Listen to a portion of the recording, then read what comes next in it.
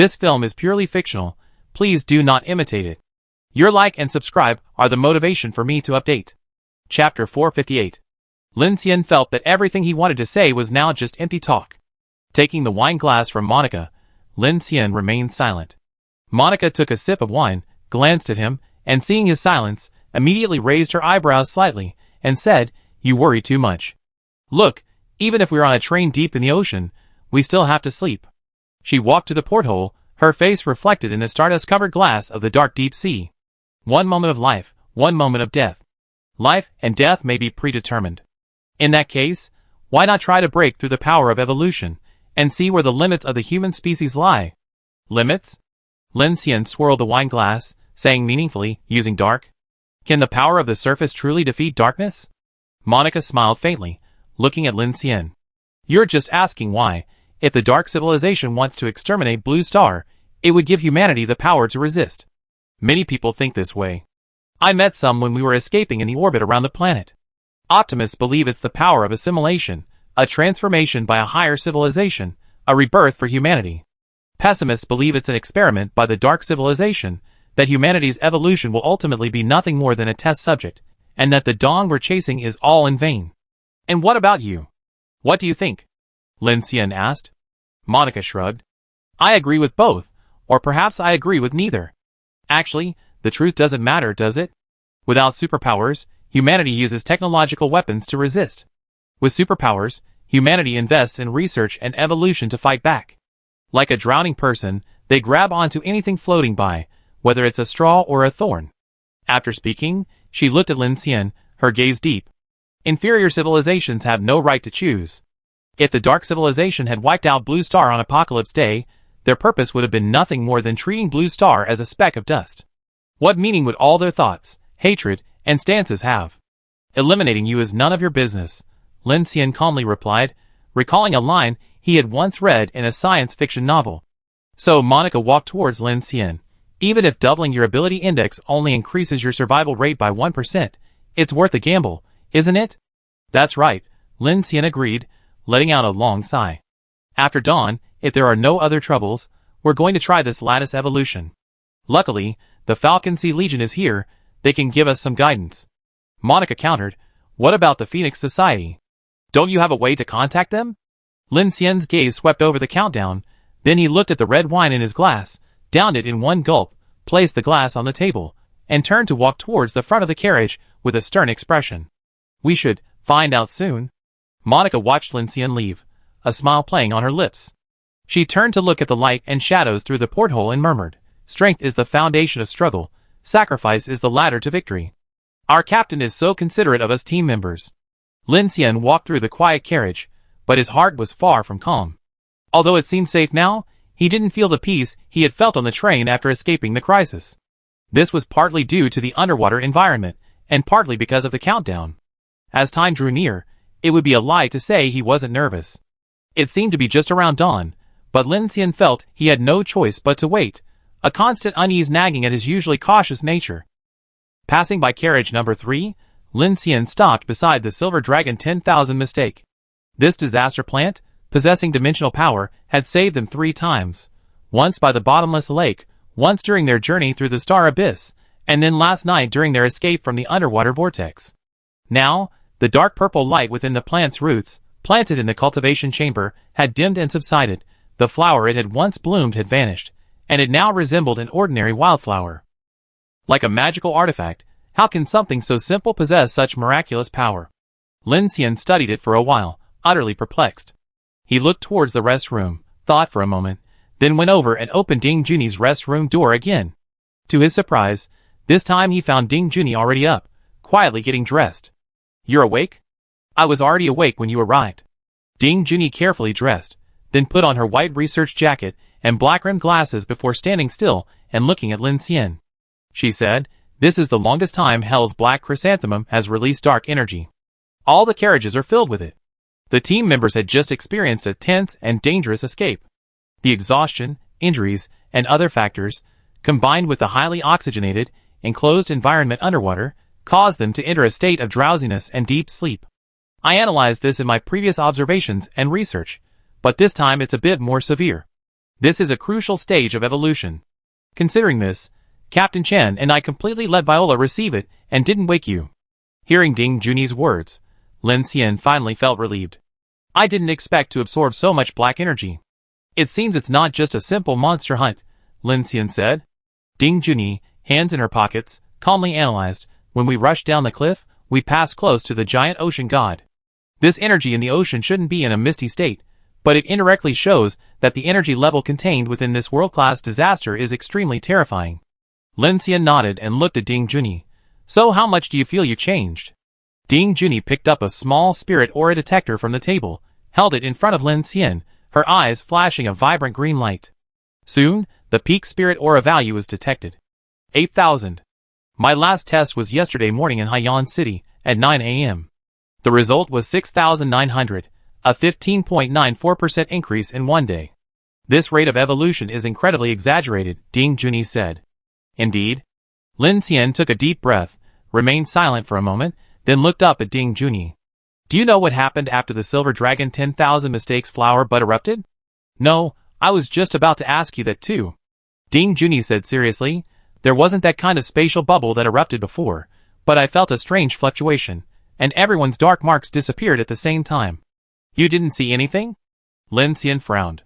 Ding Junyi focused her gaze and asked in return, it seems you had a different experience.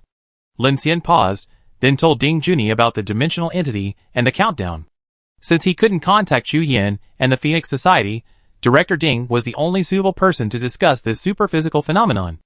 After hearing Lin Xian's words, a rare, subtle expression appeared on Ding Junyi's usually calm face, surprise mixed with curiosity. Ding Junyi wiped the detector, her eyes behind the lenses gleaming with the sharp light characteristic of a researcher. After a moment's thought, she replied, time dimension? We haven't even figured out the 11-dimensional membrane in string theory yet. If this allows us to see time directly, then the space we're in must be a higher dimension. Lin Xian responded, space? Could it be generated by the Silver Dragon 10,000 Mistakes? Is it possible it's a projection of an illusion, perhaps released by a strange entity like the giant ocean god?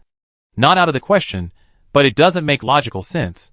Also, seeing a time dimension, and with an event-driven aspect, means you're indeed seeing events happening on a timeline. Why? Ding Junyi replied, let me explain. From a two-dimensional perspective, you can't see the shape of a three-dimensional object. When a three-dimensional object passes through a two-dimensional plane, you can only see constantly changing two-dimensional slices. If two-dimensional beings exist, then to understand three-dimensional objects, we need to combine these elements to reconstruct, or rather, to imagine. The process of combining these two-dimensional slices is time. Therefore, time is not a dimension, but a cosmic movement. You said you saw events happening in the next few minutes. From a three-dimensional perspective, it's a honeycomb grid extending infinitely in different event directions within a three-dimensional framework. Of course, these are all theoretical imaginings. I can only say that what you saw is likely more than just an illusion. Ding Junyi lightly tapped the instrument on the table, her fingertips unconsciously tracing the glass of the culture chamber. Furthermore, the countdown projection you saw is more like the folded image of high-dimensional information in the three-dimensional world, like the changes in our infinite number of events you see from a high-dimensional perspective. If we project the three-dimensional world through this method, then no matter which direction the event develops, it won't affect the visual appearance in your eyes. Lin Xian felt a headache coming on, inexplicably feeling like he was back in a high-energy physics class in college. He thought for a while, then frowned and said, how come it sounds like the power of the disaster plant, the countdown, and even forbidden objects can all be understood using the concepts of higher dimensions? Ding Junyi paused, lowered her head in thought for a moment, then looked at Lin Xian. You given a very constructive idea. What? Ding Junyi looked around, then picked up her mobile terminal from the table and began calculating something without saying a word, her gaze intense, as if she wanted to quickly prove something. I collected a lot of data on time dilation and redshift effects inside Star Abyss number 5, combining it with Shinji Mochizuki's big data calculations. However, even the Phoenix clan hasn't been able to successfully calculate it. My consistent principle is to scientifically prove divine phenomena. What you just mentioned might be a groundbreaking approach. Lin Xian opened his mouth, thinking he wanted to talk to Ding Junyi about the countdown to ease his anxiety, but it seemed he'd given Director Ding some useful information, and she started researching. Seeing Ding Junyi's intense focus, Lin Xian didn't say much. He went to the cockpit, carried Teacher Chen back to her room, and then sat alone in the cockpit, staring blankly at the bottomless, dark sea outside the porthole. Viola stood beside him, her posture proud, hands clasped behind her back, and spoke. I sensed unstable emotions and breathing from you, carrying negative signals. This doesn't match the team's current situation, escaping unscathed, gaining significant skill growth, and reaping substantial rewards from blood essence. Your emotions and clear thinking have a decisive impact on the team's survival. Viola, do you know what's wrong with you? Nothing much. Lin Xian sighed. Dawn is almost here. Hopefully, we can surface safely and see the sunrise. Viola turned her head and continued with the previous question. Having experienced a high-risk escape and the use of superpowers, your body is overloaded. Then, due to the excessive replenishment of purified dark energy, according to Ding Junyi's team's health monitoring report, this should be a positive trend. In the previous data, besides the team members' energy recovery, there was also accelerated wound healing. There was no negative trend. Therefore, my judgment is that you most likely encountered difficulties exceeding these positive events. The extremely small probability is that it's a side effect caused by the excessive replenishment of purified dark energy. This needs to be updated in the team's health monitoring report database. Really? Lin Xian turned to the AI robot. Absorbing dark energy can also help speed up injury recovery, including but not limited to stem cell replenishment, disease resistance, increased willpower, and increased libido, etc. What? Viola said. The genetic evolution of the human body is a positive improvement process. Various functions and hormones may be oversecreted. To alleviate this situation, I suggest you engage in sexual activity with Ms. Chen Xishuan, Ms. Kiki, or other members of the opposite sex with whom you have feelings and passion. This will help improve your positive emotions. Lin Xian, eyes closed, pinched his trigeminal nerve. You misunderstood. That's not the point. From Grace's data logs, I learned that after several close calls or battles, you would have passionate encounters with women in the car. Is that a coincidence? Lin Xian paused, speechless. No, it has nothing to do with that conclusion.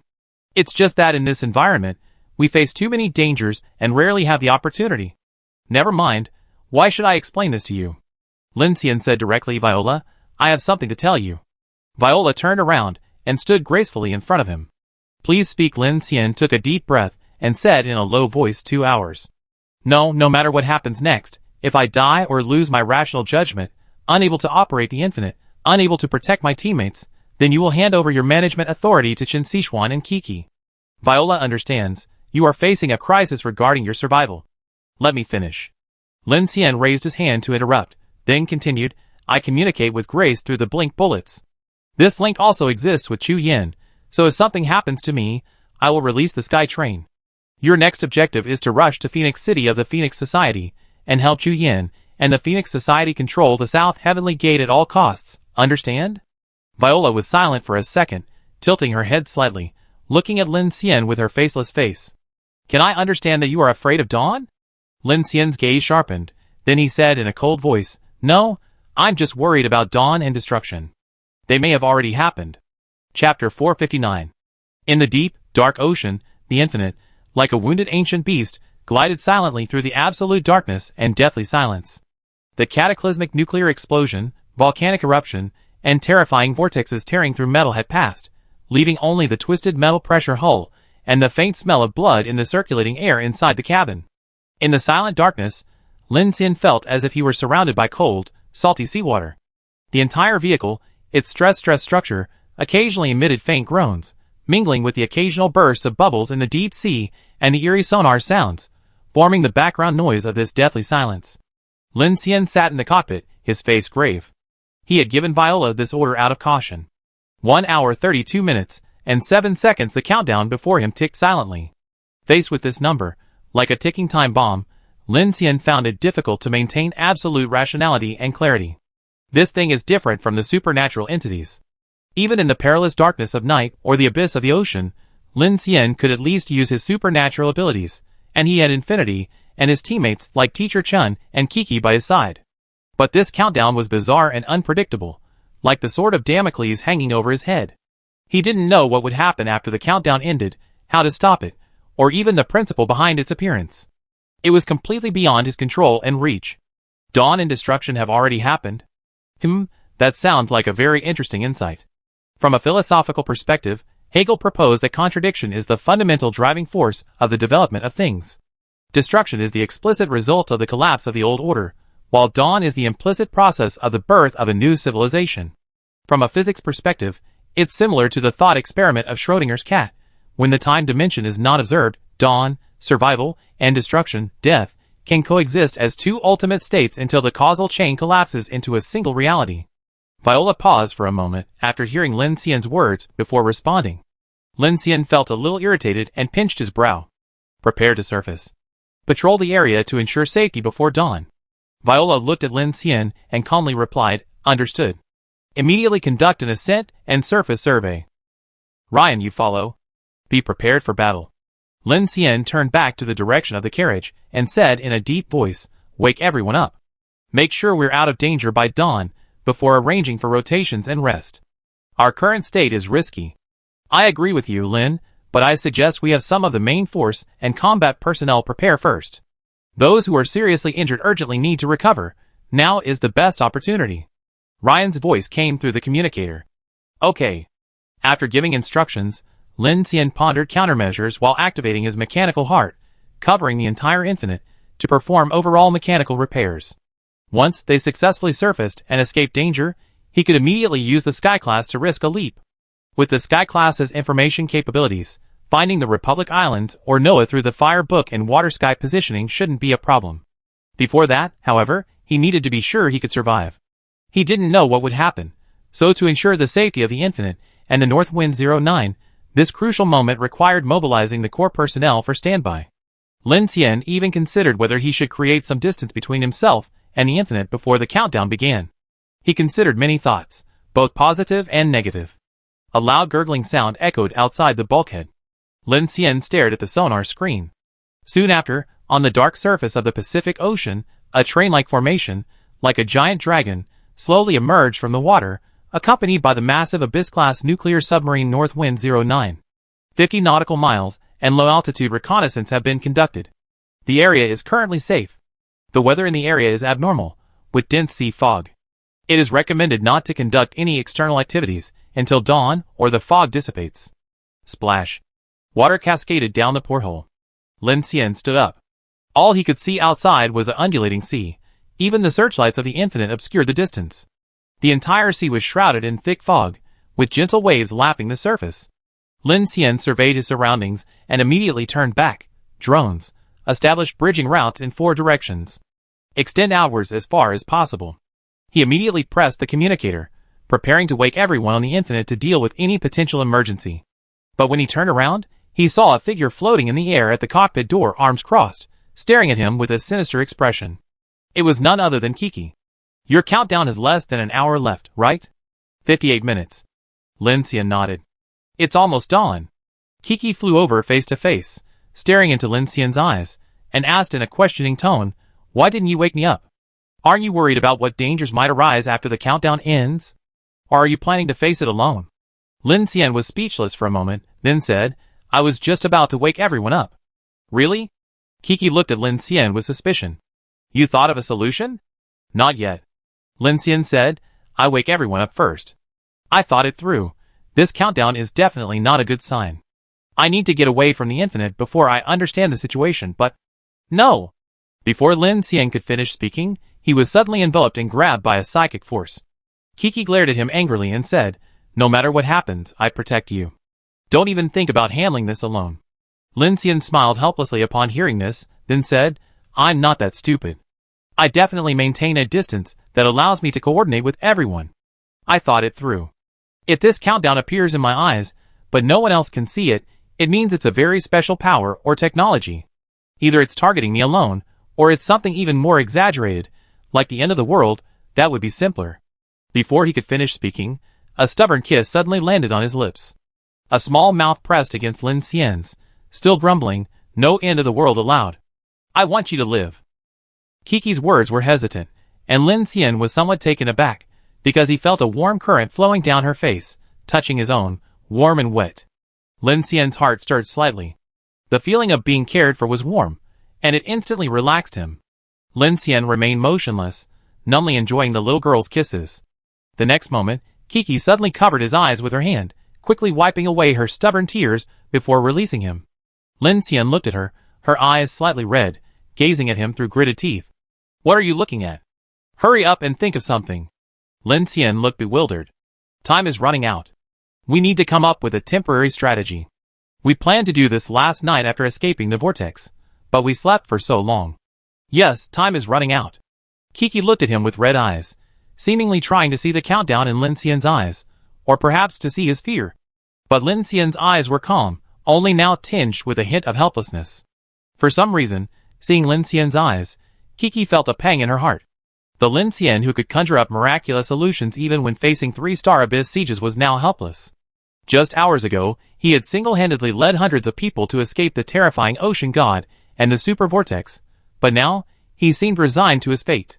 Thinking of this, Kiki felt a strange sense of suffocation and heartache. As if she hadn't heard Lin Xian's words, she suddenly grabbed his hands and placed them on her waist, then, like a fiery little pepper, wrapped her legs around his waist and pressed her face down on his chest, kissing him passionately. Forceful, fiery, with pride and untamed spirit. Lin Xian was stunned. No, this wasn't the time for kissing. There was less than an hour left. If you wanted to kiss, you should have done it earlier yesterday. We should at least think of some strategy, prepare some countermeasures or something. For example, if a major catastrophe occurred and Lin Xian couldn't be rescued, how would the others on the infinite ship evacuate or escape? However, Kiki didn't care about any of that at the moment. She clung to Lin Xian like a monkey clinging to a tree, completely absorbed in kissing him. She even used her telekinesis to push Lin Xian onto a chair, and after he sat down, she casually sat on his lap. Hey, beautiful, now is not the time. Shut up. Okay, just 1 minute of kissing. Crack, Lin Xian's shirt was suddenly torn apart by an invisible telekinetic force. Lin Xian immediately pushed Kiki away, looking shocked. Wait, what are you doing? Aren't you a minor? Kiki, with tears in her eyes but a smile on her lips, looked at Lin Xian, arms crossed, a proud expression on her face. It's the end of the world, only an idiot like you would believe that. Lin Xian, ? It's not the right time yet. Lin Xian said seriously, there are still 50 minutes left. So what? Kiki's neck turned red, and she boldly blurted out, isn't this time? Well, enough? Lin Xian, ? No. Lin Xian's pupils dilated. He looked at Kiki, thinking, are we talking about the same thing? Looking at Kiki's reddened eyes, he saw a barely perceptible fear in her seemingly defiant and teasing gaze. Lin Xian's heart softened instantly, and he held Kiki's shoulders earnestly, saying, little girl, I think we can use this time to develop some countermeasures. Perhaps this countdown is just some kind of reminder and clue. I might not necessarily die. Do you understand what I mean? Kiki looked at Lin Xian's bare upper body, her gaze flickering with complex emotions. Then she snuggled into his arms, motionless. Lin Xian sighed inwardly. At this moment, a voice suddenly rang out. For adults, pleasurable sex can help relieve anxiety, especially after a war, which is beneficial for both partners. Hearing this voice, Kiki, who was nestled in Lin Xian's arms, suddenly stood up and turned around in surprise. You, how come I didn't see you? Lin Xian was embarrassed. She's been standing here the whole time. Viola, with her hands behind her back, calmly recalled, you have intense feelings for Lin Xian, and these feelings directly lead to your excessive concern for his safety and well-being, affecting your emotions and attention. It's perfectly normal that you didn't notice me under these circumstances. Kiki was furious and glared angrily at Lin Xian. What fiery? I'm just worried about our captain. Don't make wild analyses. Viola responded, individual emotions are composed of many complex factors, and the results presented from different perspectives are different. However, as an artificial intelligence, Viola makes judgments based on comprehensive data. Miss Kiki's current state is consistent with human emotions. Stop! Stop! Kiki's face burned, and she quickly interrupted Viola. Although she was bold, and Viola was just a robot, the girl wasn't that shameless. In her current state of confusion, she quickly stopped Viola. Unexpectedly, at this moment, Lin Xian suddenly hugged Kiki and then said in surprise to Viola behind her, Viola, repeat what you just said? Kiki looked up, her face flushed. She didn't know why Lin Xian wanted Viola to repeat herself, but seeing the serious expression in Lin Xian's eyes, she immediately became serious as well. Individual emotions. The middle sentence. The structure presented is different depending on the perspective. Lin Xian's pupils dilated upon hearing this, as if he suddenly remembered something. Kiki, sitting on him, saw Lin Xian's expression and quickly asked, Lin Xian, do you have a solution? Lin Xian shook his head, a look of doubt on his face, and looked at Kiki. Little girl, do you remember when we found Qianyanqiu? He said something to me? What? He told me that I was obsessed with the power of forbidden objects, saying it was the power of the Lord. Kiki recalled for a moment, and immediately said, yes, that's when you showed some abnormalities, and we thought you were attacked. Lin Xian looked at Kiki, his brows furrowed, a puzzled expression on his face. I didn't think there was anything wrong with that statement at the time, because I assumed he was referring to the forbidden item I possessed on the Infinite. But now, what if it wasn't? Kiki was somewhat bewildered. I don't understand what you mean. He's from Divine Revelation, and also collaborates with the Foundation. It's not surprising he knew we had a forbidden item. Lin Xian shook his head. That's what I thought at first too, so I didn't pay much attention. But now, thinking back, I feel like he wasn't referring to anything else, but to that specific time. That time? From Qianyanqiu's perspective, could he have seen something on me, which is why he said that? Lin Xian asked. Kiki's expression was inscrutable. But you didn't have any forbidden items on you at the time. Actually, there was one. Lin Xian felt a chill run down his spine. He and Kiki exchanged glances, both thinking of the same thing. Flash bullets? Kiki frowned, her face filled with surprise. Lin Xian said in a deep voice, I sensed a connection with Grace back then. Now that I think about it, it's very likely that it was the containment connection between me and the blink bullet. You mean, that countdown was very likely Qianyanqiu's doing? A thought flashed through Lin Xian's mind, and he suddenly remembered something. He immediately opened the Black Star Forge. With a thought, he saw a black object float abruptly to a stop in the empty interior of the star. The black gear floated slowly. It carried a subtle fluctuation. Lin Xian reached out and grabbed it, preparing to examine it closely. But at this moment, he suddenly noticed that the countdown in front of him began to change. The seconds began to accelerate violently. The original 52-minute countdown was decreasing every second. 52 minutes. At this moment, only 52 seconds remained. Chapter 460. Damn it! Lin Xian stared at the rapidly ticking countdown in his vision, immediately realizing he was right. The countdown was indeed connected to the black gear. But he didn't understand why. When he'd taken it from Qianyanqiu, he hadn't experienced this reaction then. 48, 47, 46.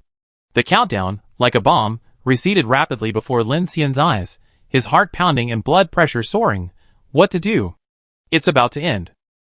What will happen when the countdown ends? Definitely not a good sign. If this countdown is related to the black gear, then it's very likely that Qianyanqiu placed it on him. That's definitely not a good thing. Lin Xian's mind raced, his breathing becoming rapid. 44, 43, 42. Why is time speeding up? This doesn't make sense. If it could speed things up, why didn't Qianyanqiu use it from the start? Did I run into something? Lin Xian's mouth was dry.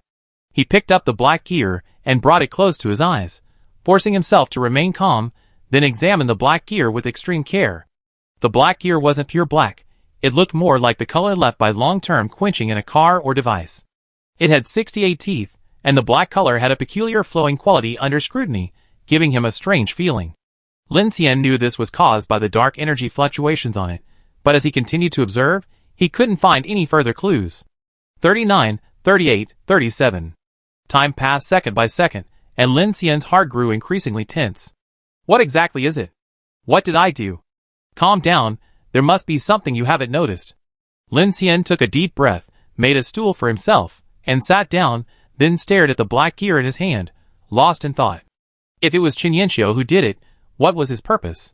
He said that killing me was the Lord's task, but that order was revoked, so his purpose wasn't to kill me. The leader of Divine Revelation should have considerable knowledge of forbidden objects, but how did he know about my blink bullet? Or does he have something else on him? Logically, the blink bullet isn't on me, and the Divine Revelation's forbidden object detector shouldn't be able to find it. 30, 29, 28. Lin Xian closed his eyes, pinched his brow, and quickly organized his thoughts. Forbidden object. The Lord's power, related to the ocean god? No. The blink bullet, I placed it with Grace using the brain-computer interface. Is it related to Grace? Wait. Lin Xian looked up, his gaze shifting between thoughts. Gamma ray burst. Grace said she encountered a gamma ray burst. Is it related to forbidden objects, or other energies? Why did I suddenly lose my connection with Chu Yin? Lost connection. Lin Xian muttered a few words, his brows slowly furrowing, then suddenly realized something, remembering a sentence from Chunyanshio. It seems you are also very obsessed with the power of forbidden objects. You should know these are all the Lord's blessings. We will meet again, swordholder boom. A thunderbolt seemed to flash through Lin Xian's mind, and a terrifying thought suddenly arose within him. Chunyanshio's goal wasn't to kill him. He had a higher objective than Lin Xian. Nanchenman! Grace! No response. Nanchenman is out of contact. Lin Xian's heart skipped a beat, and his aura turned cold. 1918. With Nanchenman out of contact, he and Chu Yin were also out of contact, meaning the Phoenix Society had also severed ties with Nanchenman.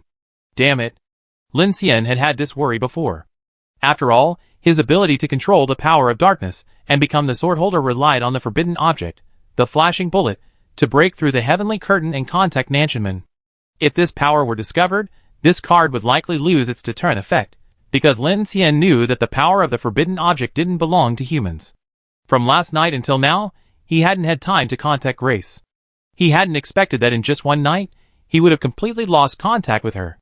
No, I can't just sit here and wait to die. Lin Xian gritted his teeth and immediately focused his spiritual energy between his brows, trying to sense the flashing bullet. Avoid. 15, 14, 13. Lin Xian continued to sense, and gradually, he finally regained a slight connection with the blink bullet. The feeling was very subtle, as if he were being shielded by a veil, but Lin Xian knew he was still maintaining his containment of the blink bullet. Found it. The next moment, Lin Xian was filled with mixed emotions. He knew that once he was teleported to the South Heavenly Gate, his situation would be extremely dangerous. First, he wasn't sure if the South Heavenly Gate still existed, or what space the blink bullet was in. Even if everything seemed normal, he would still be facing an impenetrable celestial barrier. If he couldn't return to the ground, he could only hope that there were supplies in the South Heavenly Gate that would prevent him from starving to death in near-Earth orbit. The countdown was about to reach 0. Perhaps relocating himself was a way to protect his teammates? Thinking this, Lin Xian took a deep breath, closed his eyes, and focused his brow, preparing to traverse to near-Earth orbit. But just 2 seconds after closing his eyes, Lin Xian slowly opened them again, frozen in place, his eyes flickering. Strange, I'm still containing the flashing bullets. Why can't I contact Grace? Lin Xian looked down at the black gear in his hand, frowning slightly. Grace, can you hear me? No response. 10, 9, 8. Only 10 seconds left. Lin Xian didn't give up, continuing to focus his consciousness and call out. Grace. This time, he raised his voice. I'm here. A faint voice, as if wrapped in 10 layers of cotton cloth, echoed deep within Lin Xian's mind. It wasn't a problem with Grace's tone, rather, the voice, or this connection, was obscured by a thick fog. Lin Xian's heart skipped a beat upon hearing Grace's voice, but he felt no joy. Instead, he asked directly, Can you contact Chu Yin? Miss Chu Yin sent a signal to me via consciousness link 13 minutes ago, attempting to contact you. The Phoenix Society has an important message for you. What message? The Phoenix Society's Starry Sky Center has recently suffered multiple infiltration attacks. The Nightwalker Organization and the North American United Front have dispatched reconnaissance teams and discovered that the Adventists are specifically targeting Chu Yin with assassinations in an attempt to prevent the Phoenix Society from controlling the Southern Heavenly Gate. However, the Phoenix Society's defenses are tight, and it hasn't been significantly affected. Miss Chu Yin asked me to quickly convey information about Yilan, the Phoenix Society's commander, to you. The Southern Heavenly Gate's deterrent power is significant, not only in terms of ground firepower, but also in the existence of some factor that poses a greater threat to the Dark Civilization. I guess that, but I'm also facing trouble now, and I probably don't have much time. Another piece of information. Phoenix has infiltrated the Advent faction and passed on some kind of order to eliminate you and Miss Chu Yin. The latest news is that this order has been secretly withdrawn, but it seems that different factions within the Advent faction haven't carried it out, so attacks against you may still exist. Lin Xian's gaze sharpened upon hearing this, and he immediately looked at the black gear in his hand, uttering a question. This forbidden object, did I really seize it? On a large island in the Pacific Ocean, a massive metal-based complex stands amidst the semi-bedrock mountains, seemingly an integral part of the island. Outside this metal complex, countless drones hover like a swarm of sunken bees. The barrels of automatic machine guns gleam coldly in their low-hanging positions, coexisting with the holographic light screen displaying gene chain models flowing on the walls. Inside and outside the base, Numerous guards in power armor form a strict formation, both men and women, all patrolling methodically. A patrol team entered one of the metal wall buildings, only to find the interior abruptly transformed. Unlike the steel and rock walls of the outside, it resembled a vast natural forest. Moss sprouted from the metal seams, covering potted moss plants maintained by an automatic irrigation system. The abundant landscaping vegetation and trees created a harmonious and idyllic scene, making it feel like a paradise. The bright, circular room was devoid of desks and windows. The walls were completely covered with honeycomb-like soundproofing material. In this environment, there was absolutely no ambient noise. One could clearly hear their own heartbeat and the flow of blood. The door opened silently, and Chen Yanxiu, dressed in a casual jacket, slowly entered. After the door closed behind him, even the sound of his footsteps disappeared. He looked at the woman standing in the center of the room in the light, stopped a short distance away, and waited until the woman slowly opened her eyes from her listening position before speaking. Time is almost up. His voice carried a hint of urgency, but his words echoed in the room, sounding extremely flat and eerie. The woman turned around, her short hair and trench coat revealing a stern expression and a calm yet unfathomable gaze. Hua Xiaoling. I said it before, your actions go against the Lord's will, are utterly foolish, and bring no benefit. Humph, don't give me that. Chen Yanxiu's gaze darkened. Only we humans truly understand human cunning. The best way to deal with a threat to the Lord is to eliminate it directly. You understand soon enough how loyal I am to the Lord's descent. Hua Xiaoling smiled slightly, her voice calm. Only humans understand human cunning, but only the Lord knows the Lord's will. What you perceive as a threat may not exist for the Lord, but your foolishness is undeniable. You think you can use a black gear to sever all of Lin Xian's taboos, thinking that will solve the problem? Or do you believe that the southern heavenly gate is the real threat? Chen Yanxiu's eyes flickered, his voice cold. I understand the Lord's will better than you do, and I have my own understanding. The disappearance of any one of these three words, Lin Xian, the sword holder, and the southern heavenly gate, would have a positive effect on the Lord's descent. I don't care about your experiments or your philosophical ideas. We, the divine revelation, only focus on the realm of power. Hua Xiaoling turned around upon hearing this, saying nonchalantly, you underestimate Lin Xian, or rather, you underestimate the Phoenix Society. Chen Yanxiu, the silver pocket watch and the black gear are your two trump cards for survival, the foundation of your sacred revelation. Giving them to Lin Xian like that, aren't you afraid they never return? Don't worry. Chen Yanxiu snorted. The black gear travels through the star abyss dimension, but it has a major side effect. Without my silver pocket watch, it's practically certain death. I just need to reposition and contain it. In a few minutes, I send someone to retrieve the swordsman's body. Oh, or maybe we won't even find it. Is that so? Hua Xiaoling glanced sideways, a hint of a smile in her eyes. Then I await good news. Seeing Hua Xiaoling's reaction, a flash of anger crossed Chen Yanxiu's eyes. He immediately turned and strode away. Once outside, he took out a strange device, his own supernatural energy pulsating. The device began to point in a direction, and then he pressed the communicator. Teams 3, Teams 4, depart immediately after dawn. After giving his orders, Chen Yanxiu glanced back at the direction of the room, his gaze growing cold. Indecisiveness in the face of threats, whether for human civilization or any other civilization, is a foolish act that ultimately leads to destruction. This was an unknown sea, the waves calm and still, shrouded in thick sea fog.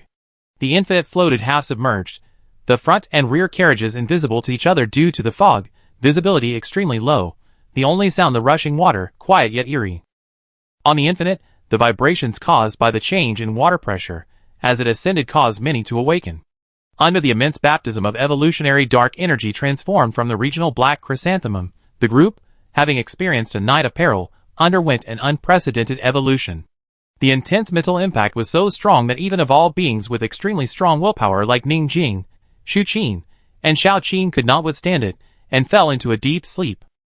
The awakened group immediately felt the sudden surge of evolutionary power. Some were shocked, some hesitated, and some were simply unaccustomed to it. Team Leader Lin. Ning Jing emerged from her rest area, her expression wary. She immediately tried to contact Lin Xian, but received no response. She then encountered Qian Deli and Xu Qi, who were walking towards the next carriage. Was no one on duty last night? Ning Jing asked immediately. Qian Deli stopped, looking like he just woken from a hangover. That power was too strong, we couldn't really withstand it.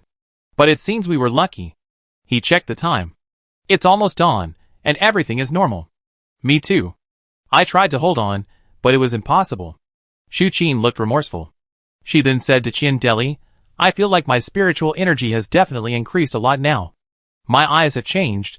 I feel like I can gather even more energy. Luo Yan said with surprise. What happened? Did we absorb a lot of black energy? It seems like we didn't. What monsters did you kill? It's related to the hunt for the Oceanus.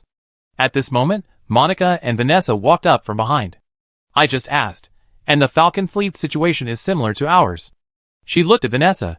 It seems your dark energy copper spheres have amassed quite a bit this time.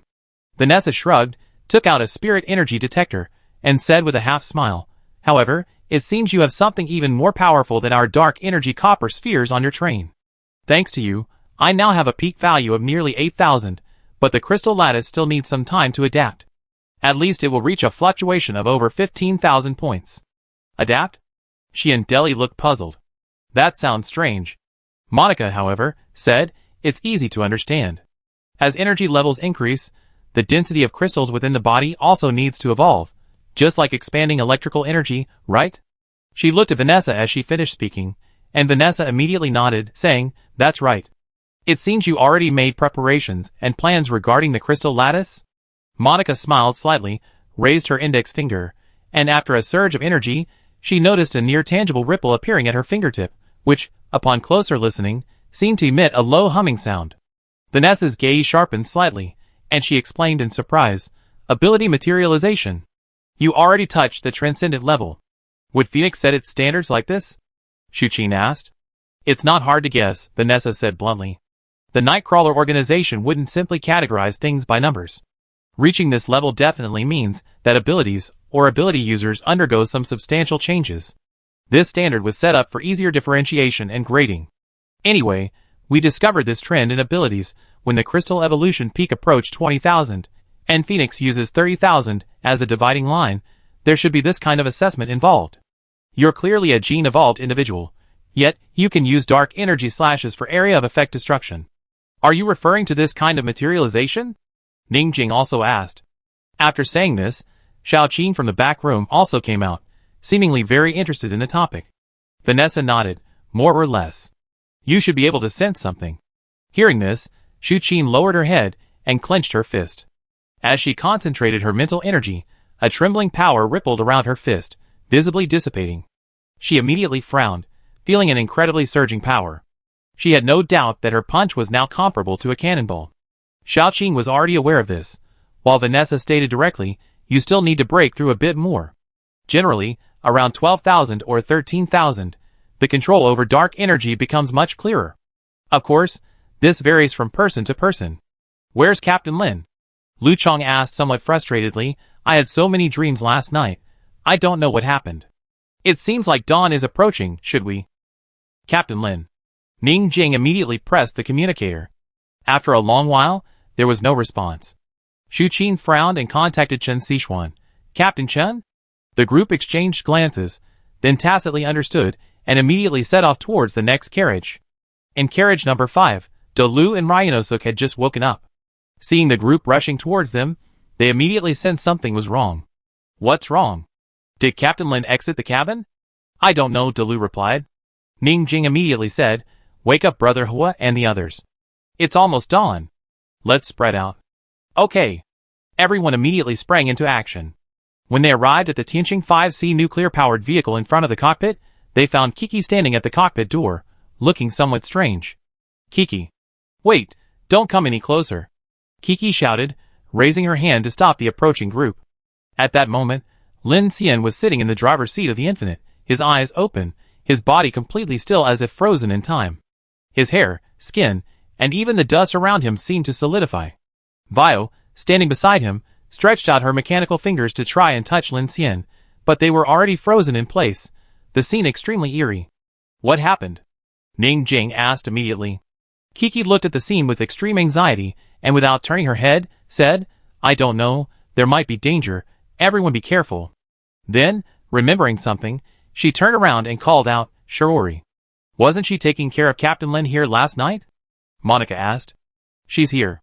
Click, the door to carriage number 1 at the back opened, and Shin Sichuan and Shiori walked out of the bedroom one after the other.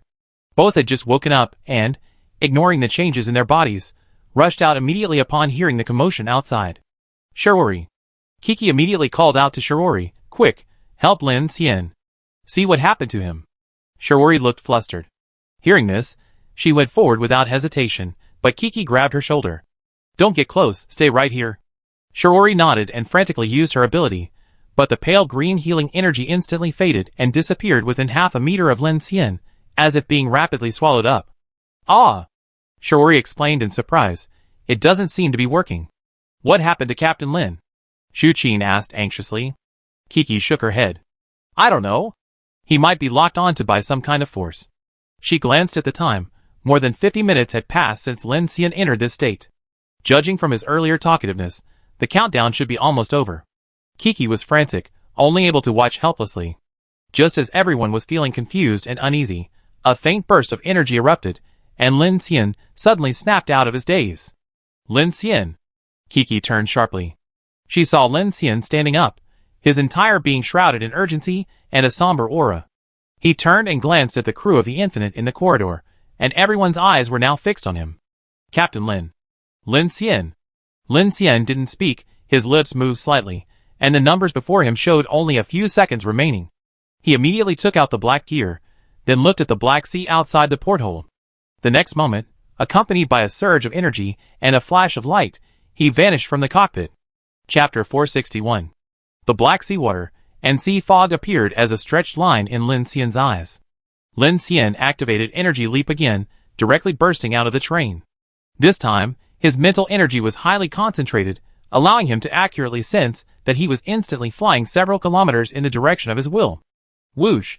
In an instant, Lin Xian appeared above a sea area, surrounded by dense sea fog. Visibility was completely reduced to near darkness, making the infinite ship impossible to see. The moment the leap ended, Lin Xian felt the howling sea wind and damp sea fog rushing towards him, enveloping him. Simultaneously, influenced by gravity, he immediately plummeted towards the sea. At that moment, his nano-powered armor instantly covered his entire body, and a split second before he tumbled into the sea, his stabilizing thrusters ignited, suspending him above the surface. At this moment, Lin Xian took out the black gear from the Black Star Forge. His brows furrowed, and his mind raced. If I'm not mistaken, it can cut off and shield dark energy, and even cover and conceal forbidden objects. This thing is practically a divine artifact. The problem that Lin Xian couldn't understand was actually a very small detail. The countdown appeared first, and the black gear was taken from Qin Yanxiu using a gravitational lens after Lin Xian regained his senses. Therefore, he never considered that the two were actually related, let alone that this thing might have been deliberately left behind by Qin Yanxiu. This gave Lin Xian a huge misconception, because Lin Xian always thought that although he had obtained the black gear, he still needed to study in detail how to complete the containment, but he never considered that the black gear had already been contained by him, and that it was Qin Yanxiu's doing. If that's the case, then everything makes sense. The black gear's properties affected his control over the blinking bullets and the southern heavenly gate, and the countdown only appeared because of the black gear. Because of this, after he touched or accidentally triggered something, the countdown suddenly accelerated, or his own time flow began to speed up. Although it seems somewhat absurd, Lin Xian has combined all the clues and ruled out all the impossibilities he could think of. Therefore, this seemingly unbelievable deduction is very likely correct. Moreover, he has no other choice now. 4-3. The countdown now has only 3 seconds left. Lin Xian stared at the rapidly advancing numbers in his vision, his heart sinking. This countdown is caused by the link between the black gear and me. The Adventists want to sever my control over the southern heavenly gate, so I must either destroy it or break its containment. At this moment, Lin Xian made up his mind. His thruster suddenly activated, propelling him beyond the sound barrier at high speed. 3, 2, 1. The 3 seconds passed almost instantly. Lin Xian felt an incredibly cold and violent aura rapidly converging upon him. His eyes flashed, and in the final second of the countdown, he activated Energy Leap. He instantly teleported 2 kilometers through the sea fog. Then, using a drone, he grabbed the black gear and launched another leap in the opposite direction. Within milliseconds, using the drone for remote positioning, Lin Xian pointed directly into the air, aiming at the black gear. Gravity lens, *whoosh, *black sea fog enveloped the drone, 2 kilometers away but completely invisible to Lin Xian. Suddenly, a spatial ripple arose, black waves rapidly twisting and manifesting at the center of the drone, suspended above the fog, instantly engulfing it along with the black gear, forming a distorted black bubble in the air. Simultaneously, the once calm sea began to churn with waves, a violent dark aura gathering wildly in the direction of the gear. Lin Xian pointed into the air, and the next moment, he sensed an unusual tremor emanating from the sea ahead. Whoosh! Multiple flares launched from the power armor pierced the dark night sky over the sea. Thick sea fog hung like a giant gray curtain on the ocean surface. Lin Xian stared intently, and at that moment, an absolutely smooth, black wall tore through the fog without warning. Its edges swallowed water vapor and sunlight, twisting and spreading into a sky-covering ring. In an instant, it blotted out the sky. It was a black abyss, seemingly a physical entity, releasing its tides. Lin Xian's pupils contracted. Without hesitation, ignoring the exhaustion, he leaped backward again. At that moment, the sea surface ahead suddenly sank, forming a 1,000-meter-wide vortex. The pure darkness within the ring was like a solidified entity. The waves were silently crushed into powdery crystal fragments, swallowed up before they even hit the ground. A low-frequency hum seeped from the depths of the black hole, like a sleeping celestial behemoth yawning in its skull. The moment it expanded to cover half the sky, all the floating remains of the giant objects and the pale tentacles protruding from the sea of mist vanished. What followed was countless bizarre objects bursting out of the black hole like rice bags, pouring wildly into the surrounding seas. Seeing this scene, Lin Xian's expression changed drastically. It looked like a miniature, materialized star abyss, from which countless dark creatures emerged, accumulating power before exploding. Boom! The massive vortex and dark tides resonated and vibrated, sending huge waves crashing up in all directions. Countless bizarre creatures disappeared into the mist and sank rapidly into the water. Team leader Lin. His teammates' voices came through his headset. Kiki and the others were arriving from the direction of the infinite to provide support. Lin Xian immediately turned around, releasing dozens of signal flares. He called out to everyone, "Be careful, don't get close." Behind them, streaks of light arrived one after another, all of them teammates clad in power armor. Even Northwind 09 and Ryan had come to assist. Seeing the massive black hole sphere in the sea, resembling a star abyss devouring and releasing energy, everyone was shocked. What is this? Be careful, there are many strange entities. Lin Xian, are you alright? Qin Sichuan and Kiki arrived one after the other, and both breathed a sigh of relief when they saw Lin Xian flying safely through the air. Is the countdown over? Kiki asked hurriedly.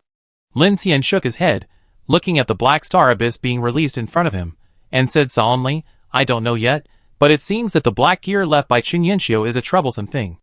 Is this caused by that forbidden object?" Ning Jing had witnessed Lin Xian taking the black gear from Qin Yanxiu, and upon hearing his words, she couldn't help but ask.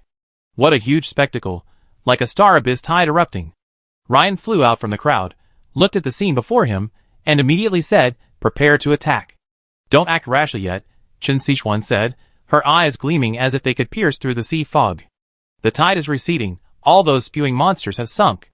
We haven't been marked, so let's observe first." Dawn was approaching, and the Infinite hadn't found a foothold yet. Engaging in battle now would be extremely disadvantageous for them. Lin Xian glanced curiously at Qin Sichuan, then immediately looked back at the black abyss. Sure enough, the massive black curtain standing in the sea fog had shrunk back like a receding bubble, and the monsters that had been spewing out like fountains were decreasing. Soon, the activity disappeared into the sea fog, leaving only the deafening roar of the swirling waves after the vortex disintegrated. "Disappeared?" Shu Qin exclaimed. Qian Deli crossed his arms, and said seriously, "They came and went quickly. What kind of special celestial phenomenon is this?" At this moment, Lin Xian, looking at the thick sea fog, suddenly gave an order to Viola. "Viola, send out drones with the forbidden object detectors to search for the black gear in the whirlpool ahead." Viola understands. As soon as the words were spoken, thousands of drones, flashing their lights, shot out like a swarm of bees from behind Lin Xian and his group, heading towards the black fog area ahead. At this moment, a mysterious light flashed across the horizon, the bright light beginning to transform the black fog into a grayish-white sea fog. Simultaneously, everyone felt the air temperature rising. Clearly, although visibility was still low due to the sea fog, everyone knew that dawn had broken. Seeing this, and with the countdown in his vision completely disappearing, Lin Xian finally felt a huge weight lifted from his heart. Although he hadn't fully figured out the characteristics of the Black Gear, Lin Xian had indeed guessed correctly. His countdown was somehow connected to the Black Gear. This was the trap Chen Yanxiu had planted for him. Since Dawn City, Lin Xian hadn't appeared in Chu Yan's mental world in a conscious form for a long time. When he saw Chu Yan emerging from a zombie abode in an abandoned high-rise, Lin Xian felt an inexplicable urge to hug her. After all, the period of being out of contact, coupled with being at sea, had left Lin Xian with a sense of loneliness, somewhat disconnected from his organization. Following Chu Yan as she leaped from the high-rise building, looking down at the desolate, abandoned city below, Lin Xian asked, "What kind of mission is this?" "The Foundation." Chu Yan stopped, standing by the high-rise, looking at Lin Xian, and sheathed her silver blade. "Thanks to you, I rejoined the mission team." Lin Xian frowned. "Shouldn't we be protecting you even more closely?" Chu Yan shook her head. "Your blink bullets, Grace, and our Starry Sky research lab, all this information is already known to the Adventists. There's no point in hiding anymore." She then looked at Lin Xian. Chen Yanxiu, the former head of the Special Items Research Department of the Angel Project, aged 20 years overnight, while researching the SID-06 silver pocket watch, but successfully contained the forbidden object. That pocket watch has the property of altering the flow of time in a region. After experiencing the power of the forbidden object, his personality changed drastically, and he led a group of people away from the Federation to establish the Divine Revelation Organization. The Black Gear you mentioned should be the later SID-011. The Dark Gear has very unique characteristics, and we haven't had any concrete information about it. The only thing we know is that this item allows Chen Yanxiu to enter the Star Abyss without restraint in search of forbidden objects, while also possessing some strong side effects. Side effects? I don't know the specifics, but judging from your description, this should be it, Chu Yan analyzed. He possesses a silver pocket watch. Even if the Dark Gears erupt, he can survive. Lin Xian's heart skipped a beat upon hearing this. No wonder. If he hadn't just upgraded his energy leap and possessed the bud-like spatial cutting skill of gravitational lens, that instantaneous burst of the Star Abyss tide could have swallowed him and everyone within a huge area. Thinking of that eerie, fountain-like tide of energy, Lin Xian's scalp tingled. He deliberately landed this thing on me, directly severing my control over the blink bullets and blocking the link between us. It seems there should be some dimensional connection. Chu Yan crossed her arms, her voice calm. This explains the release of the Star Abyss and the journey through the Star Abyss. Good heavens, it almost killed me. Lin Xian's eyes flashed with a fierce light, and he broke out in a cold sweat just thinking about it. The danger of this situation was no less than facing the Oceanus god. He almost directly traveled to near-Earth orbit using the blink bullets. If he had been carrying the Dark Gear, wouldn't he have destroyed the Southern Heavenly Gate along with it? Chu Yan looked at Lin Xian, somewhat puzzled. How did you make such a judgment under these circumstances? Clearly, Chu Yan had some doubts about Lin Xian's analysis. Hey. Lin Xian gave a wry smile. What judgment? Just a fluke. Lin Xian's correct judgment was mainly due to two factors. 1. He was certain that his countdown was related to the Dark Gear, and 2. His gravitational lens was able to isolate the gear and complete its containment. It was precisely because of these 2 points that he directly treated the Black Gear as a time bomb, using a jump to get away and then adding a gravitational lens, which was considered incredibly lucky. I retrieved this thing. It might come in handy later, Chu Yan said. Be very careful when using forbidden objects. It's an extension of the power of the Dark Civilization. However, our North American United Front and the Phoenix Society's Nightwalker organization are actually tracking this forbidden object. Because of the power of Star Abyss walking? Chu Yan nodded, yes. Okay. Lin Xian sighed. I have to go back. The train is still submerged in water. We can't even find our bearings. Chu Yan then asked him, what are you planning to do next? The Foundation and Divine Revelation are both watching you. There are quite a few fanatical ability users in the Holy City. Encountering them might be difficult. Lin Xian waved his hand. I plan to directly search for Noah, or change course, and quickly land in South America, then. Professor Ye's plan has succeeded. We confirmed the connection between the Adventists and the Dark Civilization, and the Southern Heavenly Gate's deterrent effect on the darkness is indeed real. Under these circumstances, why should I bother investigating this group of lunatics in the deep sea, especially since there's a giant ocean god in the ocean? Forget it, let's leave these specialized tasks to the Nightwalkers. Chu Yan replied, your judgment is correct. You should be able to rendezvous with your convoy within a few weeks after landing in South America. The Infinite Convoy and the Silver Star are currently crossing the Chengdu Strait, and the Dawn Center is accelerating. Accelerating? The world is corrupting. Chu Yin pointed to the distant inner-city line. Lin Xian looked over and immediately frowned. The sky, which should have been clear, seemed to be covered with a layer of scarlet light. There are many changes. I communicate with you slowly. For now, get out of danger first, Chu Yin said. Lin Xian nodded, glanced at Chu Yin's figure, and his consciousness gradually faded. Somewhere in the Pacific Ocean, the sea fog gradually dissipated under the sunlight, revealing a nuclear-powered submarine and a train floating on the calm surface. In dining car number 6, everyone was gathered, some sitting, some standing. On the table among the sofas lay a black gear, soaked in seawater, emitting a distorted dark energy fluctuation, completely different from its state when Lin Xian had contained it. Luo Yang lowered the observation scope beside his ear, examining the black gear on the table, and couldn't help but say, this thing can actually release Star Abyss. The properties of this forbidden object are too bizarre. Who would contain something like this? That's suicide. Sasha muttered. Qin Yinxiu of the Divine Revelation always carries it with him, which means this thing must have some positive value. We just don't know it yet, Ning Jing said. Kiki floated in midair, frowning as she examined the item. She said disdainfully, it might just be used to harm people. Those who don't know better might think it's a treasure, but it's actually a giant decoy. Agreed, Lu Chang echoed.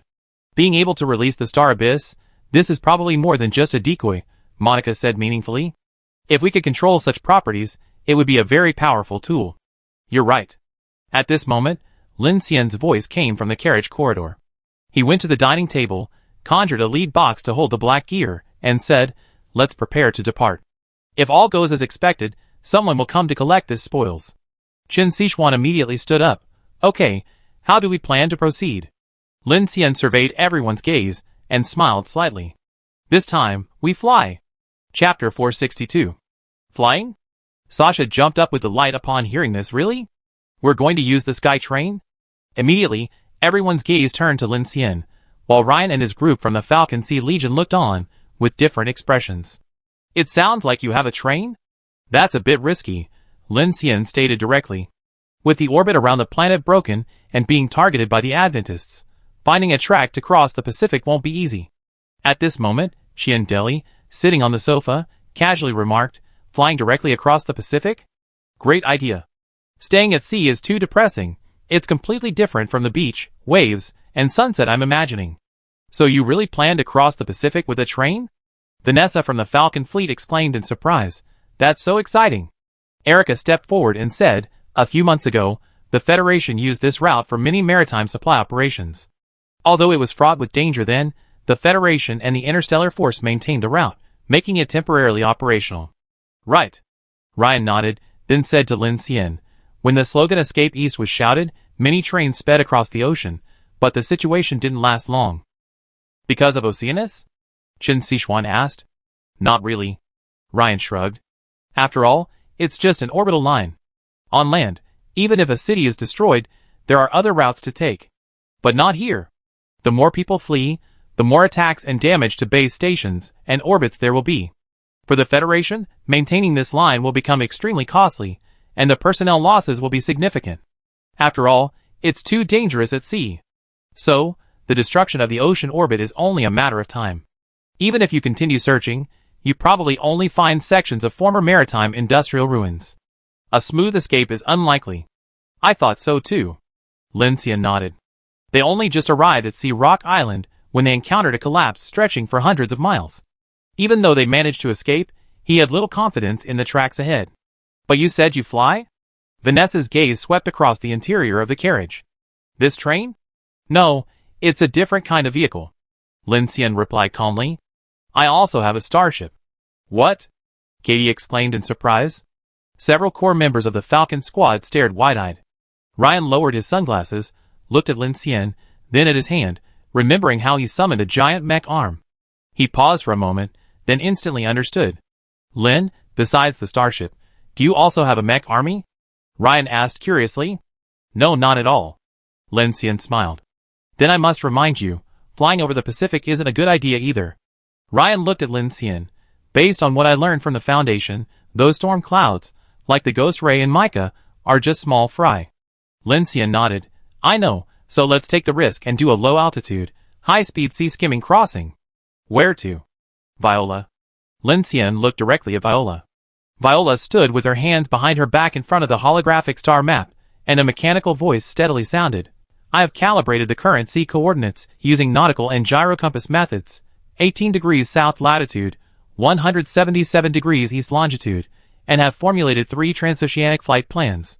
The journeys from North America via the Kermadec Trench to Oakland, and from South America via the Strait of Magellan to Santa Cruz, both exceed 40 hours, with subsonic flight estimated to take over 31 hours and 15 minutes. The last option is to directly cross the super westerly winds to the Arctic ice cap, which would be the fastest way to reach the poles, taking about 22 hours.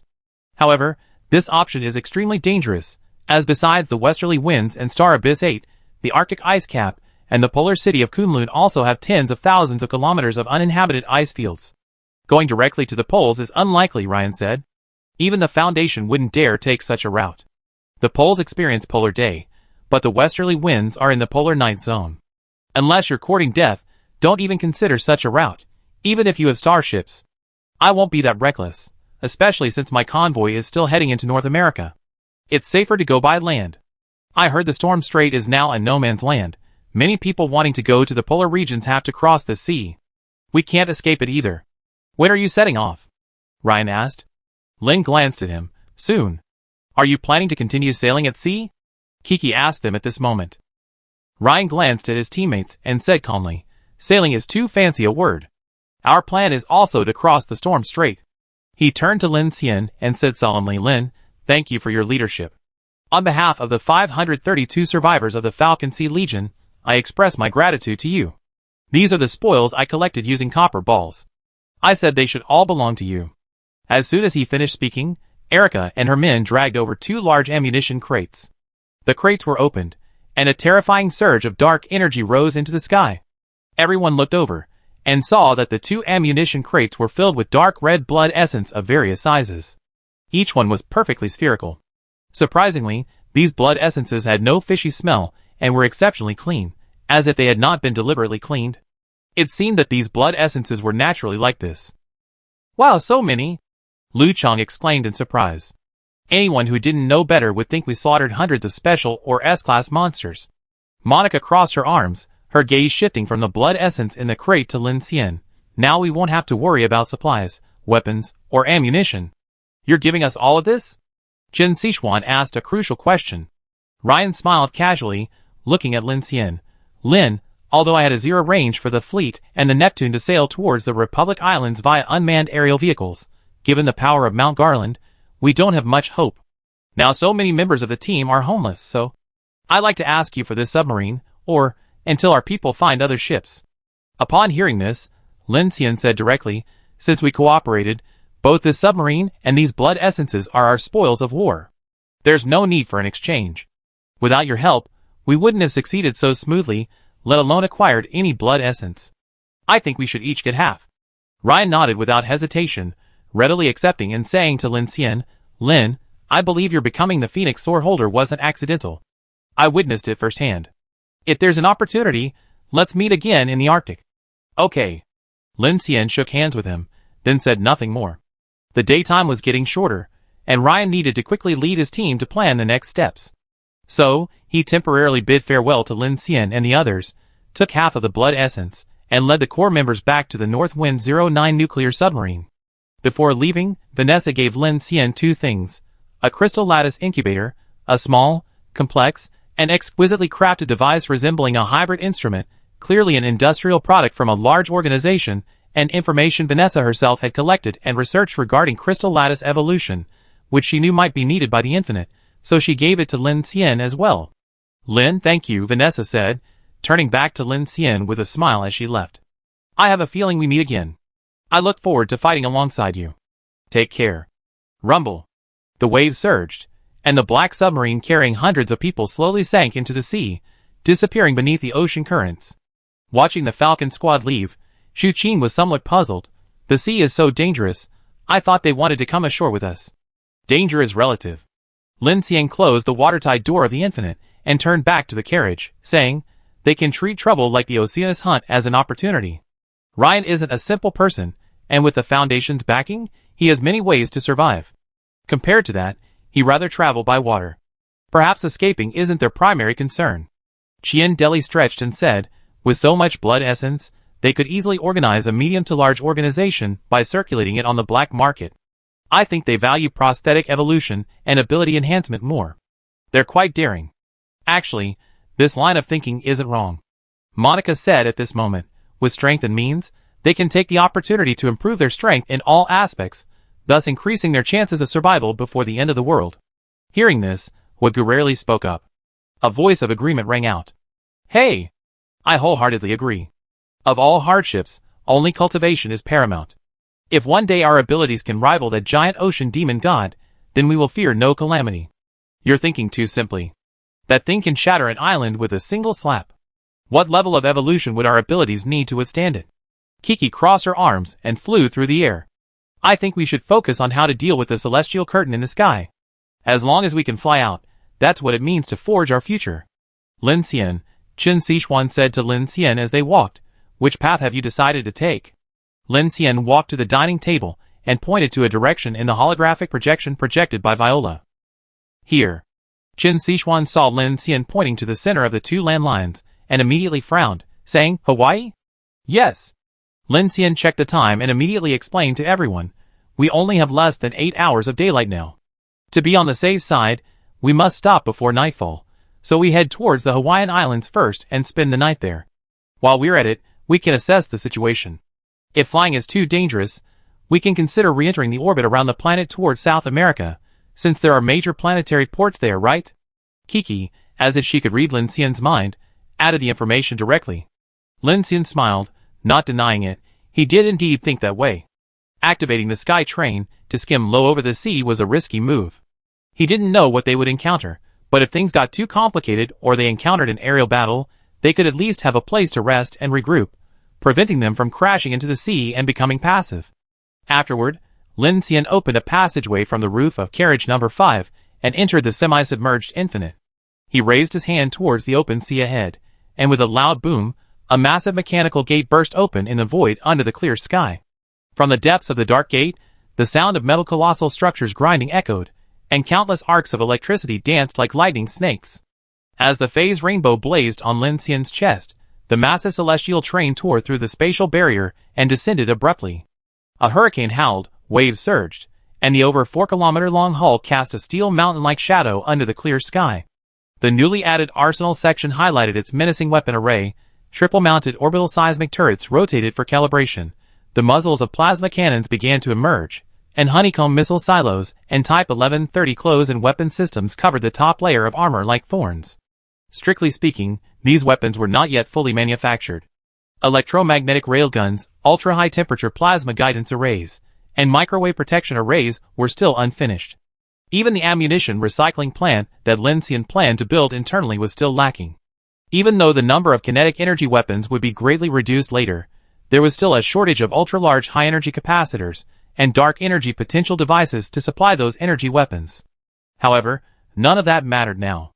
Under the clear sky, time ticked by, and he had to get everyone onto the ship as quickly as possible and reach their destination before nightfall.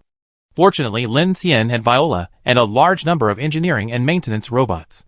Before the Infinite's crew boarded, these mechanical assistants had already flown onto the massive airship. Viola reached the bridge and began connecting to the main control system, becoming Lin Xian's overall control brain. Soon, the group began flying onto the airship's deck. In Carriage 3, Ding Junyi, along with Xiao Yuan and Miao Lu, carried the research equipment and disaster plants onto the sky train. The only problem was that the plants in Carriage 4 couldn't be moved immediately and had to be temporarily abandoned. After everyone boarded the sky train, Lin Xian activated the superstring reactor's phase ring to increase his power, then fully activated the Black Star Forge, beginning to engulf the Infinite in the water. This was an extremely physically demanding operation. Whether it was transporting the Dreadnought-class destroyer, the sky train, or the ship, these massive mechanical constructs had all been incredibly taxing. Fortunately, Lin Xian was currently full of energy, powered by the superstring reactor's phase ring, and in a safe environment, he could confidently bring his old companion into the Black Star Forge. Splash! Large amounts of seawater fell from the sky. As the mechanical gate in the void slowly closed, a heavy armed train vanished. Now, only a colossal flying train, over 4 kilometers long, remained, silently hovering hundreds of meters above the sea. The hum of its space propulsion was drowned out by the waves. Lin Xian went to the bridge and found that everyone except Ding Junyi, who had gone to the science module, was gathered there, seemingly waiting for him. At this moment, under Viola's control, the sky train slowly turned in the air, then began to accelerate rapidly forward, the immense air pressure creating huge waves on the sea below. Target cruising altitude, 2,000 meters, cruising speed subsonic. You all should have your own cabins by now, right? What, are you waiting for me to give you directions? As the sky train departed, Lin Xian, noticing everyone's gaze fixed on him, couldn't help but ask. Not Captain Lin. Lu Chong glanced at everyone, then looked at Lin Xian, grinning. We're waiting for your orders. What orders? Your posts. Monica, sitting in the information officer seat, crossed her legs and turned around, saying, Are we all just lying around resting? Also, are we moving entirely onto this sky train, or returning to the infinite after reaching land? Ning Jing asked. Lin Xian looked out the window at the horizon, then took out the lead box containing the dark gear, and said in a deep voice. It's hard to say. Some forbidden items seem to be off limits, like the heterogeneous Rubik's Cube. However, I'm not sure what changes carrying this on the infinite or the sky train would cause. Star Abyss Travel? Chapter 463. Whoosh. Above a certain sea area in the Pacific Ocean, the low roar of a star-studded thruster assembly resounded, causing the air above the sea to tremble. The 8 main engine nozzles at the hull and stern of the Sky Dome Infinite surged with indigo ion streams. In subsonic cruise, the energy contrails evaporated into a kilometer-long atomized channel in the torrential rain, like a god cleaving the sea with a blade of light. Viola, descend further. On the bridge, the crew was on high alert. Although it was daytime, after entering the hurricane belt, a torrential downpour had begun, obscuring the sunlight. Detecting low-lying storm clouds overhead, Lin Xian had to order Viola to continuously descend the flight altitude to avoid being targeted by any monsters that might appear in the clouds. The Sky Dome Infinite skimmed the sea at low altitude, roaring continuously. Its hull created vacuum shockwaves, and the high-pressure airflow forced the seawater downwards, creating depressions hundreds of meters in diameter. Razor-cut waves crashed and burst outwards. The current Sky Dome's lead ship has an additional main weapons section at the bow. Lin Xian has also added 3 layers of bow defense for flight impact protection. Besides the hull itself being made of supercarbide alloy, it includes an electrostatic field generator to resist energy weapons and fine particle streams, a high-energy plasma pulse array for active defense, and explosion-proof high-temperature composite armor for frontal impact and explosion-proof reactivation. With this section, the Sky Dome train has been upgraded from a space orbital transport ship to a far space colony weapon with an autonomous defense system. At this moment, Ning Jing, Xu Qin, Xiao Qing, and others are responsible for reconnaissance and firing on the arsenal ship. The triple-mounted orbital seismic turret and plasma cannon are ready to engage the enemy. Chen Sichuan, Lu Chong, Luo Yang, and others are responsible for the information system. Sasha acts as the helmsman. The others are on standby on the bridge and functional hulls. Only Sun Yuzhen, Mo Xiaotian, Ding Junyi, and Xiao Yuan do not need to participate in combat and are handling logistics in the living quarters. Gu stood alone at the foremost porthole of the main bridge, his eyes gleaming like starlight, a wild, arrogant smile playing on his lips. He laughed loudly at the churning rain and the cleaving waves outside. Ha ha ha. This is our battlefield.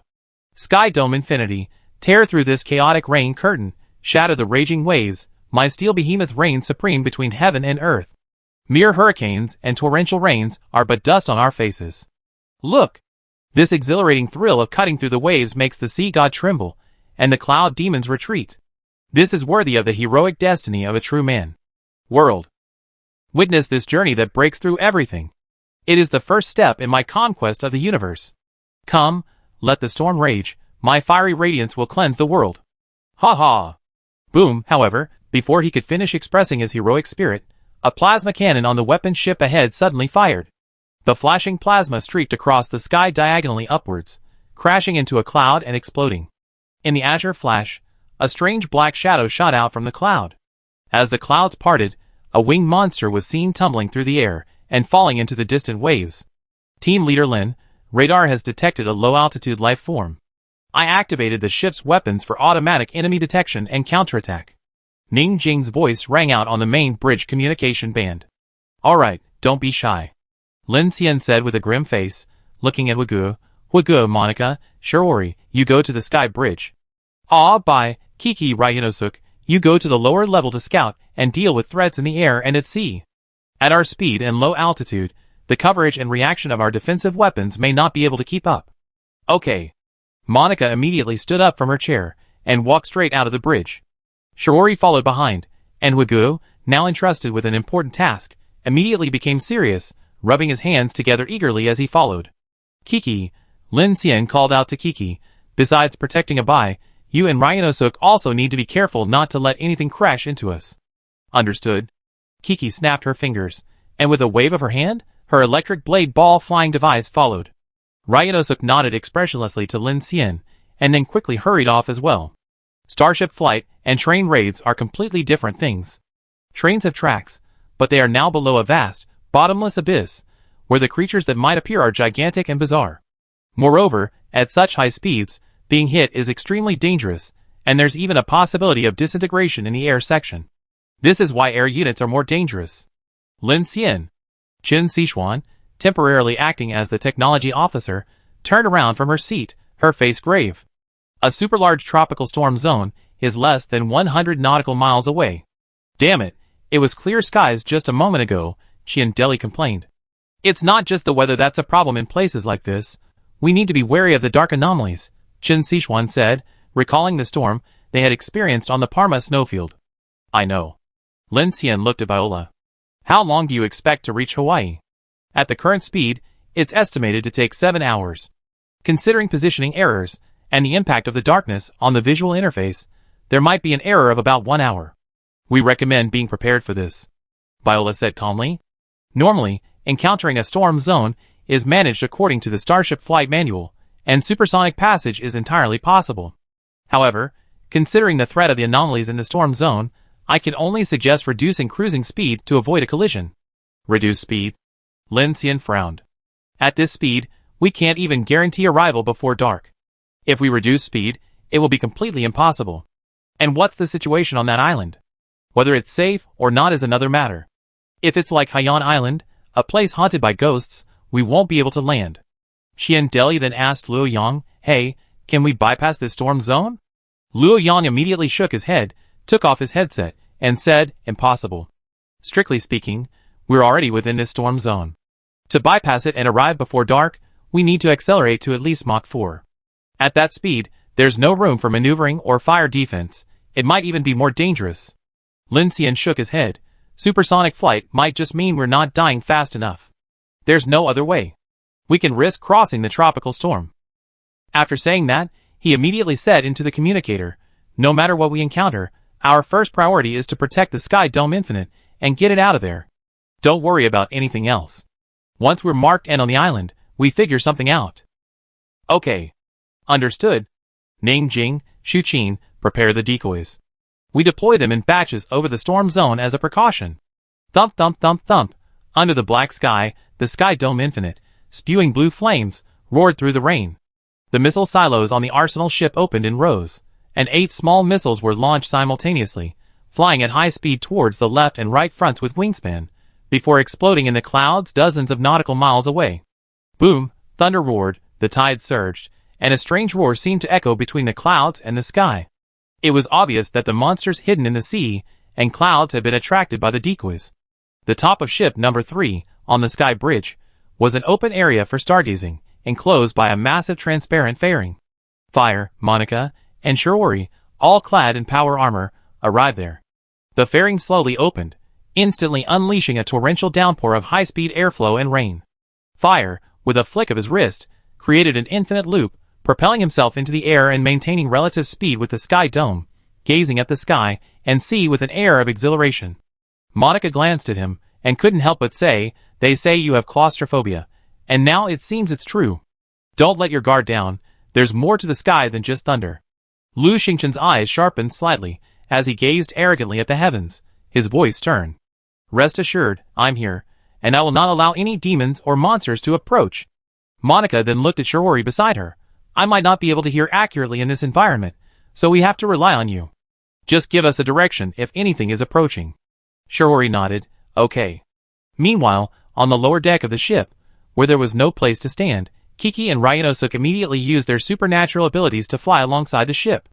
Thousands of VK electric swords were manipulated by Kiki to fly close to the waves, like a sword-wielding girl from another world. Only Abaya's power armor had an alloy mechanical arm attached, making it easier for him to search for targets and fire laser beams. There are strange entities in the sea, but we're fast enough that even if we alert them, they won't be able to keep up. Abaya's gaze constantly swept across the turbulent sea. I'm worried about those guys who suddenly emerged from the sea. Kiki, arms crossed and hovering upside down beneath the starship, calmly said, Once we enter the storm zone, my psychic shield will be continuously activated. Tokyo Monk will take over with me, otherwise, the area is too large, and we won't be able to hold out for long. Because Ryanosuke rarely spoke, Kiki nicknamed him Tokyo Monk. Upon hearing Kiki's words, Ryanosuke immediately flew to the front weapons bay, maintaining a distance to prepare to deploy his psychic shield. Lin Xian sat in the captain's seat of the sky train, feeling a surge of trepidation. This was his first time piloting a starship, and he had absolutely no experience. Without Viola, the dozen or so people on the Infinite wouldn't have been able to operate the entire system. Even so, many positions were still vacant. Weapons systems, information systems, even the engine room and power bay were completely empty. If any maintenance problems arose, Viola would be left with only maintenance robots for basic repairs, something even Lin Xian himself couldn't handle. He couldn't possibly scan and control the entire sky train and repair it at this time. His current capabilities were insufficient. From 10 a.m. to 1:30 p.m., the rain intensified, and the wind and waves grew stronger. During their 3-hour flight, they had already encountered dozens of attacks from bizarre entities, most of which were winged demons or similar flying monsters lurking in the dark clouds. They had faced a sky jellyfish head-on and dodged a tentacle attack from a ghost ray, but Lin Xian didn't linger, fleeing with all his might after dodging. Bang! Bang! Bang! Another volley of plasma cannon fire erupted ahead, striking down some unknown monster from the sky. The sky grew darker, and fiery clouds and sonic booms occasionally exploded atop the train. Below, on the sea, telekinetic thunderclaps erupted, and invisible air walls blocked and isolated the bizarre tentacles that had broken through the seawater. Thousands of electric blades shimmered and danced in the air. The level has dropped to level 3. Qin Sichuan, acting as the IT officer, looked at the information on the screen and said nervously, The wind barrier is getting stronger. We're about to enter the eye of the storm. Everyone, stay alert. Lin Xian glanced at his watch, then looked ahead. The churning sea was like ink, whipped up by the gale-force winds into giant waves. Low-hanging, rolling storm clouds in the sky shimmered with light amidst the roaring thunder, resembling a gigantic vortex devouring a planet. The real-time air pressure curve displayed on the bridge's main screen plummeted, the value dropping from 1020 HPA to the abyss at a speed that prevented the alarms from sounding. A seemingly tilted sea surface appeared eerily in everyone's sight. It looked like a continental shelf beneath the surface was collapsing, or like an ancient sea god using its back to lift up the entire ocean. Walls of water hundreds of meters high rose one after another, the seawater changing color as it rose, from dark green to murky muddy yellow, then rapidly staining the pitch black of asphalt. The storm seemed to be inverted onto the sea. As the storm cloud wall pressed down, it devoured the light between heaven and earth. Boom! The edges of the 500-meter-high cloud wall were sharp as knives, the upper end tinged with a deathly bluish-gray, the lower end a deep, inky brownish red. The moment the celestial train crashed into the clouds, all the portholes automatically applied anti-glare coatings, yet this still couldn't stop the purple-white lightning bolts piercing through the clouds. 3 forked bolts of lightning struck the electrostatic field of the flagship simultaneously, and the acrid smell of superconducting capacitor overload instantly filled the air. At this moment, but what is truly breathtaking is the prisoner in the cloud briefly illuminated by lightning. In the instant, a tortoiseshell-shaped cloud was cleaved open by lightning. Translucent tentacles covered with suckers dangled from the crack. The structure expanded and contracted in a tenth of a second, but the residual visual persistence was enough to determine that the exposed tip alone was twice the length of a train, definitely a monster of extraordinary quality. Immediately afterward, a lightning bolt as thick as a bucket pierced through the adjacent cloud layer, and the instantaneous bright light revealed an even more terrifying outline. The umbrella-shaped structure of a giant jellyfish, blotting out the sky, floated high in the sky, and the filaments floating under the umbrella were capturing a large number of ball lightning bolts, like a deep-sea anglerfish devouring a school of luminous fish. Atmospheric mica, S-rank. Brother Lin, it's that sky monster we saw in Yubei City. Lu Xingchen, braving the howling wind, shouted coldly as he looked at the enormous atmospheric creature in the sky. Ignore it, Charge. That thing isn't fast. Lin Xian's heart was pounding. He didn't care whether the huge shadow on the radar was the atmospheric mica he had encountered before or a new one. He didn't want to fight it. He only wanted to break out of the storm cyclone. Buzz? The atmospheric mica clearly noticed the human-made aircraft flying at high speed. Although its cloud tops were far away, its canopy unleashed a large number of huge ball lightning bolts, several meters or even tens of meters in diameter, falling densely like hailstones. The violent static electricity triggered a chain reaction in the air, with countless high-voltage arcs flashing and connecting. Lin Xian looked up and couldn't help but shrink his pupils. Those dazzling balls of lightning, connected by arcs, fell directly like the sky collapsing. Even before they touched him, Lin Xian felt a strong tingling sensation on his skin from ionization. If it were to strike, the electrostatic field at the front of the sky train's hull wouldn't provide any protection, and Lin Xian couldn't possibly deploy an field shield for the entire sky train. The dense ball lightning combined to form a lightning storm. The sheer heat alone would be enough to burn through the ship's surface. What do we do? Qin Sichuan asked immediately upon seeing this. Lin Xian's pupils constricted, his mind racing. At that moment, the voice of Ryanosuk, who rarely spoke, suddenly came through the earpiece. Use the superconducting lightning sword. Chapter 464. Superconducting thunder sword? What is that? Inside the main bridge, the air pressure was extremely low. Qin Sichuan and Qian Deli both turned to look at Lin Xian, seemingly hearing the name for the first time. Lin Xian, sitting in the captain's seat, frowned deeply. After a few seconds of thought, he opened his eyes and shouted to Ning Jing and Xu Qin, Magnetic Anchor Array, Prepare Plan 3. Ning Jing and the others in charge of the arsenal ship exchanged glances. Without much hesitation, they immediately found the counterattack plan in the weapon system. At the same time, Lin Xian ordered Viola, plan the flight path of the array attack formation. Okay, guide towards the sea. No, towards that. Lin Xian pointed to the giant, ghostly shadow in the clouds to the left flank. Understood. After making the arrangements, Lin Xian called out to everyone, put on your power armor, just in case. Director Ding. Upon hearing Lin Xian's words, Ding Junyi, Xiao Yuan, and the others in the research module immediately began to put on their power armor. Lin Xian, now fully armed, donned his Starry Sky nano-power armor, and sat in the captain's seat, explaining to Qin Sichuan and the others, the Sky Train is equipped with the Silent City's superconducting levitation magnetic anchor array device. Shinji Mochizuki previously shared many disaster contingency plans with me, solutions they had encountered and dealt with. One of them is to use the magnetic anchor array to form a flight array, and controllably guide the lightning using the superconducting potential difference when encountering extreme thunderstorms or strong arc-type anomalies. This should be a solution. This is what you call a superconducting lightning sword? Qian Deli picked up a small fan to fan himself, looked back at the approaching ball lightning, and muttered, it's really contagious Junibu, middle school syndrome, tendencies, there's already one on the train. Buzzing. The sky suddenly ripped open. A storm of lightning cascaded down, like a blue waterfall, instantly ionizing and tearing the air apart, emitting a ghostly shriek. The pungent smell of ozone surged into everyone's nostrils. Countless ball lightning bolts rolled and intertwined, each collision exploding into a crimson electric grid within 100 meters radius. The temperature index soared wildly, the anti-glare coating on the portholes hissed under the licking of plasma, as if it would melt through at any moment. The entire bridge was illuminated by leaping blue-purple arcs of electricity, flickering on and off. Array firing? Inside the bridge, Lin Xian's voice was almost drowned out by the fury of the lightning. Asterisk swoosh. Swoosh. Swoosh.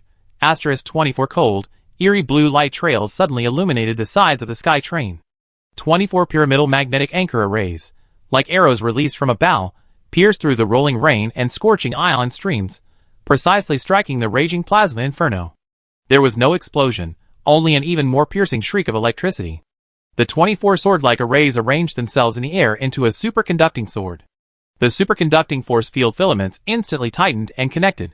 A layer of eerie blue light, like liquid glass, rapidly extended and shaped between these arrays. In a flash, a sword purely powered by energy.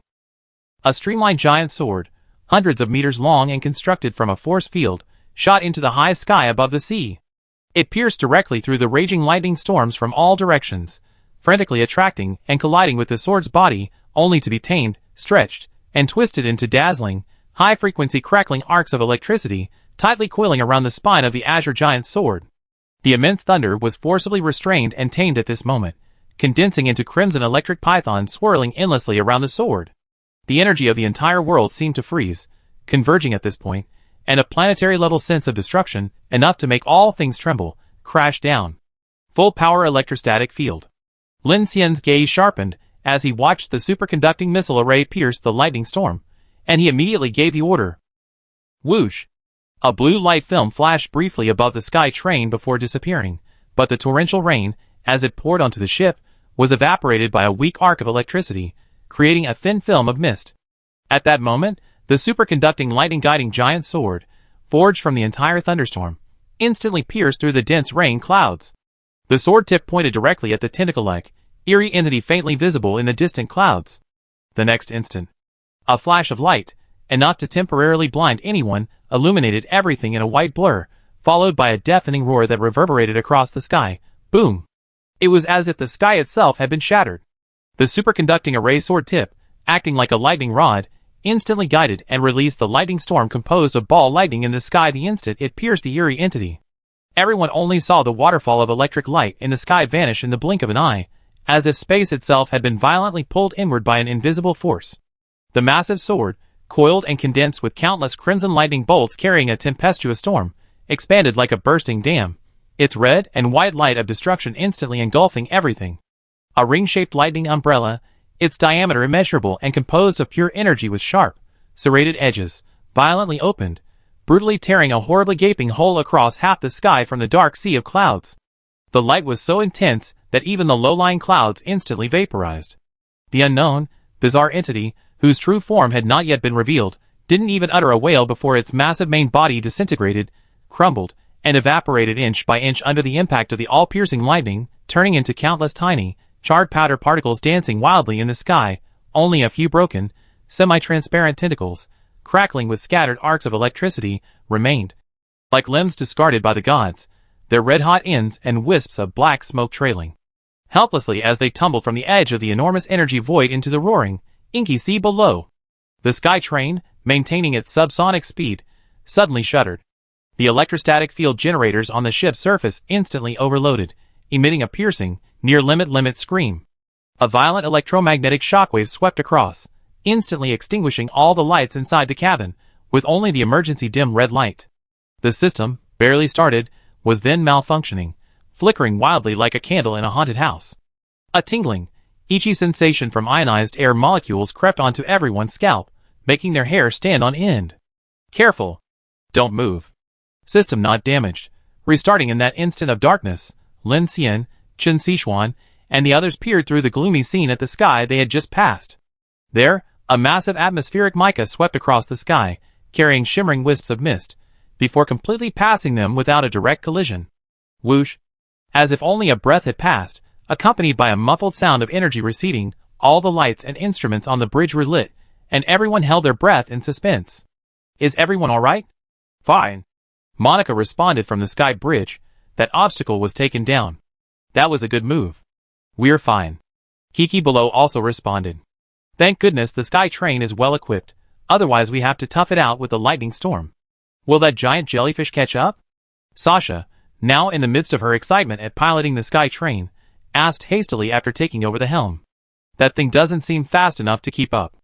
We should be worried about what's ahead, Luo Yang said gravely. Lin Xian's expression shifted slightly. The wind howled incessantly, and outside the porthole, his brief respite was extinguished by an even more terrifying sight. Ahead, a colossal, suffocatingly large cyclone-like sea appeared at the edge of his vision. The towering, gray-black wind walls, like the arms of an ancient demon god, spun and churned violently, completely swirling up the inky seawater, creating a series of sky-covering, sun-obscuring waterspouts between the sky and the sea. Gray and black intertwined wildly, the hurricane and the raging waves merging into one, forming a chaotic, demonic eye that devoured the heavens and earth. It was impossible to distinguish where the sea ended and the sky began. Only a swirling, crushing, and destructive gray-black abyss remained, closing in on the tiny celestial train with the force of a collapsing world. The wind speed is very strong. Our radar is severely restricted. Kiki, Monica, be careful to avoid the multiple waterspouts, and watch out for enemies in the clouds. Chen Sichuan's face was filled with disbelief. The terrifying celestial phenomenon before her was as terrifying as a planetary impact. Clatter. The small fan in Qian Deli's hand fell to the ground with a clatter, his mouth slightly agape. Good heavens! What kind of superstorm is this? It's practically an apocalyptic storm. Is this even possible on Earth? Does it matter? We can just rush over there. Sasha's little face was incredibly serious. Deep inside the living quarters, Mo Xiaotian was tightly held in Sun Yuzhen's arms, huddled in a corner with Xiao Yuan. The bulkhead trembled violently, and outside, everything was a chaotic blur, with only the constantly exploding, pale white lighting illuminating Sun Yuzhen and Xiao Yuan's terrified and tense faces. Mo Xiaotian curiously peered through the gap in the adult's arm at the trail of lightning tearing through the darkness outside the porthole, unable to resist stretching out his little index finger, curiously trying to reach for the light. Crack! A closer bolt of lightning cleaved through the clouds, the fierce arc of electricity seemingly about to drill into the porthole. The little guy was so frightened that he quickly withdrew his hand, burying himself in Sun Yuzhen's arms, no longer daring to move. Boom! A violent jolt abruptly pulled their gaze back to the sky bridge. The wind and rain cut like knives, and Shiori jerked her head up, her delicate face contorted with disbelief and astonishment. Above. There's something, a lot of it, prepare for battle. Her voice, barely a whisper in the storm, was piercingly sharp. Fire and Monica instantly focused their attention on the terrifying wall of clouds churning with lightning and rain. What had been a chaotic gray-black expanse was now, with the sky train approaching, revealing countless, densely packed black dots deep within the churning storm clouds. They were as small as mosquitoes, yet maintained an eerie stability amidst the turbulent currents, rapidly magnifying in their field of vision. A swarm of monsters or raindrops?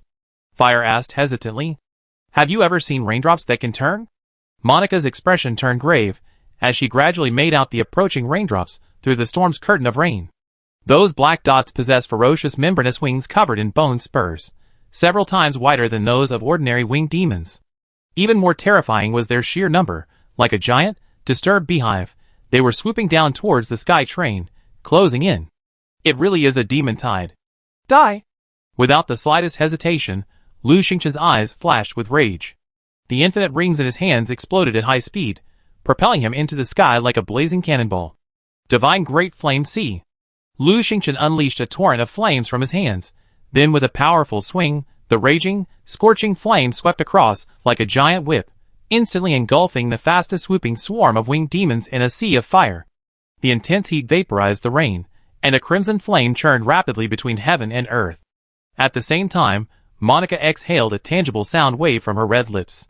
Then, her eyes flashed, and with her powerful supernatural energy, a piercing sonic whistle, exceeding the limits of human hearing, condensed into an almost visible, air-distorting fan-shaped shockwave that sliced through the winged demons diving to the other side at high speed. Countless winged demons were as if they had crashed into an invisible meat grinder, their wings shattered instantly, and they fell with mournful cries. The sky is full of mutant winged demons. A huge number. We need to speed up. Monica's cold voice rang out in the communication channel, instantly drowned out by the even more terrifying roar of the waves. Boom! Crash! A muffled roar came from the lower deck. Ah Bai's voice, as if choked, tore out in the next second. They're here. Underwater. A huge swarm, so fast. Too many. Before he finished speaking, his eyes flashed with high-energy lasers, like two scarlet swords, stabbing fiercely down at the churning, boiling black oil-like sea below. Where the beams of light swept, the seawater instantly vaporized into a large cloud of scorching white steam. A dozen or so strange sea creatures, shaped like spears, with huge fish eyes and wide, transparent membranous wings that had just broken through the water were directly pierced and vaporized. Psychic field. Top. Stop. Kiki's cold, arrogant voice rang out in the gale. She and Ryanosuk's figures were barely visible along the edge of the ship's hull, their arms outstretched, faces as pale as paper, veins bulging on their foreheads. Two invisible yet incredibly resilient mental energy fields were forcibly stretched open, like giant, invisible nets, to meet the swarm of flying spikefish that were being sprayed out like high-pressure water jets. The transparent spikefish crashed into the energy fields, producing a dense, muffled plop, plop, plop sound, their speed drastically reduced, their hard-boned spears and membrane wings creating huge shockwaves. The dense impacts made Kiki and Ryanosuke involuntarily frown. The number increased, like precise bullets emerging from the seabed, bombarding us relentlessly. Our markings are becoming increasingly clear. These are all strange entities capable of tracking us at high speed. We need to speed up. Something even bigger might be coming, Kiki said over the communication channel while using her telekinesis to control the energy fields. Sasha, accelerate. Forget everything else, break the sound barrier.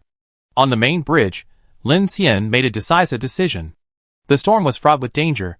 A single misstep could lead to annihilation. There was no time to play it safe. The sooner they left the storm center, the further they could escape the danger.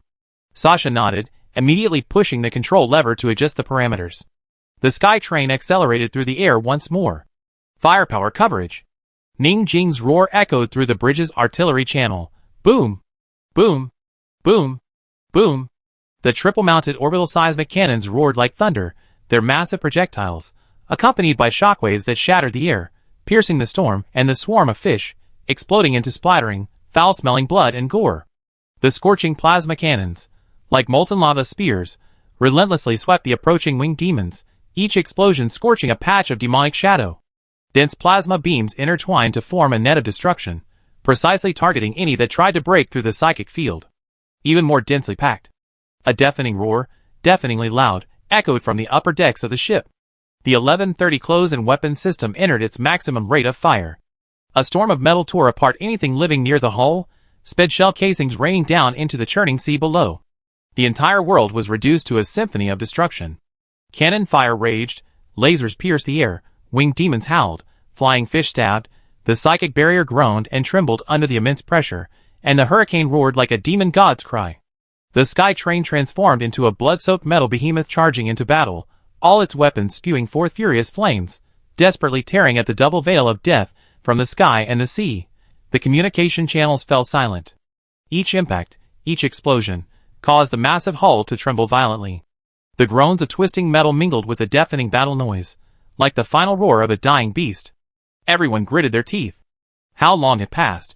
It was as if they were sinking into an endless, dark swamp. The raging wind gradually subsided amidst the screeching of the shields. The gunfire became sparse, eventually dwindling to just one or two muffled, reluctant thuds. Outside the portholes, the churning, inky black wall of water was gradually tinged with a murky, dark yellow, then slowly transitioned to a reassuring, still somber, but faintly illuminated leaden gray. The colossal cyclone wall of wind that had pulverized the heavens and earth was now far behind the sky train. Inside the ship, the blaring alarms had ceased. The acrid smell of burning and the scorching heat of ions lingered in the air, but the oppressive, world-destroying atmosphere had receded. The hissing of overheated gun barrels and the occasional crackling of electrical current from the lamps were the only noises in this sudden, immense silence. Everyone remained tense and strained, as if they had just struggled to the surface from the deep sea, greedily breathing in the not-so-fresh but no longer scorching air. We left the cyclone. Still at level 2. It's all right. Lin Xian removed his power armor visor, his forehead covered in cold sweat. He immediately ordered Viola, disperse and release decoy flares, coordinate with weapon warfare for mobile annihilation. Now that we're out of the storm zone, we shouldn't encounter any big guys. Viola understood, and was setting up a fishing plan. Phew. Sasha breathed a sigh of relief and leaned back in her chair, saying sullenly, "That was so exciting. I saw so many monster shadows in that storm. Thankfully we didn't run into them head-on." On the sky bridge, the heat subsided. Monica turned back to look at the receding Black Sea. The sky was gradually clearing, only the deep hum of the massive engine maintaining steady cruising, like a heart, beating powerfully and gently in the vast silence after the catastrophe. The storm was finally left behind. Chapter 465. Under a clear sky and on the sea, several small aircraft swept low overhead, stirring up ripples on the surface, before hovering above the water. In the bridge of one of the aircraft, the information officer looked at the dark, stormy sky in the distance, measured the data on the weather radar, and said, "Less than 200 nautical miles from the apocalyptic cyclone. No targets detected in the area." Thump thump thump. Qin Yanxiu quickly walked to the main porthole, his gaze sweeping across the sea ahead, with a grim expression, a hint of dark anger in his eyes. Beside him stood a hooded young man, with sharp eyes. He spoke in a low voice, "No death trail." Those people must have run north. With their methods, they should have a good chance of dealing with the apocalyptic storm. Looks like they're planning to go to Hawaii, and then move on to South America. He then glanced at Chinyencio, whose face was grim, and said, "Your dark gear is probably irretrievable." This man was the one he had briefly met in Oxai, drinking with Lin Xian at the Black Rose Bar. His codename was Moonshadow, and he was in charge of sniffing. Bang! Crack! A small electronic device in Chinyencio's hand was suddenly crushed. The fragments scattered, causing those on the bridge to glance at him. After sensing the chilling anger emanating from Chinyencio, they quickly looked away. A bizarre radio station, a levitation bracelet, flashing bullets, plus the number 1 disaster plant, the number 16 silver dragon, 100,000 errors, and a blood vine that's clearly a proliferation type. I can't understand how Lin Xian could survive the subspace collapse of the gears. Chinyencio closed his eyes and took a deep breath, constantly thinking about what he had overlooked. Although number 16 is a dimensional disaster plant, it doesn't have the ability to traverse space. It's impossible for it to escape the collapse and the marking. Who knows? Wang shrugged.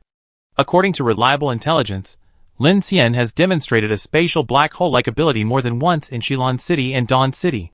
Furthermore, his team includes electric and speed force ability users.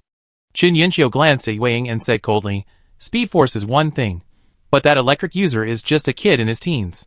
He hasn't even developed combat power in Dawn City yet. How could he have the ability to make the whole group leap forward in such a short time?" He then darkened further, and said in a low voice, "Lin Xian's mechanical abilities have countless unknown developments. One minute he's using electricity, the next he's using black holes. It's impossible to deal with him head-on. I left him a submarine, and he still managed to escape from the Oceanus and the subspace collapse. What other trump cards does he have? He's the sword holder. Yilan might use. I gave him many of the Nightwalkers and Starflower's life-saving tokens. Otherwise, I can't imagine how they managed to crawl out of the hunting grounds on Sea Rock Island alive." Moonshadow sighed, looking at Chinyencio. "Can you still sense the black gear?" Chinyencio shook his head. "We can't catch up." Moonshadow chuckled. "Looks like Hua Xiaoling was right again. It's alright, I just lost one forbidden item." Chinyencio took a deep breath, his gaze fixed on the dark sky in the distance, then turned and walked away. The more they are obsessed with the Lord's power, they're one step closer to the New World. The Hawaiian Islands are located in the Central Pacific Ocean.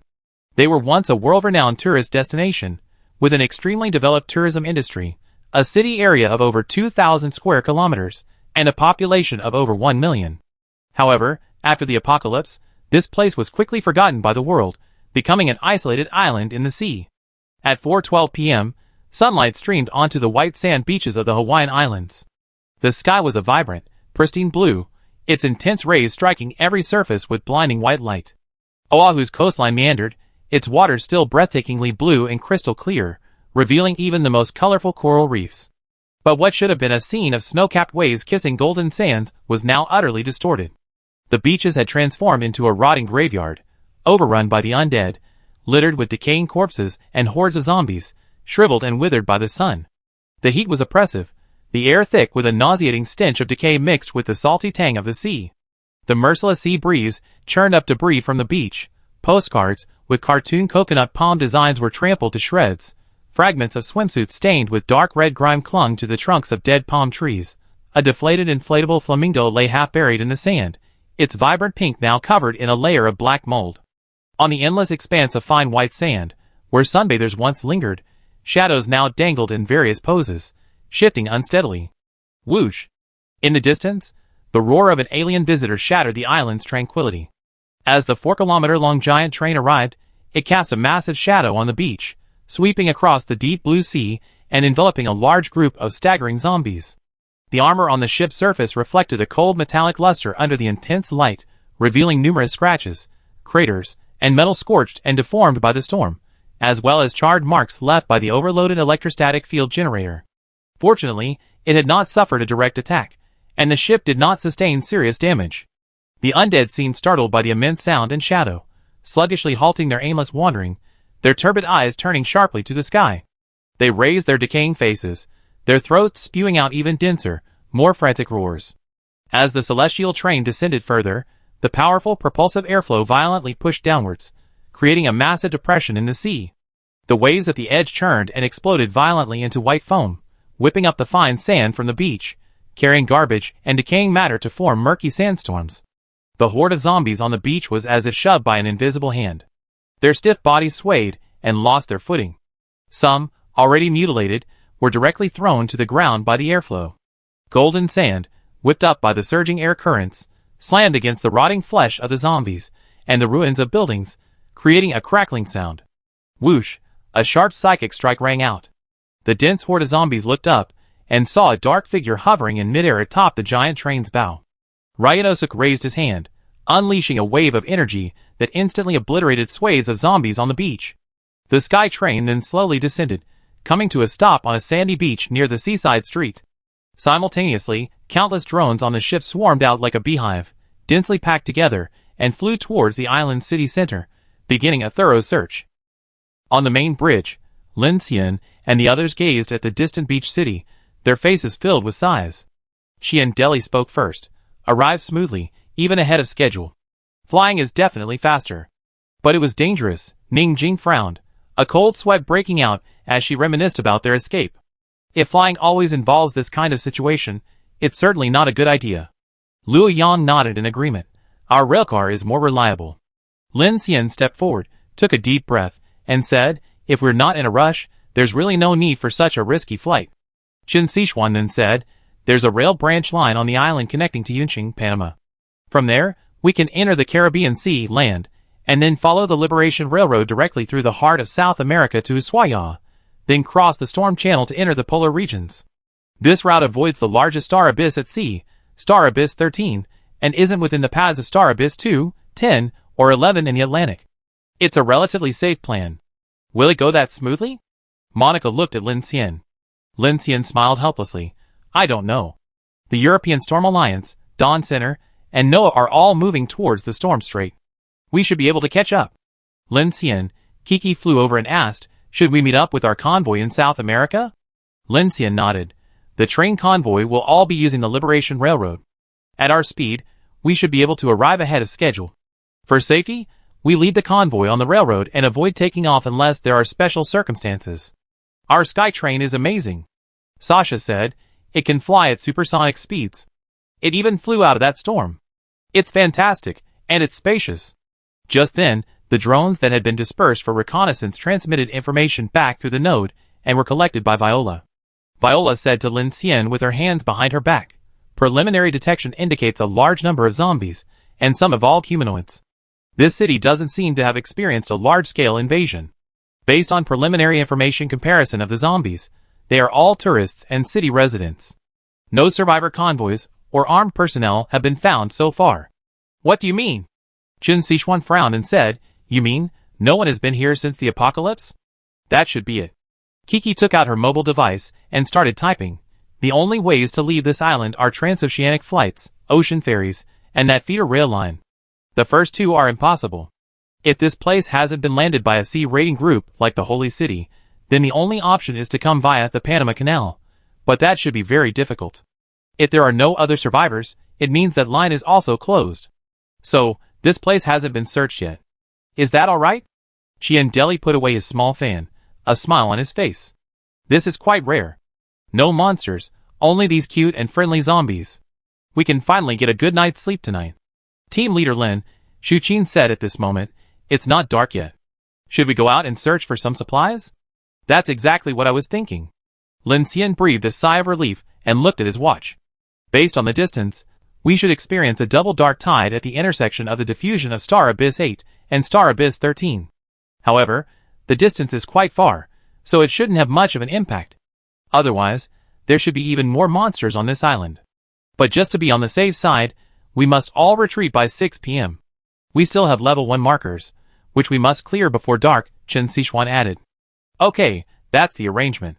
At 4:45 p.m., the crimson gold sun sank heavily into the west, casting a distinct twilight line along the coastline. The doors of the sky train opened, and Ning Jing stepped onto the decaying ground, followed closely by a Bai and Xiao Qing, along with several engineering drones responsible for transporting supplies and relaying information. Let's move quickly, and try not to make too much noise. Meanwhile, the other two squads also dispersed. Qian Deli's signature open floral shirt stood out amidst the swaying figures. Behind him, Liu Yang operated 4 powerful drone mechs, repeatedly saying, "Finally, we're on land. Otherwise, these machines would be useless." Hee, isn't using these mechs to fight zombies a bit of a waste? Lu Chong followed closely behind, laughing. "But it's good to help carry more stuff. We distributed some of our supplies to the Falcon fleet. We're heading across South America, and we might run out." "Actually, there's no need to worry," Qian Deli shrugged. "We only have about 20 people. We'll be fine once we rejoin the main force." Shu Qin, however, was more cautious, saying, "Even with supplies, it's better to stock up. Our sky train has plenty of space now, and nobody wants too much food in this apocalypse. Besides, our plans might not go smoothly after we reach South America. The Dawn Center will likely face many fierce battles crossing North America." Qian Deli nodded upon hearing this. "What you said reminds me of my Xiaoming. Oh, I really miss her. With her around, I have so much less to worry about." On the other side, Monica got into the SUV driven by the building, with Sasha driving the Flying Peach and Ryanosuk flying low behind. After learning about the situation in the city, Chen Sichuan, along with Sun Yuzhen, Mo Xiaoyan, and Xiaoyuan Miaolu, also came out to help. Sun Yuzhen has the ability to fly and can be a great help in the search mission. Xiaoyuan and the others haven't been out for a long time, and are getting restless. "Wow, it's so beautiful. I dreamed of traveling to Hawaii when I was in school, but I never thought I'd come under these circumstances," Miaolu said excitedly, sitting in the back seat and looking at the clear sea. "Be careful, there are a lot of zombies outside, and we still have our markings on us," Xiao Yuan said cautiously. Chen Sichuan sighed, "It's alright. We've been suppressing our emotions for so long, it's time to relax. The drone has already scouted the area. We just need to be cautious and not suppress ourselves too much." "It's okay. I keep watch from the air for you," Sun Yuzhen instructed Mo Xiaotian, then gave Chen Sichuan a look before taking off. Whoosh! Just after several teams set off, the sky train slowly ascended again. Under the control of Lin Xian and Viola, the sky train flew towards a branch line station in another direction of the city, intending to stop there for the night and use it as a rendezvous point. Besides Lin Xian, 2 other people remained unmobilized, Wage and Ding Junyi. Ding Junyi was currently engrossed in researching her new idea, while Wage, after the sky train stopped at the track, leisurely strolled onto the roof of the sky bridge with a parasol and a deck chair. He opened the parasol and began basking in the long-awaited sun. His job was to guard the ship, a task Lu Xingchen naturally welcomed. Bang! At the back warehouse door of a large supermarket in the city, Ryanosuk and Monica blasted away a large number of zombies swarming from the alley. A man clad in black dragon armor ripped open the warehouse door, releasing a foul stench. Sasha immediately threw in several small, illuminated drones. As the lights illuminated the towering shelves, the group entered with surprised and complex expressions.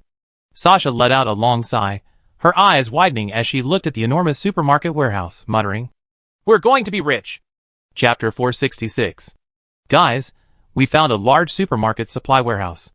Although it's been searched and looks messy, our judgment was correct. This island hasn't been visited by many people. Monica, with her teammates' help, strode confidently into the warehouse, reporting to the others over the communicator while surveying the large space. Ugh! Suddenly, 2 zombies resembling desiccated corpses pounced from the shadows to the side. Without turning her head, Monica raised a finger, and a sonic blade, like a scimitar, shot out instantly, slicing the 2 zombies into pieces in midair and splattering them against the wall. Monica then opened her nano-powered armor visor, tossed her hair, and coldly addressed her teammates behind her. "Looks like the people on the island won't last long." "Wow!" Sasha, wearing a custom-made armor by Lin Xian, emerged from behind, carrying a high-energy pulse cannon almost as tall as herself. Seeing the warehouse shelves, each a full 10 meters high and stretching as far as the eye could see, even this seasoned veteran couldn't help but gasp in astonishment. "My God, this is the first time I ever seen a supermarket warehouse with so much stuff." Lu De and Ryanosuk also entered, looking at the scene before them. Lu De, equally surprised, analyzed, "They can't escape, there's no rescue, and even if there are survivors, they won't last long. The mental pressure is more terrifying than zombies." Stranded on a desolate island, facing a situation devoid of communication, electricity, and rescue, ordinary people would find it difficult to resist the encroaching power of darkness.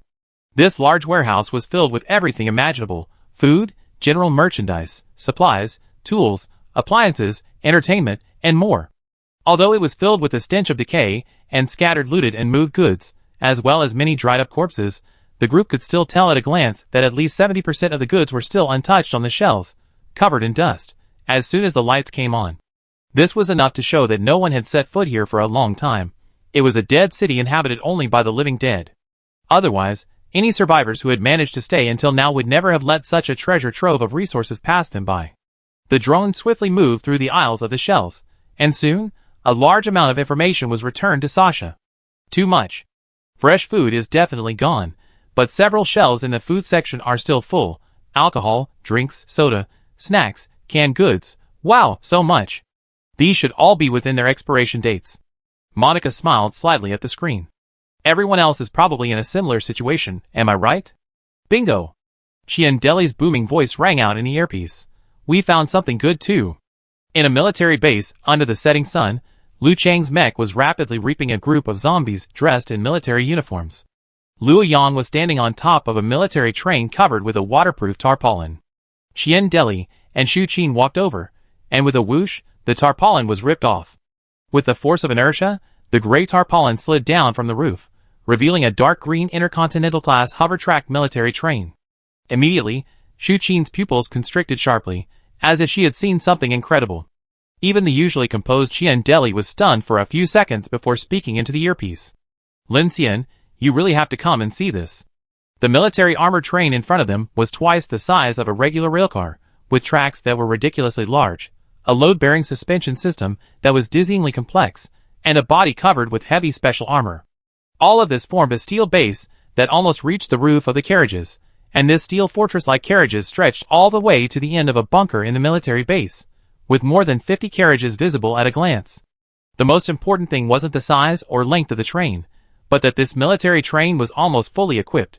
It featured land-based automatic artillery emplacements, missile launcher carriages, and even weapon stations equipped with anti-aircraft firepower and plasma pulse cannons every few supply carriages. Besides that, there were neatly arranged war supplies, secured by steel cables, on the transport carriages. Standing on the roof, Liu Chang's jaw nearly dropped to the ground. Ahead of him, there were 10 transport carriages filled with heavy TFE-600 twin-barreled tanks alone, totaling over 30.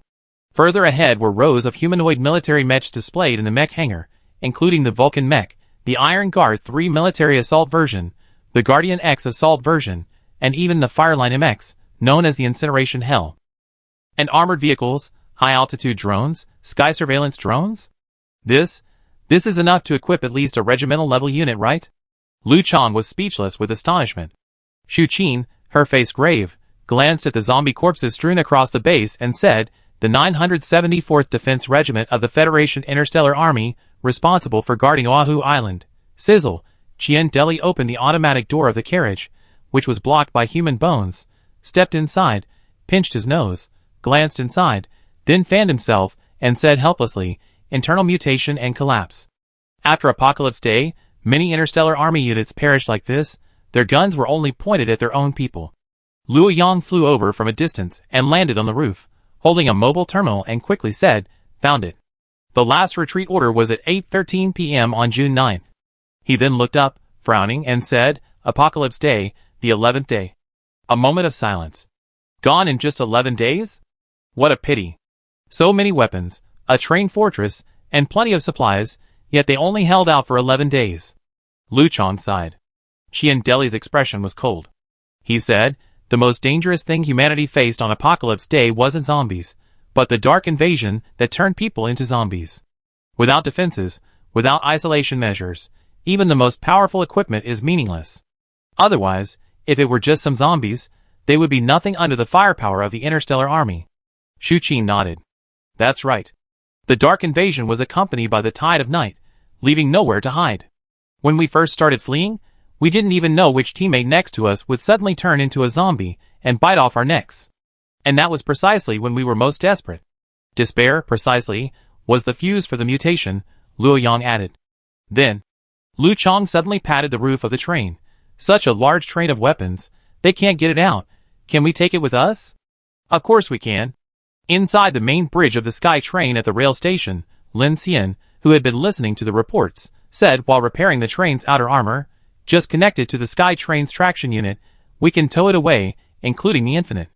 Wouldn't it be a waste to give up such a train full of treasures? Heavy tanks, military mechs, armored vehicles, drones, and the train's defensive fortresses. These were treasures among treasures for Lin Xian. Picking up such a steel fortress was the ultimate dream of any survivor. How could he not try to take it with him? Lin Xian considered that even if the tracks broke, he could use the Sky Train for air transport, and Kiki and Rhinosuke could help. If all else failed, he had the Black Star Forge. A living person can't let themselves die from a lack of resources. Even using such equipment as upgrade materials was better than losing it. Screech. Inside the Hawaiian military base, the massive military train, its wheels sparking and emitting a sharp screech, re-entered the tracks from its derailment. Under Lin Xian's control, it slowly pulled into the railway station on the east side of Oahu. Along the way, the others cleared away the zombies and monsters that had been attracted. After towing the military train back, they also removed the dark markings from their bodies. The setting sun glowed red like molten iron. The group didn't continue checking the supplies, but returned to the Sky Train to await nightfall. None of them, including Lin Xian, had expected that their landing point after traversing the super tropical storm would be an abandoned, but resource-rich, zombie-infested island, a huge windfall for them. On this trip, besides the supermarket supply warehouse and military train that Monica and Qian Deli found, Teacher Chen, Kiki, and Ning Jing also discovered a lot of usable items along the way. These included a botanical research garden with many rare plants whose seeds had survived, radiating greenery in the greenhouse dome of this desolate island, as well as a considerable amount of useful medical and daily necessities. Lin Xian directly handed all these items over to Viola and his at least 1,000 functional robots for transport. However, everyone was currently waiting for nightfall. Their experiences along the way had instilled a cautious mindset in them. They had just experienced Sea Rock Island, Oceanus, an underwater whirlpool, a volcanic eruption, and a supertropical storm. Their nerves were constantly on edge. No one knew what kind of crisis this seemingly harmless island, inhabited only by zombies and monsters, would face after nightfall. Therefore, everyone was now wearing power armor, quietly waiting for darkness in the main bridge. Some stood, some sat, some looked out the portholes, some stared at the monitoring radar, all silently waiting for nightfall. Lin Xian checked the time, 1842. Based on the estimated distance to the star abyss, it should be about right. Double tides. This can't be simple. Could it be another ghostly rampage like on Sea Rock Island? Chen Sichuan whispered in Lin Xian's ear. Lin Xian shook his head. I don't know, but it doesn't feel like Sea Rock Island. The city streets and buildings here are very well preserved, and there are zombies everywhere. It looks relatively normal. Buzz, at this moment, a mysterious light flashed in the sky, and a circle of light rapidly expanded across the heavens. Everyone looked out the porthole at the same time. It's here. Ning Jing clenched her fists.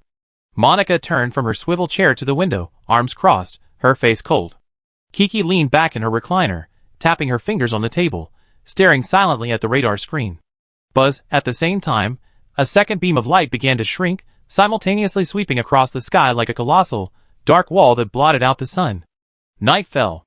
Everyone's nerves tightened. In that instant, the scorching heat of the beach suddenly turned chilling. White mist condensed on the windows, and eerie howls echoed from the dark streets in the distance. Apart from that, only the rustling sounds of zombies moving outside the rail station could be heard. 5 minutes, 10 minutes, 20 minutes. As time ticked by, the air in the quiet main bridge began to feel strange. The crew exchanged glances. It seems, nothing's wrong? Qian Deli couldn't help but speak first. Our markers have been cleared. Although we detected the presence of strange entities in the city, they don't seem to pose any threat, Ning Jing added. Phew. Kiki stretched and yawned. Looks like everything's alright then, great. I can finally rest tonight, and I have a new place to stay, so happy. Yay! The room has a huge shower, a massage chair, a refrigerator, and a big bed. Sasha exclaimed excitedly, her eyes sparkling. Lin Xian also breathed a sigh of relief. Monica glanced back at him, nodded, and then turned and walked away from the bridge. Go back and rest, Lin Xian said. Everyone relaxed, a rare moment of comfort, and began to leave the bridge one after another. Chen Sichuan walked to Lin Xian's side. I take over the watch. No need. Lin Xian shook his head and patted Chen Sichuan's shoulder. Teacher Chen, you go and rest. Viola will take over all the watch duties. Such a large interstellar train needs her. I also keep watch for a while. Aren't you going to rest? Qin Sixuan asked. I slept enough yesterday, Lin Xian said. Tonight is safe, and there's plenty of time. I deal with that train first, and maybe absorb some more things while I'm at it. Next, I build bridges wherever I encounter roads, and the drones will all need materials, so I prepare a lot. The cars in the city, and the abandoned ships in the port are all materials for Lin Xian to absorb. There are even large wide-body passenger planes at Oahu Airport, something Lin Xian hasn't encountered before. He plans to use this time to deal with the military train first, and then slowly absorb more. His mechanical heart only needs a little over 10,000 source points to upgrade, and Lin Xian doesn't want to waste this rare opportunity. After upgrading to level 7, he can not only gain new skills, but also unlock the research center to begin deciphering the blueprints for the planet Titan that has always intrigued him. How could he resist? Incidentally, he also needed to study the black gear he obtained from Chinyanxiu. There were simply too many things he wanted to do. Lin Xian had no desire to sleep at all. Qin Sixuan nodded, glancing at him silently. Is Project Spark over? Lin Xian smiled slightly. It's not that simple. However, the initial objective has been achieved. If nothing unexpected happens, the Phoenix Society's other lines have made considerable progress. The Adventists are fully mobilized. So now the Phoenix Society wants to accomplish two things. First, to find out the information about the Adventists' communication with the Dark Civilization. Second, to figure out how to break the Heavenly Curtain. The Adventists probably know this too. Qin Sixuan sighed. You are the sword holder. They will likely continue to concentrate their forces against you. So I'm thinking that joining forces with the Phoenix Society might be a good idea. If they have to take action, we can turn the tables. Lin Xian was somewhat taken aback, then reached out and pulled Qin Sixuan into his arms, sighing deeply. I know you're worried about me. Actually, the so-called sword holder is just a decoy, like a candle lit in the darkness. The dark marker attracts the supernatural entities. This sword holder and Project Spark are attracting the supernatural entities among humans. If the Dark Civilization can establish some form of communication and control through humanity, perhaps we can too. Qin Sixuan frowned slightly, lifting her head from Lin Xian's embrace to look at him. Is this Professor Ye's idea? Lin Xian nodded, then his expression turned serious. However, in my contact with Chu Yin, I heard some unpleasant news. The darkness seems to have undergone a change. What? I don't know the specifics yet. Lin Xian shook his head solemnly and said, I only saw that the dark tides on land have begun. Crimson. Chapter 467. Crimson. Before Lin Xian truly witnessed that scene, he hadn't imagined it to be the color of the heavens and earth. Now, Lin Xian often recalls that scene, and a strange unease lingers in his heart. If the original dark tide forced one to confront the terror of darkness, then when crimson enveloped the earth, it gave one a sense of oppressive unease, as if the world had been distorted and humanity had nowhere to escape. He didn't know what it was, and perhaps the Phoenix Society didn't know either. After all, less than a month had passed since the Battle of Dawn City. But Lin Xian knew it was definitely not a good sign. The night on the Hawaiian island was calm and profound, the starry sky dotted with sparse starlight like dust scattered across the inky black canvas. The waves gently lapped against the shore, bringing an almost hypnotic tranquility. The city was deathly silent. No lights illuminated the gray-white buildings, only the hazy starlight outlined their contours. The dilapidated buildings and ruins appeared and disappeared in the night, like a forgotten ghost realm. Countless zombies wandered silently through the streets, their figures twisted like ghosts, accompanied by indescribable eerie whispers, and writhing shadows appearing and disappearing in the shadows. Such a sight should have sent chills down one's spine, but in Lin Xian's eyes, after experiencing the various crises of the past few days, the howling undead and bizarre forms had lost their terrifying aura, instead transforming into familiar silhouettes.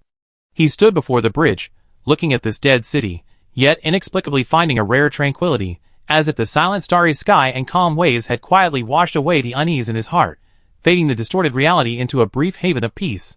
Captain Lin, your breathing and heartbeat show that you are very calm now, which is very rare. At this moment, only Viola remained on the bridge.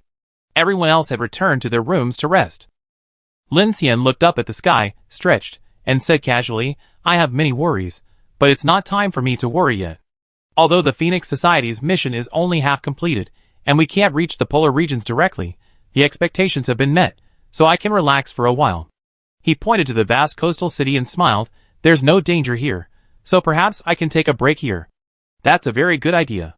Viola stood with her hands behind her back, her posture agile and proud, and calmly replied, According to the Dark Tide's calculations, the nearest polar night from the 13-star abyss will take at least 261 days to cover this area.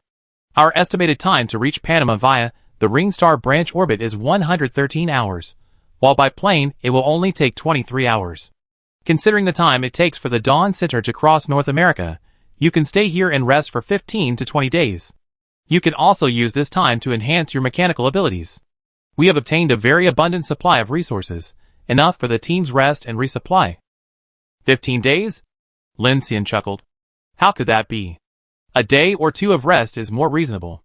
He took out the dark gear, his gaze sweeping over it. The Holy Revelation paid a heavy price to target me. I don't think things are that simple. The Holy City, the Holy Revelation, the Foundation, and that giant monster in the sea.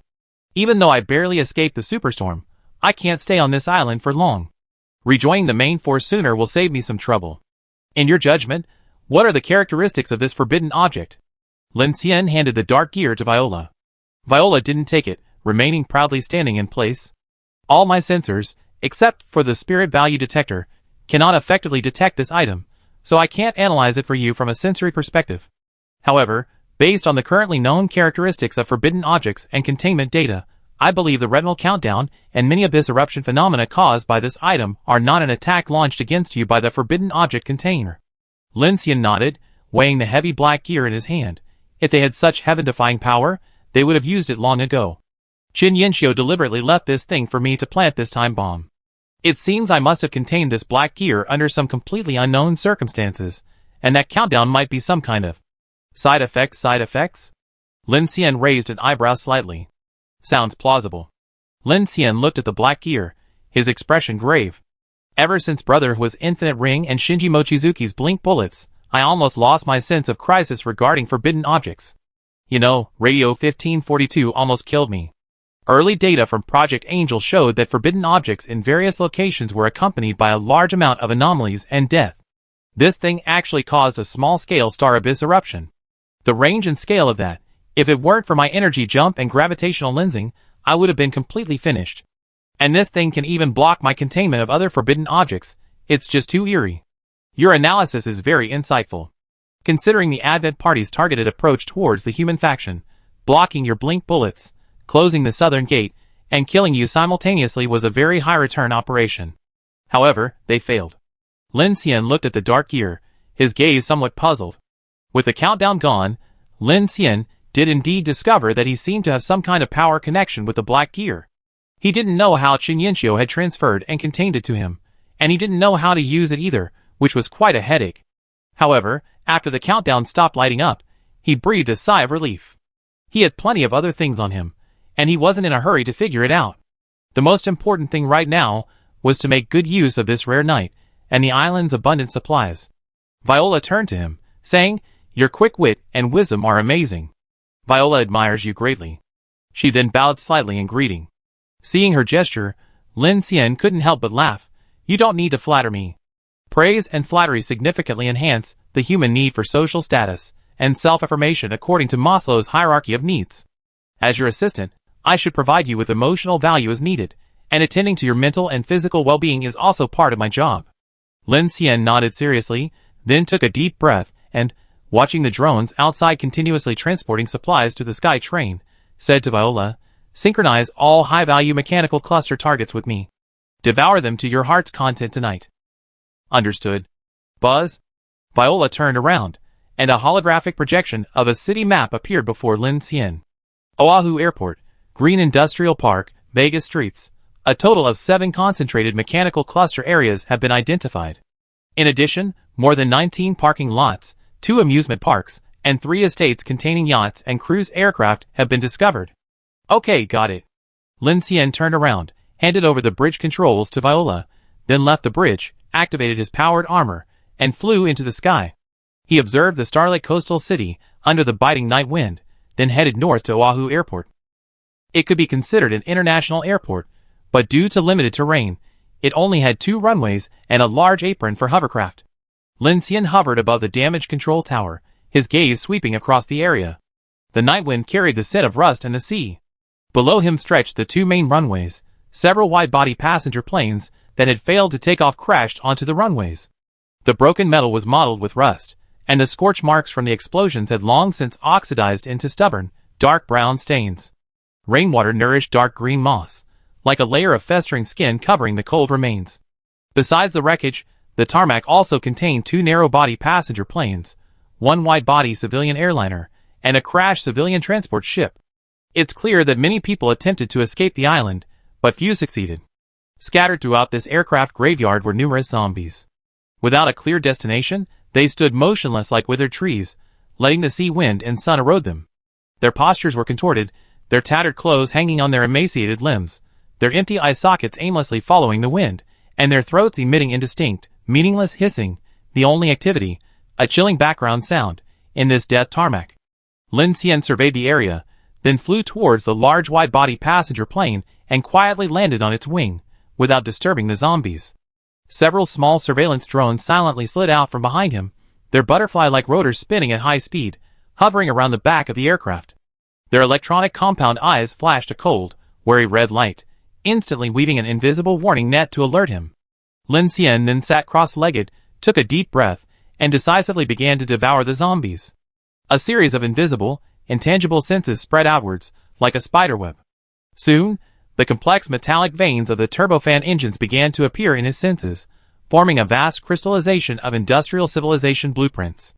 Meanwhile, on the Sky Dome Infinite, thousands of drones, under Viola's control, methodically transported supplies. All the defensive turrets on the Arsenal ship were activated, and the sentry system scanned for unknown threats in the depths of the night. The core living area is located on the 3rd ship, which is the lower level of the main bridge.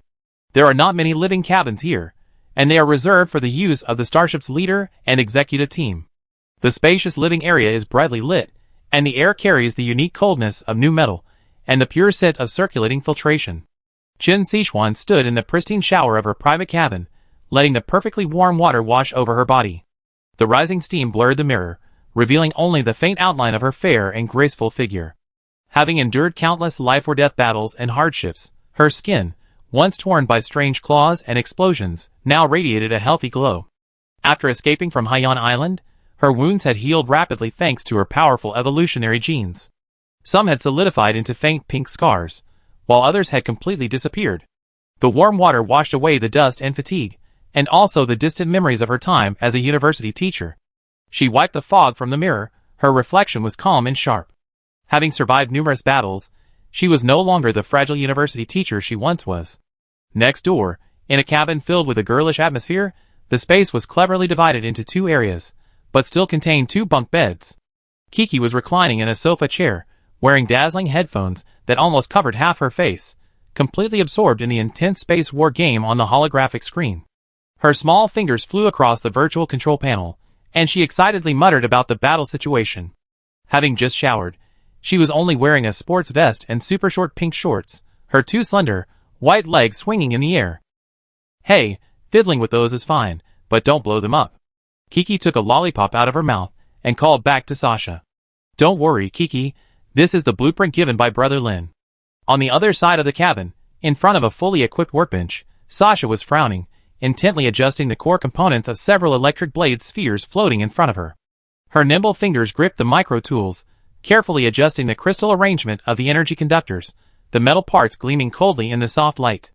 In his compact yet fully equipped private room, Lu nodded in satisfaction, neatly hanging his personal mechanical tools on specially made magnetic racks on the wall.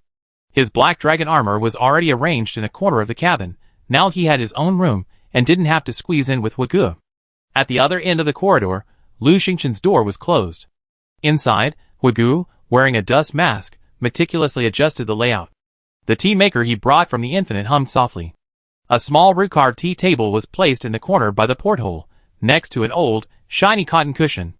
After carefully cleaning the brand-new room twice, he sat cross-legged, tested the position, gazed at the boundless starry sky outside the window, and let out a long sigh, as if this small space could isolate him from the clamor of the apocalypse. Wonderful, wonderful. Xu Qin, Xiao Yuan, Miao Lu, and Sun Yuzhen were all sharing a room, looking out for each other. Xu Qin, Xiao Yuan, Miao Lu, and Sun Yuzhen, carrying a sleepy-eyed Mo Xiaotian, chatted while tidying up the room. On the circular sofa, in the common area, Qian Deli, his signature floral shirt collar open, excitedly slapped several electronic cards onto the table. Ace! Ace! Haha, Liu Cheng, what cards are you hiding? Liu Yang, don't play dead, follows suit.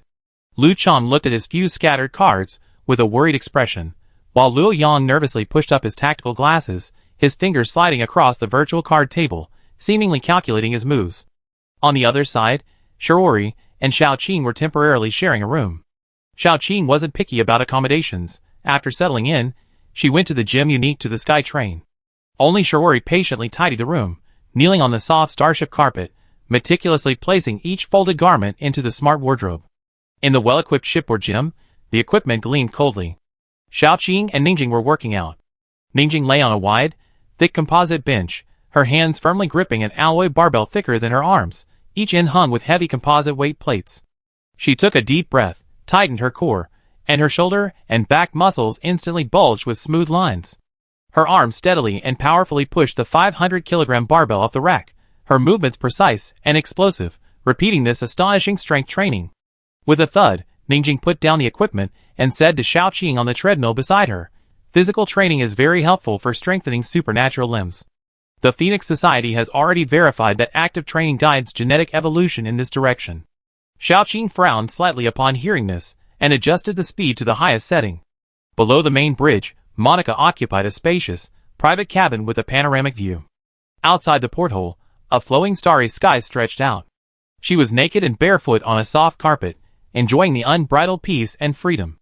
In one hand, she held a glass of deep, blood-red wine, while the fingertips of her other hand gracefully moved through the air. With her silent manipulation, the air in a small area in front of her began to distort strangely. High-frequency vibrations caused the air molecules to rub against each other, generating heat and producing a faint hum that could only be heard up close. The deep red liquid in the glass swayed slightly, reflecting the starlight outside the porthole and the focused, absorbed light in her eyes. If the world doesn't end, this would be a nice resting place. Chapter 468. Successfully devoured, mechanical source points plus 1100, devouring proficiency plus 230 whoosh. Under the night sky at Oahu Airport, a large wide-body passenger plane, along with its broken wing, turned to ashes. Various organic materials, including human corpses, fell to the ground with a whoosh. The sound startled many nearby zombies, who were now twisting their rusty joints, making eerie creaking sounds as they moved quickly through the darkness. Their hoarse roars came in bursts, but upon approaching the source of the sound, they lost their target again, their greenish, decaying eyes searching around. Lin Xian, standing quietly in the air atop a drone, looked at the light screen before him with considerable excitement. "This is the first time I devoured a passenger plane. Although the fuselage is damaged, the engine and avionics system are still intact. It actually converted more than 1,000 mechanical source points. Current mechanical heart level LV.6 for 0900/50,000. Mechanical awakening, mechanical lord. Mechanical devouring, 6/3130/5000, increases devouring efficiency. Mechanical manufacturing, 6/1560/5000, increases construction efficiency." Looking at the mechanical hearts panel, Lin Xian took a deep breath. A quick search tonight should be enough. I can always rest tomorrow. It was a rare opportunity, without the looming shadow of impending crisis hanging over his head. Lin Xian was definitely prepared to seize this chance. The energy leap he gained after this amplification, and the legendary skill supercritical diffraction sword he obtained from devouring the Dauntless class, had proven invaluable on Sea Rock Island. As the situation for humanity became increasingly critical, focusing on exploring the potential of his mechanical abilities was definitely a rational choice. Lin Xian made up his mind and began devouring the other two narrow-body passenger planes and the transport ship, not even sparing the crashed aircraft. Because besides devouring mechanical source points, he also needed to collect more advanced materials for the deployment of construction sequences in the Black Star Forge. Currently, Lin Xian keeps all 6 construction sequences running unless in a crisis or during combat. He still has a significant shortfall in what he needs to build, more functional drones to assist with construction, repair, transport, and maintenance. Lin Xian is also preparing a mech army. This army isn't just about attack drones used for swarm attacks. It's about true combat mechs like those from Qian Su Sun. Lin Xian has already built 4 Steel Bone series mechs for Liu Yang to test, with quite good results. This unexpected acquisition of a military train from the Federation Interstellar Army's 974th Defense Regiment with its mech combat group, gave Lin Xian a new idea. Previously, humanity's interstellar combat mechs were centered around humans. The exoskeletons and mechs were all devices serving humans. Besides service robots, only drones possess swarm attack capabilities. However, there is a very critical problem with current human technology. Drones, including the Thunder Falcon 2000, are somewhat weak in attack against large-scale monsters. Although swarming would increase the benefits, the monsters that have evolved in the darkness now possess bioforce fields and energy attack capabilities. Combined with the information suppression capabilities brought about by the darkness's invasion, it is difficult for these attack drones designed before the apocalypse to have a very high ceiling. Currently, Lin Xian's drones are half manufactured by him, and half seized from Qin Feng and Dawn City. While they have proven effective in various ways, from land to sea, they haven't met Lin Xian's requirement of a massive force capable of directly dismantling and eliminating the unseen entities. Therefore, he plans to redesign a specialized drone mech for dealing with these unseen entities. It will require no human operation, possess robust defense, both soft and hard kill capabilities, and a distributed communication architecture combined with anti-interference technology incorporating dark energy. This way, Lin Xian can mass-produce them like a clone army, gradually building a Steel Legion capable of threatening even special-level and S-level targets. Currently, Lin Xian only possesses blueprints for Qian Su Sun Steel Bones and ACS, and the Dancer 1 blueprint from the Crimson World. The Interstellar Army's Vulcan and Guardian series are all human-operated. Even adding remote control components temporarily is only a stopgap measure, and not a long-term solution. Lin Xian had discussed this with Shinji Mochizuki, and also had a brief understanding of Project Monarch's plans from Yu Yuheng. Project Monarch actually had two development paths. One was the super-large human weapon, Pangu, and the other was the Steel Swarm. However, Yu Yuheng wasn't familiar with the Steel Swarm project, and no prototype had been built. Therefore, considering everything, Lin Xian could only create one himself based on his own ideas. Successfully devoured, mechanical source points plus 260, devouring proficiency plus 40. A narrow-body passenger plane broken in two sections was completely devoured by Lin Xian. Looking at the light screen, Lin Xian contacted Viola. Viola. I'm here. You said I build a batch of power armor with the flight control systems of the Steel Bone and Iron Hunter classes, and then build another batch of Dancer 1 with the fire control units of the Shadow Wolf class power armor, and match them together. Wouldn't that be an upgraded version of Steel Bone and Reaper? Viola, through Lin Xian's power armor, remotely projected a holographic interface, displaying the fusion of the two power armors and the Dancer 1's streamlined form. She then whispered in his ear, "This is a very crude plan, resulting in a waste of at least 5.3% to 17% of the pre-built functional units and manufacturing materials, as well as incomplete compatibility with the main frame. Compared to the Steelbone seamlessness, it will lose some overall defensive capabilities. However, the Dancer 1's artificial torso can perfectly match the power armor's cockpit, essentially performing a bio-enhanced upgrade on the Dancer 1. While possessing high flexibility and intelligence, it will also have the power armor's defense, weaponization, and upgraded power components. In terms of overall strength, it will surpass both Steel Bone and ACS." Lin Xian's lips curled slightly. "This is exactly what I wanted. Can the waste of materials be avoided?" Buzz, the blueprint on the holographic interface began to change. Viola began calculating Lin Xian's problem, while a series of built-in systems were dismantled. "I have removed the internal life support systems of the power armor, including oxygen, heating, biological rescue, and overheat protection. I have added a distributed communication architecture self-organizing network system, but this system needs to be redrawn and added. Additionally, the external flexible defensive skin of Dancer 1 can also be removed to reduce the investment in ultrasolid carbon condensed matter alloy materials, or this material can be upgraded to the inner layer of the external power armor defense, creating a composite architecture." "Nice." Lin Xian's eyes lit up as he listened, his interest piqued. Although it's a bit rough, combining the two would still make for a new intelligent mech. There's always a way to overcome difficulties. If we're going to design it as either Steel Bone or Reaper, I suggest adding the shield array of the Iron Curtain drones, the magnetic storm system of Thunder Prison, and the electrostatic field system to Steel Bone to increase its defense and impact. Add the VK electric knife combined with a high-energy plasma wire cutter to the Reaper series. The size might increase as a result, but firstly, it can be integrated with the existing blueprint system, and secondly, it can enhance the Mech Legion's collaborative combat capabilities. With this level of impact, Reaching 100 units should be enough to relatively easily crush A-grade and special-grade mechs. Reaching 1,000 units should be enough to cut off 1/3 of the canopy of the atmospheric mica we encountered yesterday for internal research and as a form of human rations. Lin Xian frowned. No, did you just come up with this plan? Viola paused. It might be somewhat cruel, and the energy level of the mech unit also needs to be considered. Cruel? Lin Xian's eyes lit up, and he slapped his thigh, exclaiming, You're overthinking it. This is exactly what I want. I love it. Although Viola couldn't generate a completely new mech design for him, the plan she provided, based on the known data, was absolutely perfect for him. Mass-producing interstellar-level mechs might be difficult for Lin Xian right now, and it would be too wasteful, but manufacturing a full-body Shadow Wolf-class mech plus Dancer one was still manageable. That's settled then. Immediately fuse the blueprints according to the idea we just discussed. I build one to test its quality first.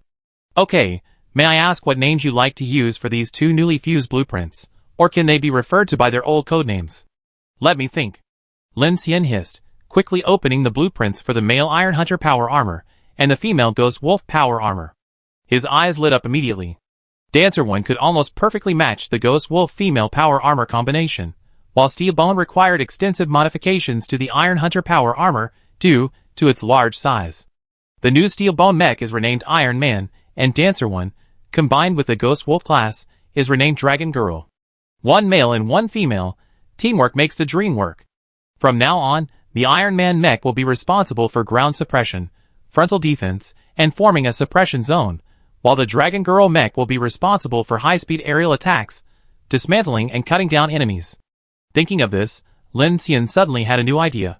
Right, the interstellar military's power armor all have collaborative systems.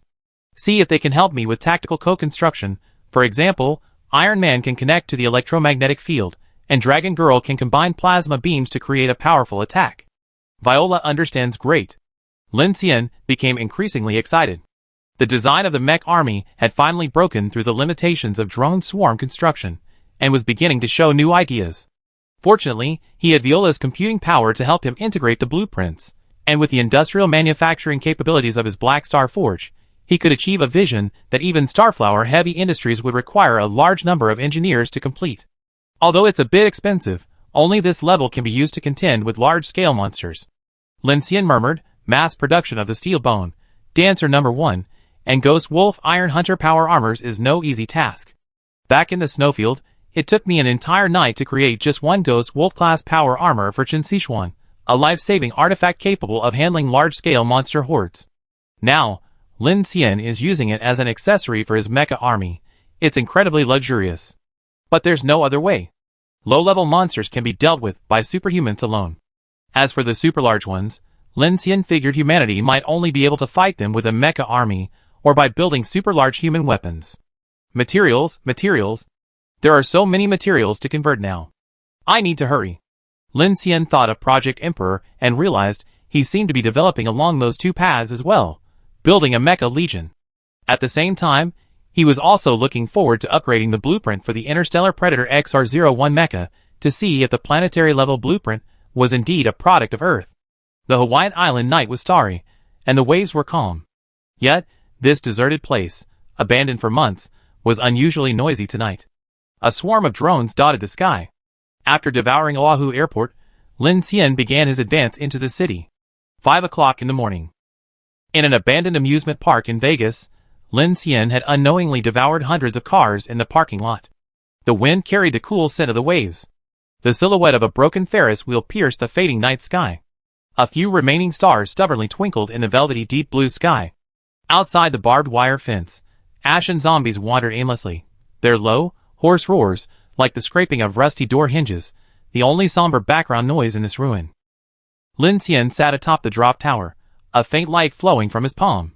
He remotely softened and twisted the massive steel structure in the parking lot, rapidly devouring it like a wax figure thrown into an invisible furnace, leaving only slight marks on the ground and a faint, almost imperceptible metallic smell in the air. A few meters away, the windshield of the last car still bore dried palm leaves. Affected by this invisible force, the leaves spun and silently turned to fine ashes. Roar! The barbed wire swayed incessantly, as if it had discovered its long-lost prey, or perhaps it was the primal instinct of creatures invaded by darkness.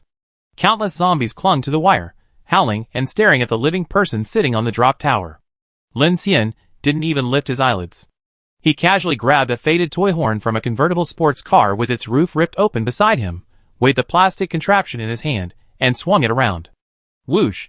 The orange horn whistled through the air, whistling as it passed over the barbed wire. With a sharp thud, it struck a zombie precisely on the head, producing a croaking sound. The zombie seemed slightly stunned by the insignificant impact, staggering back a step, its cloudy eyes darting around blankly before stubbornly pushing forward again. At the same time, the loud noise attracted a swarm of zombies from the shadows, causing chaos as they swarmed towards the first zombie. After sweeping through a large portion of the city, Lin Xian discovered that there were only a few C or D level anomalies in the city. Aside from that, there was no real threat. Perhaps the anomalies didn't even consider this island worthwhile, heading towards the mainland where the human army was concentrated, making this small island a temporary haven of peace. With this conclusion, Lin Xian relaxed somewhat, focusing on devouring the zombies. Seeing the horde of zombies swarming and tearing at each other, a barely perceptible smile flickered across Lin Xian's lips. His hands didn't stop. 1, 2, 3. The steel torrent that had once symbolized wealth and speed in the parking lot was visibly melting away in the dark red glow flowing through his palm. The Black Star Forge seemed to be silently sucking in metal, each brief contact taking away a chunk of metal, transforming it into the pure source of energy flowing through his mechanical heart, adding weight to the massive forging plan. Thousands of drones in the sky, trailing faint contrails, like diligent fireflies, swept across the bizarre afterimages of the casino's landmarks, their soft humming as they continuously transported supplies from the city towards the sky train under Viola's immense computing power. A creak, a rusty scraping sound suddenly came from behind. Lin Xian whirled around, his gaze sweeping across the abandoned amusement park.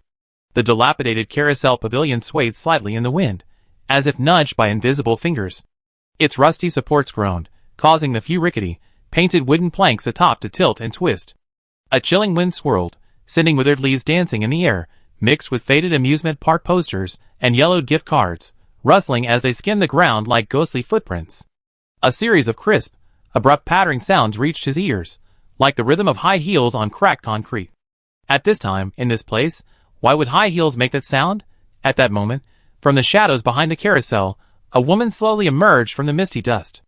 Her steps were unhurried, her black hair brushing against her pale face in the wind, her gray-black trench coat swaying in the breeze. She stopped at the edge of the carousel's shadow, slowly raising her head to look at Lin Xian, her eyes as calm as a still pond on a winter night. "Long time no see, Lin Xian." Lin Xian's gaze sharpened. He stopped what he was doing, slowly stood up, his previously relaxed expression now serious.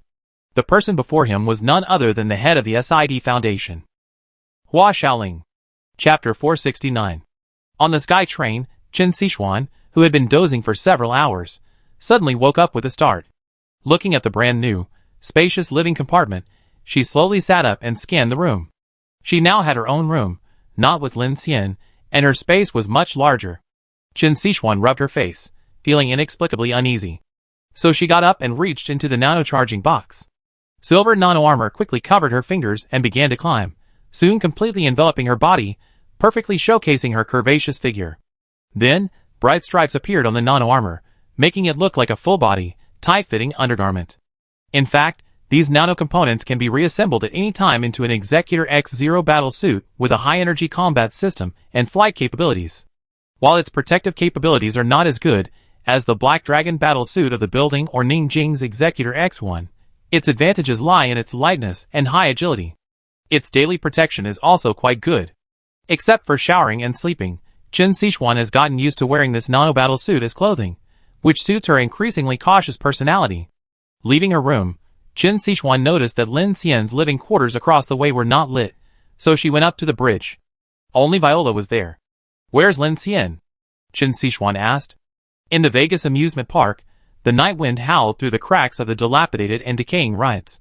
The former dolls and painted decorations exuded an eerie chill in the darkness, much like the feeling that Hua Xiaoling's presence in this place gave Lin Xian at this moment. Lin's first thought was that he might have some item on him that was causing him to be followed. Another, bolder guess was that Hua Xiaoling had appeared here with the mandate of the Dark Civilization. He took a step forward, calmly stepping onto the precisely landed drone before gently swooping down. His gaze swept over the woman, who seemed incredibly mysterious to him. This was the second time Lin Xian had seen Hua Xiaoling. This woman gave him a very unfamiliar feeling, a feeling difficult to describe. Hua Xiaoling wasn't particularly beautiful, she was rather plain. Aside from a pair of deep, seemingly luminous eyes, she had nothing special. But Lin Xian knew that this woman, and the foundation behind her, were a very mysterious entity, perhaps one that could have a crucial impact on the survival of humanity. Thud. Lin Xian landed. The two faced each other across the dark amusement park area. The dim, thin light of the night sky cast a silvery veil over them. I know you're curious. Hua Xiaoling broke the silence first, offering Lin Xian a friendly smile, just like when they first met. Curious about why I'm here, whether I planted a tracking device on you, whether I attack you and your team, or cause a shootout.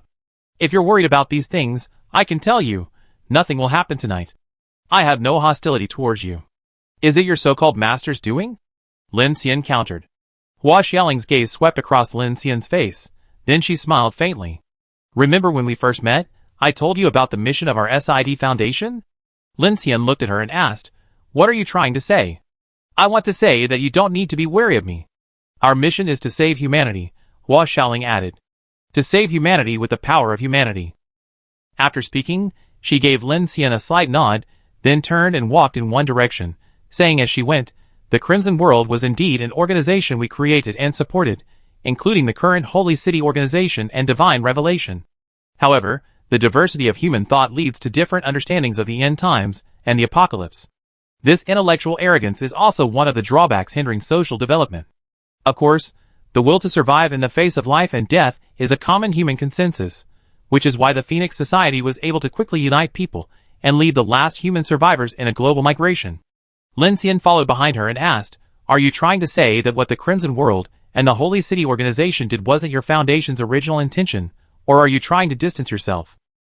You can think of it that way, Hua Xiaoling said calmly as she walked ahead. I'm just laying the groundwork for our communication. And then? Didn't you want to know the secrets of the Dark Civilization? Hua Xiaoling stopped and glanced back at him, before continuing forward. Lin Xian's expression tightened slightly. He had already secretly sent messages to Viola and the Sky Train. Watching Hua Xiaoling's retreating figure, he took a deep breath and continued following.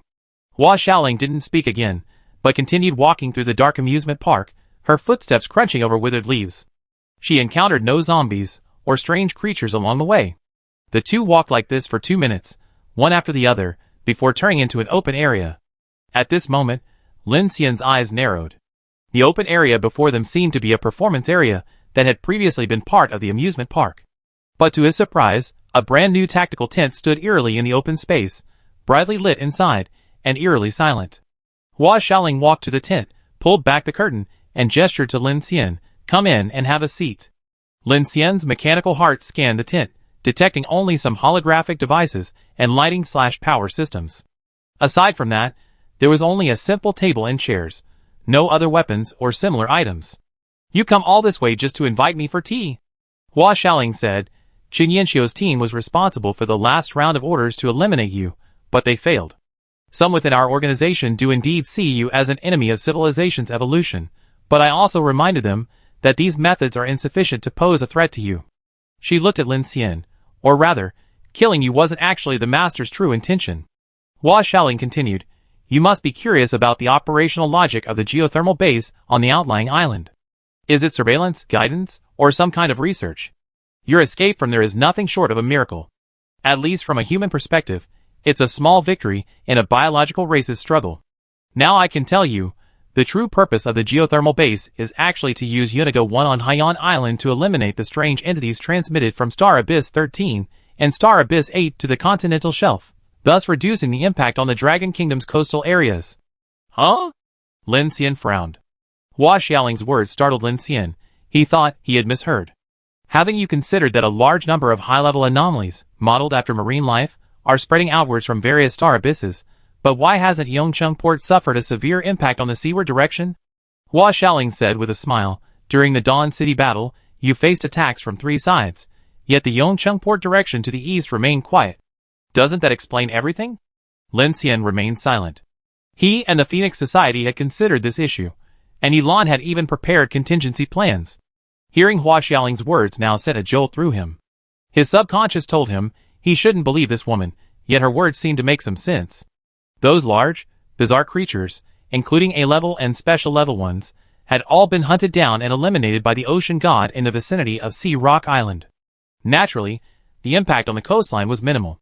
After all, Lin Xian had personally witnessed the terrifying scale of those monsters marching across the seabed like an army on land. I can also tell you that the black gear you obtained is a Class A forbidden object, 2 levels higher in containment level than your 1542 radio and the blink bullets. It's one of the most important treasures of Chen Yanxiu, the leader of the Holy Revelation. Containment requires a death, but its characteristic is that the wearer can travel through dimensions in the star abyss. In other words, they can ignore the star abyss's influence and see higher dimensional worlds within it. However, the logic of forbidden objects is that the 4-dimensional dark world is anchored at a singularity in the 3-dimensional world, which is why it releases the characteristic power of higher dimensional worlds. This forbidden object will mirror the time of your journey and, after the countdown ends, will remirrorize and collapse the dimensional time you originally traversed. Simply put, it's like time in the 4-dimensional world being released in the 3-dimensional world, manifesting as something like the eruption of the star abyss's inner world. Do you understand now? Lin Xian frowned, momentarily confused.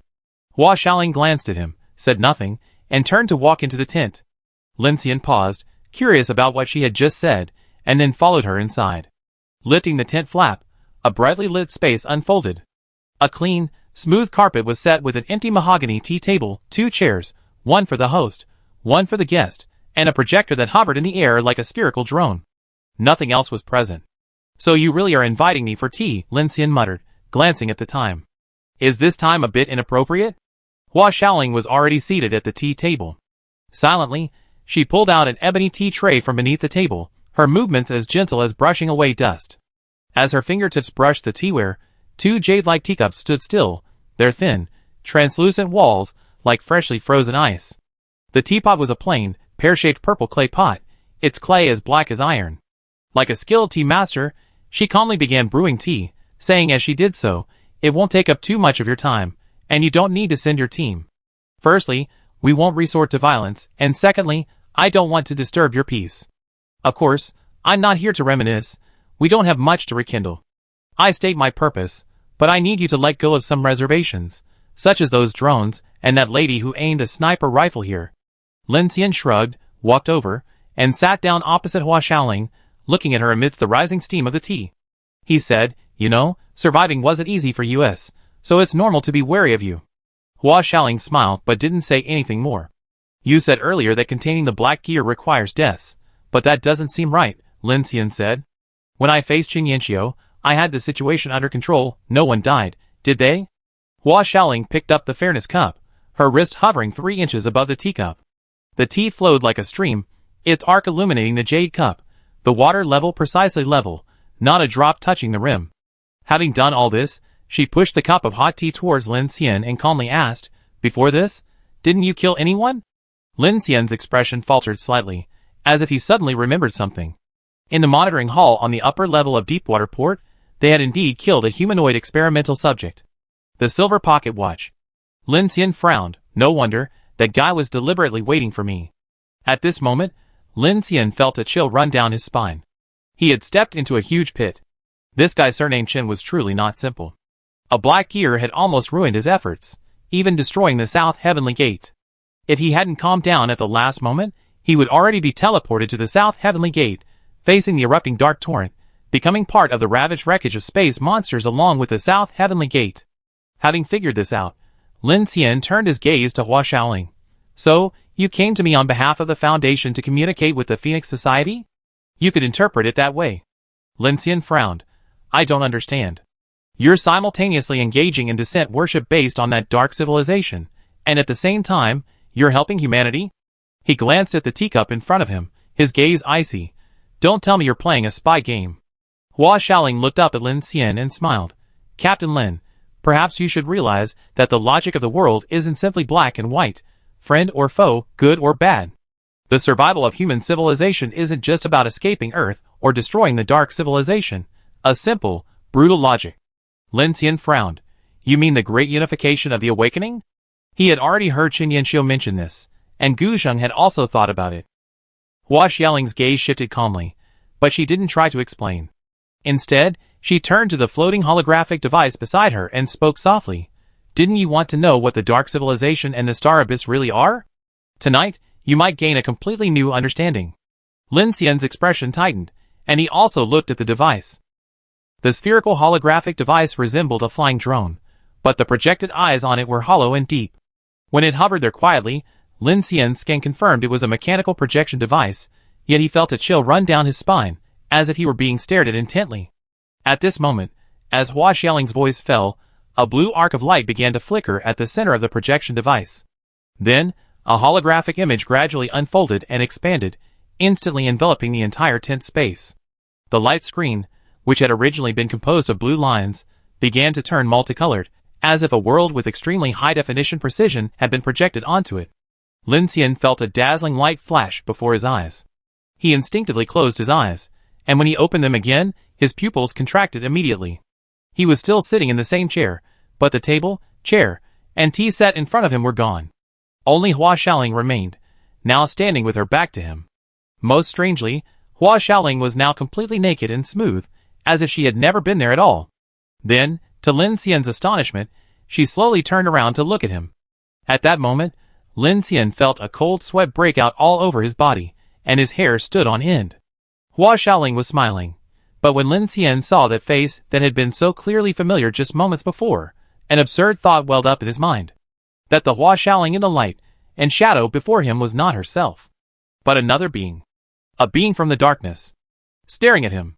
Chapter 470. Lin Xian looked at the naked Hua Xiaoling before him, and suddenly felt a chill run through his body. It wasn't a feeling in his heart, but a real, visceral cold. It was as if snow had fallen. Lin Xian looked around, and was shocked to find that the space around him had changed. He was in a concrete fortification. Not far away, an old-fashioned kerosene stove hissed, rust was visible where the walls were peeling, and weapon racks displayed AK-74 rifles and RPG-7 rocket launchers. The glass was covered in frost from the extreme cold. Hua Xiaoling slowly walked towards him. Lin Xian frowned, intending to take a step back, but found he couldn't move. He could only watch helplessly, as the naked Hua Xiaoling walked towards him. Then, her face suddenly changed, and her hair turned into a head of reddish-brown curls. Lin Xian felt himself fall backward, and Hua Xiaoling straddled him, inexplicably wearing a torn, tattered military-style white shirt, while a discarded overcoat lay on the floor. Lin Xian glanced at the name tag on the inner lining of the overcoat on the floor. It read, in Russian, Yelena Panova. What was going on? Lin Xian was somewhat bewildered. Had he inexplicably found himself in a scene of a late-night rendezvous with a Soviet female officer? In front of the small communication station, besides the howling wind and snow, the only sounds in the room were the creaking of the wooden table legs and the suppressed screams of him and the female officer during their brief moment of intimacy. Whoosh! Whoosh! Suddenly, the piercing red alarm light spun wildly. A shrill air raid siren blared outside. Before the two could even stop moving, the blast door was violently pounded on. A guard shout pierced the snow. Captain! Highest level halo warning. Base urgently calling. Crack! The teacup shattered, and the two quickly separated, hastily donning their clothes. Lin Xian grabbed his coat and rushed out the door. Snowstorm raged, and the siren wailed, consuming the silence. The scene outside transformed into a snow-covered pine forest, before he leaped into a military jeep. The wheels skidded on the ice, the headlights like the eyes of a dying beast, tearing through the blizzard. This was definitely not a holographic projection. Lin Xian felt as if he were actually there, becoming someone else entirely. He quickly regained his composure, scrutinizing the details before him. The dashboard reflected his pale face. This old Jeep was at least 60 years old, and the scene before him seemed to transport him to some era of the former Soviet Union. The Jeep sped through the camouflage netting and the entrance to the heavy reinforced concrete fortifications. Lin Xian jumped out and quickly entered the passageway with a group of guards. The passageway was long and dark, now filled with the echoing sound of boots. Some of the plaster had peeled off, revealing a gray undercoat. Old fluorescent tubes hummed and emitted a pale light. The air was thick with the mixed smells of engine oil, cheap tobacco, and strong disinfectant. Lin Xian glanced at the walls of the passageway, his gaze immediately sharpening. This was the Cassandra Strategic Missile Early Warning Center. The elevator sank into the ground, the hydraulic doors roaring open. A huge radar screen, flashing a monotonous green light, occupied an entire wall, displaying a complex constellation-like grid. 5 dots of light pierced the polar ice cap, the countdown numbers pounding like a heartbeat. Several soldiers in khaki uniforms sat solemnly before the screen, everything shrouded in a low, monotonous mechanical hum. Yakov, repeat that again. A tall lieutenant colonel stood at the forefront, his voice deep and resonant. Satellite data verification complete, Lieutenant Colonel. Track locked to Moscow, Kiev. A total of 5 missiles, expected to reach the mainland in 28 minutes. A deathly silence descended with the blaring sirens. The sound of sweat dripping from foreheads could almost be heard. All eyes were fixed on the pulsating red numbers, the countdown to destruction. The oxygen seemed to have been sucked out instantly. A suffocating, apocalyptic fear gripped everyone's hearts. Some clenched their fists instinctively, knuckles turning white. Lin Xian's gaze swept over the figure, and he immediately realized something, looking up at the clock in the early warning center. September 26, 1983, 11:32 a.m. This was the night of the nuclear crisis during the Cold War. Lin Xian's heart sank. He looked up and saw the figure now turning towards him. Lieutenant Sergei, any anomalies in the North American command chain? No. It was Lin Xian himself who spoke. He stepped forward and reported, the Cassandra system falsely reported a solar flare 3 weeks ago, but it wouldn't have this kind of trajectory. Lin Xian looked at the middle-aged officer before him and guessed his identity. Lieutenant Colonel Stanislav Petrov, the duty commander for tonight, was about 50 years old, with gray hair. He wasn't wearing a uniform jacket, only a faded military green shirt, collar open, sleeves rolled up. He seemed to be shrouded in immense pressure. Looking at this man, Lin Xian's mind clouded with suspicion. What did Hua Xiaoling mean by this? What did she want him to see? Lin Xian had, of course, learned about the Cold War from the Federation's modern history curriculum, and was aware of the historical secrets that had nearly led to a crisis for all of humanity. However, experiencing it firsthand now, he truly felt the chilling pressure. Lieutenant Colonel Petrov stood ramrod straight, his bloodshot eyes fixed on the red dot on the radar screen. The highest alert meant an immediate report was necessary, and upon receiving this urgent message, the Ministry of Defense would immediately initiate counterattack procedures, sending destruction orders to missile silos across the Soviet Union. He picked up the red telephone, his finger hovering just centimeters above the red button, trembling slightly, sweat beading on his forehead. This doesn't make sense. How could the life-own nation launch a nuclear war with only 5 missiles? This seems more like a malfunction during an exercise, or a technical error. But what if it isn't? What if this is a preemptive strike? 22 minutes. Procedure requires an immediate report. The staff officer stood to the side. We must respond. At this moment, everyone's eyes turned to Petrov, all recognizing the terrifying pressure he faced. Counterattack means war. A nuclear war of no return, guaranteeing mutual destruction. Billions will die tonight, including those of us here and now. Nations may vanish. No one could have imagined that destruction would strike in the blink of an eye. Time seemed to freeze, only the red numbers coldly counting down. The staff officer urgently reported, Lieutenant Colonel. Readings confirmed. 21 minutes remaining. We must report. Lin Xian quietly watched the scene. As an observer, he knew, of course, that this was merely an information crisis in history. He only needed to wait for the ground radar system's final confirmation to understand that it was just a misunderstanding, a misreport, something that would become a historical anecdote circulating online years later, perhaps not even recorded in history books. However, the scene he envisioned didn't unfold. Petrov abruptly closed his eyes, took a deep breath of the stale air, and then, under Lin Xian's gaze, pressed the intercom button. What? A buzzing sound filled Lin Xian's brain, as if his mind had gone completely blank.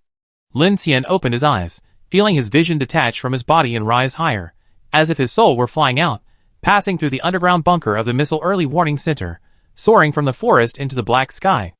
A bone-chilling cold seeped into his marrow, much like the apocalyptic vision foreseen on an ancient battlefield. As he flew higher and higher, he saw with his own eyes the iron gates of the nuclear silos on that vast, desolate land burst open, missiles painted with red stars erupting forth, flames tearing through the dim sky. In the distance, the Baltic Sea surged, the Boreai nuclear submarine surfaced like a behemoth. Submarine-launched ballistic missiles piercing the clouds with a deathly roar, their contrails leaving a ghastly white trail. Countless fireworks, like dazzling stars, soared into the sky. This deadly symphony instantly ignited the prelude to nuclear war. The globe erupted like a field of blooming hellish flowers. with missiles simultaneously launching from multiple regions, heading towards every corner of the world. Financial elites in New York skyscrapers looked up abruptly from their keyboards. The blinding light outside engulfed everything. Their gasps turned to dust on their office chairs, soot shards mingling with scraps of paper flying like snowflakes. In London, the aroma of coffee wafted from cafes at dawn. As pedestrians fled in panic, the shockwave instantly crushed flesh and blood into dust, turning the entire city into a boiling wasteland. In the dead of night in Tokyo, while millions slept, in an apartment shared by 4 generations, the elderly grandmother lay peacefully with her eyes closed on the tatami mat, a young child nestled in his parents' arms. Unaware of the impending explosion, they were torn apart, their home reduced to nothingness beneath a beam of light. The entire city of Tokyo was simultaneously struck by devastating bombs from 3 directions, engulfed in flames. The nuclear bombs fell silently, turning the land into a desolate, scorched wasteland, leaving only the surging heat of the embers. Panic was a futile symphony. Tourists on the California coast screamed and scattered on the beach, only to fall onto the sand melted by the light. Outside Moscow, factories ceased their roar. Workers, still at the assembly line, hadn't even put down their tools when the intense heat and radiation caused steel and human bodies to vaporize together, leaving only charred skeletons lying on the ground. Broths of sunlight blazed across the city, their dazzling light turning the sky a snowy white. Lin Xian felt his breath catch in his throat, as if he had been transported back to the night of apocalypse. The destruction had come too suddenly. In the blink of an eye, the world was gone. Then, the intense light receded. Lin Xian blinked again and looked around. He found himself back inside the tent. The holographic projection sphere was still floating in midair, with several characters displayed before him.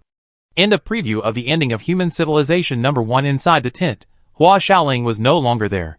The tea on the table was still warm, and an extremely strong dark energy fluctuation filled the tent before quickly disappearing. Lin Xian stood there with a complex expression. He noticed that after the projection sphere retracted, it slowly flew to him, beckoned, and landed in his hand. Just then, the mechanical heart light screen in front of Lin Xian suddenly popped up. Successfully converted 3,000 mechanical source points. Lin Xian frowned, now even more confused. A preview of the end of civilization. What did that mean? Was it trying to convey some message to him? What did humanity's end of civilization through nuclear war represent? Also, why was he absorbing so many mechanical source points? Lin Xian stared at the projection sphere in his hand, momentarily unable to process what was happening. Lin Xian. With a whoosh, the tent flap was flung open, and Chen Sichuan, clad in power armor and wielding the Night Hunter, rushed in. Seeing Lin Xian, she immediately exclaimed, "Are you all right?" Lin Xian looked around. "Where's Hua Xiaoling?" "She's gone. She suddenly disappeared from my thermal radar. I didn't see how she left." Chen Sichuan removed her mask, looking at Lin Xian's complex expression, and frowned. "What did she show you? I noticed you standing there for about 20 minutes. Lin Xian glanced at his watch. 20 minutes? Yes. That's interesting. His recent clarity felt like a night of destruction, but the time now told him that only 20 minutes had truly passed. They must have spotted our location, otherwise she wouldn't have suddenly appeared here, Chen Sichuan said. But judging from the looks of it, she doesn't seem to be here to fight? It doesn't seem so at first glance. Lin Xian sighed, weighing the projection sphere in his hand. There was a button on it. He focused his gaze and pressed it again with his thumb. At this moment, another holographic message appeared. Activate preview of Civilization 807's ending? What? We already passed Civilization 1. How come it's already Civilization 807? What are you talking about? Chen Sichuan asked. Lin Xian pointed to the light screen in front of him, sighed, and briefly explained the situation to Chen Sichuan. How could this holographic projection make you feel like you were actually there? It sounds like you've been connected to some kind of brain-computer interface, Chen Sichuan analyzed immediately after listening. Lin Xian frowned upon hearing this, realizing what she meant. Now that you mention it, did you feel that strong dark energy fluctuation just now? Chen Sichuan then raised her elbow, and a number appeared on the spirit detector on her hand. 32,609. It erupted in an instant because of the warning, and you didn't respond, so I rushed over immediately. Chen Sichuan frowned slightly. This unit is no less than S rank. Lin Xian picked up the projection sphere and looked at it. Then I should be able to guess the reason. What happened? This thing is probably more than just a simple 3D holographic image. Perhaps my vision can only see a holographic projection, but what this thing displays should be a higher dimensional image. which is why I had such a realistic experience. This guess was based on the assumptions Hua Xiaoling told him about the forbidden object and the characteristics of the dark gear. It could also barely explain why his mechanical heart absorbed such a large amount of dark energy and converted it into mechanical source points. Hearing Lin Xian's words, Chen Sichuan was silent for a moment and could only say, "Did she leave this thing to you to convey some information?" Lin Xian nodded. "I can't tell yet, but this thing is definitely related to the dark civilization. Perhaps we can find some clues in it." He sensed no hostility from Hua Xiaoling, nor could he verify her claims.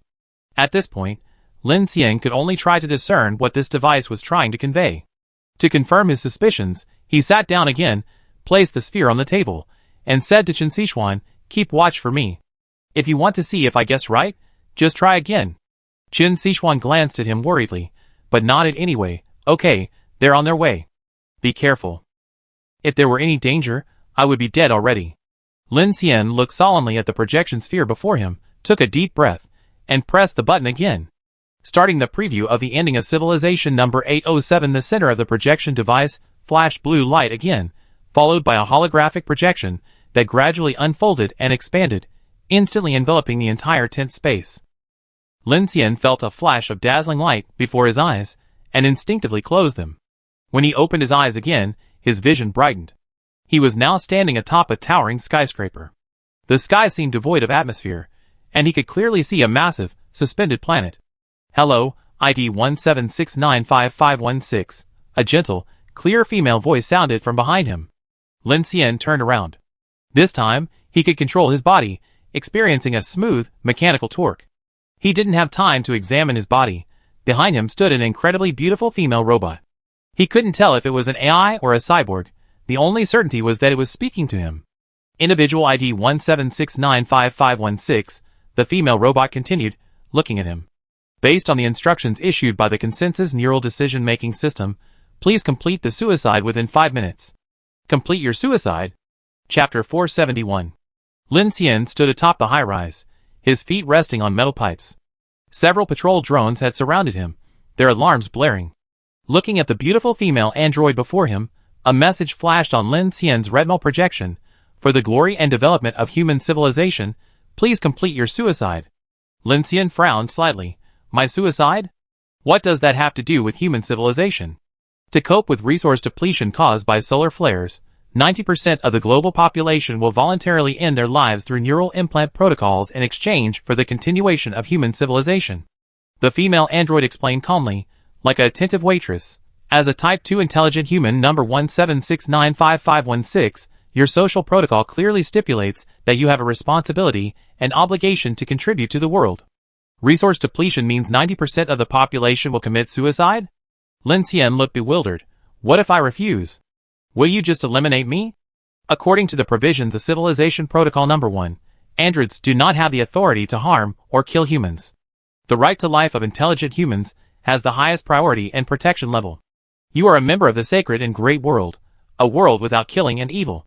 According to the instructions of Blue Star, individuals who cannot commit honorable suicide will be guided to the Redemption Center. You will undergo painless suicide after 48 hours. Your number will be permanently sealed in the Civilization History Storage Unit of the Starry Sky Intelligence Entity. Goodness, I only ever heard of painless abortion, never painless suicide. Isn't this just euthanasia? Lin Xian looked down at his mechanical arm and mechanical lower limbs, realizing that he couldn't use his mechanical heart at all. In other words, he had no way to escape. Mechanical heart? The beautiful android tilted her head slightly, looking at Lin Xian. "You can read my mind?" Lin Xian was shocked. Before he could react, 2 flying drones suddenly approached from behind, extending several mechanical tentacles to restrain his upper and lower limbs, rendering him immobile.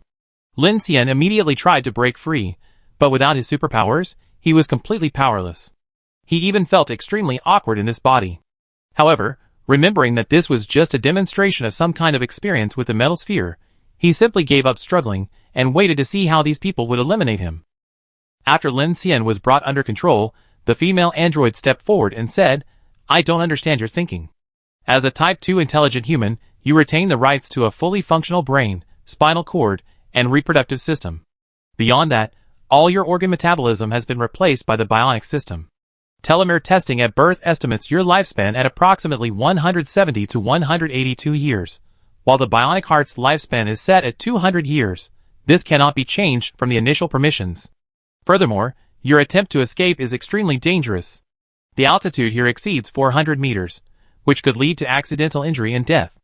As human servants, we have an obligation to ensure your safety. Lin Xian frowned slightly upon hearing this. Sure enough, in this world, his thoughts were transparent. The fact that these law enforcement officers could see through his thoughts without any blind spots gave Lin Xian a feeling of near suffocation. At this moment, 2 drones lifted him up and placed him on a transport ship that had been hovering in the sky. The female android sat opposite him. The hatch closed, and the transport ship began to fly into the distance. As she had just said, these law enforcement officers were extremely polite to him. What appeared to be an arrest was, in essence, a forced service. They not only provided him with a luxurious seat, but also equipped the room with entertainment and an audio-visual system. My name is Ellie, your honor suicide service provider, or you can call me by any name you prefer.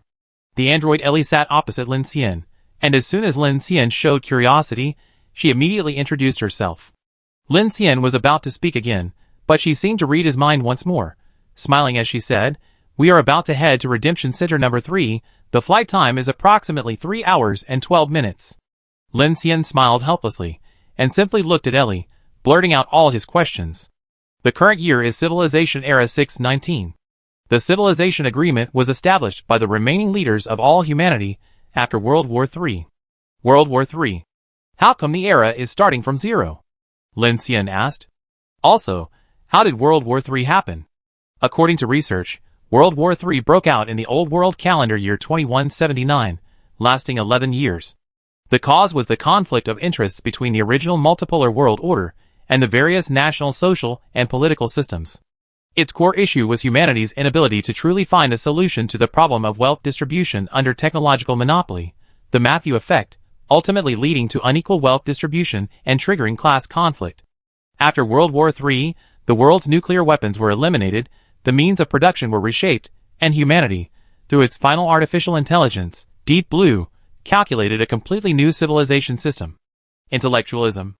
Under the system of intellectualism, all of humanity is defined as intelligent humans, an equal class. Bioengineered humans completely replace human labor, and intelligent humans receive rewards based on their computational output within the human-in-the-loop system.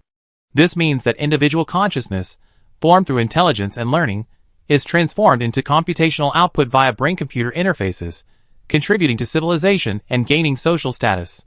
Therefore, the only path to wealth is through the human-in-the-loop system, and the rewards are distributed as social welfare by a supercomputer.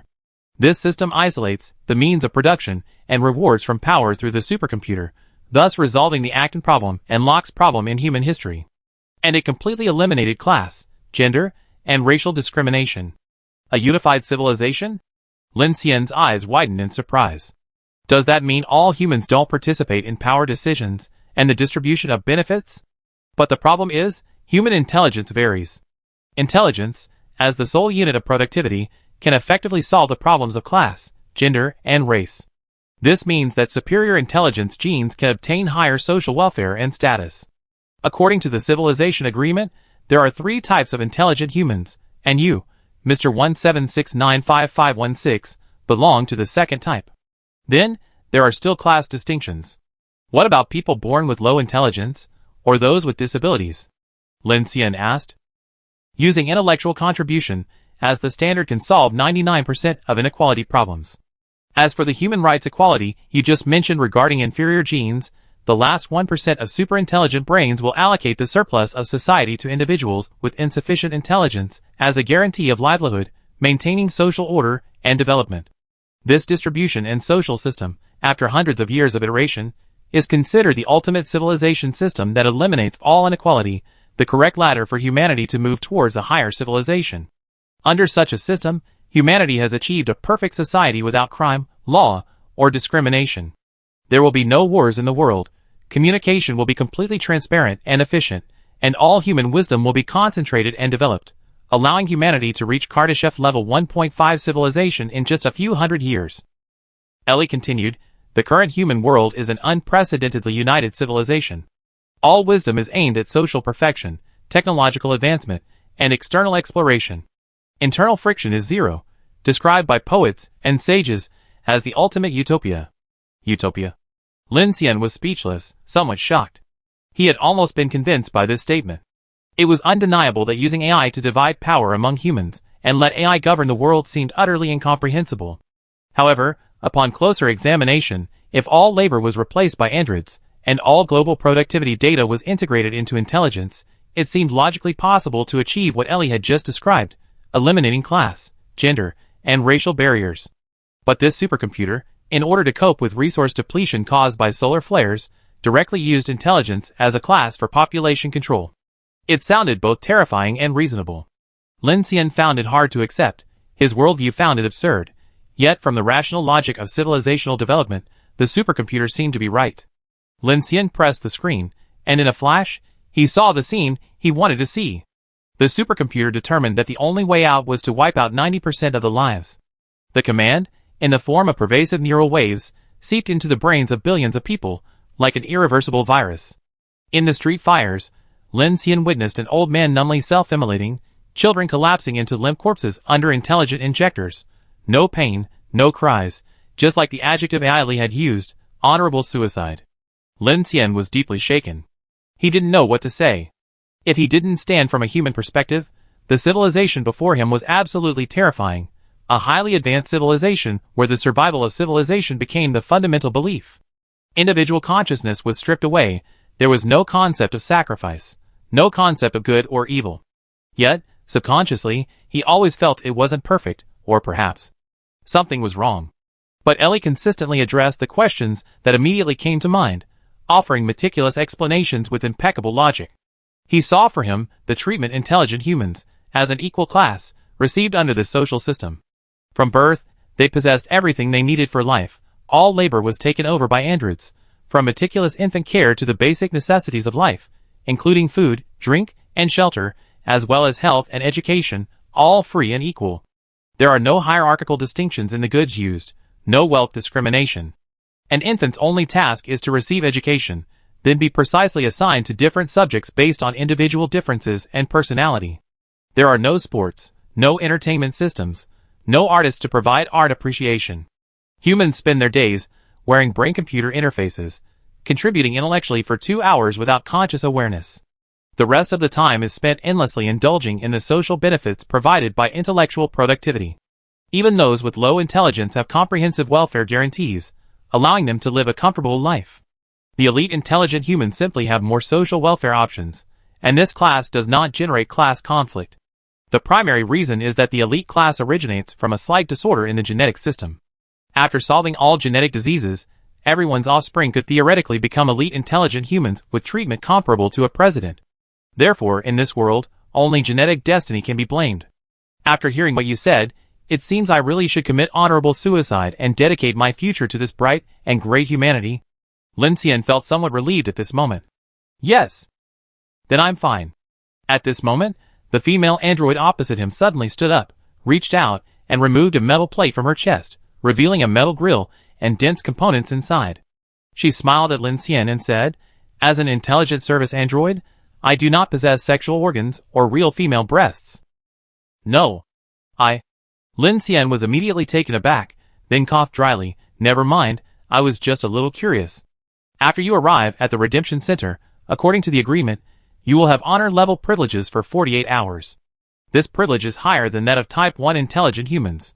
Apart from being exempted from the obligation of honor suicide, the android team will meet all your needs, including but not limited to unlimited sex, unlimited killing, unlimited food, and unlimited entertainment." "A last meal?" Lin Xian smiled, pretty humane. After thinking for a moment, he couldn't help but frown, logically, being required to commit honor suicide. Those who act without hesitation should be self-reliant. I, with my rebellious mindset, am an outcast. How come I'm being given a redemption center, and so many benefits? To uphold the belief in the fairness of civilized institutions, rebels must also sacrifice themselves for civilization. The supercomputer views these people as those who possess human rights, but lack civilized beliefs, and are also a remnant of social poison. Before eliminating them, the supercomputer will communicate with you through a circuit, allowing you to reflect on the problems existing in the intelligent model. This kind of error is of great significance to our progress. Lin Xian suddenly realized, good heavens. Reflecting on himself, he was utterly flawless. He needed to not only kill those unwilling to contribute to civilization, but also understand why they were unwilling, what problems existed in the social system, and what biases existed in their understanding of the world. This was terrifying to the extreme, and chilling to the bone. Eliminating all dissenting thoughts, and this elimination wasn't through killing, but from the very foundation of the world, like antivirus software on a computer removing viruses, while simultaneously patching them to maintain absolute system stability. When this computer is running, all principles are correct. Lin Xian felt a chill run down his spine. He seemed to realize something, but couldn't quite grasp it. Ailey, sitting opposite him, glanced at him, a strange expression appearing on her beautiful face. Several hours later, the transport ship stopped outside a massive hemispherical building, like some kind of planetary palace. Lin Xian, restrained by 2 drones, stepped onto the enormous black staircase.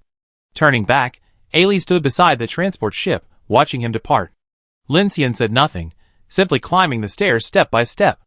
Looking down, he was startled to find that with each step, a passage of text appeared. For example, the step he took now displayed glowing text. Without nations, there is no order.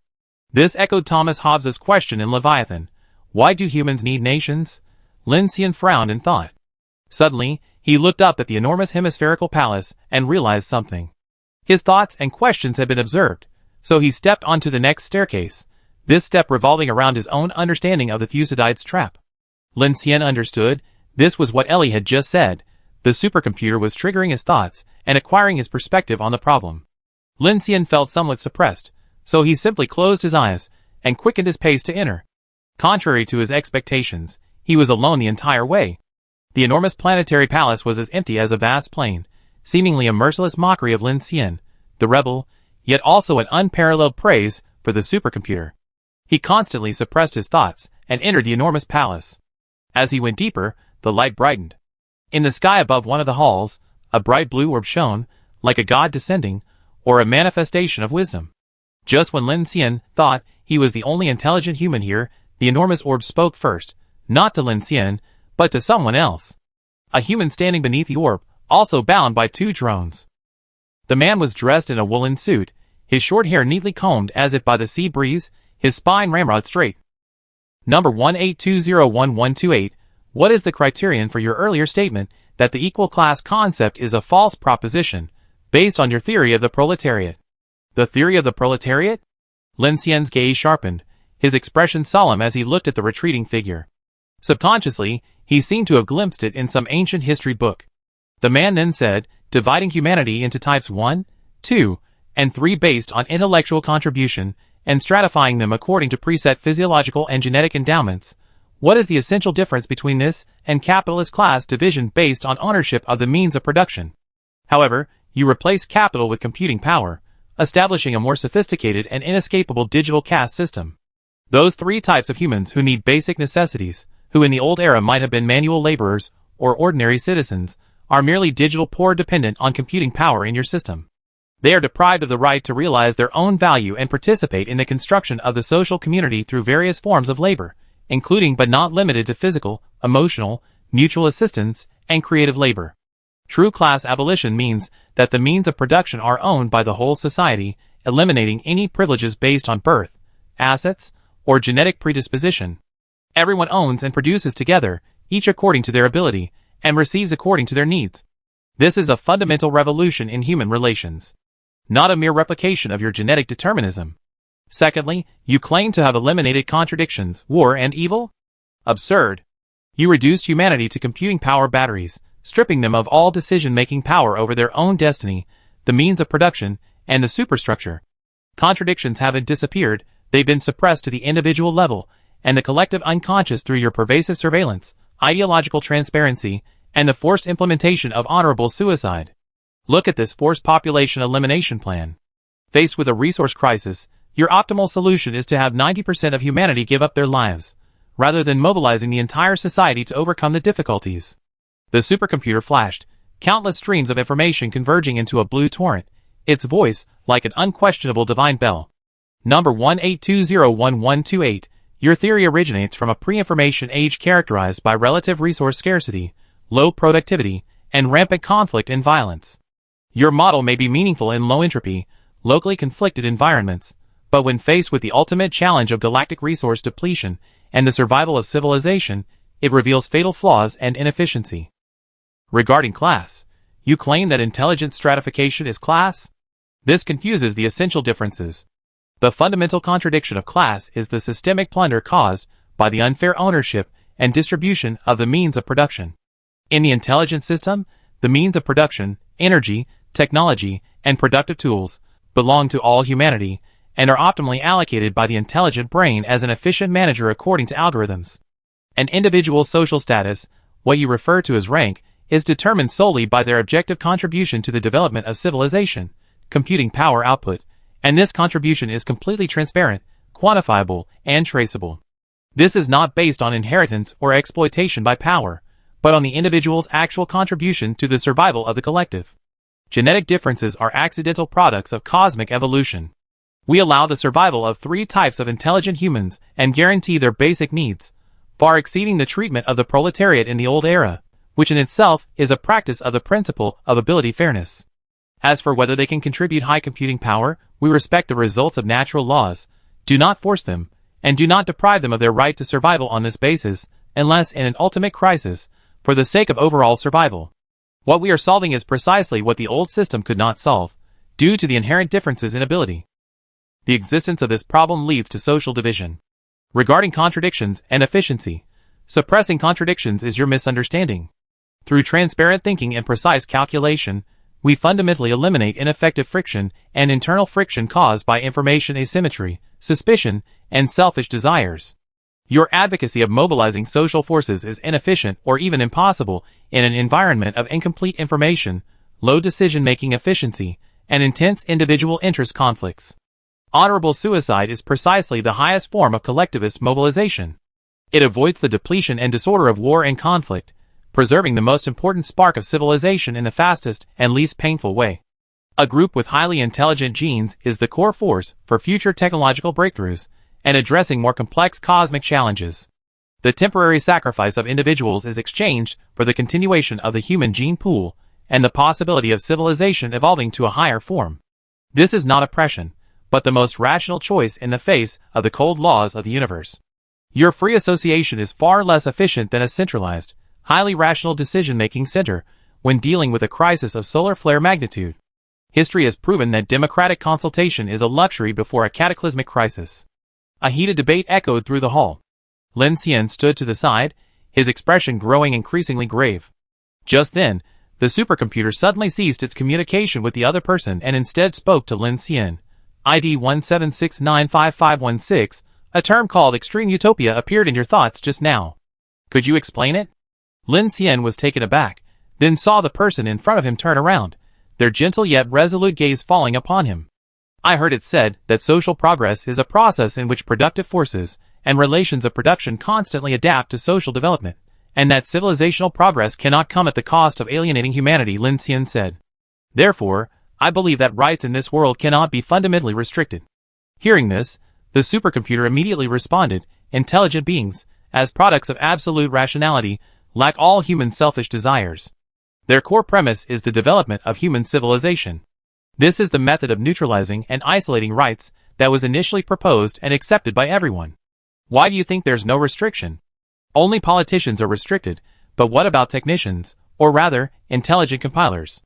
Lin Xian suddenly realized something and smiled inexplicably. In my words, they should be called programmers.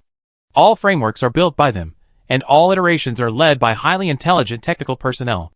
Although it's decentralized, it uses consciousness as the core circuit.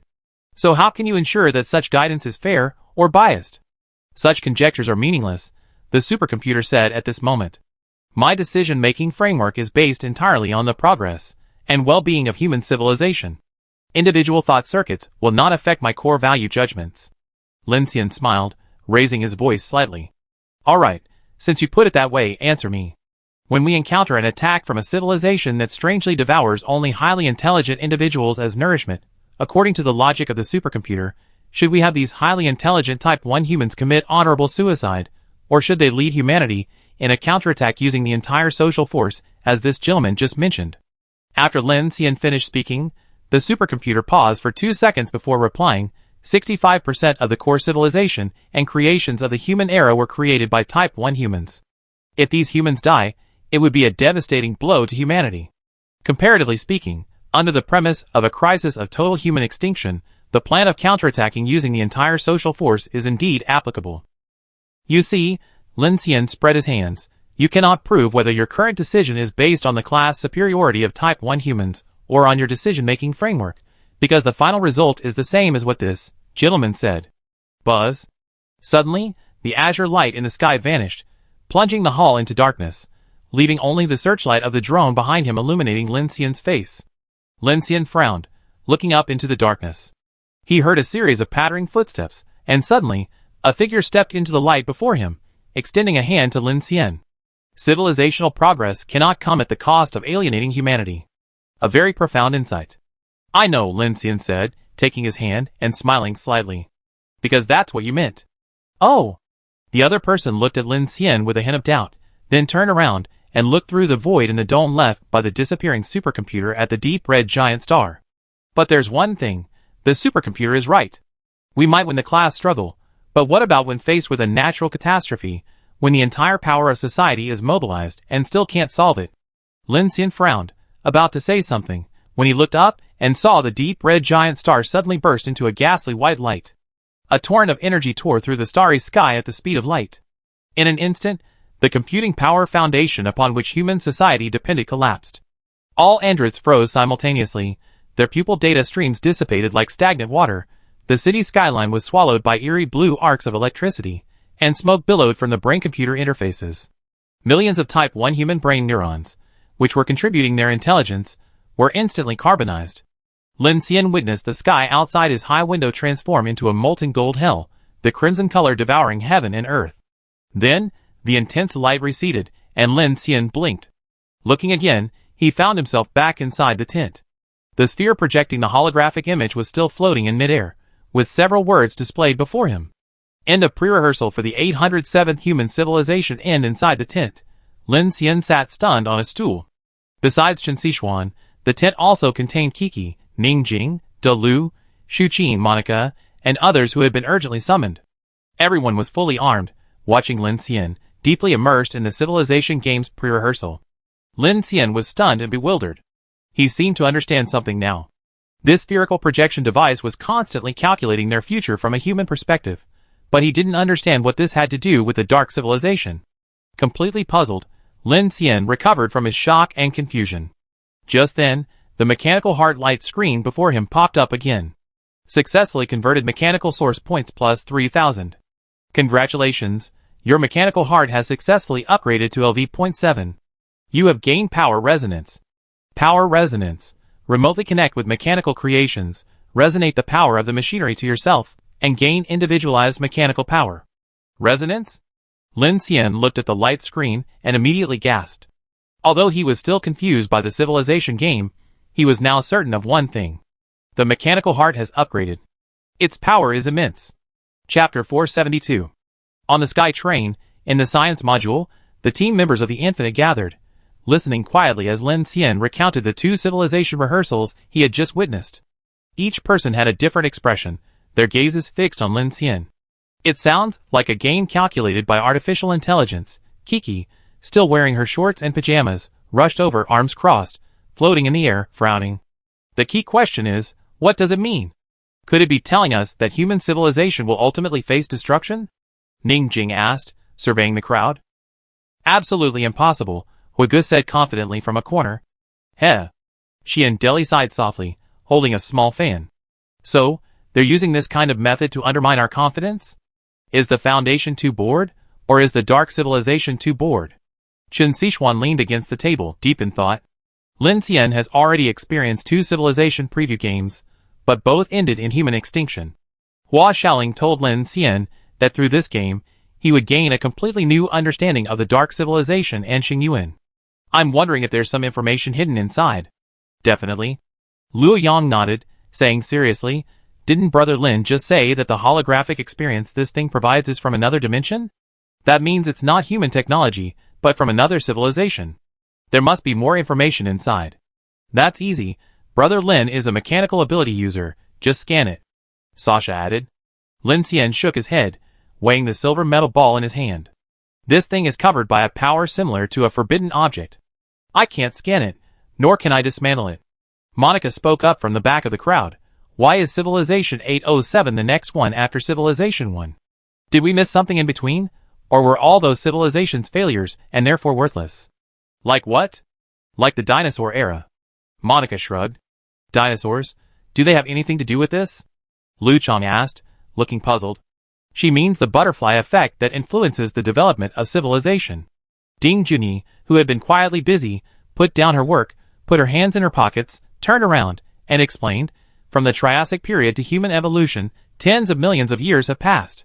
A meteorite crisis, a century-long rainstorm, an ice age, or even seemingly insignificant changes in the universe could all lead to the disappearance of human civilization, annihilated before it even takes shape.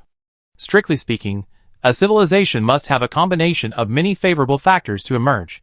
She looked at Viola as she spoke.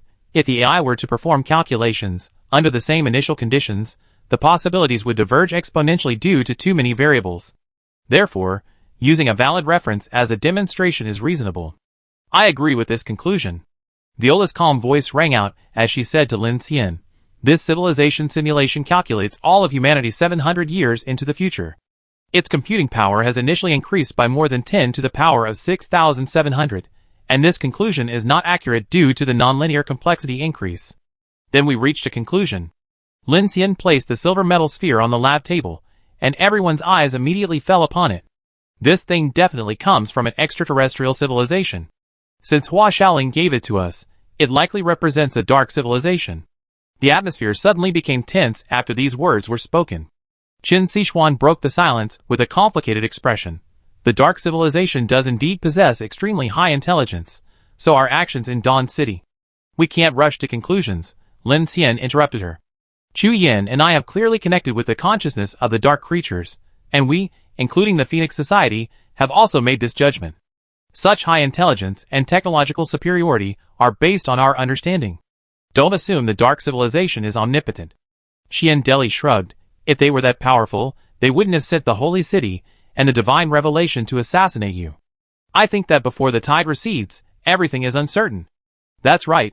Kiki looked at Lin Xian, then gestured with her chin towards the metal ball on the table. Since there's no danger, and it can enhance your abilities, try it a few more times. Maybe the problem is actually quite simple, better than all of us guessing here. Lin Xian nodded. That's what I think too. The Foundation is watching us, so should we set off immediately after dawn? Qin Sichuan asked cautiously.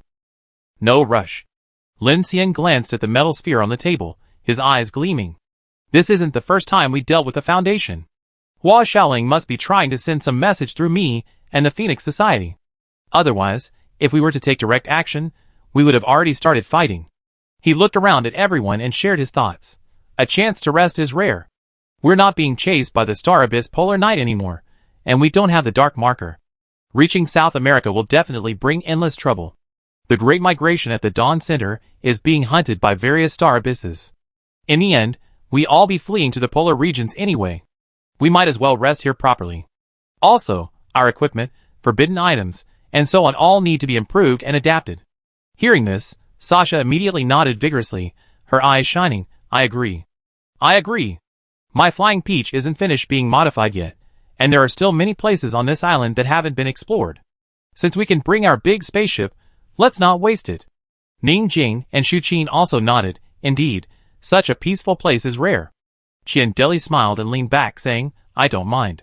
The Hawaiian sun is very comfortable. I might not be able to get sunburned there anymore. Hearing this, Lu Xingchen also nodded. Hey, this place is indeed suitable for cultivation. It's just that there are too many zombies, making a lot of noise. Kiki shrugged. Okay, in that case, tomorrow we continue to split up and search this island thoroughly, as a way to rest and recuperate, Qin Sichuan said with a sigh of relief. Yes, Lin Xian said calmly.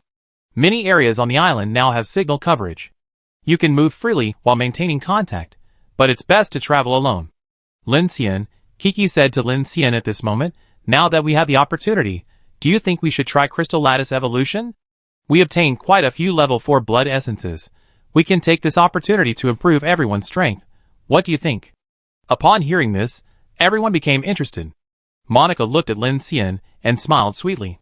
At this moment, Lu Xingchen, his eyes shining, also lowered his hand and said excitedly, "Brother Lin, we are willing to risk trying this cultivation method. No need to risk it. According to the Phoenix Society's data, using level 4 blood essence with a spirit transformation value of over 10,000 is almost foolproof. Furthermore, if it's done under the Dark Energy Synergy device, the damage to the body can be reduced," Lin Xian said. "The only problem is still the potential side effects. One thing we can confirm right now." He surveyed the crowd and said in a deep voice, "Reduced lifespan." His words caused a stir among the crowd, but no one seemed alarmed. Qian burst out laughing.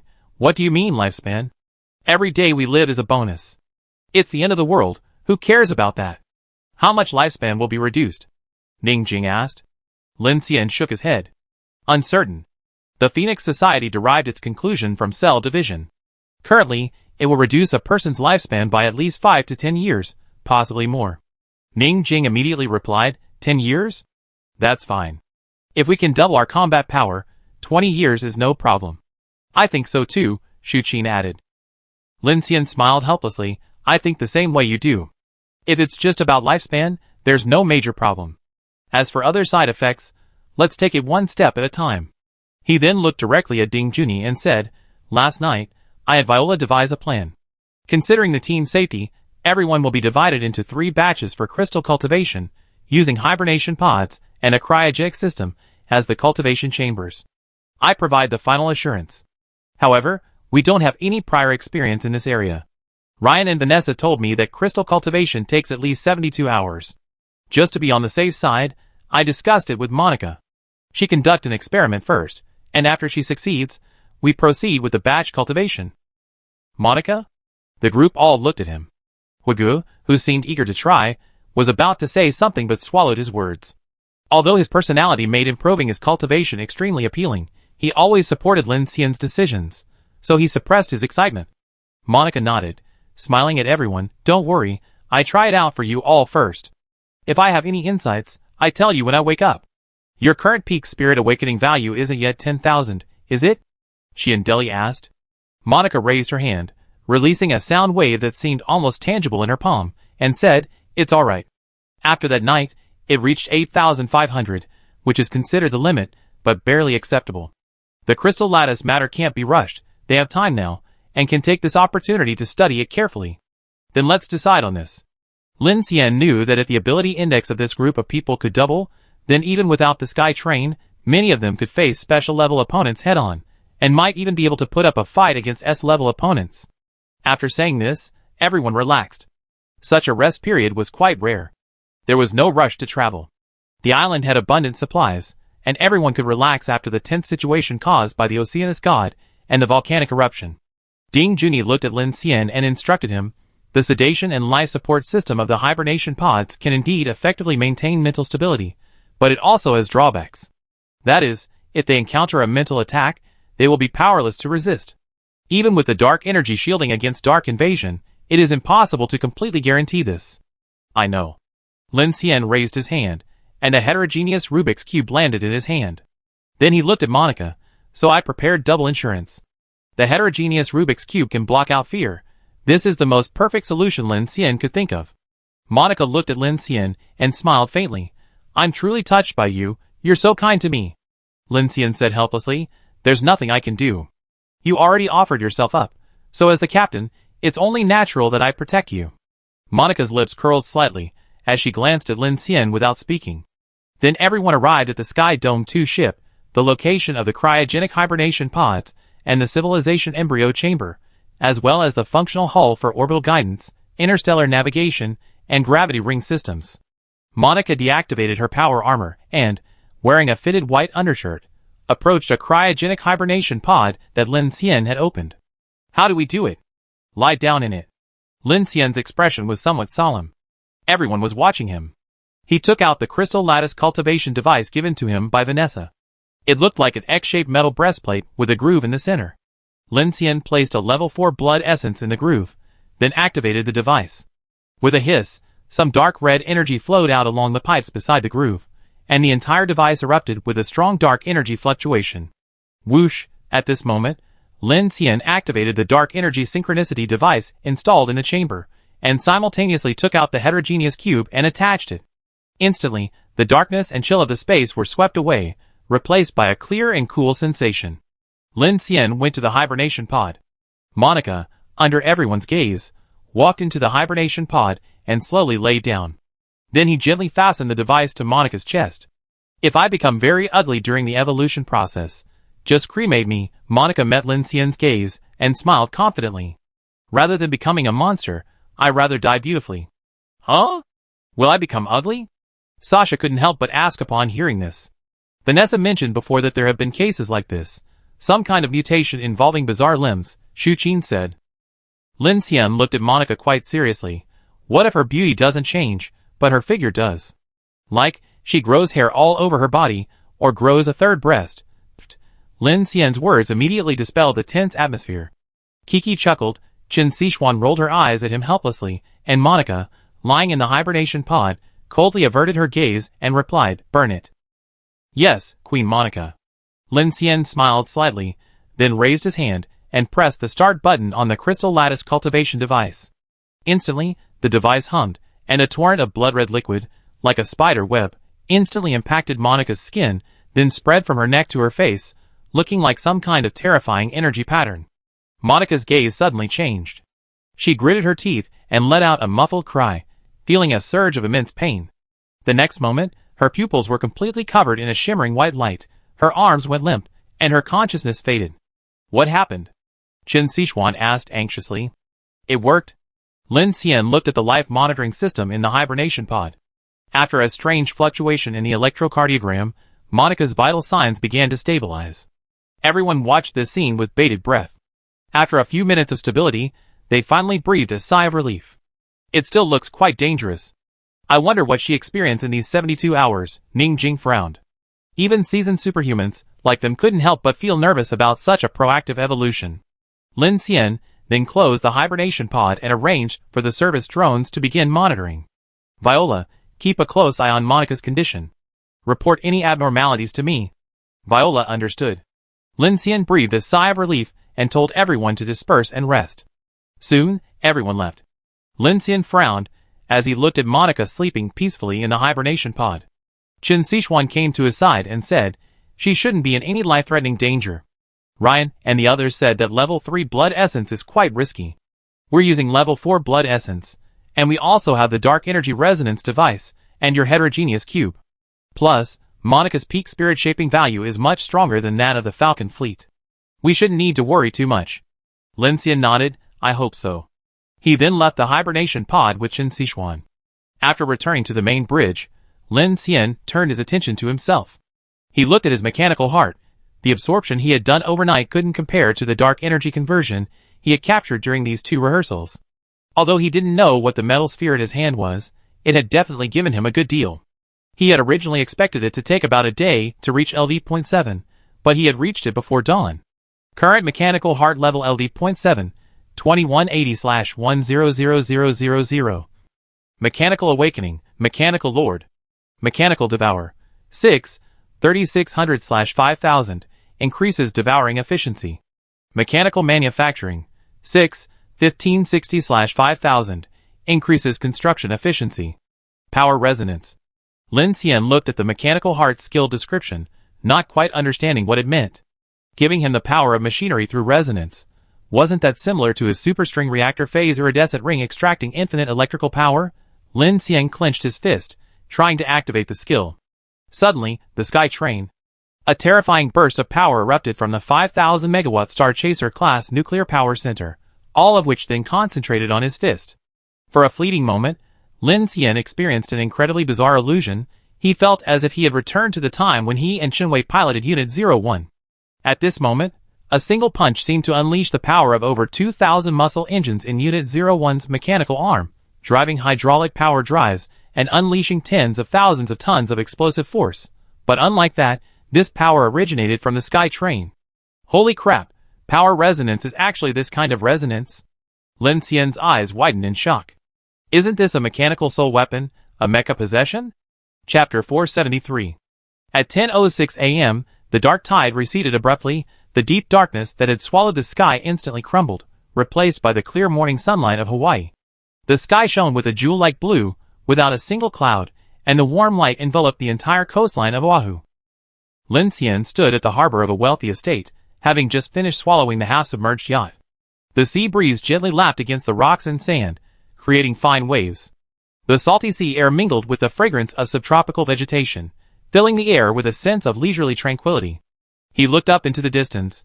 This once popular resort was now shrouded in deathly silence, but this place offered them, the post-apocalyptic refugees, a rare sense of peace. Lin Xian hadn't slept all night and had reaped a rich harvest. Besides the large amount of supplies he had scavenged from the city, Lin Xian had gained at least 10,000 mechanical source points that night, directly breaking through to LV7 mechanical heart. And then, there's this blueprint. Opening the R&D center, Lin Xian pulled up the blueprint for the Star Predator XR-01 mech. This mech had proven powerful in Dawn City, forming a core fighting force alongside the Xuanwu and Zhu Ke to defend the city walls against S-class anomalies. At 60 meters tall, it was a behemoth. However, Lin Xian didn't plan to build this mech. Firstly, the manufacturing time was extremely long. Even using 6 construction sequences, it would take at least 144 hours, consuming vast amounts of materials and effort. During this time, Lin Xian wouldn't be able to manufacture other items, which would be very troublesome. After entering ocean orbit, considering the risks, Lin Xian prioritized the construction of the Sky Train arsenal ship. In case of problems, the Sky Train would be his last line of defense in the Pacific. And as it turned out, his decision was absolutely correct. In terms of overall combat capability, the Star Predator XR-01 was in a rather awkward position. A single S-class mech posed no threat, while Lin Xian's elite squad could easily handle mechs below S-class. Therefore, it wasn't particularly practical for Lin Xian, but for the interstellar military, this kind of super-large mech capable of single-person neural communication control would undoubtedly be the main weapon on the defensive battlefield. Therefore, Lin Xian's current manufacturing focus, besides drones, was on the Iron Man Dragon Woman mech army that he was developing with Viola. If Lin Xian were to build super-large mechs, they would at least be at the level of a prototype or higher. Therefore, he was currently only quite interested in the planetary-level Titan planet mentioned in the research center. Lin Xian put the blueprints into the research center again, and the light screen reappeared. This blueprint has reached the celestial level, and is ready for planetary-level research. Mechanical manufacturing level 7 is required. Planetary Titan mech, blueprint, research time. Requires 6,000 qubits of computing power. This content is basically the same as last time. The mechanical heart has been upgraded to level 7, only mechanical manufacturing is missing. That will be quick. We're just about to mass-produce a mech army, so we use this to practice its proficiency. Then, there's the computing power. Lin Xian frowned. Viola and Grace are both AIs with 8,192 qubits of computing power, so they should both meet the requirements. But the problem is how to connect them? Am I supposed to throw Viola into the Black Star Forge too? This is a bit troublesome. Viola is currently the main control core of a Sky Train and drone swarm. Without Viola, their mere 20 people simply can't operate this 5-kilometer-long interstellar behemoth. And Grace is currently atop the southern heavenly gate. After some thought, Lin Xian decided to prioritize upgrading his mechanical manufacturing level first, so he could ascertain the specific timeframe given by the R&D center. Lin Xian immediately entered the Black Star Forge space. At this time, the blueprints for the Iron Man and Dragon Girl mechs were not yet complete. He didn't allow the construction sequences to remain idle, filling all 6 construction sequences with automated manufacturing tasks, all for manufacturing functional drones and industrial robots for transport, vertical construction, and maintenance. The more drones, the better, as they would greatly improve Lin Xian's manufacturing and maintenance efficiency. Overnight, nearly 900 communication relay stations have been deployed throughout the city, all thanks to these drones.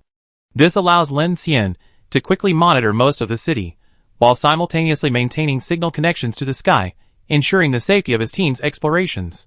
Ant-7 Nano 3D printing construction robot completed, mechanical manufacturing proficiency plus 15 steel pulse pipe / circuit laying robot completed, mechanical manufacturing proficiency plus 12 silver shuttle alpha magnetic levitation container transport robot completed, mechanical manufacturing proficiency plus 11, with all 6 construction sequences operating at full capacity. A drone can be manufactured and charged in less than 5 minutes. Lin Xian currently has ample material space. At this efficiency, he can manufacture 12 drones per hour, and nearly 300 industrial drones of various types per day. With this level of investment, his mechanical manufacturing will be upgraded in about a day. The team entered a rest period. After dawn, Lin Xian didn't assign any specific tasks, but several groups of team members still went into the city to search. Perhaps they wanted to enjoy the adventure and the harvest of supplies, or perhaps they simply couldn't stay idle and wanted to explore the island city. Early in the morning, Ningjing, Shaoqing, and Abai explored towards the wealthy area. Shu Qin and Sasha explored towards the casino, while Shiori and Ryanosa prepared to check out the surrounding islands. Sun Yuzhen, saying she could help, followed along. Everyone, keep your communicators connected at all times. Lin Xian has already deployed communication modules throughout the city area on the island, so please be extremely careful. Qin Sichuan's voice came from the bridge, reaching everyone's communicators. Lu Xingchen and Qian Deli found a comfortable spot on a white sand beach, set up deck chairs and parasols, and leisurely began their post-apocalyptic holiday mode. You must be really looking forward to that crystal evolution thing, right? Qian Deli, wearing a floral shirt, took a sip of the ice-cold beer he scavenged from the island. His handsome face was partially obscured by large sunglasses. He spoke to Lu Xingchen. Of course. Lu Xingchen replied leisurely, lying in the shade, enjoying the warm sea breeze. It can enhance cultivation. I couldn't ask for more. Qian Deli scoffed. I don't really care. My speed is already fast enough. I don't know how much faster it can get. But speaking of which, the idea of a crystal growing inside my body is a bit off-putting. He turned to Lu Xingchen and grinned. So Lin Xian's concerns aren't without reason. Lu Xingchen looked up in silence for a moment, then turned to Qian Deli, pulling down his sunglasses. Brother Qian, do you know anything about the nascent soul? Qian Deli frowned. I heard of it, from cultivation novels. That's right, Lu Xingchen said confidently. Comparing the crystal grid to the refining of a nascent soul makes it easier to accept. I think there's a similar principle between the two. The crystal grid is a container that can accumulate dark energy, and it's also the foundation for us mortals to have enough power to fight those enormous demons. Qian Deli was surprised by his theory. You think so? Lu Xingchen smiled. Brother Lin once said that the blood essence demon is like the power core of a mecha. Such a huge thing can split mountains and shatter the earth, overturn rivers and seas, but its body is only the size of a fist. From a scientific perspective, a small crystal capable of shrinking a nuclear power core to this size is incredibly powerful, whether viewed from the perspective of cultivation or science, isn't it? Hey, I didn't expect you to be more than just a Chinibu, a person with delusions of grandeur. You're actually quite smart. You make a good point. Qian Deli nodded. Miniature nuclear power, interesting. Lu Xingchen lifted his sunglasses, rolled over on the deck chair, and a series of crackling electrical sparks erupted from the direction of the beach. Mo Xiaotian unleashed 2 arcs of electricity, and 50 meters away, a pile of rocks exploded with a pungent stench. 8 zombies carbonized into twisted skeletons. He was now sweating profusely, facing the zombies closing in on the beach. Concentrate your attacks more. If you lack strength, unleash it all at once, Lu Xingchen said loudly without even lifting his eyelids. Understood. Mo Xiaotian's face was a mixture of excitement and nervousness. He could now freely release arc beams of electricity from his fingertips, similar to an arc pulse gun, which could easily pierce through the heads of zombies. If released in a concentrated manner, they could spread out in a fan shape, causing massive area damage. Lu Xingchen had called him here to help them clear out the annoying zombies, and also to give him some practical experience. It's incredible that a 12-year-old could calmly face a horde of zombies. Previously, he was a helpless burden, hiding behind his grandfather and mother. Now, he can directly confront monsters, and although he hasn't killed any unseen entities yet, at this rate of growth, he soon reached the King Kong level. The second functional ship of the Sky Train houses a large, temperature-controlled botanical garden. This is part of the water-oxygen circulation system designed for long-distance interstellar travel, and also for ecological breeding and plant protection. Qin Sichuan, along with Miao Lu and Xiao Yuan, are planting the rare plant seeds they obtained. This cultivation hall is far more advanced than the train's planting carriages, with complete lighting, air, and circulating water systems. The space is vast, allowing for the separate cultivation of ornamental plants, trees, fruit trees, vegetables, and grains. Such a large space requires maintenance robots for assistance. Because Ding Junyi is absent, the 2 girls are extremely busy. Is Director Ding feeling unwell? Qin Sichuan held a dragon's blood tree seed between her fingers, somewhat worried about Ding Junyi's condition. This scientist had rarely changed her schedule since joining the team. Even when the fighting outside raged, she would continue her work without fail. It was quite strange that she was still resting today. Xiao Yuan, following behind, shook her head.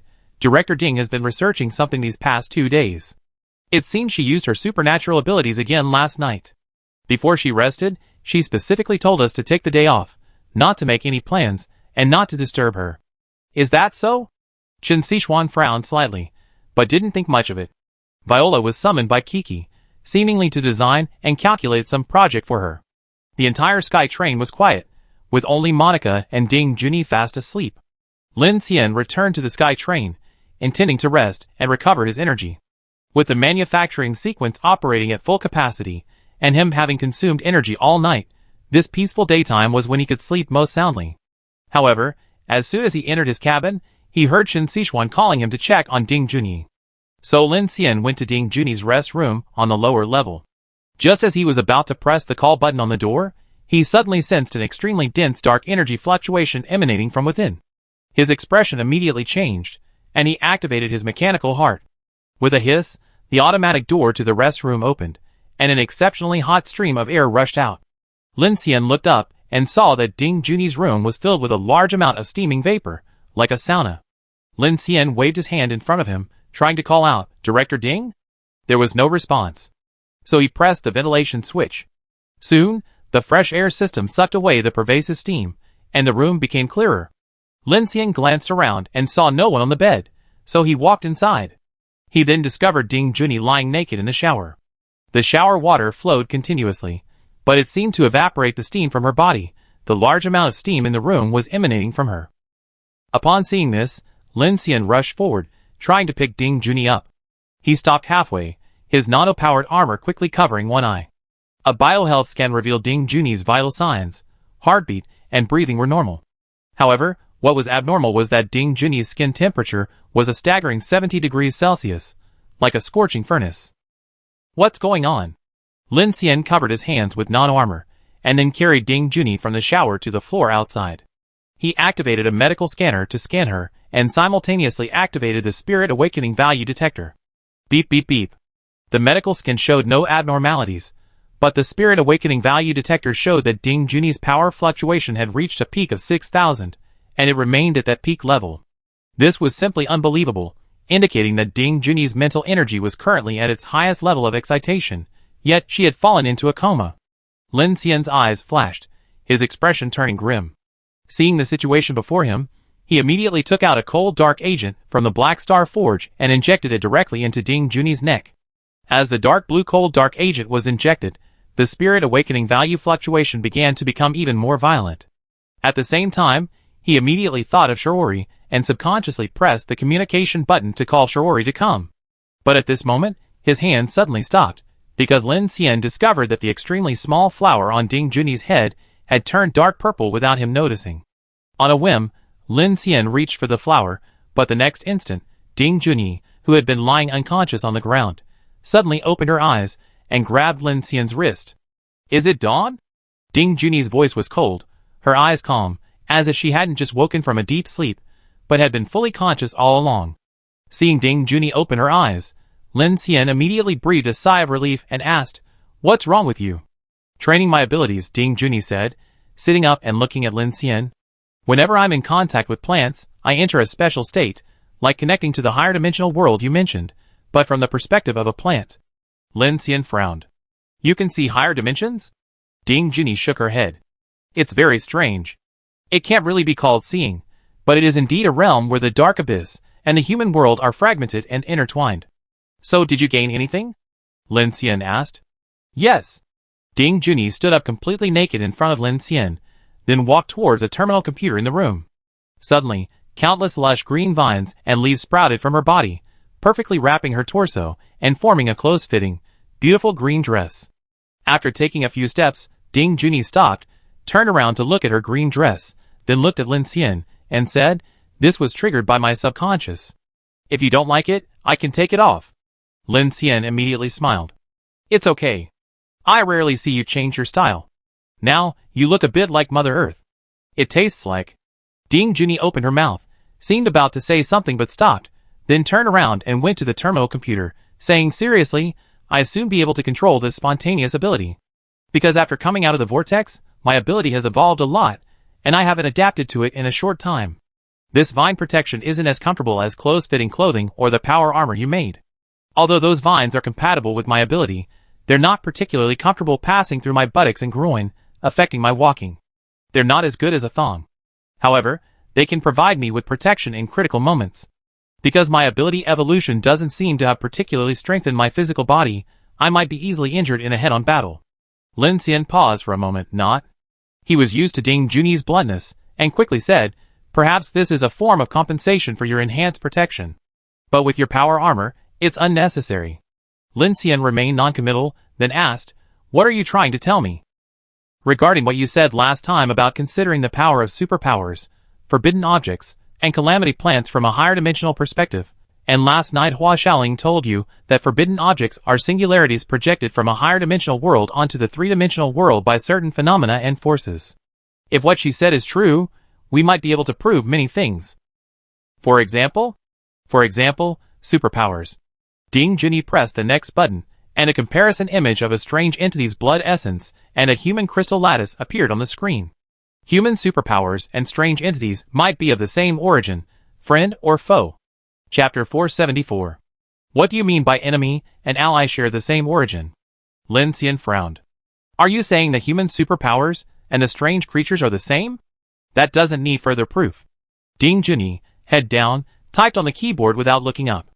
The discovery of cold dark fundamental particles and the data on dark energy potential have made our understanding of dark energy increasingly clear. To put it another way, it's like oxygen on Earth, the foundation of our life. Similarly, dark energy is the foundation of those strange creatures. So, humans were mutated by this oxygen, which is why they possess superpowers. Lin Xian shook his head. Although we tried to explain it scientifically, the differences in individual superpower systems don't seem like random bodily mutations. You're right. Ding Junyi turned around. That's what I meant by enemy and ally share the same origin. Lin Xian's expression slowly turned serious. Are you saying that the awakened superpowers of those with special abilities are traceable, bestowed under certain conditions? Ding Junyi paused for a second before replying, currently, there's a lack of valid evidence. It's just a conjecture I derive from integrating data on disaster plants, forbidden objects, and the growth of all the superpowered individuals on the train. I'm thinking that disaster plants are essentially organic matter from Earth, while forbidden objects are some kind of random inorganic matter. These special objects can release different properties, leading people to think of them only in terms of mythology or magical artifacts. Forcing a scientific explanation won't work either, Lin Xian said. I understand what you mean. Ding Junyi adjusted her glasses and said directly, mythology is essentially a human fantasy extended from nature. Conversely, to awaken those strange material powers, does it mean that the civilization has already mastered the power to regulate nature, biology, and physics? Lin Xian was taken aback. Okay, I still don't understand. Ding Junyi looked at him, her voice cold. I don't like beating around the bush. My guess is that human ability users are essentially the same logic as the bizarre entities created by the Dark Mother Nest.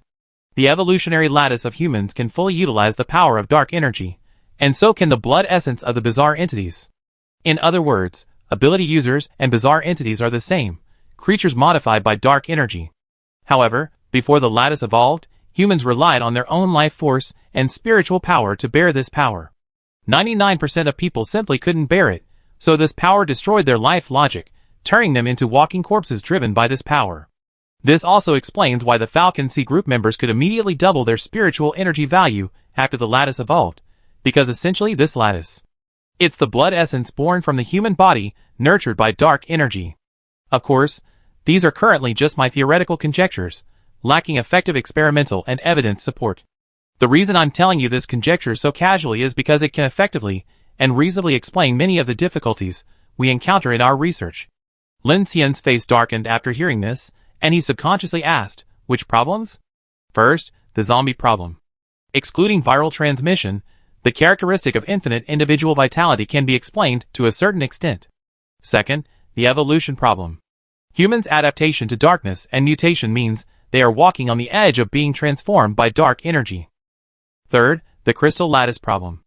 This is also a question you and the Phoenix Society have. Perhaps the Phoenix Society has already considered this idea and is conducting extensive research and comparisons. Lin Xian nodded. I did think about that. A crystal core growing inside a person's body. It looks like a supernatural entity. He shrugged and looked at Ding Junyi again. But this brings us back to the beginning. Shared origin refers to dark energy, so it's plausible that human abilities and evolution are similar to supernatural entities. There's nothing wrong with that, is there? The shared origin I'm referring to isn't oxygen, but an individual. Ding Junyi walked to the side, her green clothes quickly withering and falling off. She took a document from the bedside and tossed it to Lin Xian before slowly putting on a set of clothes. Take a look at this. Lin Xian took it and saw that it was actually a confidential document from the early stages of Project Angel.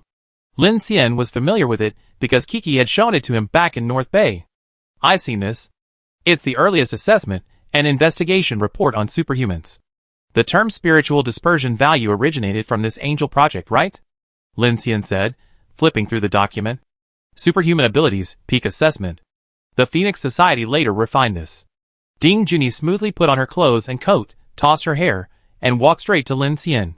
She opened the document to a page and pointed to the end.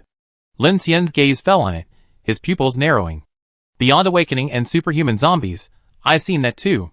Some superhumans, after awakening, have spiritual dispersion value peaks that directly reach the withdrawal level or even higher. I once heard Zhou Wu from the Nightwalker organization mention that he was like that, as were Wen Zhua and many other experts within the Phoenix Society. As for the sudden disappearance of this superhuman ability, Snap Lin Xian closed the file and looked at Ding Junyi. Just say it. Ding Junyi took a deep breath and calmly looked at Lin Xian, saying, do you believe there's some connection between a superhuman's ability disappearing into thin air and a specific anomaly being destroyed? Lin Xian's pupils constricted sharply upon hearing this, and he immediately gasped, exclaiming in horror, you mean this is what you mean by enemies and foes sharing the same origin? Ding Junyi glanced at him slightly. If forbidden objects and calamity plants are singularity reflections of natural phenomena in a dark world, then human superhumans are reflections of advanced anomalies on individual life forms on Earth. That's completely understandable. Understand? Is it a shocking conclusion? The world is collapsing. Lin Xian's face darkened. If that's the case, then all of humanity's superpower evolution will be meaningless. Ding Junyi seemed to anticipate Lin Xian's reaction, hands in her pockets, looking at him with a reassuring tone. Don't be surprised. In fact, if this can be proven, it would be a good thing for humanity in some ways. Lin Xian smiled silently. Superpowered individuals, especially those who have undergone lattice evolution, should now be excluded from the Interstellar Army and Project Monarch. Humanity's greatest reliance in dealing with apocalyptic disasters is the evolution and breakthrough of its superhumans. All major organizations are desperately pushing them to evolve, break through, and reach higher limits, attempting to find a way to overcome these constraints and save human civilization. Currently, a superhuman with 20,000 spirit points can already defeat special-level monsters. Everyone believes that if the spirit points reach 50,000 or 100,000, even S-level monsters, corpse drivers, and world-class monsters might be defeated by humans. But now you're telling the world that superhumans are merely the manifestation of supernatural entities in the human world. Doesn't that equate to saying that humanity has absolutely no chance of defeating those monsters of darkness? Ding Junyi shrugged. If the theory is proven, there are several directions worth considering. 1. If the supernatural entity dies, the superpowered individual's ability disappears. Does the death of the superpowered individual affect the supernatural entity? This is an extreme consideration. 2. From a game theory perspective, currently there are no superpowered individuals capable of single-handedly dealing with S-level, corpse driving, or even world-class superpowered individuals. If one works, then the strategic value of superpowered individuals will be immense. 3. From a balance perspective, if superpowered individuals and supernatural entities can maintain the same strategic deterrence, then wouldn't humanity's technological power become a crucial factor influencing the balance? Lin Xian had a headache. What a joke. If superhumans could maintain the same strategic deterrence as the supernatural beings, Dawn City wouldn't have suffered such a devastating defeat. Ding Junyi's gaze fixed on him. The premise is that the Dark Civilization knows we possess this knowledge, and that we have the means to counter it. Lin Xian immediately opened his eyes upon hearing this, his whole body stiffening. His gaze met Ding Junyi's, and at that moment, it felt as if thunder had exploded in his heart. He slowly took 2 steps back, his brain racing. Although what Ding Junyi said was all just speculation, the discovery of this point of view had indeed illuminated countless mysteries of the world. He kept searching his memories, reviewing the past, and the more he thought about it, the more his scalp tingled. If what Ding Junyi said was true, then humanity's deterrence against the darkness might also be closely related to this. The Crescent Moon Project. Connecting to S-Class. Lin Xian murmured, suddenly recalling the experimental logs of the Nightwalker organization after they entered ocean orbit, which Yilan had shown him after the crystal lattice cultivation. The list of ability users in the experimental log primarily consisted of those who had surpassed a peak ability value of 10,000 after crystallization. This indeed achieved the effect Vanessa had described, doubling or even exceeding the peak ability value. However, he also noticed the observation logs below each user's information. There, many who had undergone crystallization experienced strange visual hallucinations in a short period. These hallucinations were strikingly similar to what Lin Xian had seen through the corpse driver after arriving in Dawn City, some originating from the night, others from the deep sea, all depicting unusual scenes. Even stranger, some of these individuals, despite having very high peak ability values, had mutated. What they saw wasn't hallucinations. Lin Xian looked at Ding Junyi, his expression extremely grave. If it were true, then those ability users who evolved through crystallization were most likely seeing the perspective of the supernatural entities. Ding Junyi frowned, remaining silent. Lin Xian suddenly turned around, as if struck by a sudden thought, but Ding Junyi called out to him. If you cancel Monika's crystal lattice cultivation now, she might die. I know what you're thinking.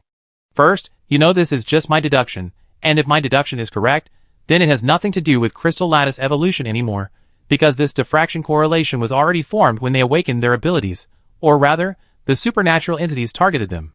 Lin Xian stopped, his gaze shifting, and coldly spat. What a scumbag civilization.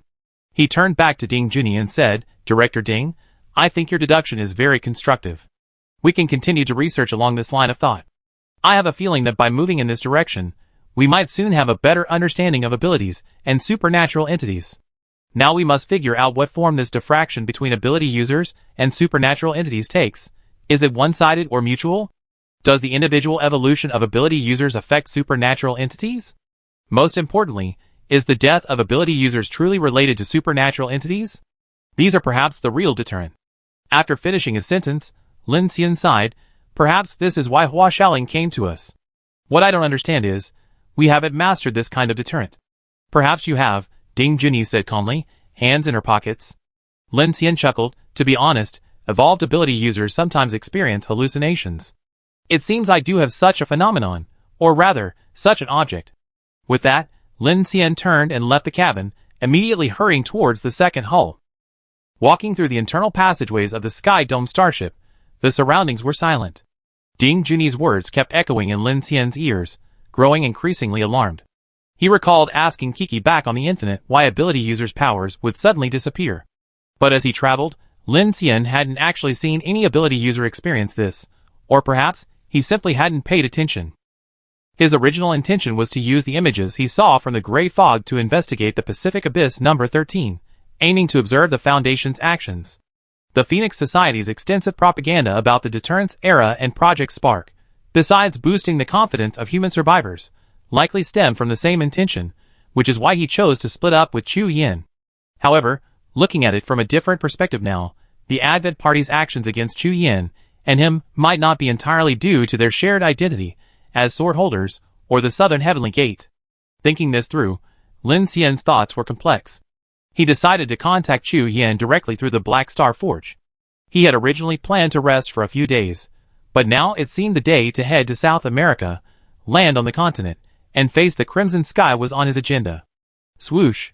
The automatic door of the hibernation pod opened, releasing a blast of cold air. Lin Xian quickly stepped inside, and immediately checked on Monika's condition.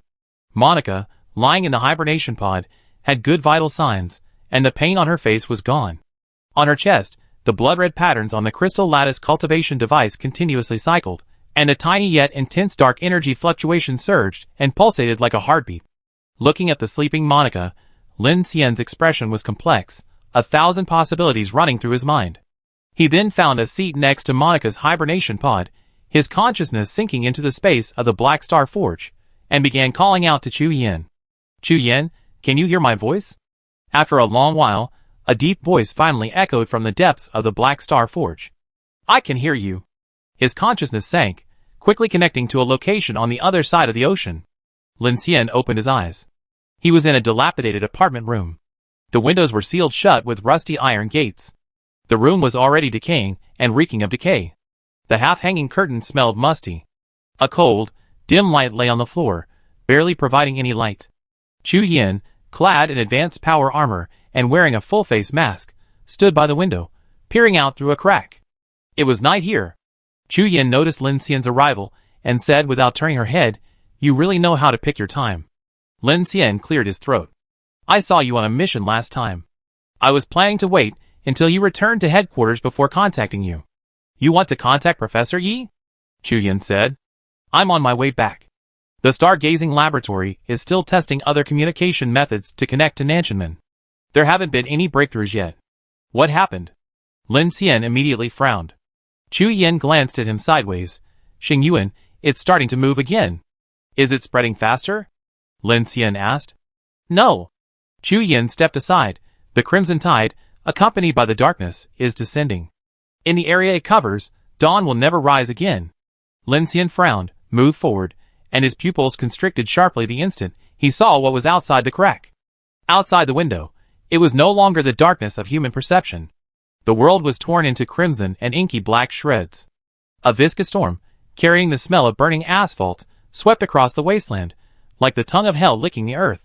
Steel power line towers twisted into grotesque skeletons howling in agony within the crimson storm. The ground cracked continuously, the entire world seemingly shrouded in a tropical storm capable of corroding the very fabric of nature. Human cities had been reduced to rubble and ruins.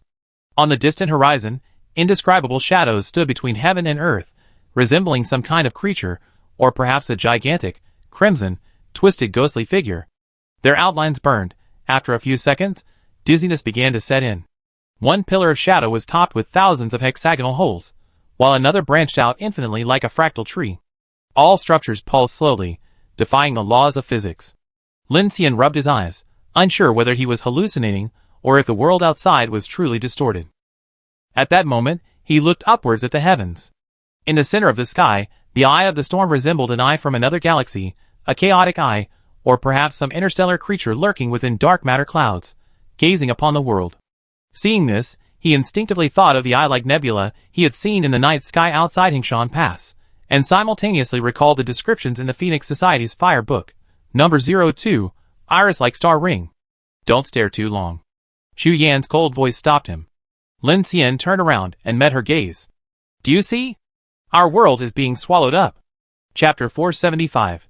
The Crimson World was like a blood-red nightmare. Lin Xian stared at the hellish scene, frozen in place. Unconsciously, endless fear and sorrow raged within him.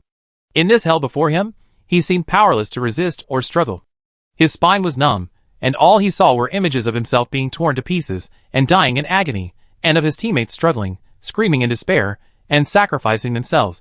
"Stop looking." A voice, like a booming bell, instantly shattered Lin Xian's rapidly crumbling sanity. He felt a cold arm pull him out of the scorching crimson hell before his eyes, almost suffocating him. Hiss. Coming back to his senses, Lin Xian took a deep breath, his face deathly pale. He stood there in shock, looking at Chu Yin before him. Darkness invasion? Even more terrifying than that. Chu Yin turned to face the window, raising her hand to seal all the gaps along the window frame with nanoparticles. At that moment, the chill in the room immediately lessened considerably.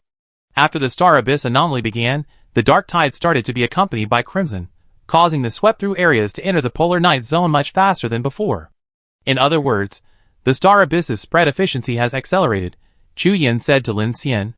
Moreover, this crimson coverage will turn the area into an absolute death zone, where bizarre creatures that were never detected before will appear. They are not S-rank, nor are they human monsters.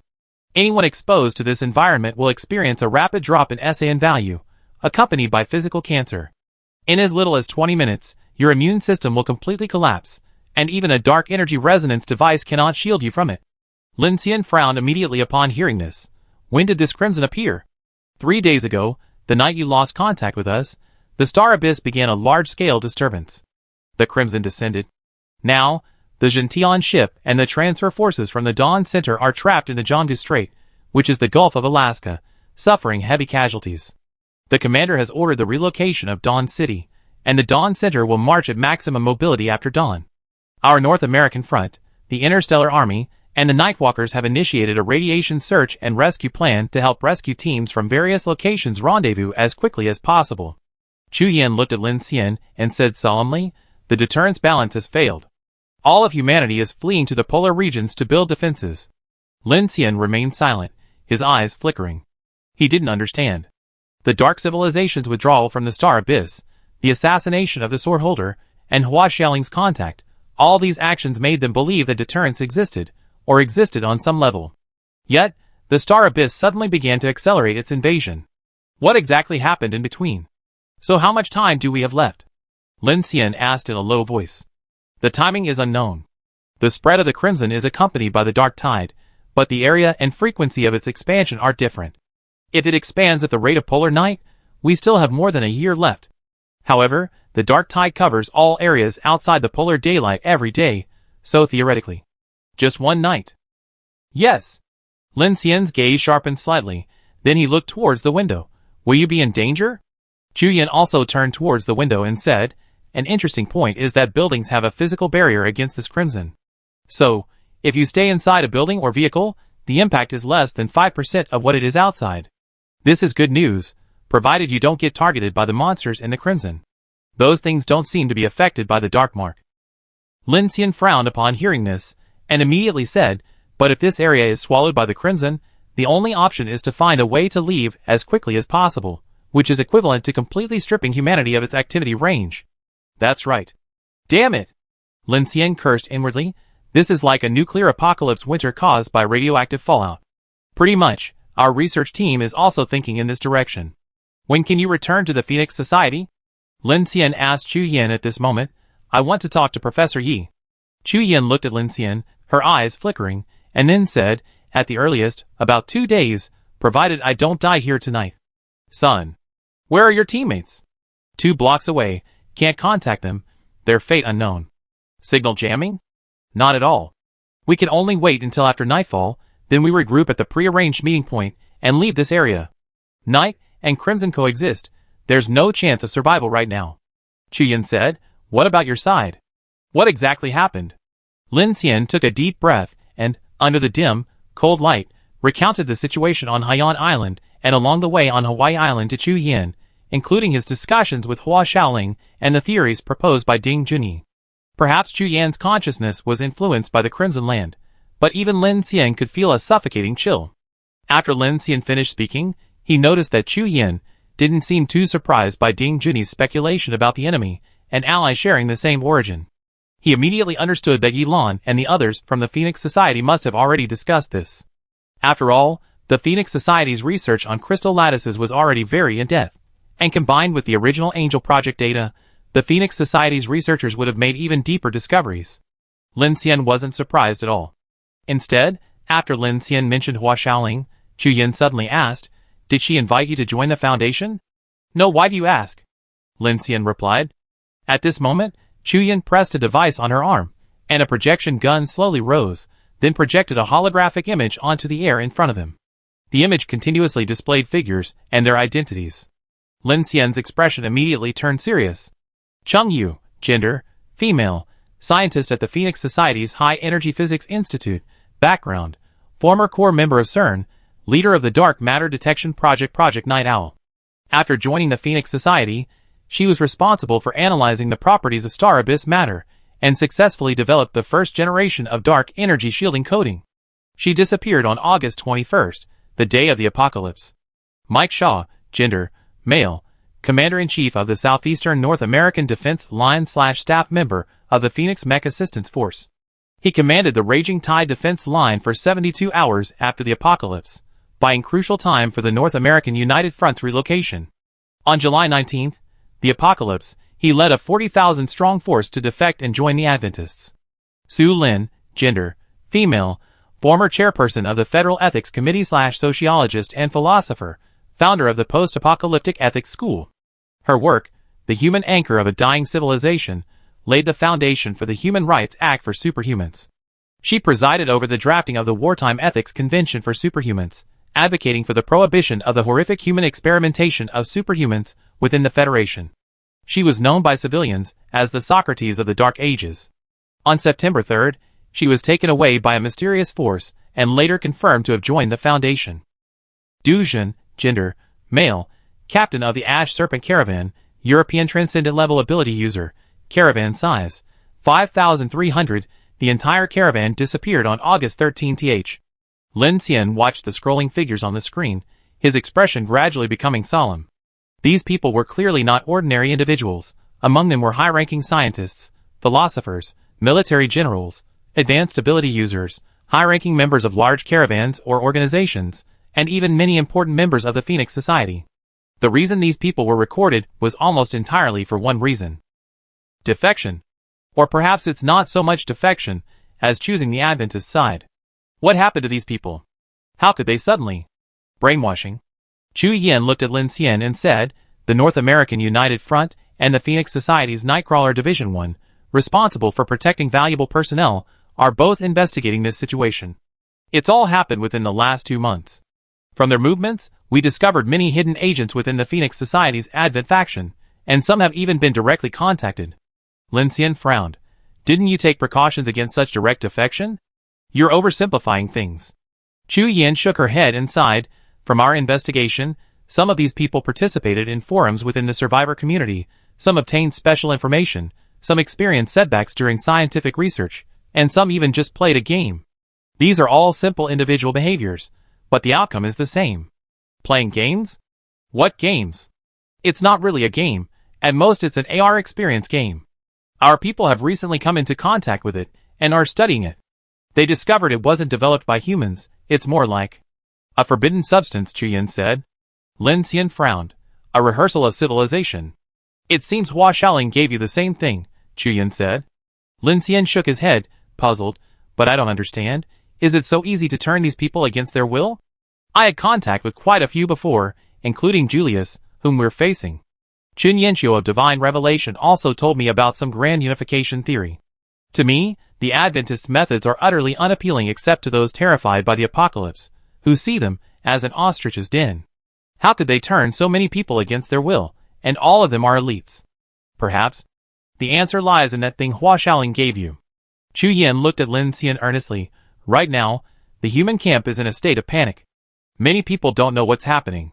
The Adventists are definitely carrying out some kind of operation.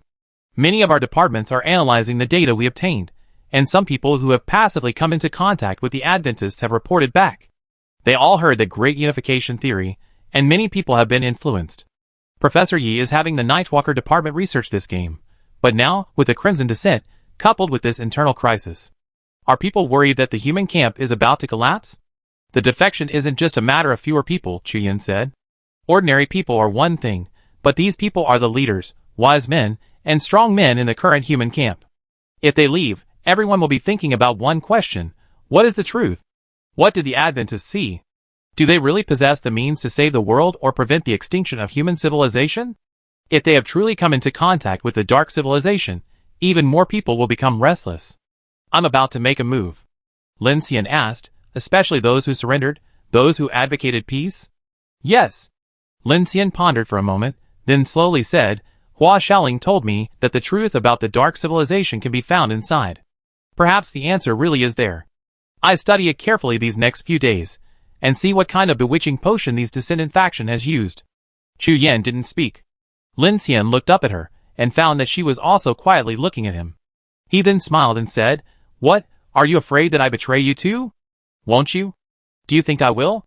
Lin Xian said meaningfully, Don't you know me well? You know all the secrets of my mechanical heart. Chu Yan's eyes flickered slightly, then she looked away saying, But I don't understand Hua Xiaoling. I don't understand what they're trying to convey to the public.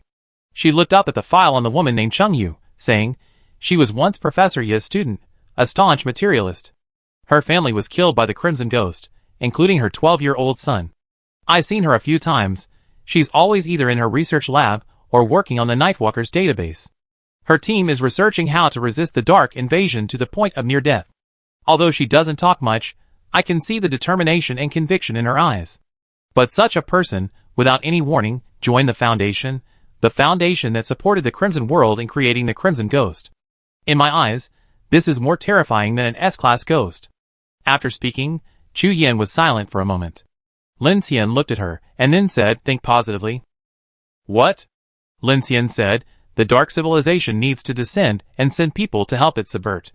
From a certain perspective, this also means that the Dark Civilization doesn't have the direct ability to destroy or take over Blue Star, or perhaps they want to be more cautious. Whatever their purpose, this is actually a good thing, right?" Chu Yin frowned slightly. Then she saw Lin Xian stand up, a calm smile on his face. If a person wants to crush an ant or destroy an anthill, they wouldn't resort to splitting, supporting, or subverting, would they? Chu Yin paused, Lin Xian's smile seemingly striking a chord within her. The gloom in her eyes lessened, and she looked at Lin Xian with a slight upturn of her lips. "Now that the Crimson Descent has arrived, and the world is about to be destroyed, do you still see it this way?" Lin Xian raised a finger to interrupt, saying seriously, "The Crimson Descent is the Crimson Descent, and the destruction of the world is the destruction of the world. They are not causally related. Blue Star has existed for billions of years. What haven't we seen? It's just a matter of how humanity saves itself. We haven't reached the end of the road yet." Chu Yin looked at him. "What do you plan to do?" "I will immediately head to South America to meet up with the Dawn Center. I obtained a forbidden artifact here, which is said to allow travel through the Star Abyss. Perhaps I can try it out in the Crimson Descent, and see what this world-destroying Crimson is all about. My director Ding has a very good habit that I like. She says to take life and death lightly, even the most terrifying dreams. Even nightmares can be explained scientifically. We haven't reached the point of being attacked by a lower dimension yet." Chu Yin nodded, looking at Lin Xian. "Then be careful if there's a problem. I contact you anytime." Lin Xian looked at the house under the dim, cold light, a chilling aura making him shiver involuntarily. He then said to Chu Yin, "My current situation seems much better than yours. You're the one who needs to be careful. You can contact me anytime using Grace. You don't need to wait for me to establish a mental link with you." "Oh, right." Before leaving, Lin Xian suddenly said to Chu Yin, "We should use the South Heavenly Gate when necessary. Darkness has already played its cards, and we must." A response. Chapter 476. After Lin Xian's consciousness link slowly disappeared before her eyes, Chu Yin, her face pale, leaned back against the corner of the wall. She gasped for breath, looking at her HUD, which showed her heart rate and mental fluctuations were at a critical level. "I hope you're all right," Chu Yin whispered to the air, then looked at her trembling hands, and slowly clenched her fists. As a psychic, she should have been the best candidate to handle the exploration of the Crimson, but even with her psychic abilities, and the dark energy resonance device working together, she still felt immense pressure from the attack. And this was indoors. If she were outdoors, she estimated she wouldn't last more than 30 minutes. She had to find a way back as soon as possible. If Project Spark failed, she would need to reunite with Lin Xian in South America. The Star Abyss was roaring here, the world was burning. Perhaps humanity didn't have much time left. Chu Yin thought of Lin Xian's words, her eyes flickering, but she didn't contact Grace. Nanchaman was Lin Xian's trump card. In her and Professor Ye's view, this trump card might be the reason Lin Xian was able to survive under the Foundation's nose. For this reason, she would never use it casually. Moreover, this Crimson area was full of unknown strangeness.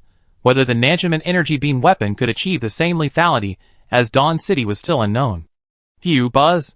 Chu Yin took a deep breath. Just then, intermittent static suddenly appeared on her communication frequency.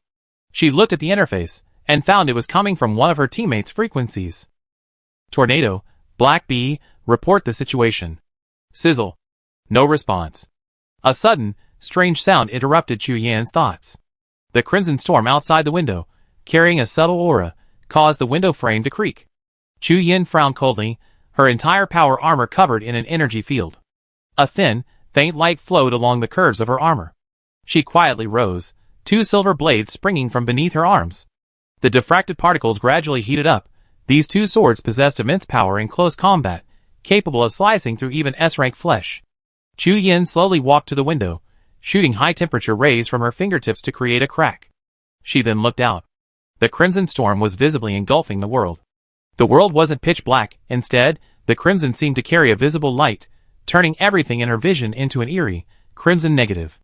The earth was stained crimson, the blood-red soil releasing visible red vapors into the air, which instantly evaporated into a crimson mist, quickly merging with the air and blurring the line between sky and earth. A creak. The sound came again. This time, Chu Yin was certain it was outside the door. She immediately turned to look at the sealed iron gate of the apartment building in the distance. The cold static of electricity still faintly hissed in the communication channel. Outside, the deathly silence was suddenly broken. It wasn't the howl of a zombie, nor the movement of a strange creature, but a sticky, heavy crawling sound, like thick, wet leather being slowly dragged across a rough surface. Step by step, the sound rolled across the cold concrete, seemingly just inches away, carrying an unspeakable malice, resolutely approaching the sealed, rusted iron gate. At that moment, the sounds outside abruptly vanished as they approached the door, replaced by an extremely chilling aura that rapidly spread into the room. Chu Yin could see the temperature displayed on her power armor's temperature sensor visibly dropping, and a layer of frost forming on the protective skin of her nano-armor. Simultaneously, the walls emitted a teeth-grinding groan, the rough plaster, as if drenched in strong acid, peeled off in large chunks, rotting and revealing an even more decaying underlying layer. The peeling plaster, halfway down, melted into a thick, dark red liquid with a plop, like a sponge soaked in blood, dripping onto the floor and emitting a suffocating stench. The already rusted iron door's dark brown rust spread rapidly, seemingly alive, as if being quickly corroded and aged. Accompanying this was the accelerated collapse of the room's visual field. A crimson fog churned like ink, swallowing sight. Light was suppressed to the point where only a blurry, distorted outline could be drawn within half a meter of Chu Yin. The cold fluorescent lights on the floor were now reduced to tiny specks. Then, the heavy iron door, which Chu Yin had sealed shut, completely covered in layers of crimson rust, seemingly integrated with the wall, silently opened inward without any external force. There was no sound. Outside the door frame, it was pitch black. There was no corridor or walls in sight. It was as if it were a deep, dark void where even darkness had lost its meaning. It was an absolute emptiness that could devour all light and hope. Just looking at it made one feel a cold fear that the soul was about to be ripped from the body. Chu Yan's muscles tensed instantly, her pupils contracted sharply, and a chilling killing intent replaced the weariness in her eyes. She slowly tightened her grip on the blade. Rose. I'm here. The AI unique to Chu Yin in her power armor responded. My mental senses detect that some kind of interdimensional being is standing before me. Is it similar to the situation inside Star Abyss number 3? I don't know, probably similar. Prepare. Okay, deploy the gravitational lensing device immediately.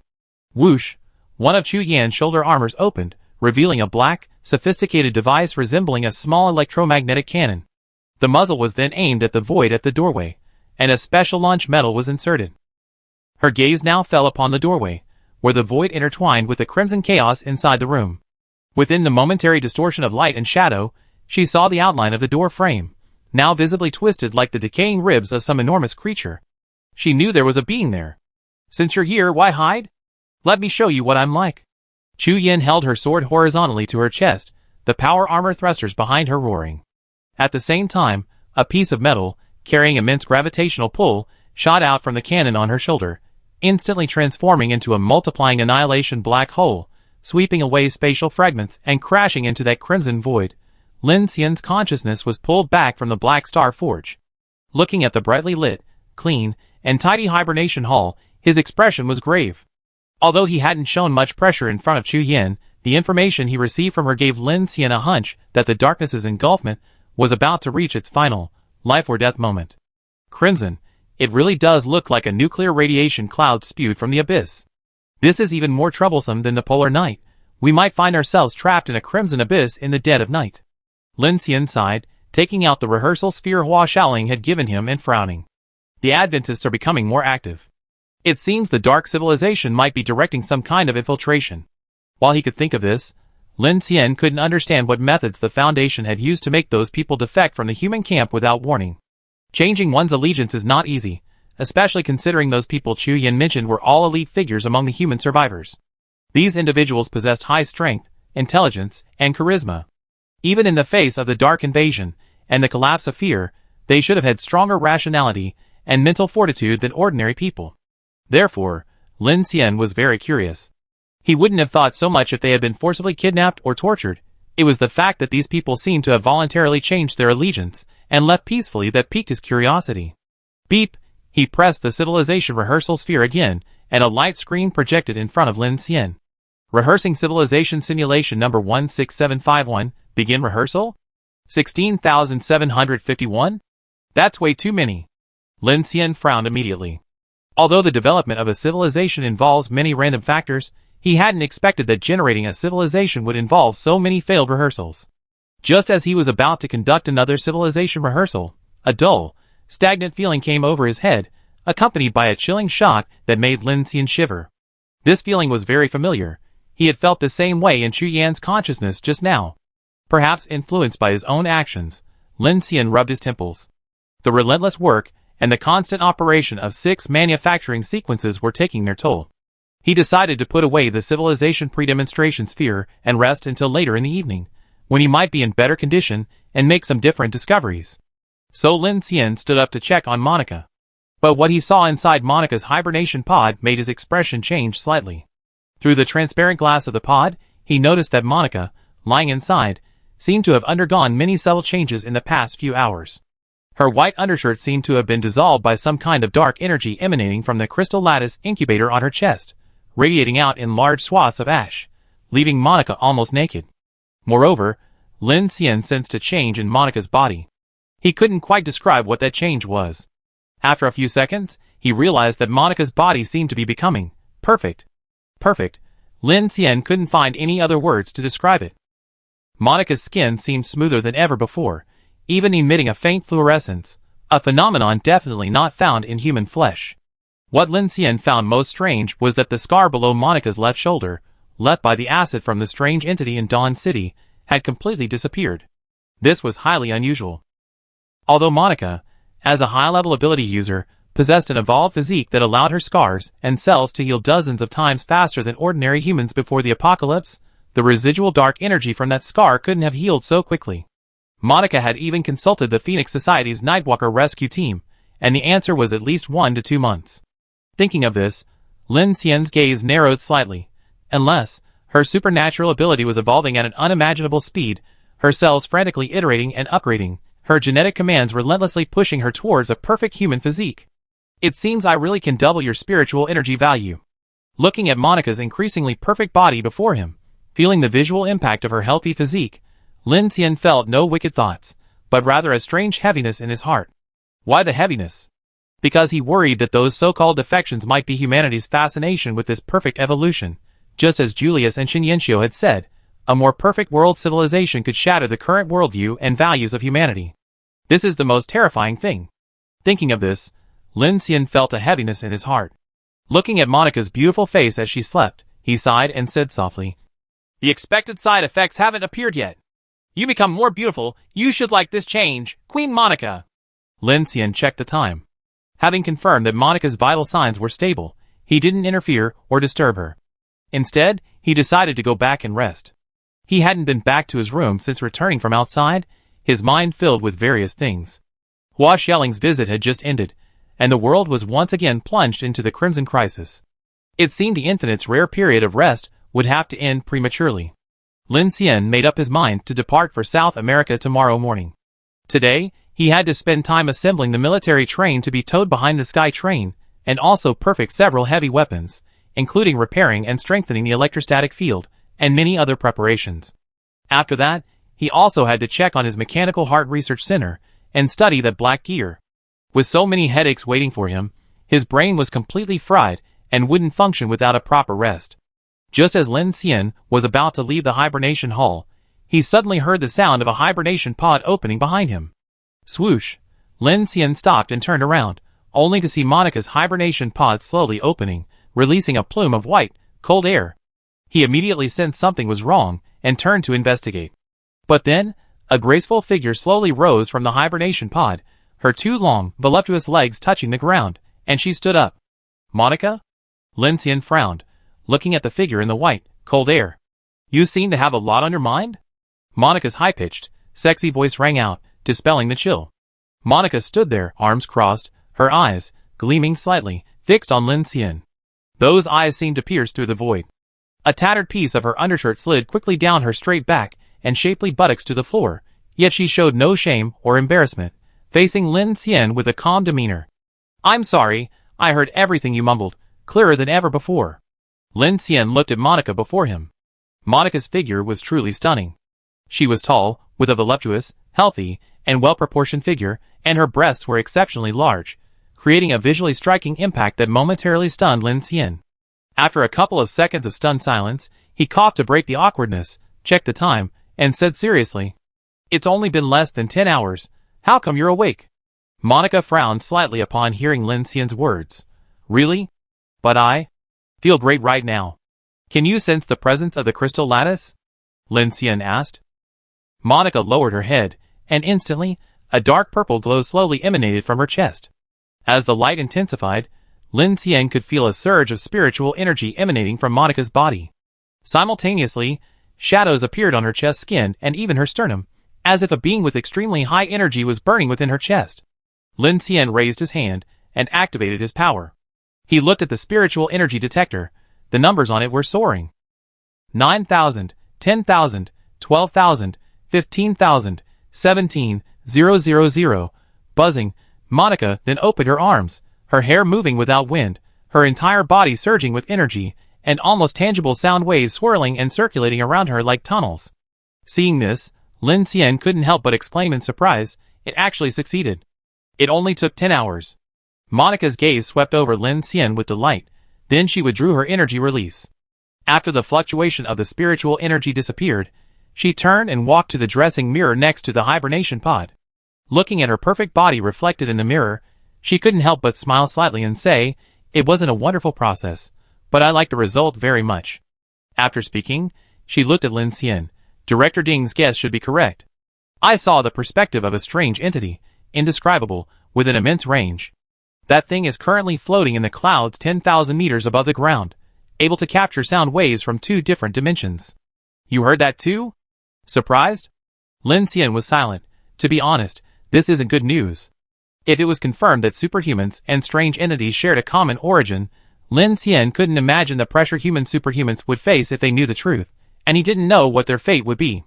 Monica seemed to sense Lin Xian's worry, and quietly approached him with swift, clean steps. Only when she was close did Lin Xian notice her, and immediately looked at her, saying, "Aren't you afraid? Your abilities or your life have become somehow linked to the supernatural entity."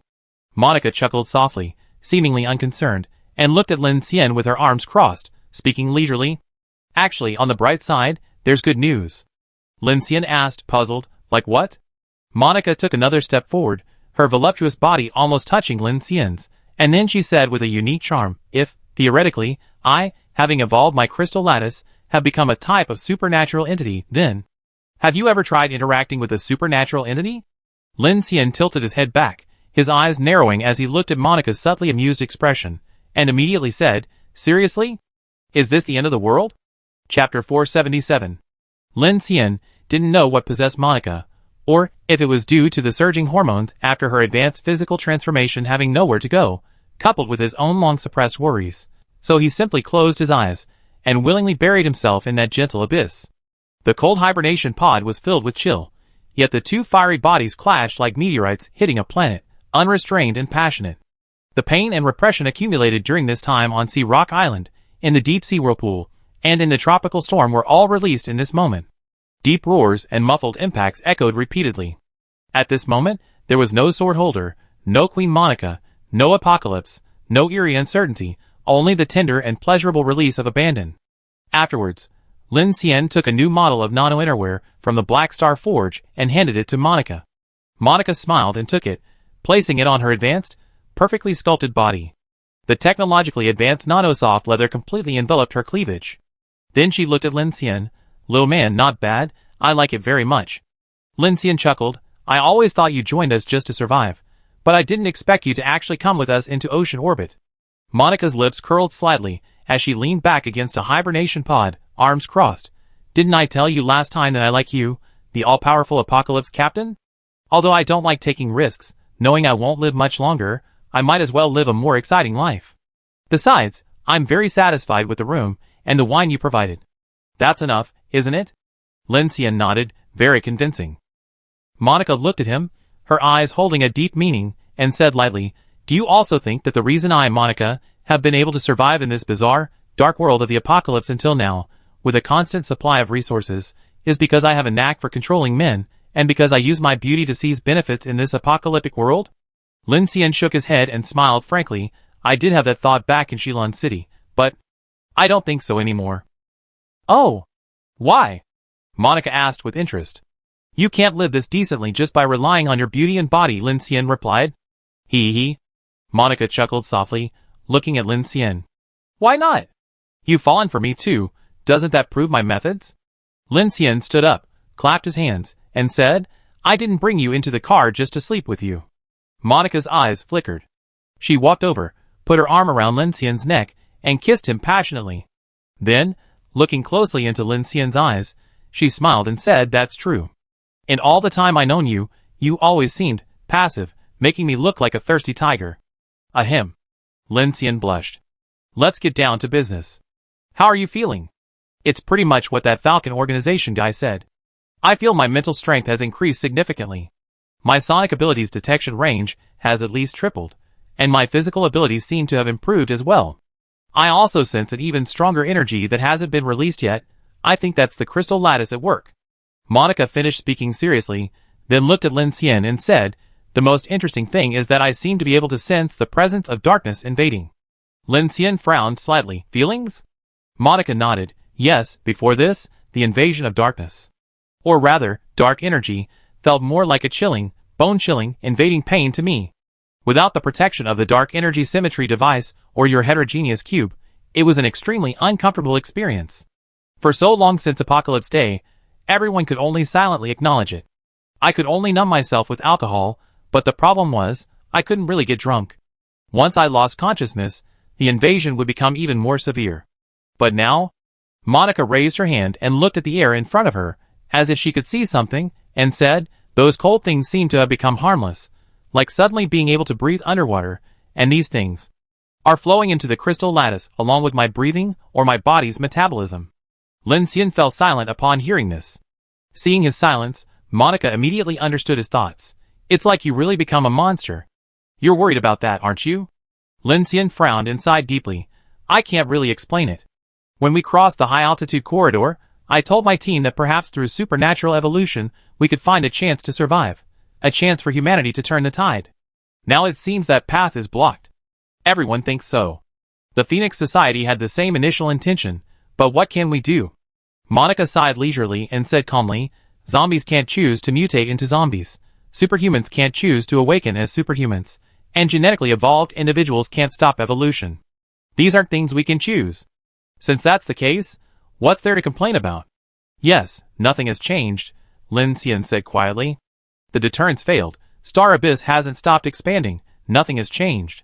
Then you made a mistake, Monica said calmly, looking at Lin Xian. The Dark Mark has saved at least tens of millions of survivors worldwide, who would have died in the darkness, or been mutated by fear.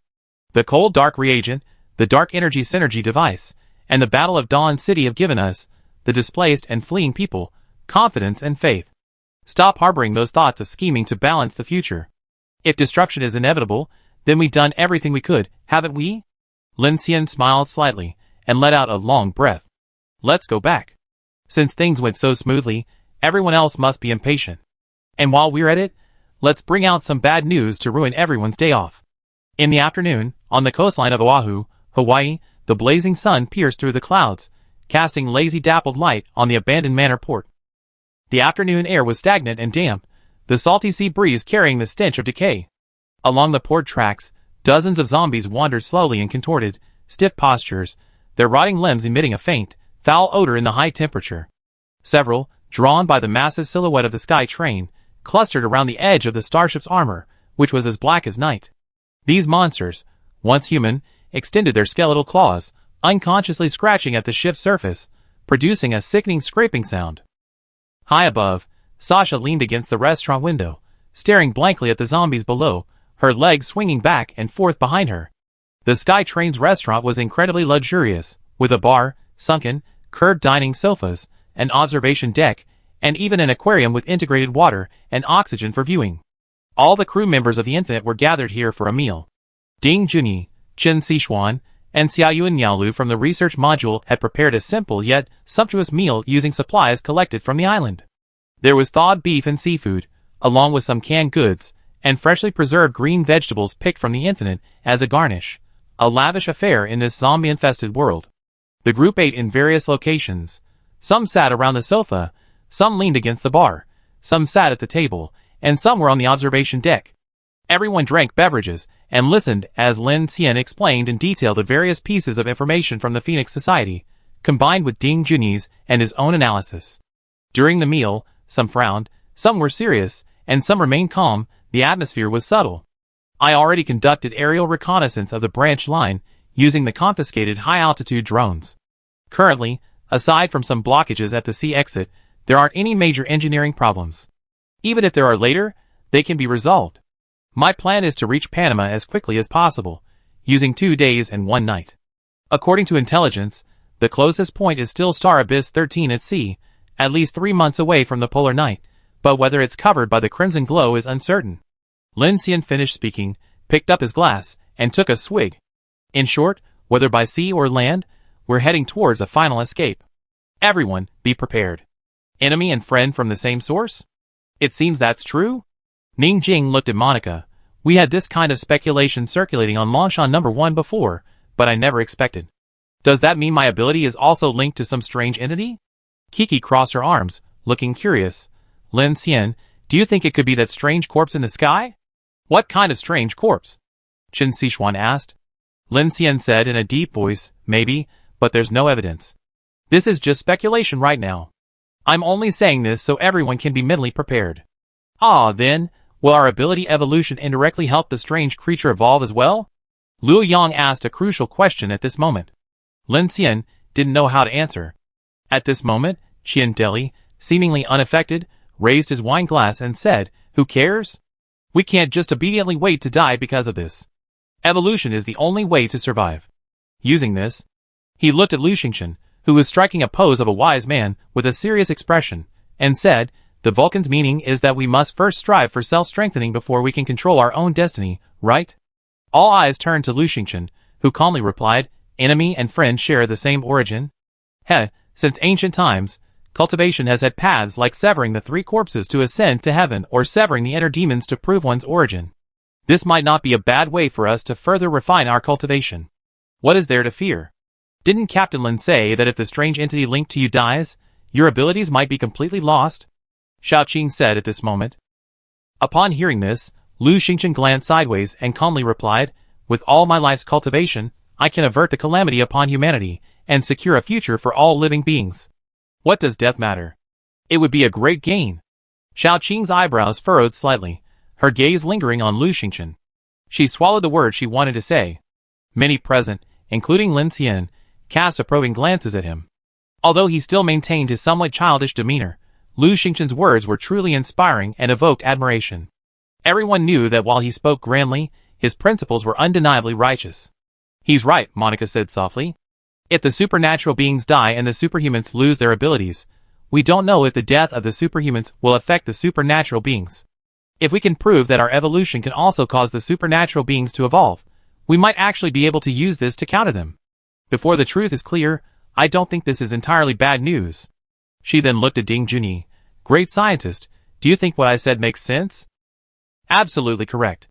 Ding Junyi adjusted her glasses and said calmly, the fact that superhumans can fight against supernatural beings essentially shows that the Dark Civilization cannot completely control humanity, even superhumans of the same origin. Could it be like the breeding theory, where those high-level creatures simply use this method to breed superhumans? Or perhaps some kind of experiment? Otherwise, how could such a young child awaken superpowers? The speaker was Sun Yuzhen, her face filled with worry. Mo Xiaotian, sitting beside his mother with a tense expression, listened to the discussion, somewhat bewildered. Could he be turning into a monster? I don't think so. At this moment, the usually taciturn Shiori spoke up. She looked at Ning Jing, Xu Qin, Lu Cheng, Xiaoqing, and Qin Sichuan, who represented the gene-evolved individuals, and said, besides those with superpowers, everyone, even ordinary people, has undergone gene evolution and can evolve their crystal lattices. This means that everyone is affected by dark energy. That's right. No need to worry unnecessarily. Qin Sichuan said with a smile, seize every opportunity you can, and there's nothing to worry about. Lin Xian frowned and interrupted, Hey, have you all forgotten that I just talked about the Crimson Descent, the Adventist betrayal, and the impending apocalypse? Why isn't anyone discussing that? Brother Xian, I'm more interested in how strong I become. Luda stepped forward, arms crossed, and declared with great pride, please let me join the evolution. Hey, big brother, you hit the nail on the head. Kiki floated in the air, her voice light and cheerful. I think instead of being so pessimistic, we should think about how powerful we become after our crystal lattice evolves. That's right. Lu Xingchen looked at Lin Xian with burning eyes. Brother Lin, since it only takes 10 hours, then I wait. Yeah, I can't wait either. Lu Chang joined in the fun. If we could reach 20,000 spirit points, we wouldn't have lost so many people in the Battle of Dawn City. Ning Jing looked at her fist and said seriously, come on. You guys are all making me want to join, okay? She and Deli sighed helplessly. I'm joining too. Xiao Qing stepped forward with an eager look. Me too. Chen Xishuan, Shiori Xiaoyuan, Miao Lu, and others chimed in. Even the taciturn Ryanosuk and Abai gave approving looks, and even little Sasha jumped up from the window. Get stronger. Seeing everyone step forward, Mo Xiaotian, sitting next to his mother, gritted his teeth, his eyes hardening, and immediately stood up as well. Seeing this, Lin Xian was somewhat taken aback. He paused, feeling everyone's gaze, and turned to look at Monica. He found her also smiling meaningfully at him. He then smiled helplessly. Monica was right. No one here cared how difficult the road ahead would be, or whether tomorrow's night would be covered in crimson. Everyone was excited, eager to become stronger. At this moment, Lin Xian felt incredibly at peace. He was grateful to have met such a group of companions in the face of despair, who would unconditionally support him during the most difficult times, and who could face any unknown risk with a smile, fearless of death. Facing everyone's gaze, Lin Xian smiled slightly, then raised his glass, to the end of the world. Chapter 478. Sky Train, Hibernation Pod. After discussion, Lin Xian decided to divide the team members, with a peak spirit transformation value exceeding 6,000 into 2 batches, for crystal lattice cultivation and evolution. This arrangement was primarily for safety reasons. Currently, only Xiao Yuan, Miao Lu, Lu Cheng, Sun Yuzhen, Mo Xiaotian, and Sasha haven't reached this standard. Miao Lu and Lu Cheng, as gene evolvers, currently have over 5,000 spirit transformation values, while Sasha only has over 4,000. Although everyone is willing to take the risk, Lin Xian decided to proceed cautiously. Moreover, they don't lack blood essence. Lin Xian told Sasha that she should be able to reach this level in a few days, asking her to be patient, and finally persuaded the young girl. The others, Ning Jing, Xiao Qing, Chen Xishuan, and Xu Qin, are all gene evolvers, so he let Ning Jing and Xu Qin go first. The first group of ability users were Ryanosuk, Lu Xingchen, Delu, and Qian Deli, while Kiki, Shiori, Luo Yang, Abai, and Director Ding, who wanted to use them as test subjects, were in the second group. This was destined to be a process that was both exciting and tense. The Dark Energy Synergy device, combined with Lin Xian's heterogeneous cube, completely shielded the entire hibernation pod from the impact of the Dark Invasion. Everyone lay quietly in the hibernation pods, nurtured by the crystal lattice device Lin Xian had created. In the hall, Lin Xian and Chen Xishuan looked at their 6 teammates lying inside, their expressions somber. Monica has changed so much, Chen Xishuan said, looking at Lin Xian's profile. I'm also looking forward to seeing what kind of evolution she bring us.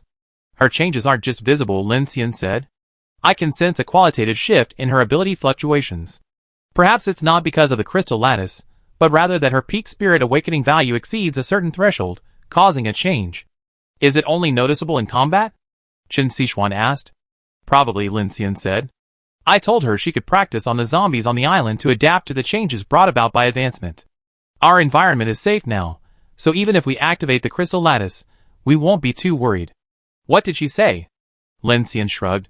She said she didn't need it, wanted to go back, take a shower, and get some sleep. Chen Xishuan smiled slightly, turned, and walked outside. She wants to take a shower. Don't you need to? Lin Xian choked on his breath, somewhat embarrassed, and asked Chen Xishuan. Where are you going? Supply preparation. Aren't you supposed to connect that military intercontinental train to the Sky Dome? I take care of it, Chen Xishuan said without turning her head. Lin Xian rubbed his temples, feeling a headache coming on. He knew Chen Xishuan had always had some reservations about Monica, but it was only a personal matter. In front of Lin Xian, Chen Xishuan was very open-minded, handling the convoy's logistics exceptionally well, making her a truly strong and reliable assistant. Phew. Lin Xian let out a long sigh. He checked the time. He estimated that Monica's 10-hour wait might not be the same for everyone. Some might need less, others more. This time, he directly arranged for surveillance drones to guard the area 24 hours a day. By the time he finished, it was already past 2 p.m. With Chen Xishuan and Viola helping with the final preparation of supplies, Lin Xian returned to his captain's rest room with peace of mind. This was the first time he had used his own room. He had only glimpsed it once back in Jinhai. Although it was called the captain's rest room, it wasn't particularly luxurious. The Sky Train was originally an interstellar logistics ship, so space utilization was relatively compact. The lounge, besides a spacious king-size bed, also features a separate wet and dry bathroom, a liquor storage area, and a small bar. Furthermore, it includes a multi-screen monitoring system connected to the bridge, allowing the captain to monitor all shipwide information at any time. Lin Xian took a refreshing shower. He hadn't showered for almost a week since Sea Rock Island. He then returned to his room and opened the Black Star Forge's manufacturing sequence to check the progress. Upon entering, a large amount of information about the crafting proficiency gain popped up. Worker, and 7 Nano 3D printing construction robot completed. Mechanical manufacturing proficiency plus 15 steel pulse pipe / circuit laying robot completed. Mechanical manufacturing proficiency plus 12 silver shuttle alpha magnetic levitation container transport robot completed. Mechanical manufacturing proficiency plus 11. Mechanical manufacturing 6, 3265/5000 improves construction efficiency. It's increased by almost 2000. Full power manufacturing really does increase speed quickly. It should be able to upgrade in a few more hours. Lin Xian looked at the light screen, his expression relaxed, and he laid down on the bed, falling into a deep sleep within seconds. He slept very soundly, as if he had returned to the night before the apocalypse. The room was very quiet, the air conditioning system gently blowing a comfortable breeze, and the Sky Train bathed in the afternoon sun of Hawaii, creating a sense of tranquility and otherworldly peace. Although they sensed that they might never have such leisurely and comfortable times again, everyone was enjoying this peaceful moment. Inside the greenhouse, Xiao Yuan carefully leveled the soil around a tomato plant. Miao Lu frowned and squatted down beside her, looking at Xiao Yuan. Hey, aren't you worried about what Captain Lin said about the Scarlet? Xiao Yuan shook her head. Why? While leveling the ground, Xiao Yuan said earnestly, we've been escaping the darkness. What's there to worry about? Besides, didn't Captain Lin say that as long as we stay on the train, the Scarlet won't have much of an impact? But we can't get out either, isn't that scary? Miao Lu sighed, her brows furrowing. And they said there might be monsters among the Scarlet that are even more terrifying than the ghostly entity. Good heavens, the ghostly entity is scary enough, what could be even scarier? Xiao Yuan stopped shoveling, looking at a green tomato on the vine, her eyes shining. I don't think it's scary at all, it's actually quite exciting. Exciting? Miao Lu looked at Xiao Yuan, with a puzzled expression. You little brat, did your teenage fever burn your brain? Think about it. Xiao Yuan murmured to herself, gazing ahead. Outside, it's shrouded in crimson, like hell, but our Sky Train is like an absolutely safe fortress, a safe haven. Protected by the armor, weapons, and forbidden items made by team leader Lin, those demons and monsters are completely kept out. Then we travel on, with raging storms outside, but laughter and joy inside. There's a perfect water and oxygen cycle, plenty of entertainment, no shortage of food and supplies, plenty of games and leisure activities, and we can even learn and improve with Director Ding and grow and evolve our abilities with Team Leader Lin. It's simply wonderful. I even hope that the tracks have no end, and that our steel fortress will keep going forever. Xiao Yuan became more and more engrossed in her words, her eyes sparkling with anticipation. Keep going forever, and then the train will become an independent world, an independent kingdom. Then you can have 2 more kids for Captain Lin. After all, it's the end of the world, and Captain Lin has the responsibility of saving the world. So finding a few wives and having many children is absolutely necessary, and an obligation, right? Miao Lu teased Xiao Yuan with a smile. Go away. Xiao Yuan, lost in her daydreams, blushed at Miao Lu's words. However, she was already used to Miao Lu teasing her, so she didn't back down and picked up a small spray bottle to spray Miao Lu's face. I see you're like parched land receiving rain. I need to give you some water. How many kids are you planning to have to shoulder the responsibility of reproduction after the end of the world? I'm not afraid, the more the merrier, hee hee. Laughter filled the greenhouse. In his sleep, Lin Xian dreamt of many things. The helicopter crash in Jiang City, the roaring white giant, The crimson centipedes in the cold storage, the mist spiders crawling through Baywan town, the terrifying three-headed spider in Yushan City, the horrifying screams from the eerie radio station, his harrowing escape from the number 9 underground city under the pursuit of the earthquake catfish, and then rushing up the sky corridor thousands of meters high in Yubei City under the pursuit of the atmospheric Micah and the corpse driver. Later, there was Hengshan Pass, Qinshui town, from the blizzard on the Parma grassland, the abyssal giant worms in the ice valley, to the snowstorm watch over Shilin City, from the explosion of the Tiangu Tower in Ijin City, to the nighttime escape from the number 5-star abyss. He seemed to see the 100-meter-long city wall that collapsed in the Battle of Shuguang City, and the faces of every sacrificed resistance fighter. He remembered Julius's wild, angry laughter, Zhou Mingyuan's cold gaze, and the sharp, sword-like spine he saw when he left Chu Xiaonan's office. Scenes flashed rapidly through his mind like a kaleidoscope, fragments colliding, flickering, and overlapping intensely. Then, they vanished, dissolving into gentle waves. Beep beep. The notification sound rang out. After calibration by the night, the arrival time of night was once again precise. Lin Xian lay on his side on the bed, his power armor's nano-maintenance device by the window. He was only wearing shorts. It had been a long time since he had slept so lightly on a cool, large bed. He opened his eyes. Outside the porthole, the golden sunset bathed him in its warm glow. It was indeed an incredibly comfortable afternoon, perfect for a nap. The radio hadn't sounded for a long time. After the Crimson Dawn, global radio broadcasts were blocked, and humanity began to eke out a living in the shadows. Lin Xian stared motionlessly at the sunlight outside. 6:42 p.m. Time ticked by, and for some reason, he had a strong premonition that this might be the last time he could enjoy such a peaceful afternoon nap or watch the sunset. He reached out, his fingers trying to grasp the golden afterglow, the beams of light from his fingertips incredibly bright, like heaven. But the next moment, a dazzling light flashed, and the once clear sky and setting sun instantly turned into darkness, as if the light had been extinguished. The crimson sun became a white dot on a black curtain, slowly sinking into the sea, and then the sky was obscured by nebulae and a dark halo from the air. Who? It's dark. Lin Xian sat up, and Viola's voice came through the communicator. I detected that you are awake. Night has now fallen. No anomalies have occurred. Understood, Lin Xian replied, getting up to get down to business. He had slept for more than 4 hours. Once his mechanical manufacturing level reached level 7, he could stop manufacturing drones and begin assembling the unfinished weapons for the Sky Train, then wait until the first batch of his teammates, who had undergone lattice evolution, were complete. According to the estimated timeline, everyone should be able to complete the lattice evolution by dawn tomorrow. This can be considered sufficient preparation for the crisis to come. Teacher Chen, are they all back? Lin Xian asked, putting on his power armor and pressing the communicator. All the supplies that could be collected have been stored in the Sky Train supply depot. According to Viola's calculations, this batch of supplies is enough for 1,000 people to survive for 6 months, and most of them are very high-grade food, like the steak and bread you had for lunch. 1,000 people? Then our 20 or so people won't be short of food for the rest of our lives. Plus, we have a huge greenhouse, and Director Ding has already started growing staple foods. Now all that's missing is seafood and poultry farming. Lin Xian replied with a smile.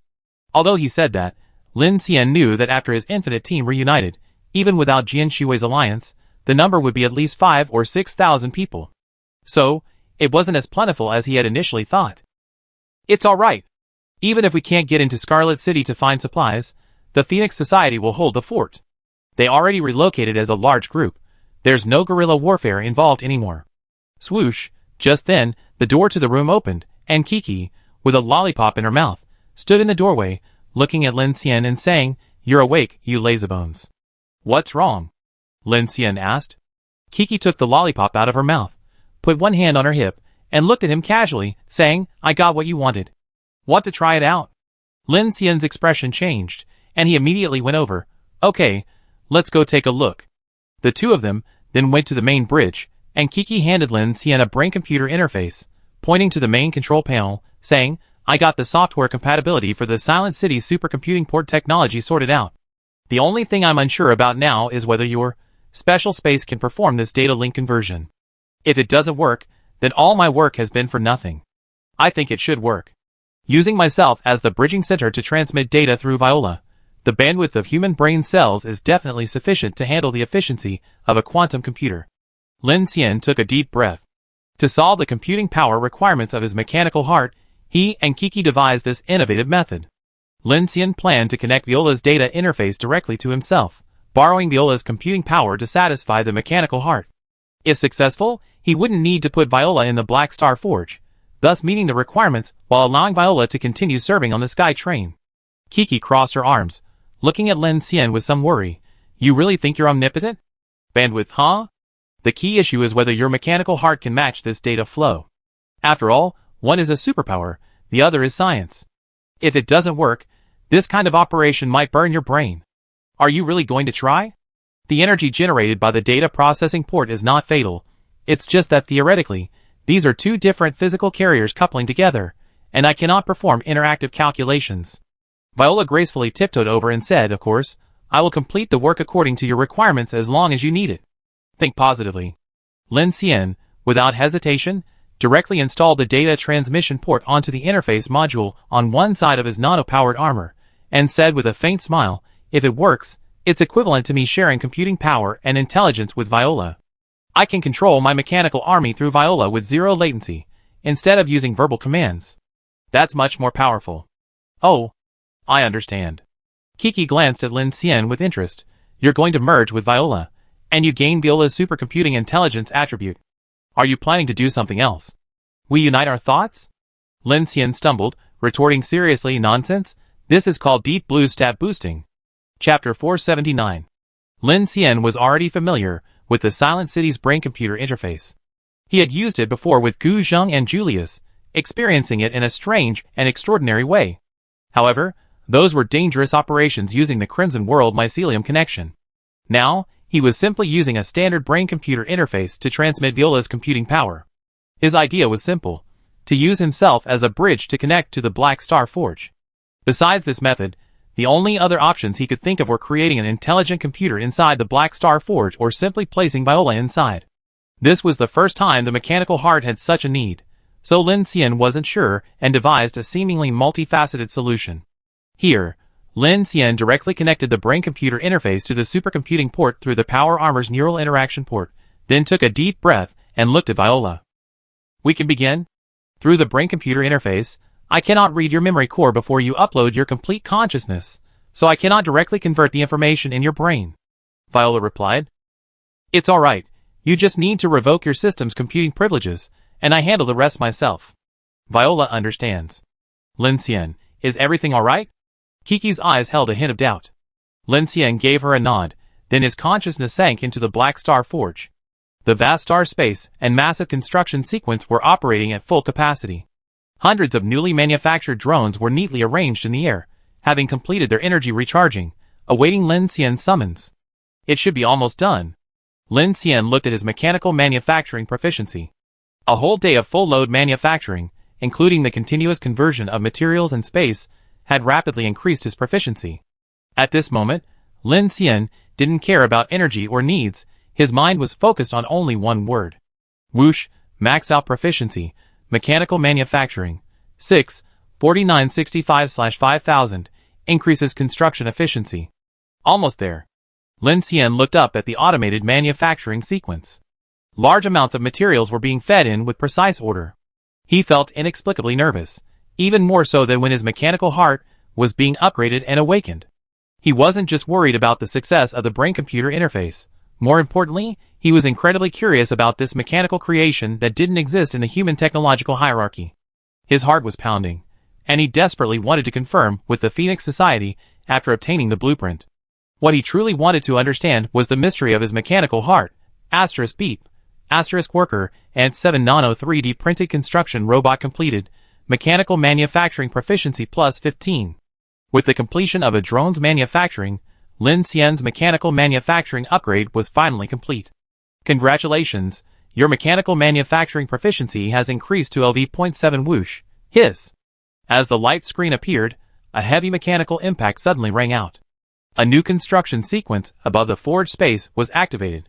Energy beam surged, and a sophisticated, automated mechanical production line began to generate green framework lines out of thin air. Then, the devices that appeared to be holographic projections quickly materialized, with various lasers and three-dimensional construction devices appearing. The densely packed automated lines seemed completely unreal. Finally. At this moment, Lin Xian's breathing became heavier. Mechanical heart and mechanical manufacturing had both been achieved.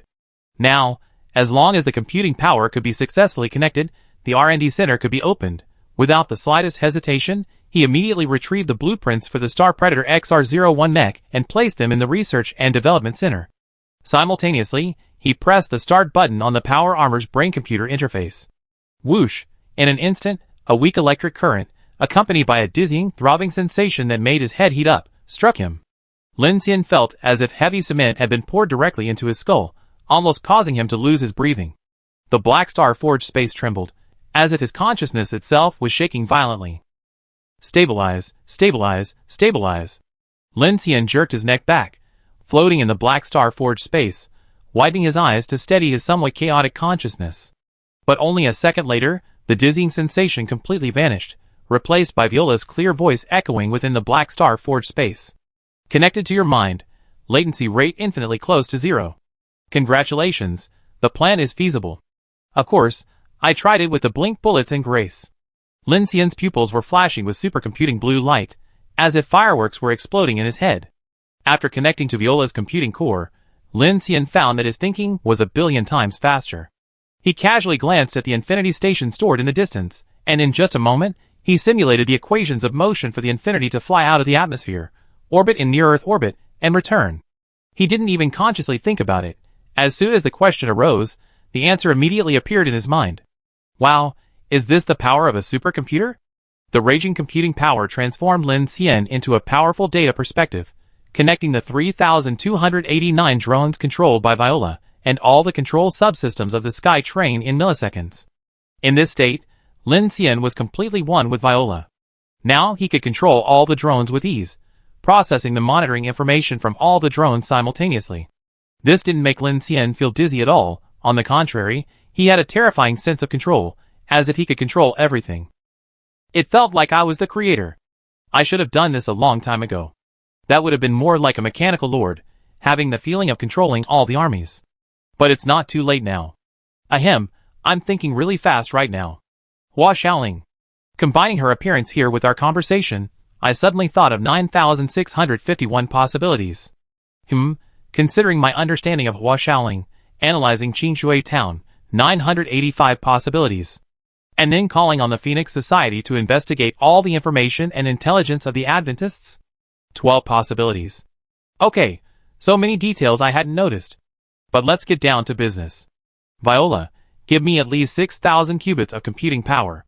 You used brain-computer interface combined with dark energy fluctuations to translate the link with grace. The consciousness link of the blinking bullet couldn't be effectively calculated, but you could directly call my quantum core for consciousness computation. This completely violates the consciousness computation protocol because your consciousness is still biological matter and hasn't been uploaded to the network. I know, the format is different, but I don't care about that right now.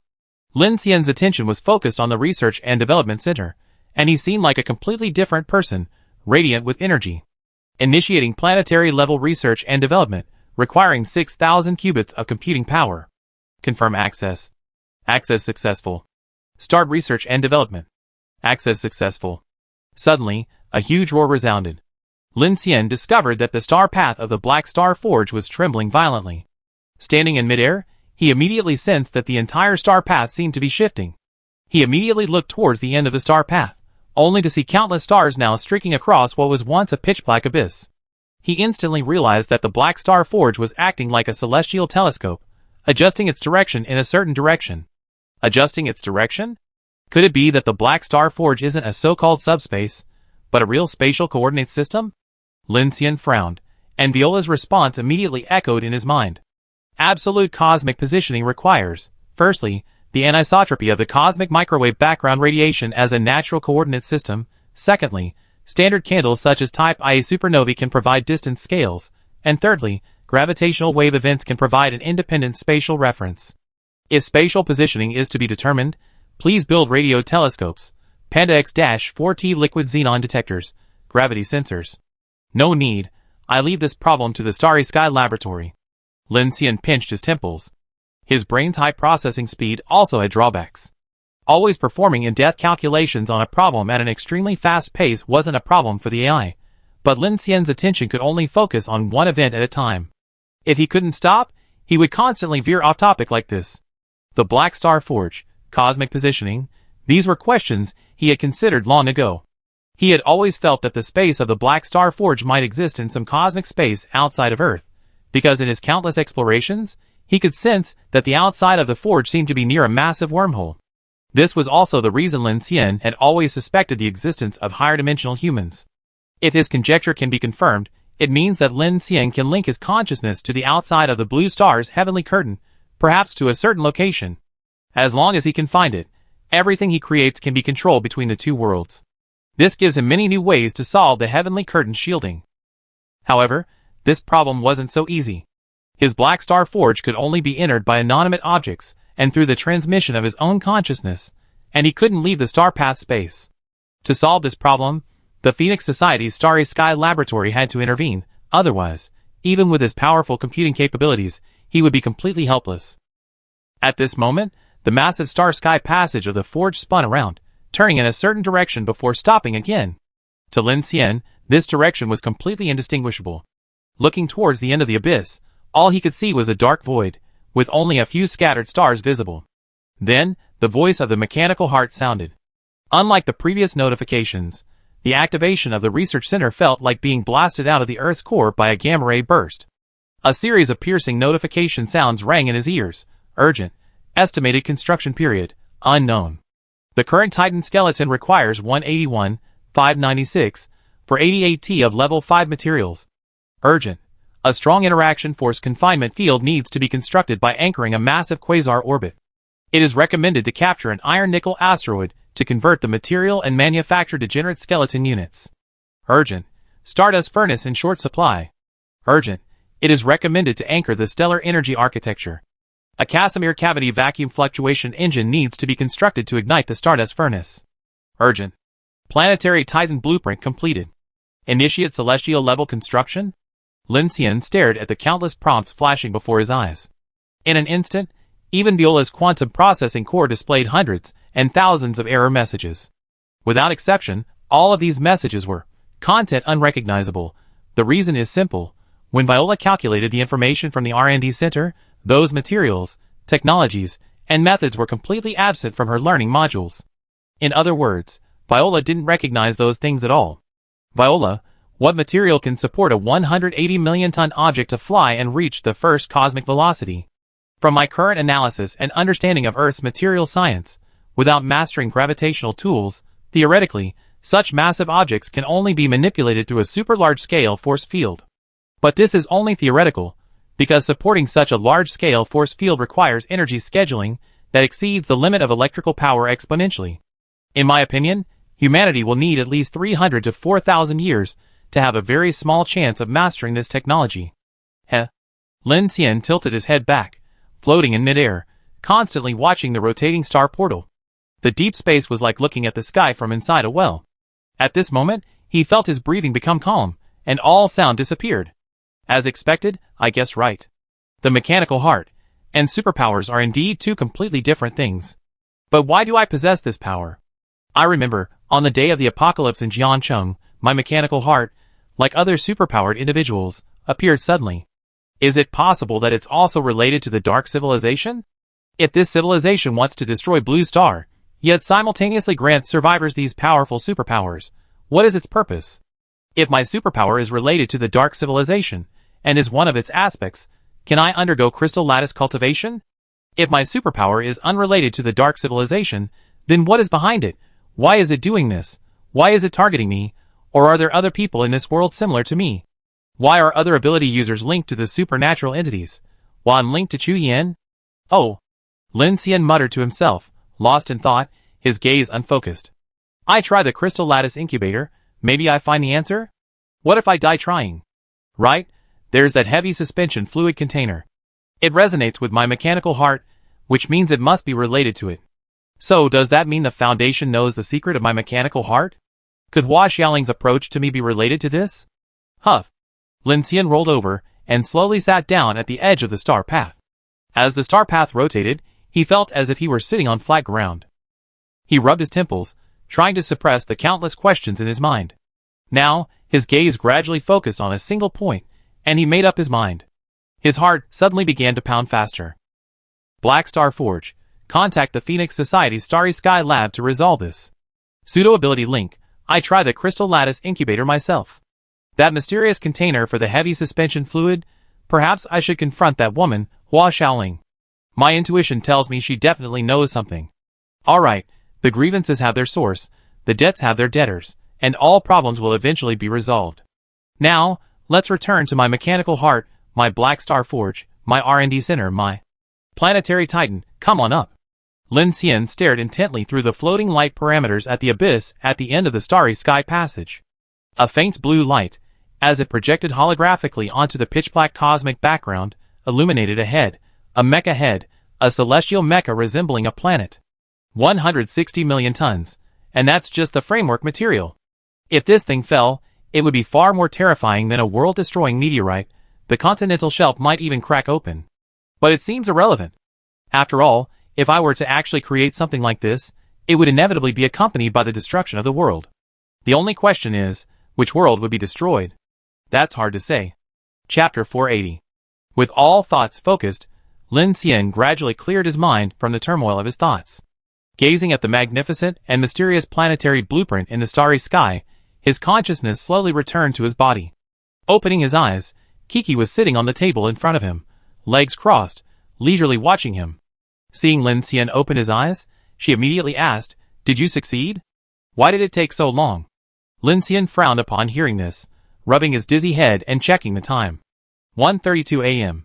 He had unknowingly spent so much time in the Black Star Forge. Long? Lin Xian asked, puzzled. Having connected to Viola's supercomputer's computing power, he immediately came to numerous conclusions. The most likely explanation was that his mental processing was accelerated, making his analysis of events extremely fast. However, his own consciousness couldn't be completely synchronized with the supercomputer, so his perception was dulled. What he thought had only passed a few tens of minutes had actually been almost 5 hours. How are they? Lin Xian's first thought was of his teammates, who were undergoing crystal cultivation. Kiki waved to him, indicating he shouldn't worry. Sister Chen and the others are watching over them. Nothing will go wrong. Everyone else seems fine, except for Brother Hua, who's a little off. How? Who knows? Kiki floated up and said, Director Ding said he's in a rather agitated state, so his spiritual energy fluctuates wildly, even the air feels hot. Just in case, Sister Chen has asked Shiori to help, and Viola has deployed robots to protect his hibernation pod. Aside from that, there's nothing else wrong. So many people are watching. This guy. I haven't even talked to you yet. How's it going? Did your supercomputing interface work? Lin Xian nodded. It went fairly smoothly. I solved quite a few problems. By the way, Kiki. As he spoke, he reached out and grabbed a container that emitted a faint glow from the Black Star Forge space. Do you remember this? Kiki immediately said, Isn't this the thing we found at the test site in Clearwater Town? What, you have a clue? Lin Xian pondered. This thing should be related to my mechanical heart. Didn't I mention it to you before? I think my mechanical heart and your superpower. Not the same power? Kiki bit into her lollipop, hooked her finger, and used her telekinesis to grab the mysterious container in front of her. She examined it closely, and then said, It's not a concern about damage. With Viola's computing power, brute forcing the code on it would be a piece of cake. I'm just curious, if this thing isn't forbidden, why can't your mechanical abilities directly control or disassemble it? That's what I'm also completely baffled by. Lin Xian's gaze swept over the container, something that resonates with my mechanical heart, yet I can't disassemble or control it, and energy analysis suggests it's not some kind of forbidden object. I'm curious how the Foundation could possess something like this. Kiki looked at him. Are you worried that your power might be related to the Foundation? And if so, that would be a huge hidden danger for you? Lin Xian's brow furrowed. He then took out the civilization preview sphere and said gravely, The Foundation has become the spokesperson for the Dark Civilization, and they are constantly turning elites within the human camp against each other. The methods they use indicate that they may have already established some kind of communication with the Dark Civilization. In comparison, the Phoenix Society will appear more passive, which is not good news. The Phoenix Society's higher-ups have a wider information network than us. Perhaps the overall situation is even worse. That's simple. Kiki handed the mysterious container to Lin Xian and said seriously, "Just use brute force or capture Hua Xiaoling, and you definitely get the answer you want." Lin Xian smiled inexplicably upon hearing this. This woman can appear in front of our base without anyone noticing, not even my drone patrol array, and then disappear from our sight. Under these circumstances, we're already lucky we weren't attacked by the Holy City or the Holy Revelation. The fact that she didn't capture me under these circumstances means the Foundation might not be prepared to use force against us for the time being, or perhaps they're planning to turn us against them. Capturing her will definitely be difficult for us. You're just too cautious, Kiki said with her arms crossed and a smile. Yes, I'm sure Hua Xiaoling or the Foundation knows more about the truth than we do, or they have the guidance of a dark civilization and are cooperating with the Holy City's divine revelation. They might possess all sorts of strange forbidden objects, calamity plants, etc., but they're only superficially more proactive than us.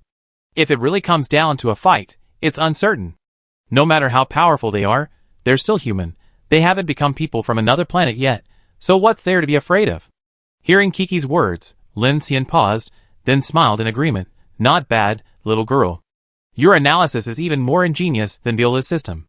I agree on that. Oh right, and that dice. Kiki then thought of something. Didn't it foreshadow your countdown time last time? This thing is so strange. I think it's very likely related to the Foundation. These things you have now might be the reason Hua Xiaoling was able to find you. What do you think? Well, I thought about it.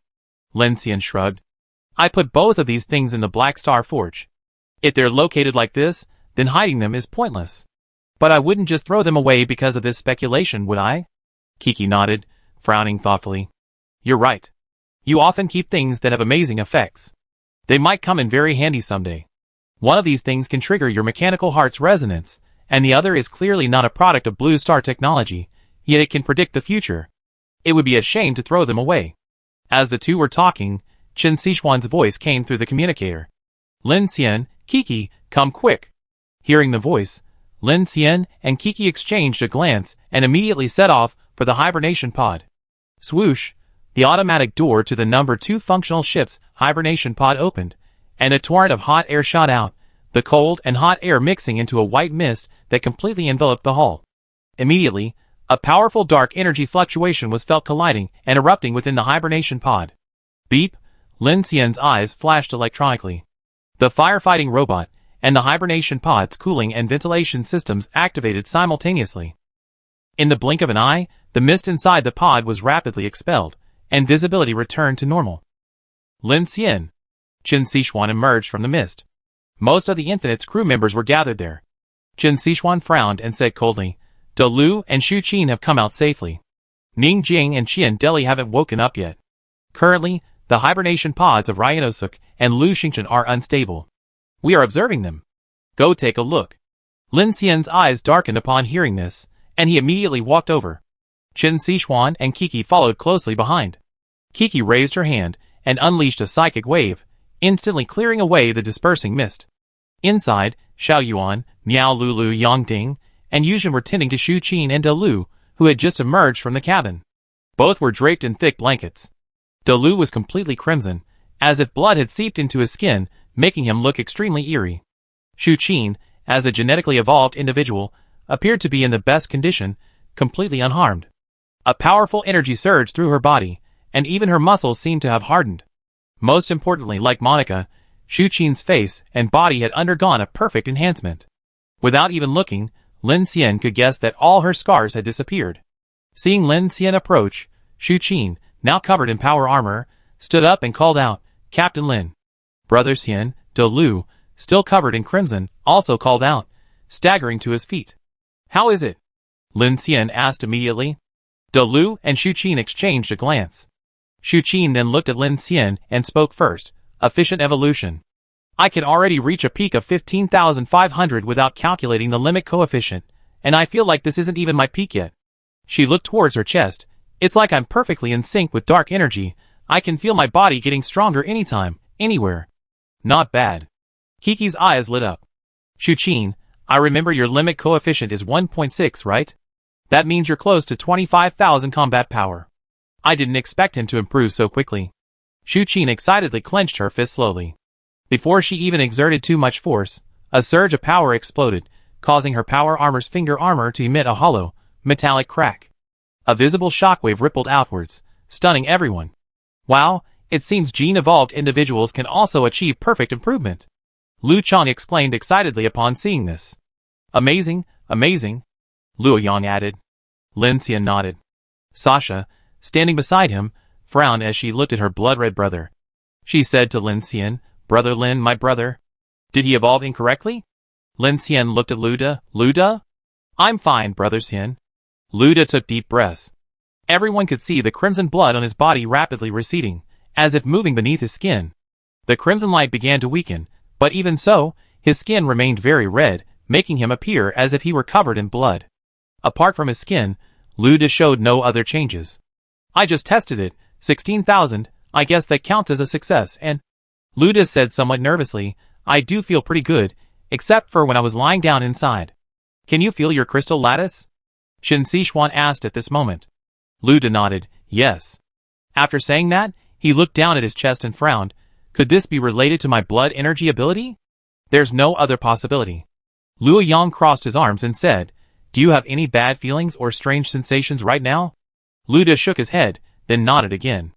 As he spoke, his eyes searched around, then he looked at Shu Qin's power armor, and suddenly reached out to her, saying, Shu Qin, can I borrow your knife? Shu Qin looked at everyone, puzzled, and then, with a questioning expression, took a slingshot blade from her elbow and handed it to Luda. Luda took it immediately, and without a word, in front of everyone, suddenly slashed the blade straight through his own palm. Ah! Seeing this, the girls were immediately startled. Sasha was terrified and cried out, Brother, what are you doing? Sasha. At this moment, Lin Xian called out to her. Everyone stared intently at Lu Da's hand. The blade had pierced through, but there was no spurting blood, no bleeding. Lu Da's eyes flashed with a fierce light as he pulled the blade from his palm. Everyone saw the blood at the wound moving like a living thing. The wound healed rapidly, and in just 2 or 3 seconds, the completely pierced wound was visibly healed completely. Wow! Miao Lu exclaimed, witnessing this astonishing scene. Brother Lu, you awakened an immortal body. I don't think so, Luda replied solemnly.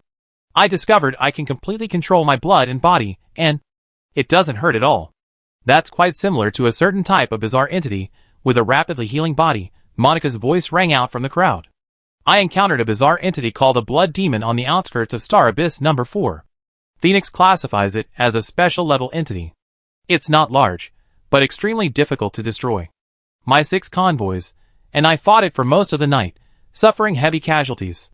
Even after being blasted by artillery fire and supernatural abilities, leaving only a single arm, that thing could regenerate in a very short time, causing us immense suffering. So how did you manage to kill it? Kiki asked.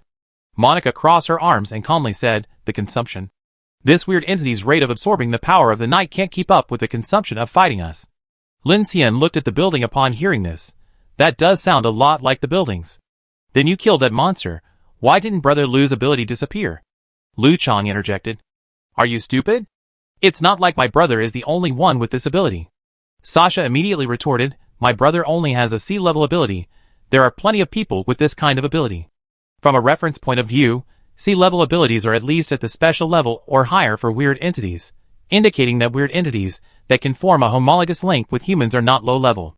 Ding Junyi stepped out from the crowd and analyzed, theoretically, higher-level weird entities often possess stronger special powers, but there are exceptions. She then turned to look at a hibernation pod radiating high temperatures in the distance. A B-level human skeleton can also breathe fire. This alone is not enough to prove. Basic. It's alright.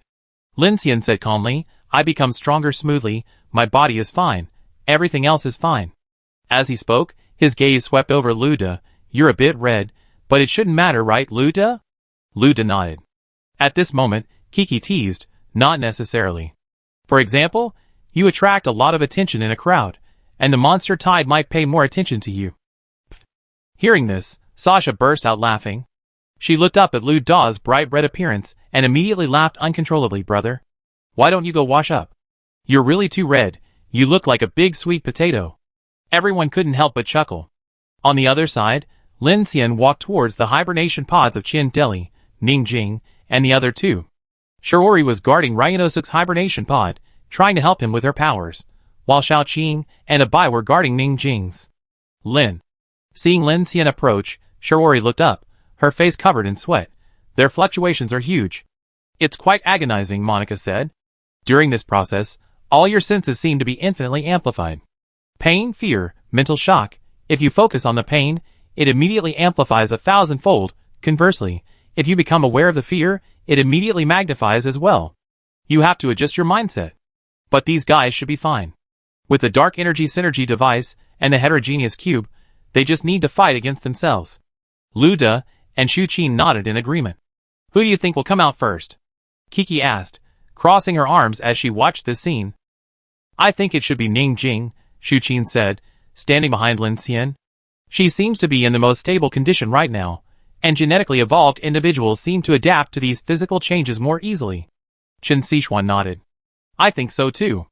Lin Xian's gaze swept over the 4 hibernation pods. Qian Deli's body was enveloped in golden light, flashing constantly. Like a frame-dropping state, his speed force seemed to be reacting rapidly.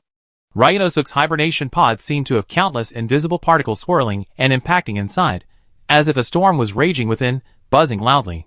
Lu Xingchen was the most conspicuous, radiating an orange-red heat.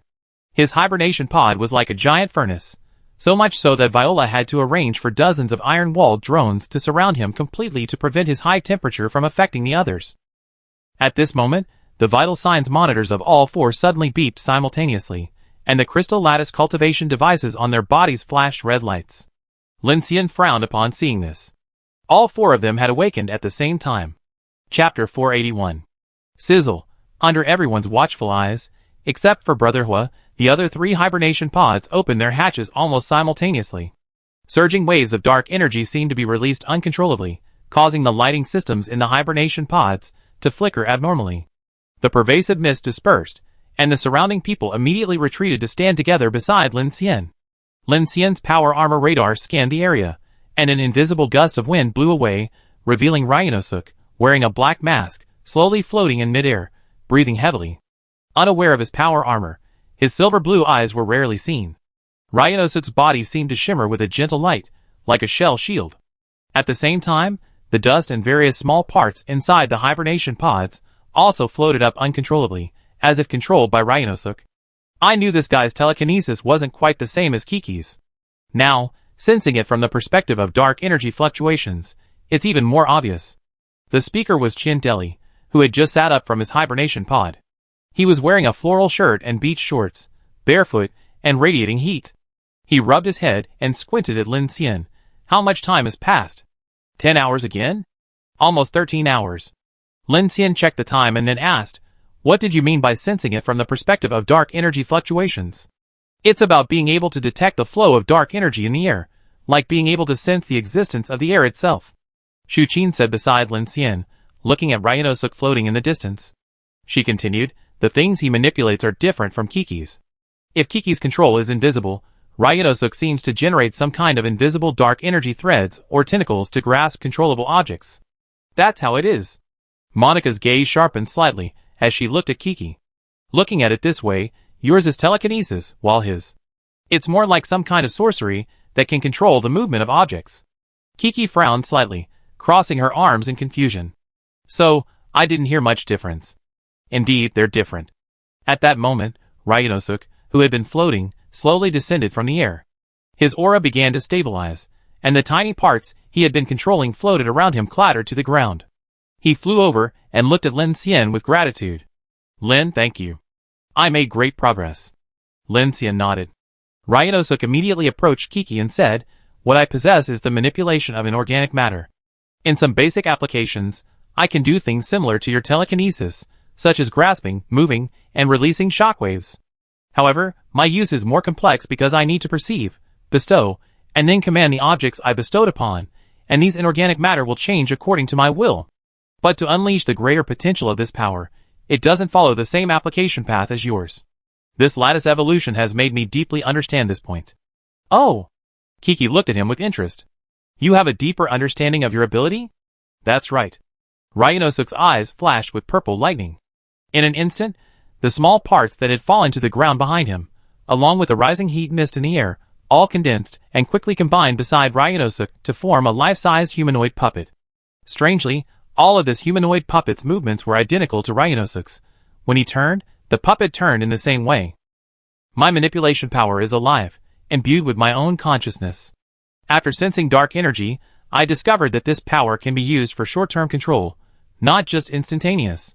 This means my fighting style and attack shouldn't be limited to a single shockwave, but can continuously spread and control more matter to use as weapons in combat. This will give me more flexibility. Oh, this sounds like mind control, or rather, controlling objects as summoned creatures.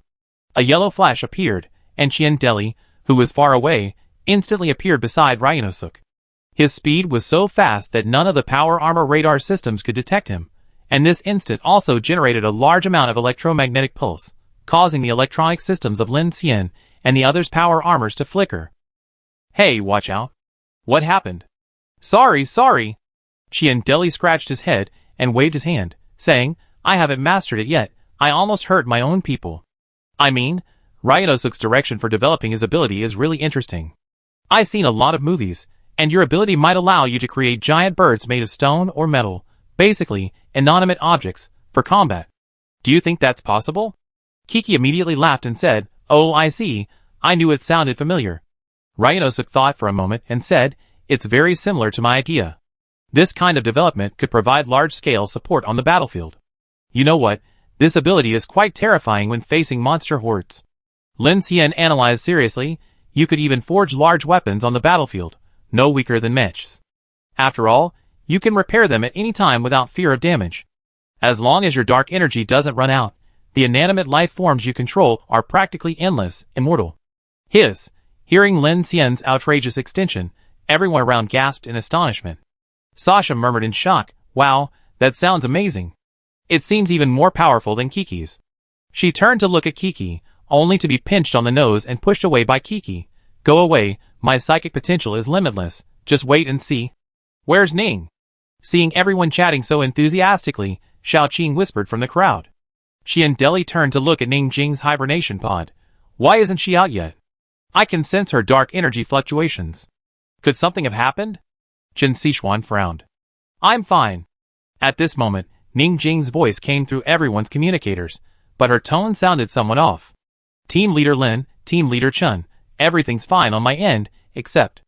Lin Xian frowned upon hearing Ning Jing's words. He inexplicably felt that even Ning Jing's voice had changed. The others noticed this as well. Before Ning Jing could finish speaking, Chien Deli had already teleported to Ning Jing's hibernation pod. The next second, upon seeing the situation inside, he displayed an incredibly exaggerated expression of shock, his eyes widening as he exclaimed, Hey, what's going on here?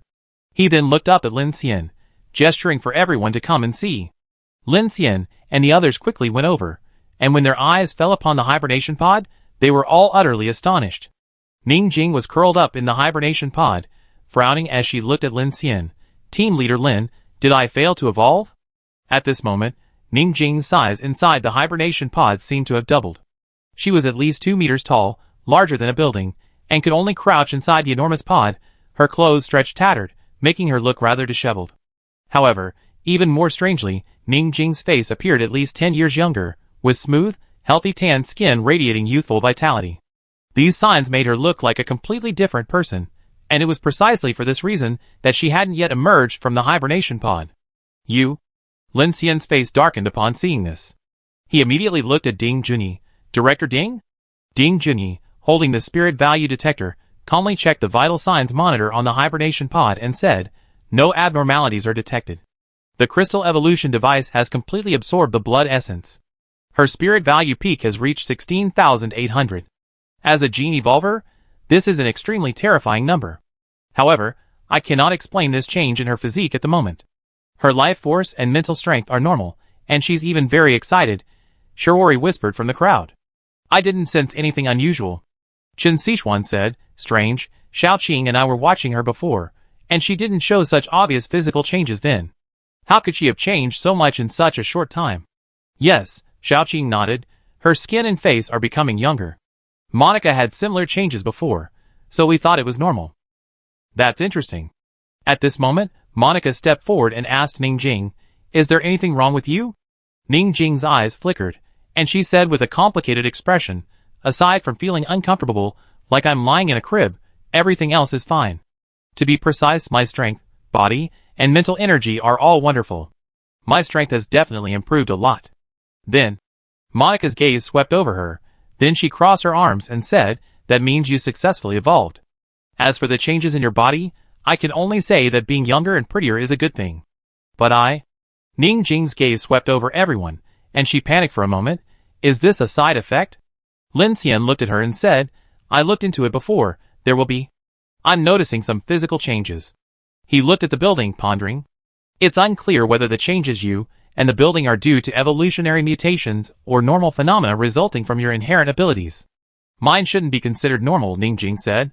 Shu Qin is a gene-evolved individual like me, but she seems perfectly normal.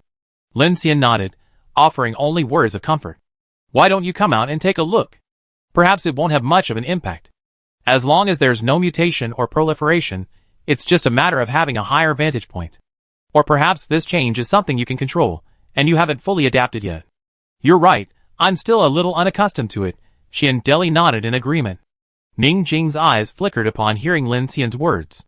After a moment's thought, she nodded and began to rise from the hibernation pod. With her movements, the pod creaked and groaned. As everyone backed away, Ning Jing finally emerged from the pod. The crowd's gazes dramatically shifted upwards. As Ning Jing stood up, their pupils constricted, and a strange, inexplicable feeling arose as they looked at the nearly 2.5-meter tall Ning Jing. She seems even taller than I expected, Lin Xian murmured. Even barefoot, Ning Jing was half again as tall as the tallest building among the team members, towering over them like a small giant. Most terrifyingly, a powerful surge of dark energy emanated from her body. Combined with her incredibly strong evolved attributes, Lin Xian could even imagine the horrifying scene of her punching the strange creature to pieces.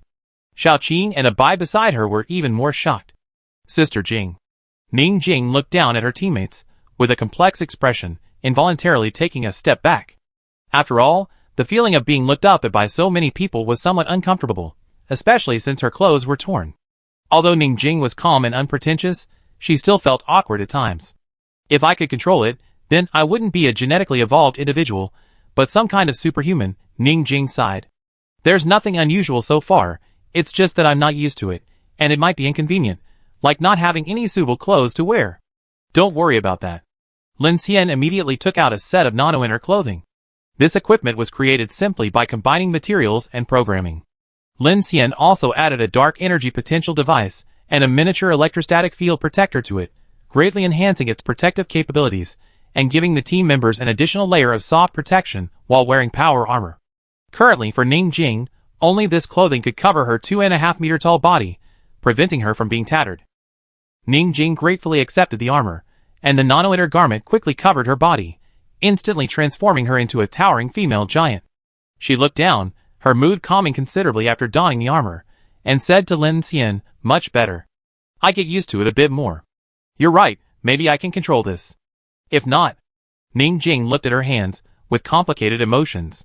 Her youthful appearance should have been a source of joy, but now, with a face that looked like she was in her late teens or early 20s paired with the body of a female giant, any woman would feel conflicted, but at this moment, she could only sigh and say, at least my combat power has increased.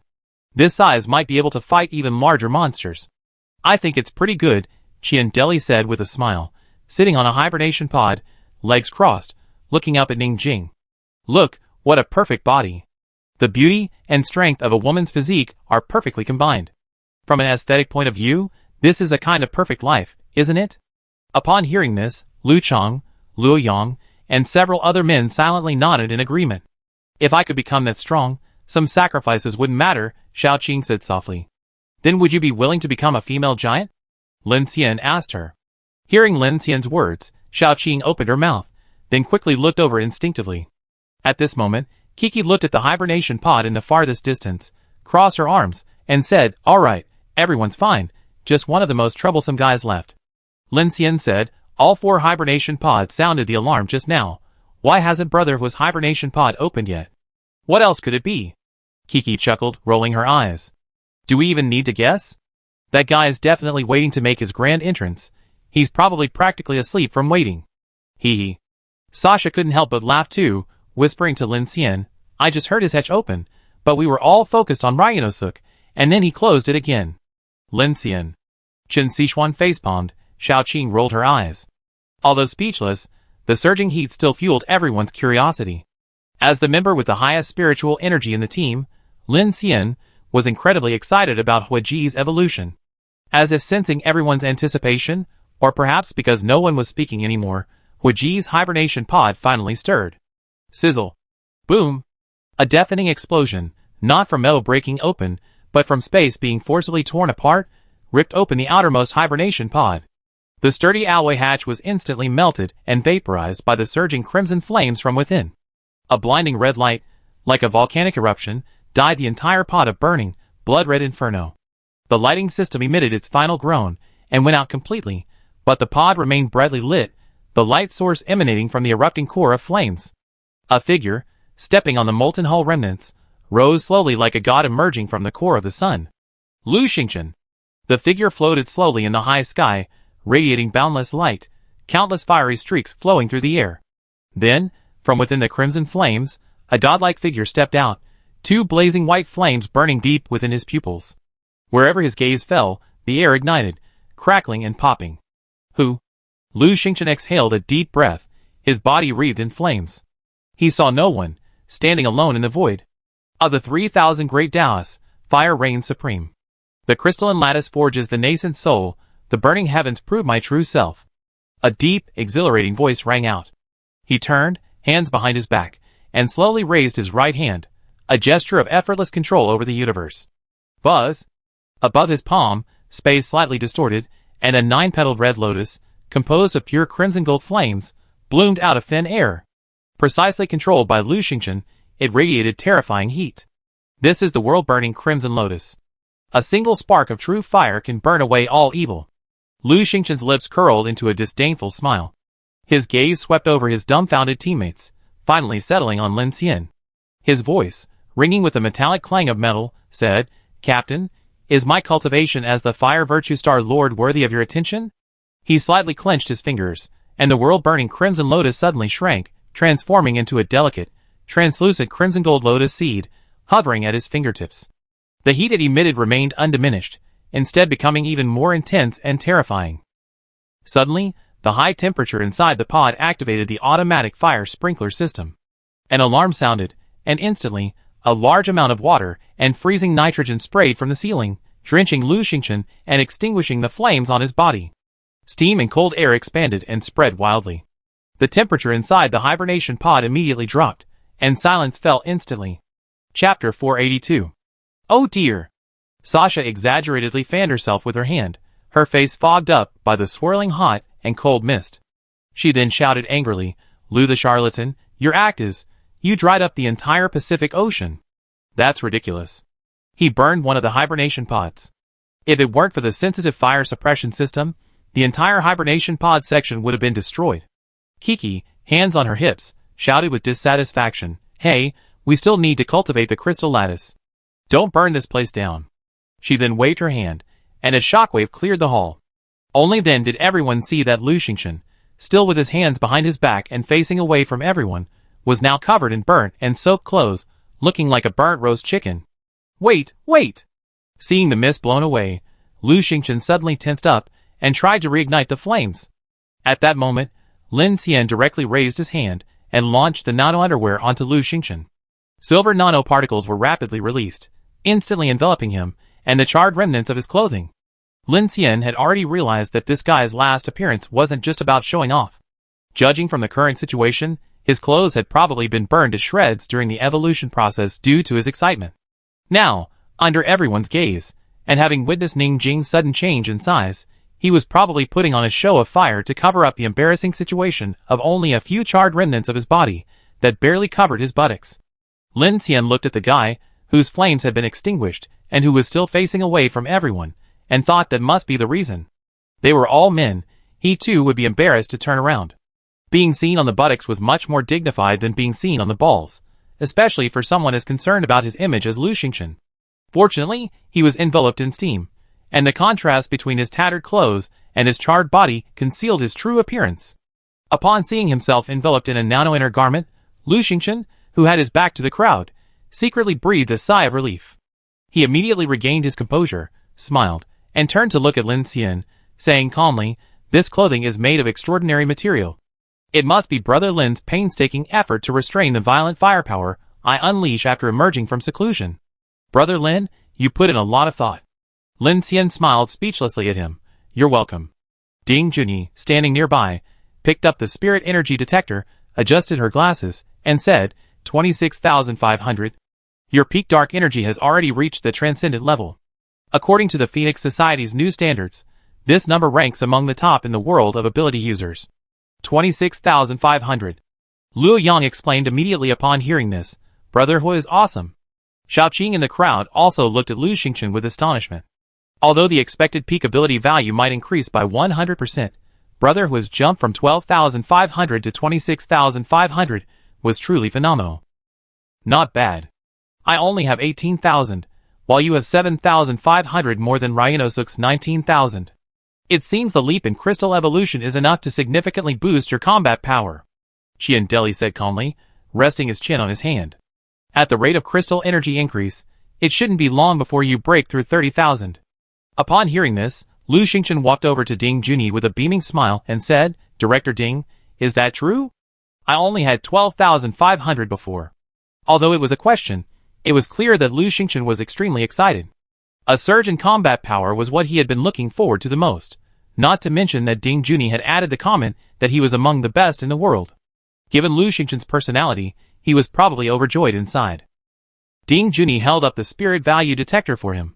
Not entirely standard, there should be a lot of room for improvement. Your crystal lattice amplification rate should be over 100%. Excellent, excellent. Lu Xingchen let out a long breath, suppressing his excitement as he straightened his chest, his eyes looking down as if through the train's armor to the crimson-shrouded, monster-infested post-apocalyptic world outside. The road ahead is long, fraught with demons and monsters.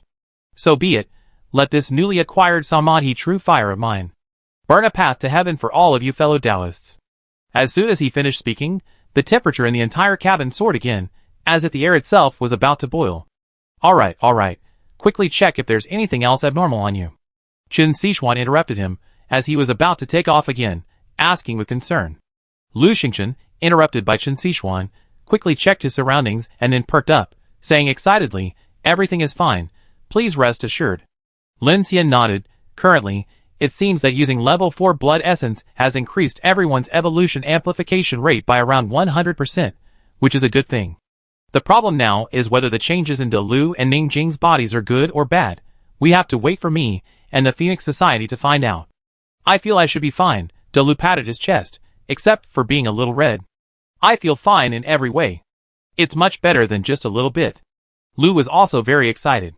Previously, his combat power had fallen far behind the team. Facing the super large monster, his blood energy ability was hard to use. Although Lin Xian made him the Black Dragon armor, it still conflicted with his own ability, and could not fully exert his combat power. It only improved his mobility and protection on the ocean. But now, he clearly felt that he had the power to break through the air with his bare body. He might even be able to find the physical strength to kill from a distance, like Vanessa after a while. After finishing speaking, Ning Jing crossed her arms, looked at her body, and sighed, speaking of which, I'm probably about the same. There's nothing too uncomfortable, but sleeping might be a bit of a hassle. I think so too, Kiki pouted, looking at the tall Ning Jing. Looks like Lin Xian will have to make you a new bed. Just make do for now. Lin Xian said to her seriously, right now, not only us, but even the Phoenix Society, the Falcon Sea Group, and the Holy City Organization are still in the early stages of exploring the changes after crystallization. Human evolution happens in a short time, and there are definitely many unknowns we still need to unravel. So for now, as long as there's no danger to your life, and the crystallization evolution goes smoothly, I think we should treat other changes as the development of superpowers for the time being. Even those with grotesque limbs can hide and control them. I think your situation is definitely. There's a way. Ning Jing nodded in agreement. That makes sense, Captain Lin, don't worry, I adapt. It seems your previous worries were too cautious. After listening to Lin Xian, Monica crossed her arms and calmly said, currently, including myself, all 7 of us have over 15,000 spirit dispersion value. Although we haven't seen actual combat yet, judging from the performance of the core combatants of the Falcon Sea Group, dealing with a few special-level monsters shouldn't be a problem for us. I think it's fine too. Shu Qin nodded, clenching her fist. This isn't just about increased strength. Most importantly, after assimilating the power of dark energy, the impact of the strange entities on our dark invasion will be minimal. At the same time, we can also use this power to counterattack. In a sense, we and the strange entities belong to the same type of destructive power. That's true. Qian shrugged. Ning Jing, standing high in the crowd, teased, yeah, it's about the same size as the monster now. Alright. Kiki stepped forward and said, everyone went smoothly, it's our turn now, right? Lin Xian looked at Kiki and nodded. Okay, let's not delay. Kiki, Teacher Chen, Luo Yang, Xiaoqing, Abai, and Shiori, get ready for the next batch. And you? Monica asked, her gaze falling on him. I come back after you're all finished, Lin Xian said frankly. That way I feel more at ease. You're worrying too much, Qian said to him. So many people have finished, and now that we're guarding the area, there's nothing to worry about. Lin Xian shook his head. That's one thing. You all know my ability is a bit different. Besides, we're setting off tomorrow, so I need to hurry up and make some weaponization preparations tonight. I can find time later, after we're safely on our way tomorrow. I'm telling you, don't put all the pressure on yourself. Qian jumped down from the hibernation pod, smiling at Lin Xian, half-jokingly saying, no matter what your ability is, and no matter how the Adventists try to deal with you, we're all a team. We face anything together. That's right, Captain Lin. Everyone stepped forward. Lin Xian nodded. Okay, I understand. Me too, I wait for the next batch. At this moment, Shiori stepped forward, timidly pointing to Ning Jing and the others, saying, they just completed their evolution, and their auras are still very unstable. I stay and keep an eye on them, that way, it'd be safer.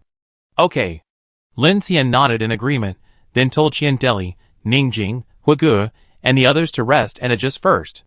Next, Kiki, you guys get ready. He checked the time. We should be able to complete the evolution around dawn tomorrow. Let's begin now. After saying that, everyone immediately began preparations. The first batch of personnel returned to their cabins to rest. Lin Xian saw Ding Junyi walk by and quickly asked, Director Ding, didn't you say you also wanted to do crystal lattice cultivation? Ding Junyi stopped. I joined your last batch. Now is the best time to observe the crystal lattice evolution data. Everyone's changes are very important. I plan to do some tests with the regional black chrysanthemum and other disaster plants as well. Perhaps we make some different discoveries. Hearing Ding Junyi's words, Lin Xian nodded. Alright. Soon, Lin Xian set up the equipment for the second batch of team members preparing for crystal lattice evolution. Based on previous experience, he distributed nano-inner garments to everyone in advance, so they could wear them after the crystal lattice evolution was complete. Lin Xian. Chen Sichuan was a little nervous. She sat in the hibernation pod, head down, adjusting her breathing. Lin Xian came over and adjusted the device for her, saying, pay attention to the issues that Xu Qin and the others mentioned earlier. The main thing is to keep your mind clear. Don't worry about anything else. I know Chen Sichuan said. Throughout the journey, she hadn't deliberately improved her ability, it had progressed almost imperceptibly. She hadn't paid attention to those changes, focusing instead on resolving the team's logistical issues and strengthening her own mental state. This was the first time she had ever pursued the evolution of her ability. Lin Xian saw through her thoughts. Perhaps the changes in Lu and Ning Jing were partly responsible. While the changes in Lu and Ning Jing weren't unacceptable, these unknown physical changes still caused some concern. What if even more dramatic changes occurred? Don't worry, Sister Chen, you won't become ugly, nor will you turn completely red, Kiki said, lying on her side in the hibernation pod, propping her head up as she looked over. Even if you're like Sister Jing, your body is more than 10 years younger, I don't think it's that scary. Chen Sichuan closed her eyes and pouted. Then what about you? Being more than 10 years younger, aren't you afraid of turning into a baby?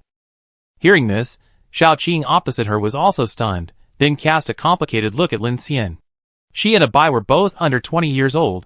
How much younger could they be? Luo Yang lay in the hibernation pod with his hands clasped together.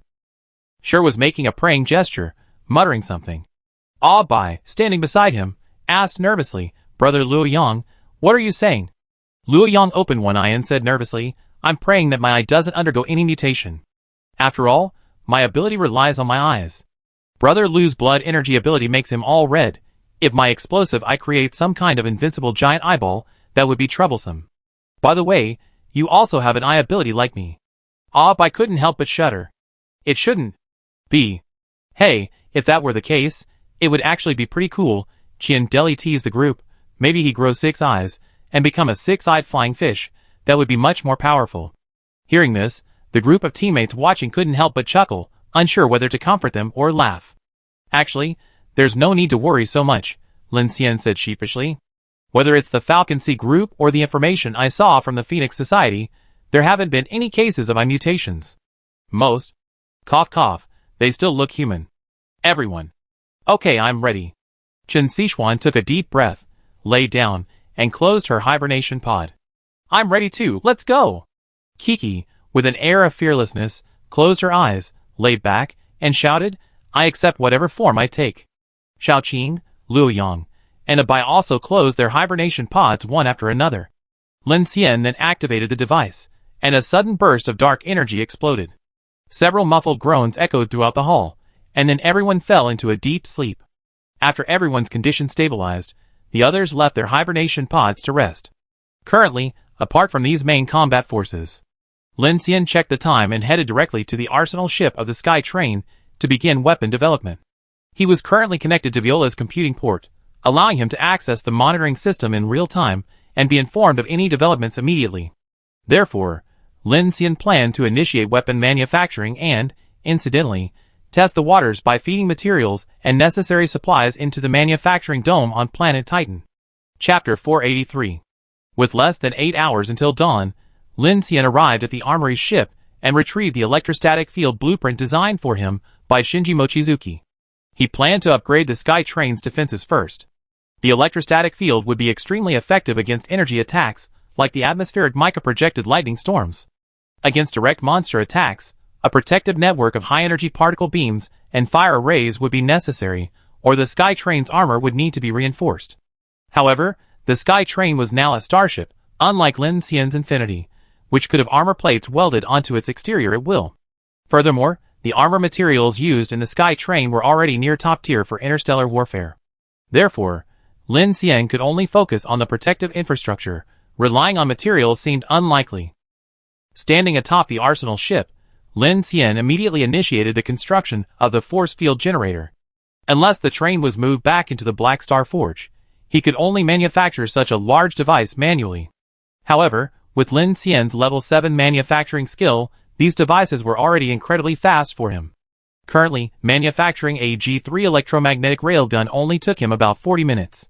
This meant that if he simultaneously activated 7 construction sequences, he could manufacture 7 electromagnetic railguns in 40 minutes, an efficiency comparable to a large energy weapon manufacturing plant. Starship electrostatic force field generator manufacturing progressed 23%, while manufacturing, Lin Xian also kept an eye on the Celestial-class blueprint in his Black Star Forge. This time, the research center didn't take as long to complete development as before. It seemed more like the Black Star Forge's star portal received the blueprints from some cosmic direction, allowing construction to begin immediately.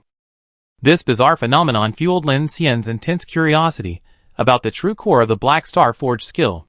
Construction can be initiated at any time, but how do we get all this stuff done? Lin Xian used his supercomputing power to continuously analyze the information displayed by the mechanical heart. Among the most crucial elements were 4 items. The first was an astronomical amount of materials. These were all level 5 materials, super metals typically found only in interstellar warships or Monarch-class mechs. Moreover, these materials seemed to require advanced processing at the material center to become alien materials completely unfamiliar to Lin Xian. Even more terrifying, this material required at least hundreds of millions of tons. While it sounded terrifying, Lin Xian felt at least there was some direction. As long as he continued to absorb the materials, he could collect them and simultaneously upgrade the mechanical heart's level. If the mechanical absorption speed improved, it was simply a matter of time and workload. At least there was some hope. However, he had almost no clue about the other 3 items. Lin Xian summarized these 3 points as follows. 1. Anchoring a massive quasar orbit to construct a strong interaction force confinement field. 2. Capturing an iron-nickel asteroid and constructing a Stardust furnace. 3. Constructing a Casimir cavity vacuum fluctuation engine and using stellar energy to create an ignition stone to ignite the Stardust furnace. Anchoring a quasar, capturing an asteroid, using stellar energy. You really overestimate me. I can't even leave Earth. How am I supposed to handle all this? Lin Xian stared at the light screen, utterly bewildered and at a loss. He thought to himself that even if he were to deal with an S-class anomaly, or a corpse driver, or find some high-level blood essence, he could at least coordinate with the Phoenix Society to plan something.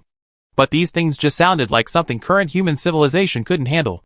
Where was he supposed to find an asteroid? Forget it. Let's take it one step at a time. Let's put the materials in first, and get the first step sorted out. Lin Xian sighed, thinking that this definitely wouldn't be easy. Maybe he could ask Elon after contacting the Phoenix Society. Ding! I have completed the blueprint design for the fusion of Steelbone X and Reaper X. Please confirm whether to perform calibration? At this moment, Viola's voice rang out, and Lin Xian immediately turned his attention back to her. Has a system simulation been conducted? Yes, I have conducted 32,518 combat simulations on the blueprint, with an adaptation rate of 99.578% and a failure rate of 0.0158%. The overall combat capability of Steelbone X, Iron Man, is 75.2% higher than the original version, and Reaper X, Dragon Girl, is 217% higher than Dancer 1. The drawback is that it requires an interstellar-class power armor microsun power module, and a T3 level intelligent processing device, which is extremely expensive. The overall cost is close to 85% of your interstellar-class nano-power armor individual soldier. Are you sure you want to use such an expensive blueprint as the combat unit of your mech army? Of course, Lin Xian said calmly. The current anomalies are evolving very quickly. Their biofields are impenetrable to ordinary military standard weapons. The original drone array wasn't designed to deal with the strange entities, it's outdated.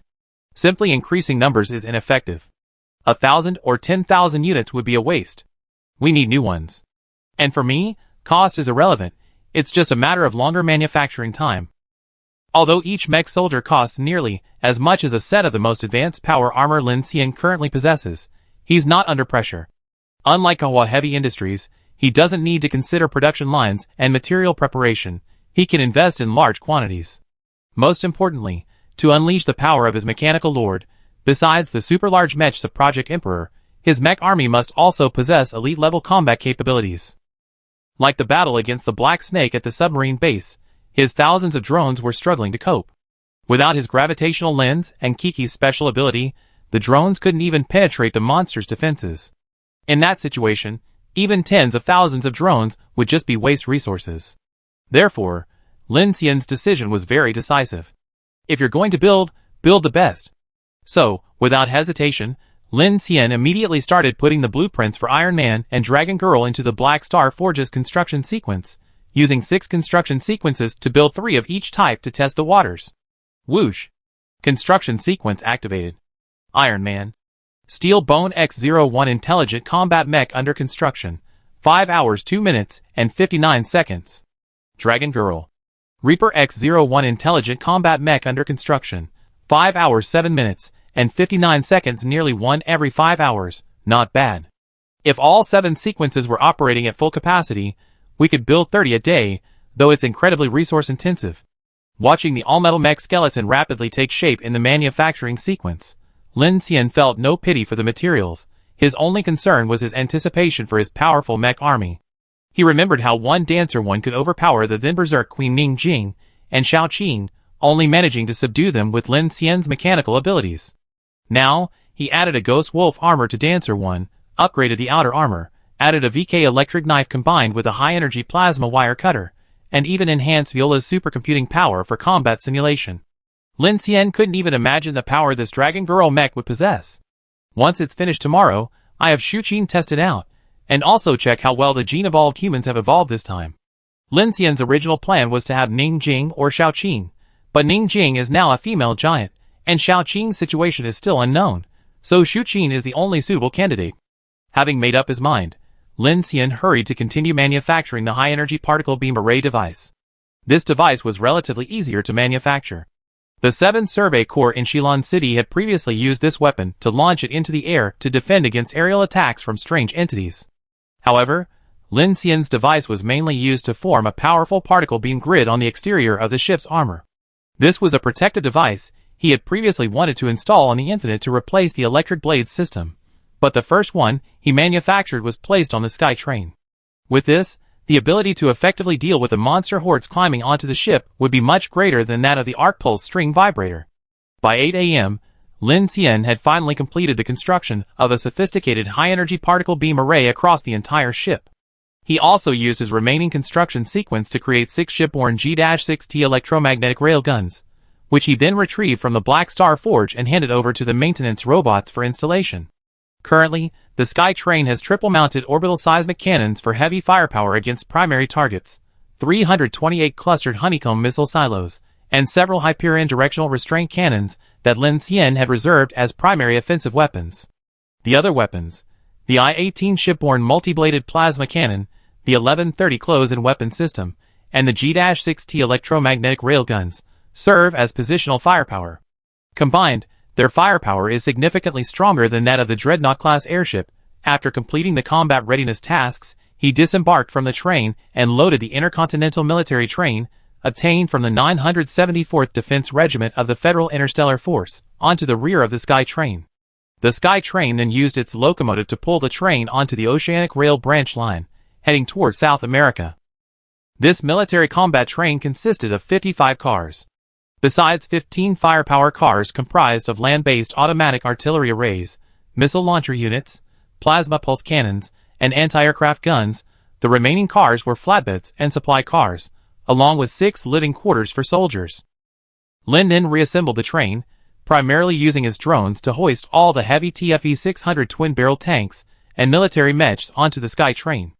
This included 30 tanks for Vulcans, 12 Iron Guard 3 military assault vehicles, 8 Guardian X assault vehicles, 2 Inferno MX fire-based mechs, 17 armored vehicles for college entrance examination drones, and 1 Sky Surveyor. These equipment were designed with in mind that in case of a track malfunction, Lin Xian would need to launch the Sky Train. Since the flatbed trailers were completely unsuitable for launching and securing, Lin Xian dismantled and absorbed them, leaving only the enclosed train. Simultaneously, he replicated the Infinite, reinforcing and securing the remaining 20-odd carriages, adding small external thrusters to maintain flight stability. He also deployed over 100 transport and maintenance drones in case of emergencies. By the time everything was ready, Lin Xian was drenched in sweat. He simply didn't have the energy to completely engulf such a complex and massive train in the Black Star Forge. He considered that the train might be needed for fire support during the advance. If he weren't worried about time constraints, he would have even considered taking out the Infinite as well. Once we reach land, I give you a proper makeover and integrate you into my Infinite fleet. That will make my fleet even more heavily armed. Standing on the roof, Lin Xian patted the muzzle of the automatic cannon, took a deep breath, and admired his masterpiece of the night. This armed train, like a dark green dragon, stretched behind the 4-kilometer-long Sky Train, radiating an aura of martial prowess. For some reason, looking at this armed fortress, comparable to something out of alien science fiction, stretching across the orbit around the planet, a thought inexplicably arose in Lin Xian's mind. He recalled Chu Yan's words about the Crimson Descent and murmured to himself, "If the world is covered in crimson, this train might be our last fortress, an oasis. We can hide inside to escape, hide inside to resist, hide inside to fulfill our final wishes." Beep beep, beep beep. The notification sound rang out. Lin Xian looked at the time. 10:45, dawn was approaching. With 2 or 3 hours remaining until Kiki and the others' lattice evolution progress was complete, Lin Xian spent the entire night using Viola's computing port to indiscriminately observe every corner of the Sky Train. The vital signs of everyone on board were constantly displayed in Lin Xian's observation window. The night was remarkably quiet, without any unexpected incidents. "Captain, shouldn't we depart?" Qian Deli's voice came through the communicator. Lin Xian activated his power armor and flew directly onto the train. Arriving at the main bridge, Xu Qin, Lu Cheng, Qian Deli, and Monica were already waiting. Only Ning Jing, who had gone to the armory ship, greeted him via the communicator. "How's the recovery going?" Lin Xian asked Qian Deli and Xu Qin. "Perfect." Qian Deli shrugged, his expression calm. He looked at his chest. "Having an extra alien battery isn't as bad as I expected. In fact, I can sleep better." Xu Qin nodded in agreement. "Our bodies haven't fully adapted yet. I think we might need to activate the crystal lattice once. Otherwise we won't be able to fully perceive our power levels." "I know." Lin Xian smiled. "There will be an opportunity." Sun Yuzhen and Xiao Yuan were responsible for observing Kiki, and the others from the hibernation pod. Lin Xian then said, "Set off immediately at dawn, aiming to reach the G-78 base station near Santo Island before dark. We rest there for the night, and then land in Panama tomorrow. Understood. Whoosh, at that moment, almost exactly as calculated, a flash of light appeared in the sky, instantly bathing the previously black sky in the morning sunlight, illuminating the world with boundless brilliance. What's that? Just as the sky train's engines roared, hovering above the tracks and towing the military train, preparing for departure, Monica, standing by the porthole of the main bridge, suddenly spoke, looking out the window. Instantly, everyone's gaze followed her voice, looking towards the distant horizon. Their eyes narrowed sharply. Unlike the clear blue sky and sea of yesterday, a dark, stormy cloud blanketed the distant horizon off the west coast of Oahu, resembling a black wall that refused to recede, completely enveloping thousands of nautical miles of water. That's the edge of the abyss? Shuqin frowned, asking, is the polar night that fast? No, that's not the polar night. Lin Xian quickly approached, his gaze sharpening. His power armor rapidly zoomed in. Within that black wall of sky and earth, a chilling crimson wave slowly rolled, like a roaring extension of hell itself, sending a bone-chilling cold through everyone thousands of nautical miles away. Crimson. Qian Deli's face slowly darkened, and he said coldly, the Pacific Ocean is so vast, but this is happening much faster than we anticipated. Lin Xian's gaze swept over the scene, and immediately activated his mechanical heart, connecting his thoughts to Viola and the sky dome. A high-frequency vibration from the engine filled the air. It won't be dawn there yet. Let's go! Chapter 484. Empty! Empty! Empty! The sky train, magleved on its tracks, moved without hesitation. Its immense power propelled the intercontinental train parked on the tracks, the connecting carriages emitting a pleasant, steady hum. Then, the iron wheels sparked countless fireworks on the rusty tracks. This giant train finally departed from the track station on Oahu, Hawaii. This is really interesting. Running on tracks gives me a more reliable feeling than flying in the air, Qian Deli said wistfully, looking at the long straight track ahead. Dust billowed from the tracks.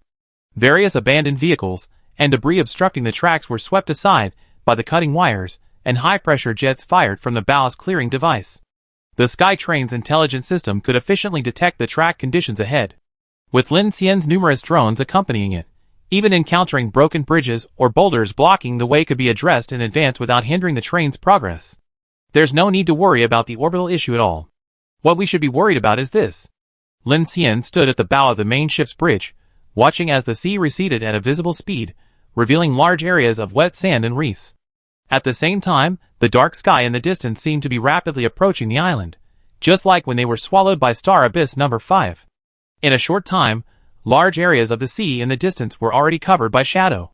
This is... Sasha frowned, looking at the scene, and said nervously, the sea is receding? It's a tsunami. Shuqin said with a gloomy look, it's already dawn, how come Star Abyss is starting to spread again? Who knows? Qian Deli shook his head. Anyway, it's not a good thing. Let's hope it doesn't drag us to some strange place again. This vast ocean isn't easy to dock in. It doesn't seem like the Star Abyss is spreading.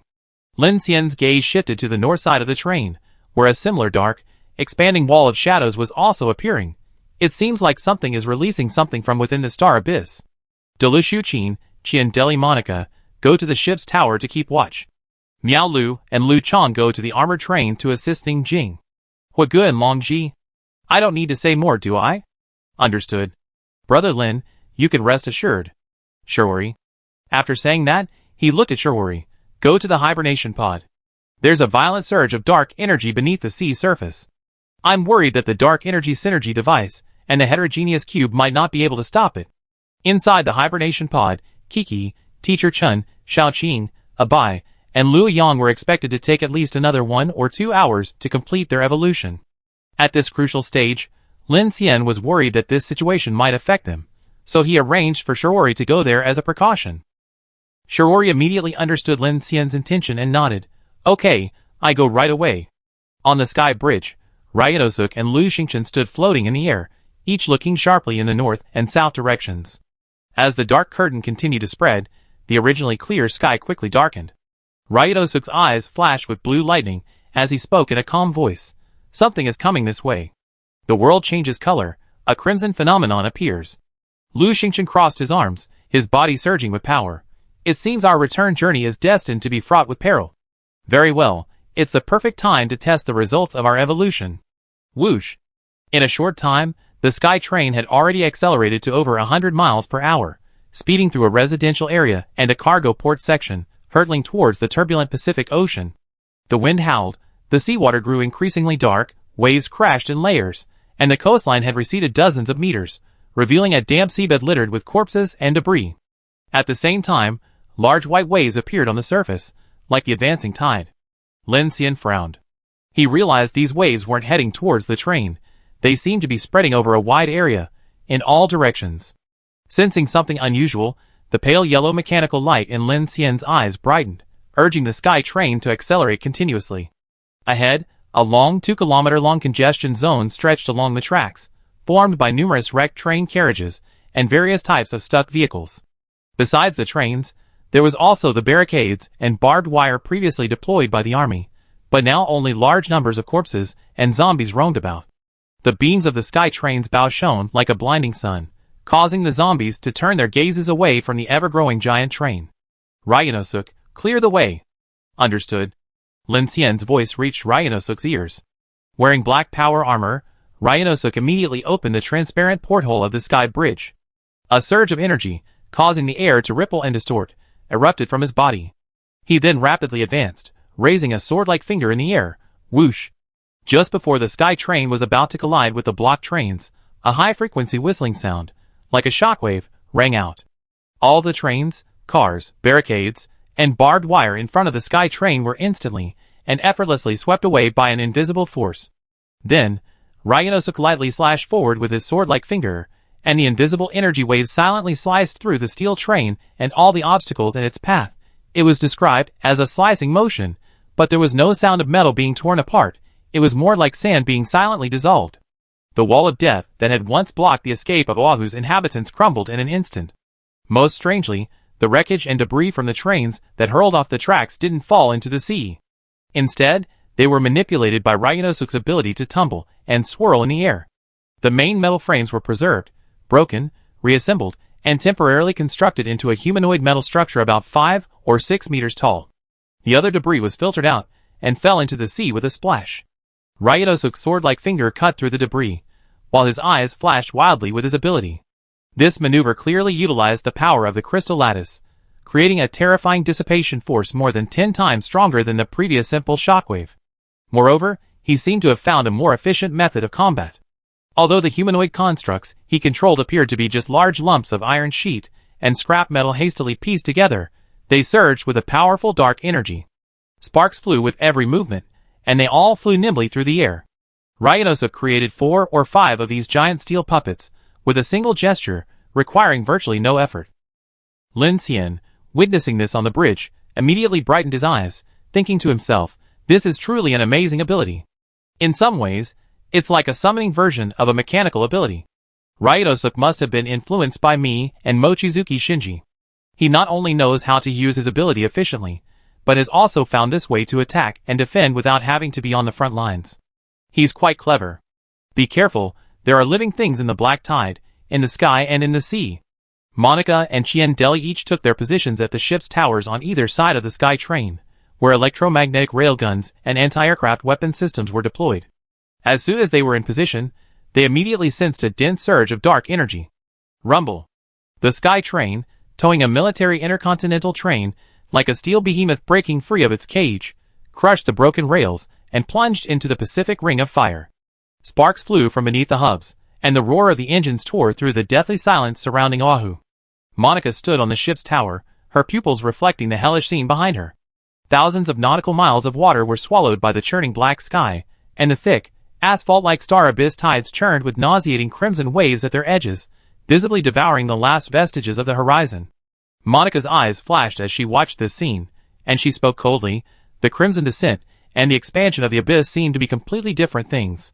It seems there will be no more dawn and dusk from now on, Chien Deli said, arms crossed, and the meaning of dawn is gone too.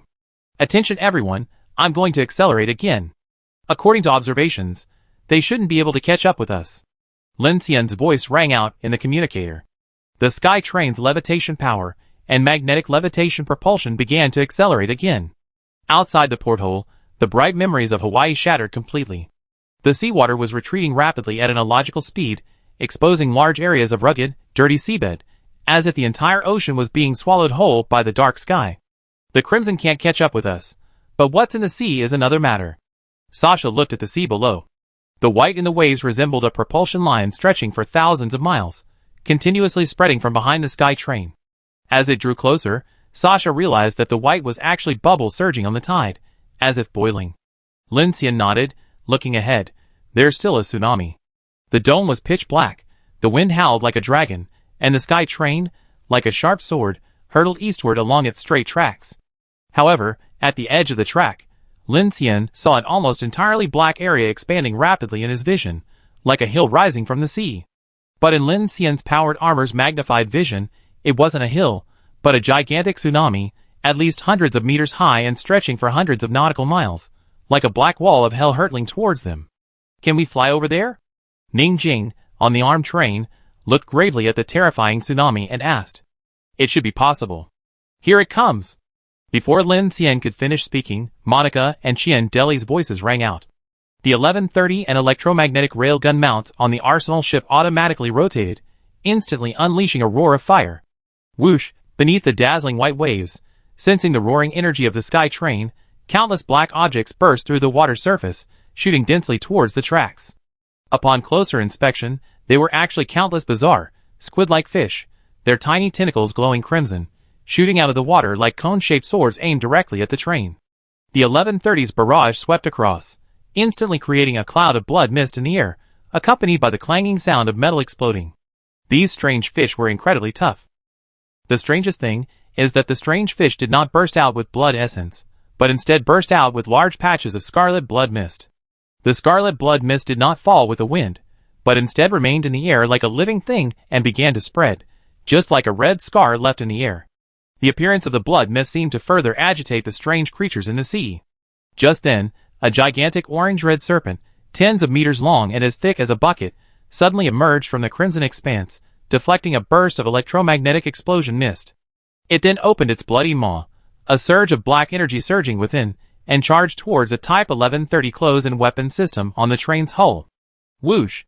In the next instant, a golden beam of light shot precisely from the direction of the ship's turret in the distance, piercing the serpent's head. The black energy within its mouth instantly exploded, sending flames billowing and causing the train's electrostatic field to flicker violently. That blood mist is strange, Qian Deli said gravely, slowly releasing his flashing right foot from the turret. I didn't see a snake's tail. It's like it crawled out of a spatial portal. What? Before the words were finished, various bizarre phenomena began to appear in large numbers from the blood mist blasted out by the firepower. Some were sea worms and water monsters that directly emerged and attacked the train, while others were tentacles, rotting arms, or sharp claws that stretched out, like a continuous exhibition of terrifying monsters. The crimson is likely the erosion of our three-dimensional space by a higher dimension. That spatial power is very similar to that in the star abyss. Inside the research cabin, Ding Junyi, wearing smart glasses, observed the battle situation in all directions and calmly said, Lin Xian, you need to be careful. Don't let this crimson enter the train, and it's best not to let it get into the front either. It's unavoidable if it gets into the front, but we can disperse it. Lin Xian looked at the empty area swept away by Ryanosuk, where the crimson hadn't even dispersed before being dispersed by the train's electrostatic field, and said in a deep voice, those things might have crawled out directly from the star abyss. There could be all kinds of bizarre creatures. Everyone must be careful. Boom! Boom! Boom! Ryanosuk's numerous metal golems, like puppets on strings, slammed down powerful punches that smashed the bodies of large, monstrous creatures. At other times, their transformed, blade-like arms spun rapidly, slicing flying fish into bloody pulp. Even when a giant arm emerging from the crimson mist crushed one of the golems, it instantly reformed under the surge of power in Ryanosuk's eyes. He even imitated Lin Xian, combining multiple golems into a giant metal arm, which swept horizontally along the coastline, instantly creating a sonic boom 1,000 meters high, sending massive waves crashing into the air. The sheer power was astonishing. Large numbers of monstrous fish continued to follow, replenishing the crimson mist. Under Lin Xian's control, the automated weapons and other high-energy equipment unleashed the full firepower of the entire ship. In an instant, beneath the dark sea and sky, a giant train, its lights gleaming, sped along the straight ocean tracks. All the ship's cannons were firing, high-energy blue beams piercing the sea surface. Behind it, a dark green armed train stretched its firepower line, unleashing barrages of fire from above and below. The strange fish leaping from the sea cascaded down like waterfalls. Be careful, don't touch the crimson blood mist. Lu, clad in black dragon armor, ascended to the top deck with Shu Qin via the external combat elevator. A brand new steel-slicing sword was slung over his shoulder. As soon as they emerged, Shu Qin felt a strong corrosive shockwave, and the Executor's power armor's environmental detection system immediately sounded an alarm. I can tell. Without saying a word, Shu Qin pulled out a Remington from behind her with one hand, then bent her knees slightly, and with a loud bang, a sonic boom rang out, and she disappeared from the spot like a ghost. When she reappeared, she was on a large crimson blood mist near the bow of the ship, where a giant arm covered with black scales was slowly reaching out and slapping towards the bridge. Lin Xian stood rooted to the spot, his gaze slightly narrowed. Just as the claws slammed down, Shu Qin appeared instantly, raising her Remington shotgun at the arm and firing with a deafening roar. Bang! Strangely, despite being an ordinary shotgun against the enormous, possibly superhuman arm, Lin Xian only saw an invisible surge of dark energy erupt like an air pump, unleashing a jet of fire at least half a meter in diameter that blasted through half of the arm and its forearm. Ugh! A shrill scream echoed from within the crimson blood mist. The green biofield on the black-scaled arm flickered rapidly, but seemed to have no effect. The huge bloody hole, billowing black smoke, was directly facing Shu Qin's gun muzzle. On the other side, Luda rapidly sprinted across the top deck, pursued by an indescribable winged monster that burst forth from the thick clouds in the sky. Luda abruptly stopped, his body erupting with bloody steam that spewed from the exhaust vents of his black dragon armor. He then let out a muffled roar and swung his sword, unleashing a massive horizontal sweep towards the sky. Asterisk whoosh. Asterisk the super metal forged steel-slaying great sword was instantly deformed by the swing, its blade glowing crimson. A surge of dark energy suddenly exploded in a fan-shaped area in front of it, seemingly tearing and distorting space itself. Then, within 0.5 seconds, the fan-shaped slashing area expanded hundreds of meters. Everyone could see with their naked eyes a massive fan-shaped wave of air, carrying the airflow erupting from Lu Da's body, sweeping across the area, instantly obliterating the winged monster, and the swarm of strange fish rushing towards the train from both sides. This created a vacuum area the size of a football field, where even the blood mist radiated outwards. With a single slash, Luda felt a surge of emotion, sensing the power of surging dark energy. He suppressed the tremor within and continued charging towards the sky bridge, attacking as he went. There, Wagyu, Lu Xingchen, stood alone, hands behind his back, seemingly admiring the scenery. Luda immediately shouted, "What are you posing for? Aren't you going to attack?" Lu Xingchen's gaze swept over Luda, then calmly continued forward. In his pupils, the colossal tsunami that shook the heavens and earth was hurtling towards them head-on, with overwhelming force. The black wall had already blotted out the sun, as if the entire sea was trembling. Don't rush, that's my true opponent. Chapter 485. Oahu, Honolulu City Center. A rotting hand slammed onto a giant neon billboard proclaiming sunny Hawaii, leaving a sticky stain. Beneath the billboard, a female zombie, clad in a tattered bikini, and with only half her chest remaining, listlessly rolled her grayish-white eyes.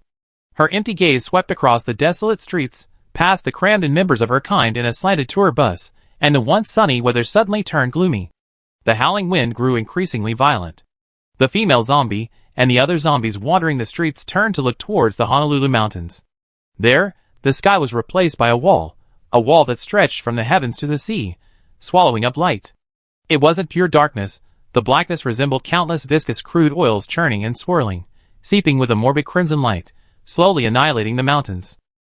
That darkness swallowed the Diamond Hill Lighthouse, swallowed the Hollywood sign that had once been a popular tourist attraction, and then came the tunnel that pierced through the mountain. A surging tide of black and red, like a tangible flood, roared into the tunnel entrance, instantly engulfing abandoned vehicles, skeletons, billboards, and even a few zombies struggling to crawl out. The crimson spread across the white sands of Waikiki Beach, countless zombies being numbly devoured. However, after being enveloped in crimson, the zombies began to undergo inexplicable and bizarre changes. Their bodies arched violently, emitting inhuman, cracking sounds of dislocated bones. Their eyeballs expanded rapidly like inflating balloons, first turning grayish-white, then bursting, twisting like paste. The shadows devoured and merged with each other, transforming into bizarre creatures beyond description. Ugh! Eerie screams echoed, accompanied by the frenzied, mutated black shadows dancing wildly within the crimson light. In an instant, the city seemed to transform into a horrific inhuman hell. Those crimson bodies twisted and deformed in indescribable ways. The monitoring equipment Lin Xian had installed lost signal the moment it was engulfed by the crimson, but through the remaining fragments of images, he could still sense an unusual force beyond his expectations. On the sky train, Lin Xian saw the anomalies throughout the island in his mind, his expression slightly grim. This time, the direct experience of the crimson descent was far more terrifying than what he had sensed through the consciousness link. Even from just a few scattered images, Lin Xian understood the power of the crimson. Without a vehicle or full-body power armor, it would be difficult for any superhuman to survive within it. Although everyone on the Infinite was equipped with interstellar-class power armor manufactured by Lin Xian, it was still a tiny fraction of the survivors. Even within the interstellar military, only elite units were equipped with power armor of the level of the Dark Wolf or higher. Most ordinary soldiers only had half coverage or auxiliary armor. If the Phoenix Society and the army were like this, then the other ordinary survivors were even less likely to be equipped. Whoosh! A sharp sonic boom swept across the bridge, like an invisible shockwave, instantly turning the swarms of strange fish into a continuous crimson mist. Its power was comparable to 10 1130s sweeping across the sky simultaneously. Lin Xian looked towards the ship's tower. Monica stood calmly with one hand on her hip. The sonic sword in her mouth even passed through the bulletproof portholes and electrostatic field without leaving a trace, without needing to stand outside. Xian Deli, on the other side, had his swift force kick, originally a physical technique, now able to shoot out high-energy golden rays. It was clear that their abilities had undergone a qualitative change after activating the crystal lattice. Lin Xian watched the faint flow of dark energy in the cold air. This power was shrouded in mystery, allowing Shu Qin to unleash the power of a cannon with a single gun. It was simply heaven-defying. Our dark markers are all lit up. Monsters within at least 5 kilometers of the surrounding sea are approaching us. Sasha, sitting in the information officer seat, looked at the radar panel and said, "They're in the sky too." At this moment, on the surging waves of the Pacific Ocean, a white bubble region stretched across the horizon like a shockwave emanating from the center of the star abyss, rushing forward with violent force. The sky train was speeding along its tracks, synchronized with the white bubble region below. A glance revealed the entire ocean as if it had turned into boiling white bubbles, with countless strange sea creatures swarming out, a dark mass rushing towards the train. Lin Xian looked up at the sky. Now everyone's crystal lattices were activated, all the dark markers were lit, dark clouds were pressing in, and more flying monsters were constantly surging in. With just one glance, he immediately guessed that there must be terrifying atmospheric creatures within those dark clouds. At this speed, we're 30 seconds away from hitting the tsunami. Sasha turned to Lin Xian, her face tense, and asked, "Brother Lin, are we going to ascend?" Lin Xian was about to respond when Ning Jing's voice suddenly came through his earpiece. Team Leader Lin. Boom! On the roof of the intercontinental train, a deafening shockwave blasted through hundreds of meters of air, creating a vacuum zone 7 or 8 meters in diameter from the countless strange fish-shaped holes. Blood sprayed everywhere. At the source of the shockwave, Ning Jing, like a small giant, roared with her crystalline power, still in a fierce punching stance. Her brows furrowed slightly. After circulating her crystalline power, she suddenly realized something. Dark energy surged around her, and her size was visibly shrinking. Realizing this, Ning Jing breathed a slight sigh of relief, but didn't dwell on it. Instead, she looked up at the sky and continued into the communicator. "We can't fly too high. If we get marked with a level 4 mark by a special level entity, given the current density of these anomalies in the area, we'd be in serious trouble." "Yeah, there are already enough. Be careful, be careful." Beside Ning Jing, Lu Chong and Niao Lu, under the cover of the train's automated firepower, were already struggling against the overwhelming onslaught. Neither of them had undergone crystal lattice evolution, and their combat strength was only around 4,000. This was under the condition that no more high-level anomalies had appeared yet. Once level A and special level entities erupted in the sky, they would have no choice but to retreat back into the train and fight back with their weapons. I know. On the main bridge, Lin Xian naturally understood their current situation. The sky train's firepower was strong, and the monsters surging from the Crimson were relatively easy for the Evolved Quartz crew to handle. However, with this widespread anomaly in the star abyss, it was best not to increase the concentration of the dark mark too much, otherwise, he worried it would snowball and become uncontrollable. Currently, they were on the run, and a large-scale battle was completely unnecessary. Prepare for takeoff. Everyone, be careful. I will control the altitude. There might be other dangers below the wave crest. Monica, Qiandeli, you keep an eye on the underwater area. Ryanosuk, Lu Xingchen, you keep an eye on the air. Just as Lin Xian finished speaking, Lu Xingchen's voice suddenly rang out in the channel. Lin Xian, wait! At the front of the train, on the high platform extending from the sky bridge, a figure was bathed in the eerie red light cast by the star abyss storm behind him, making him appear particularly dazzling. Lu Xingchen had unfastened his power armor helmet at some point, letting the gale blow his slightly messy black hair, and proudly hovered several meters in the air above the train, facing the earth-shattering tsunami wall, his hands behind his back, his clothes fluttering in the wind. These waves that block our path are but a mere chasm. Why trouble the heavens to ascend and attract the attention of petty villains? His voice was clear and resonant, piercing through the wind and thunder, carrying a deliberately theatrical tone, as if reciting lines on stage. He slowly raised his right arm, extending a single finger, fearlessly pointing at the overwhelming black wall that surged forth. I am here. One sword is enough. For the heavens, I will pave this clear path. Hey! A building engaged in fierce combat in front of the sky bridge slashed away a flying alien demon with a sword, turning back and shouting in a deep voice, at this juncture, don't act rashly. The metal golems controlled by Ryanosuk also stopped clearing the obstruction. Their emotionless metallic faces seemed to turn towards Lu Xingchen, as if silently questioning him. Qiandeli, on the ship's tower ahead, twitched his lips, instinctively covering the interface of his power armor mask on his forehead with his hand, an expression of unbearable disapproval mixed with a here we go again look. Brother Lu, rest assured, I would never risk the safety of all my friends on the ship. Lu Xingchen smiled faintly, not responding to Lu again, but waiting for Lin Xian's words. All right. Lin Xian responded directly over the communication frequency. Actually, Lin Xian had other preparations, but now, he was also very curious about just how much combat power Gu, with nearly 30,000 spirit points, possessed. Boom! A tsunami hundreds of meters high, like a towering mountain range rising from the ocean, accompanied by a deafening roar, vibrated the air and pressed down on the ocean track. The end of the ocean track was already submerged in the dark seawater. Below the track, the entire ocean surface was being raised, and waves began to surge above the track. Lin Xian connected with Viola and began igniting the celestial train's propulsion system. Simultaneously, the intercontinental train behind was propelled off the tracks by smaller thrusters. The magnetic levitation was no longer effective. The entire train was essentially skimming the ocean waves at low altitude. Lu Xingchen flew on the sky bridge. His eyes, now burning with blazing white flames, reflected the approaching black wall, like the entrance to a hellish abyss. Far from showing fear, he erupted with an almost fanatical excitement. The great Tao has 3,000 paths, but my Tao is ashes.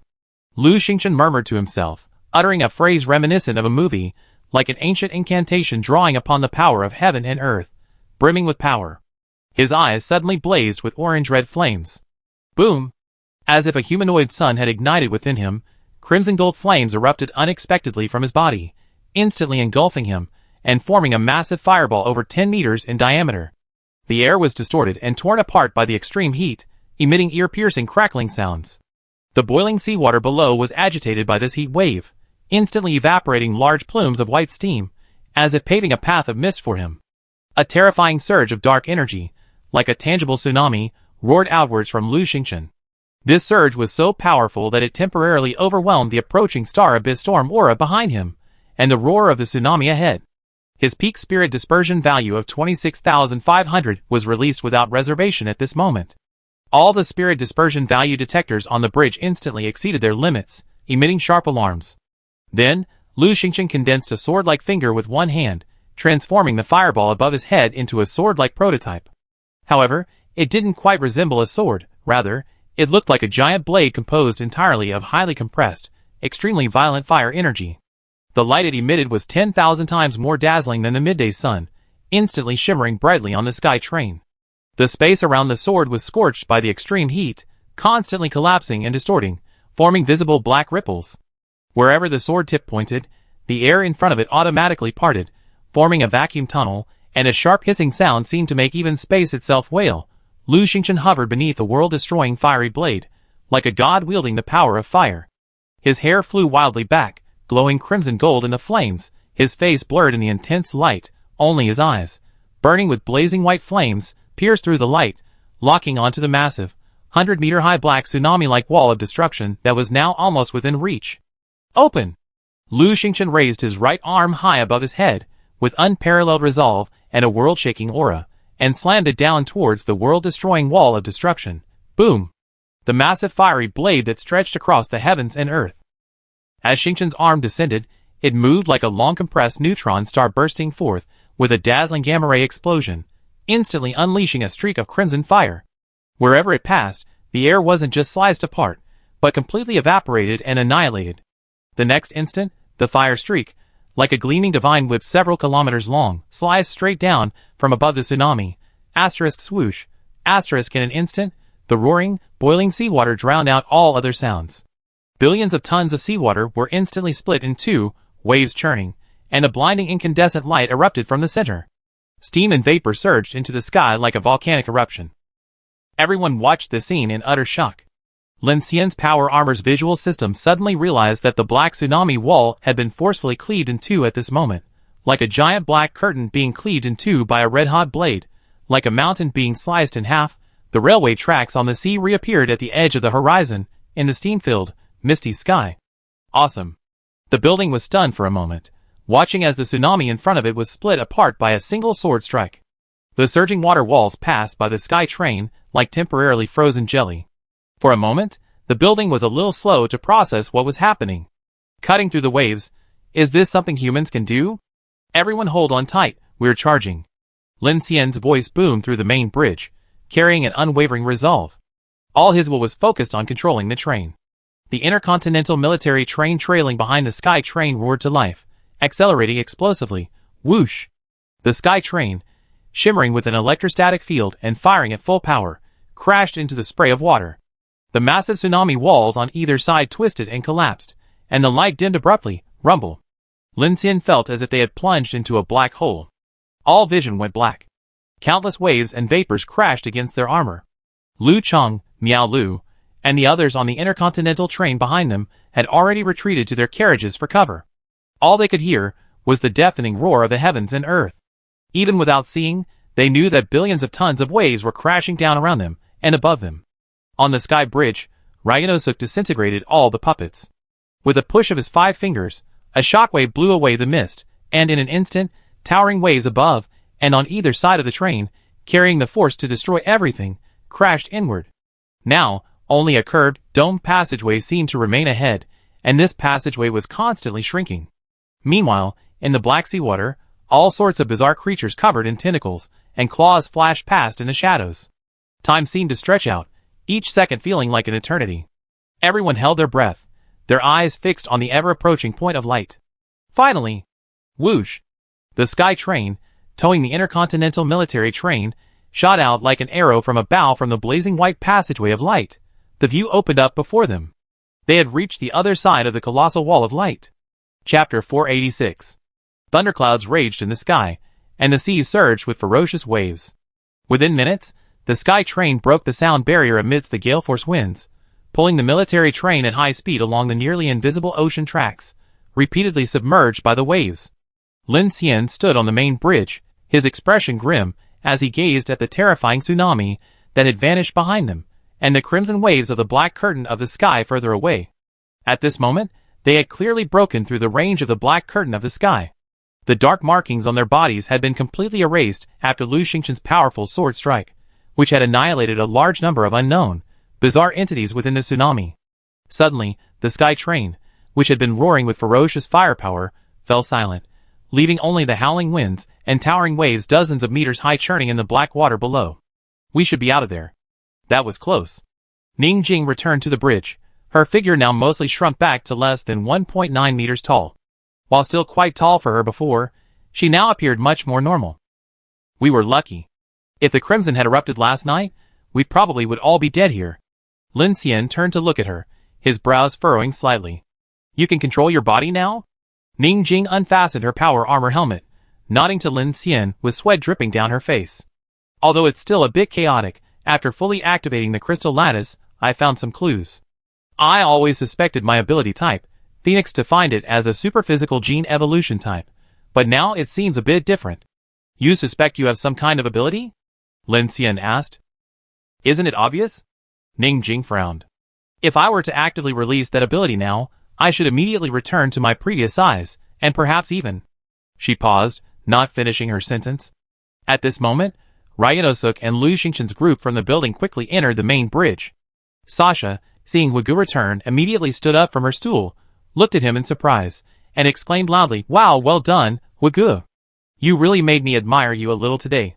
Indeed, very impressive."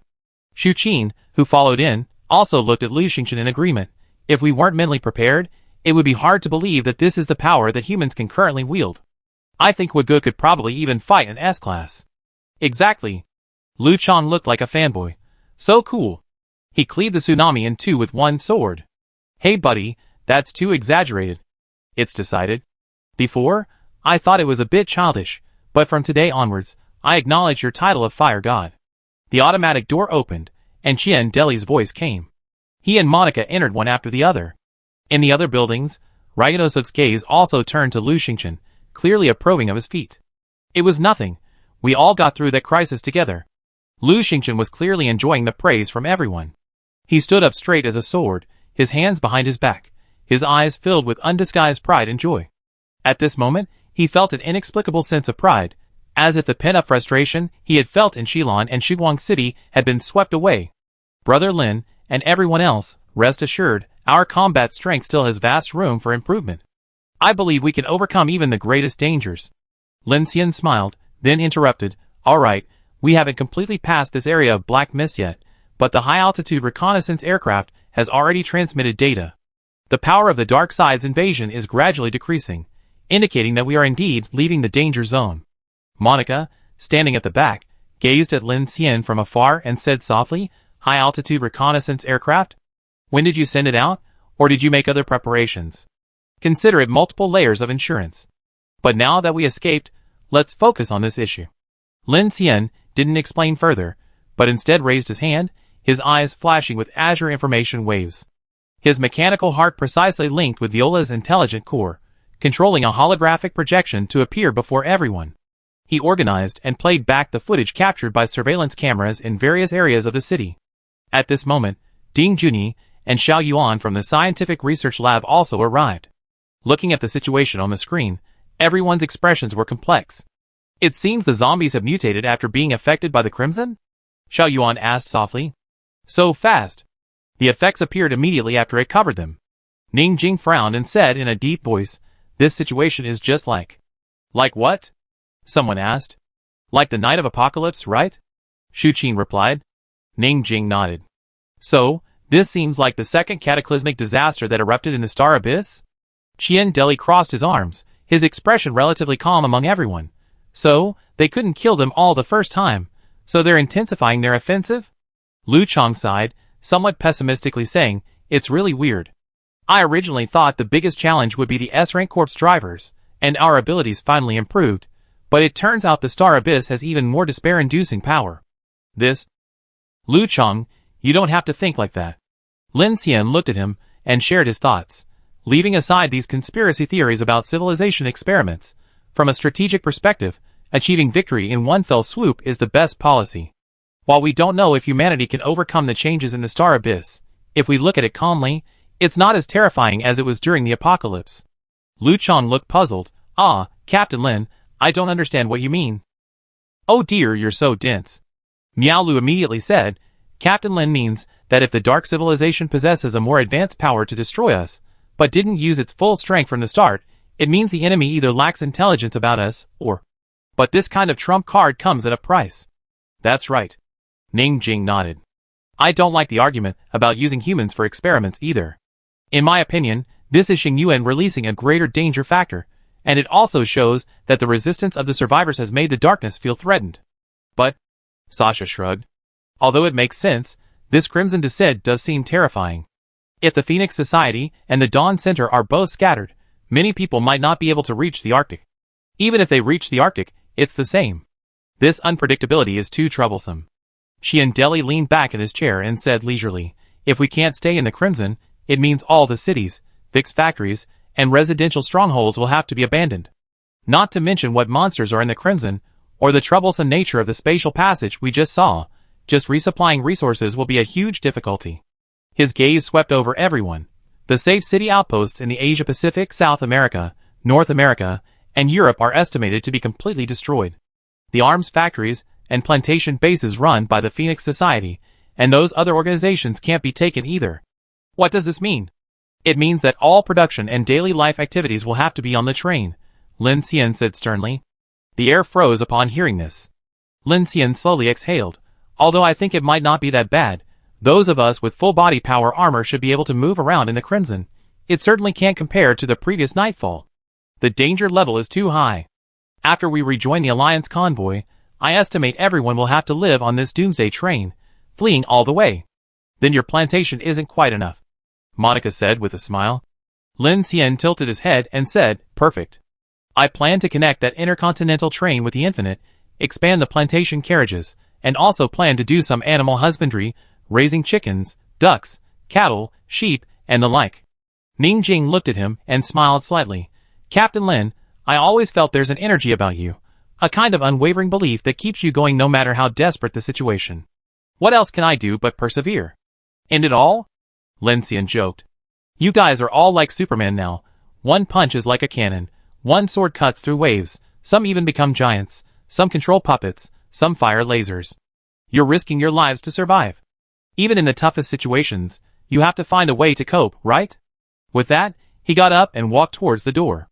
Shiori said there's been a change in the hibernation pods. You guys keep an eye on them here. I'm going down to check. I go with you. Ding Junyi followed. Me too. Sasha's eyes lit up at the mention of it, and she quickly followed behind Lin Xian. Lin Xian entrusted the defense to Monica and her group. Now that their crystal lattice had evolved, their combat power was terrifying. With Viola and the Sky Dome's firepower providing support, he could completely leave the bridge to them. He quickly went with Sasha to the hibernation pod hall. It wasn't yet 11 a.m., and the sky was overcast. Although the waves were surging outside, the Sky Dome train remained remarkably stable inside.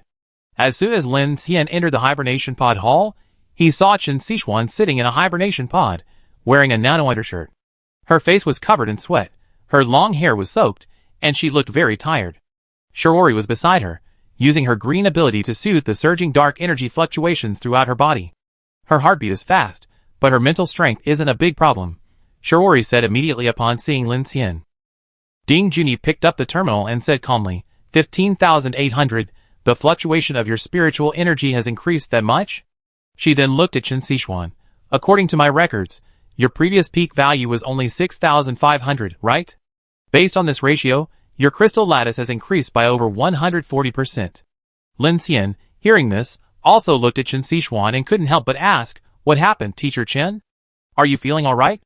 Chen Sichuan slowly nodded, then took a deep breath and said, Lin Xian, I had a nightmare.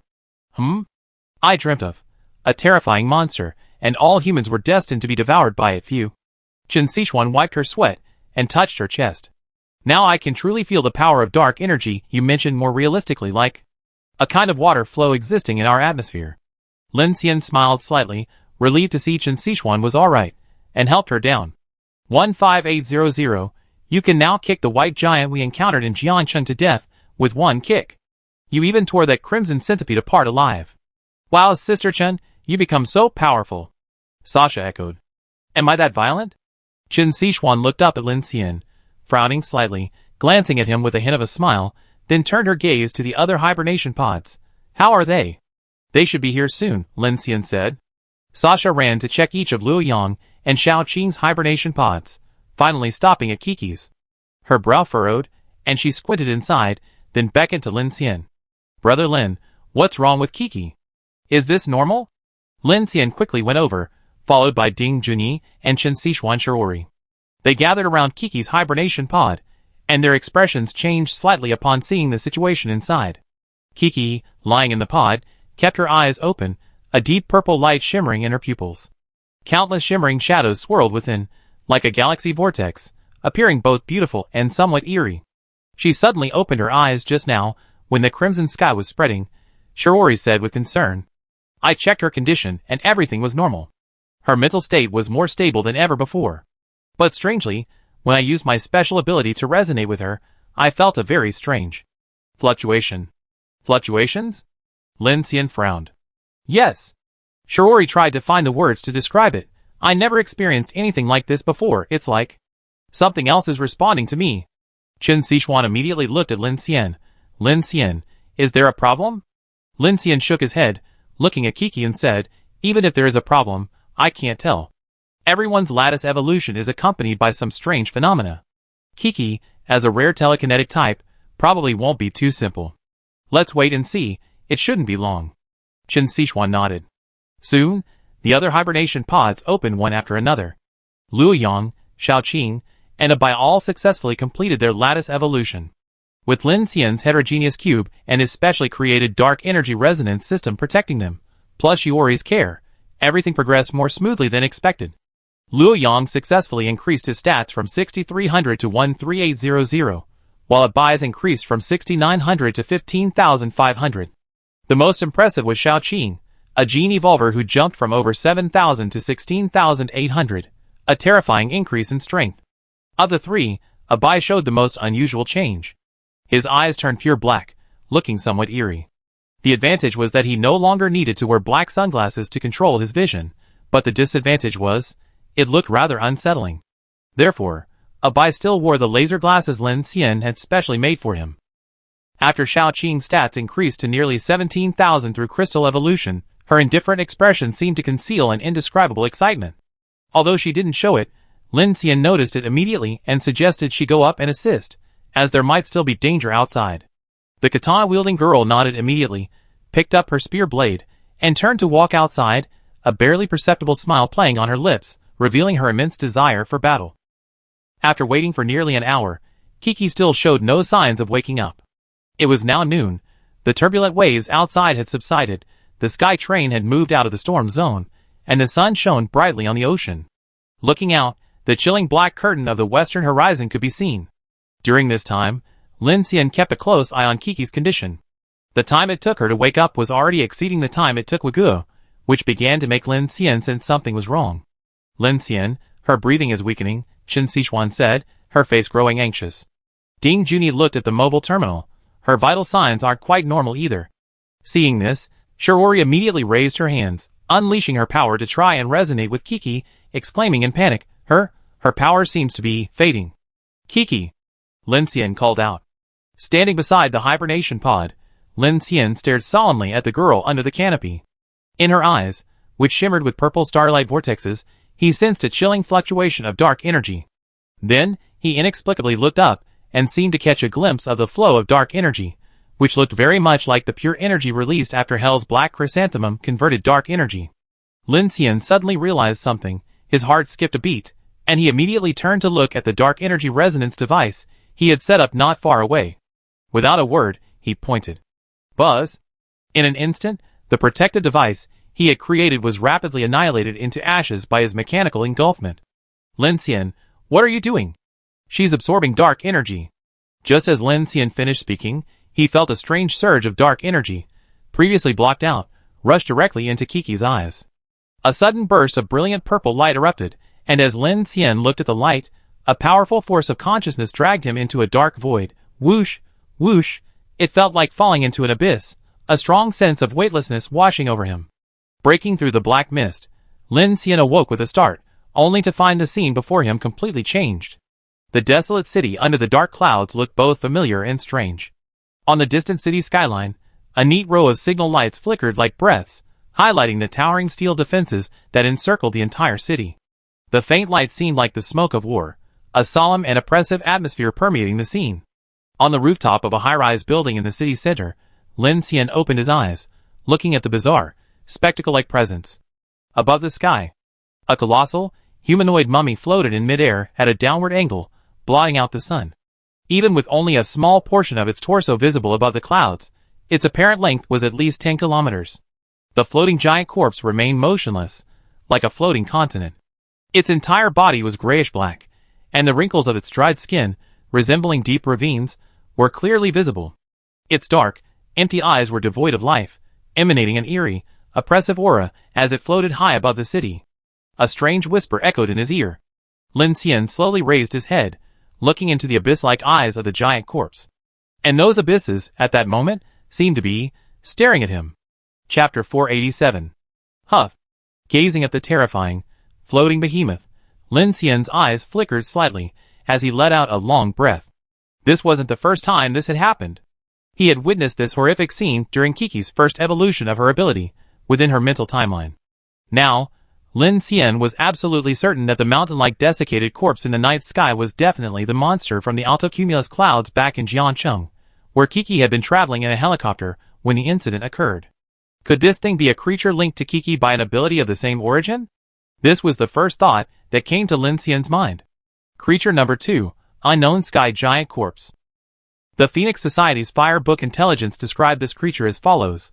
Chu Yin had even led an investigation, and the only valid clue they obtained was that the creature could not be approached, seemingly possessing some kind of terrifying bioforce field. However, the Phoenix Society's observation report also stated that this creature, defined as a world-class calamity, remained in a mysterious, unconscious state, except for its levitation movement, resembling a true humanoid corpse. Lin Xian carefully observed the chilling outline of the creature. A terrifying dark energy fluctuation radiated down from the sky. At that moment, he glanced around, and his peripheral vision suddenly caught a familiar figure in the distance. Kiki. She was sitting on the edge of a high-rise building, wearing the same coat Lin Xian had worn when he rescued her in Jiancheng. Her long, light purple hair danced gracefully in the wind, and her back looked somewhat lonely.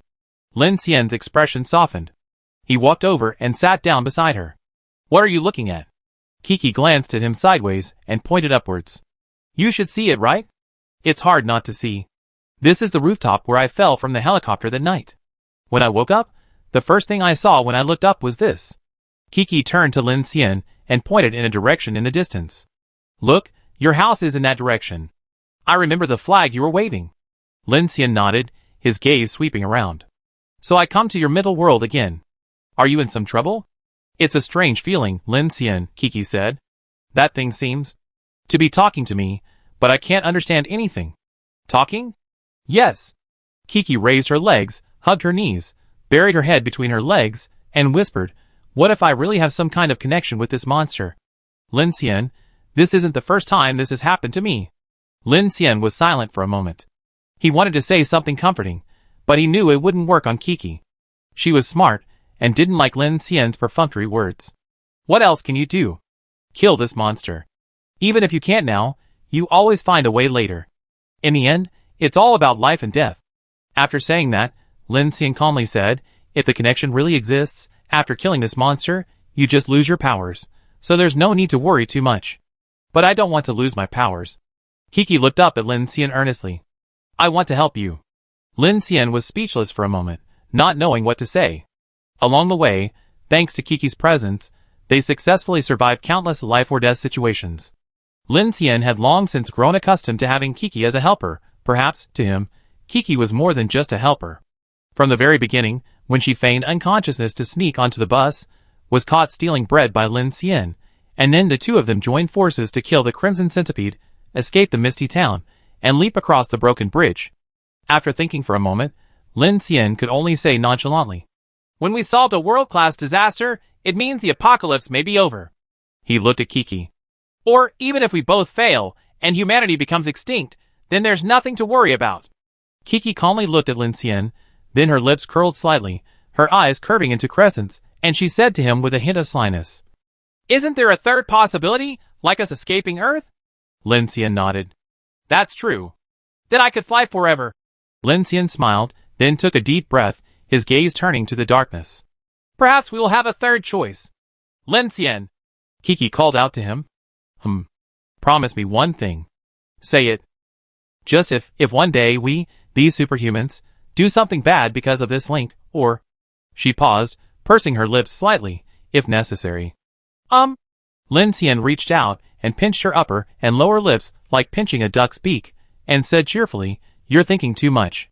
If killing all the superhumans could solve all the problems, either the Dark Civilization is too stupid, or we are too stupid. You just play too many video games. That's not what I meant. Kiki stood up angrily, wanting to argue with Lin Xian. Maybe we can fight back. Don't you understand what fighting back means? Look, that guy seems to be trying to communicate with me about something. Do you think we should investigate?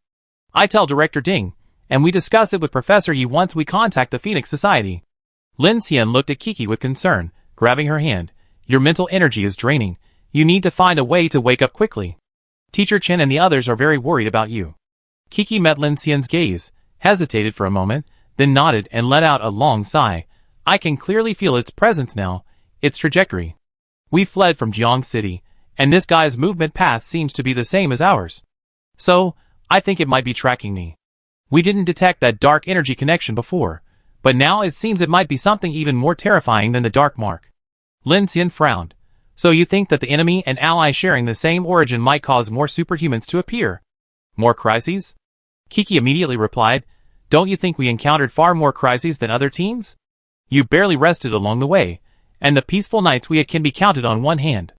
Even Shu Qi mentioned that although our infinite is safe, they didn't experience this kind of frequent crisis attacks before boarding. The more ability users we have, the more pronounced this situation becomes. Lin Xian was slightly taken aback, his heart sinking. Since the dark mark was discovered, he naturally assumed that this was the main reason. But if you really think about it, most teams would have died countless times over in the situations their infinite team had encountered. Even the Dragon Mountain No. 1 and Silver Star back then might not have escaped unscathed. Now that Kiki said this, he suddenly had a different thought. The floating giant corpse has been relentlessly pursuing them. Is the dark link between the ability users exacerbating their predicament? Lin Xian's mind raced as he pondered for a moment, then he looked at Kiki. So you concluded that ability users bring misfortune? Even using Director Ding's theory, it makes sense, Kiki replied directly. Use the spirit slaying value. I understand. So what are you planning to do? Kiki asked. Lin Xian looked at Kiki seriously and said, let's eat first. I'm really curious about how your ability has evolved. Hey. Kiki snorted, glaring angrily at Lin Xian.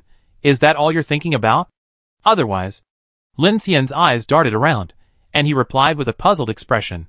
Ability users bring more danger, whether it's because of this link or because of the spirit-slaying value's predation, we can accept it. We can't just abandon all ability users because of this. Does Xing Yuan think we surrender and be spared? Kiki opened her mouth, then her face darkened. She lowered her head and remained silent for a long time before speaking in a soft voice. I'm different from other ability users. I'm linked to this monster, and I brought you almost certain death. Don't you blame me? Lin Xian immediately stepped forward and pulled her into his arms, saying bluntly, you're overthinking it. Even if this guess has been confirmed, whether you brought it or not is another matter. We have more powerful ability users on this train than just you. There are fire type, laser, sonic, speed type, and there's also Ryanosuk, who's as rare as you. Shiori's ability still doesn't have a precise positioning system. Besides, don't you take me, a mechanical ability user, seriously? It seems I'm the biggest threat to the dark civilization. Upon hearing Lin Xian's words, Kiki was silent for a moment, then nestled in his arms, her shoulders trembling inexplicably. Suddenly she chuckled, saying between laughs, yes, you can devour starships and create mechs, maybe you're connected to the alien invaders' mothership. If they kill you, their mothership will explode. Don't say that, it's actually quite possible. Die! Kiki punched Lin Xian in the chest. Although in this mental world, Lin Xian couldn't feel anything, not even their embrace. But Lin Xian inexplicably felt that Kiki in his arms was gradually warming, so he hugged her even tighter. Then, Lin Xian opened his eyes. Before him was the cold white light of the hibernation pod hall. Several blurry figures gradually became clear. Chen Xishuan, Ding Junyi, Sasha, Luo Yang, Abai, and Shiori were all gathered around Kiki's hibernation pod. Her heart rate and breathing are normal. Shiori, how are you? Her mental energy fluctuations are gradually increasing, which is a good sign. The voices of the group echoed in his ears. Lin Xian looked down and saw that Kiki in the hibernation pod had closed her eyes, her face regaining a soft, rosy hue. The evolution of the crystal lattice hadn't caused her many changes. After all, aside from her A-rank attribute, Kiki's face and skin were in perfect condition for a young girl. But Lin Xian still felt that Kiki had changed. To put it simply, he felt, Kiki was glowing. Her entire body radiated a seemingly faint, yet vibrant light, as if even the fine hairs on her skin were radiating life, inexplicably adding a pure and exuberant life force. At this moment, Kiki slowly opened her eyes. Her pupils had turned a deep, dark purple, and upon closer inspection, they seemed to hold a flowing, dark purple galaxy, like she was wearing colored contact lenses. This perfectly complemented her long purple hair, creating a mysterious effect. Kiki! Qin Sichuan called out immediately upon seeing Kiki awake. Swoosh! At this moment, the hibernation pod lid slowly opened, releasing an invisible, gentle wave mixed with the pod's chill in all directions. Kiki blinked, her gaze sweeping over everyone, then removed the crystal evolution device from her chest, stretched, and flew up, twisting her neck as she exclaimed, "Wow, I never felt like I slept for so long." Kiki, you slept for 14 hours. That's the longest of everyone. I was so worried. How are you now? Sasha asked hurriedly. Everything's okay, great. Kiki put her hands on her hips, her gaze sweeping over everyone, finally settling on Lin Xian. She paused, smiled slightly at him, and said, I'm the strongest ability user on the Infinite, shouldn't I spend the most time? Yes. While you were sleeping, we already gone through a major battle, Lin Xian said helplessly. What? A major battle? Kiki's eyes widened immediately. What happened? Kiki, you wouldn't believe it. Sasha said with her arms crossed, looking quite serious. We rushed out of Hawaii, and encountered the scarlet spread and a massive tsunami. You wouldn't believe it, but Brother He really showed off, splitting the tsunami in two with a single sword strike. But we're out of danger now. Lin Xian noticed this and immediately looked at Ding Junyi. Director Ding, how's Kiki? Ding Junyi was holding a mobile terminal, her brows furrowed, constantly manipulating some data. It's strange. What's wrong? Hearing Ding Junyi's words, Qin Sichuan quickly asked, Is there a problem? The peak value is fluctuating very frequently. Ding Junyi looked at Kiki, adjusting her black-rimmed glasses. Your ability peak value just now fluctuated in several ways, and I found a relatively reasonable value, 28,000. Even without using the limit coefficient, it's already close to the transcendent level. 28,000. Liu Yang gasped upon hearing this. Wow, is that exaggerated? More than twice as high as mine. Lin Xian then looked at Ding Junyi. What do you mean by relatively reasonable value? Exactly, is there anything unreasonable about it? Kiki also leaned closer curiously. Ding Junyi flipped the mobile terminal, pointing to a bizarre curve that had completely exceeded the limits of the spirit dispersion value test. The peak even triggered a warning from the spirit dispersion value detector. This is an unreasonable situation. It's never been detected in a human before. What do you mean? Kiki pointed to her nose. Am I not human? Perhaps it's a malfunction. Ding Junyi put away the mobile terminal, reaching into her pocket. The spirit dispersion value detector uses a sampling standard set by the Phoenix Association when testing humans. Perhaps your spirit dispersion value peak caused the instrument to make some incorrect judgments, because I only seen a curve like this once. Lin Xian looked at her questioningly, then Ding Junyi said, When we encountered the giant ocean god. Chapter 488. A moment of silence fell over the hibernation pod hall. Several people looked at Kiki with strange expressions, while Lin Xian retrieved the data from the spirit dispelling value detector and frowned at Kiki. It should have been around that time. You saw that monster? Kiki asked back. Lin Xian nodded. Otherwise, there's no explanation. This data only has two possibilities. Either it confirms Director Ding's theory of enemy and ally sharing the same origin, or there exists a world-class disaster in the seawater beneath us or in the sky above us. Whoosh! Under the clear sky, the sky train, towing the intercontinental train, returned to its maglev low-altitude track, swiftly traversing the ocean like a silver sword. A chill ran through the hibernation pod hall. Kiki's eyes darted around, then she shrugged, a wave of shivering washing over her. Looks like it's the former. Qin Sichuan looked at the two of them, puzzled. What are you talking about? Lin Xian thought for a moment, and then explained briefly. Upon hearing this, Sasha looked at Kiki with astonishment. Kiki, does Brother Lin mean that your ability is very likely to be of the same origin as Creature 02? It's only a strong possibility. Kiki nodded, then looked at her own hand. Her mental energy surged in her hand, transforming into a faint, shimmering light that glittered in the darkness. She sighed, in your Brother Lin's words, this should be considered good news? Good news? If we can confirm this link, and have a definite target, it certainly is good news. Ding Junyi looked at Kiki with shining eyes and surprise, saying, First, it gives us a clear research direction. With samples, the progress of theoretical experiments will be greatly accelerated. Second, if there's a crisis, we can at least be more proactive. Kiki crossed her arms. Like when we're fighting creature number 2? Lin Xian smiled. Alright, let's get down to business. Kiki, your superpower has increased so much. Have you felt anything unusual? Unusual? Kiki shook her head. It's pretty good. I feel like I slept for a long time.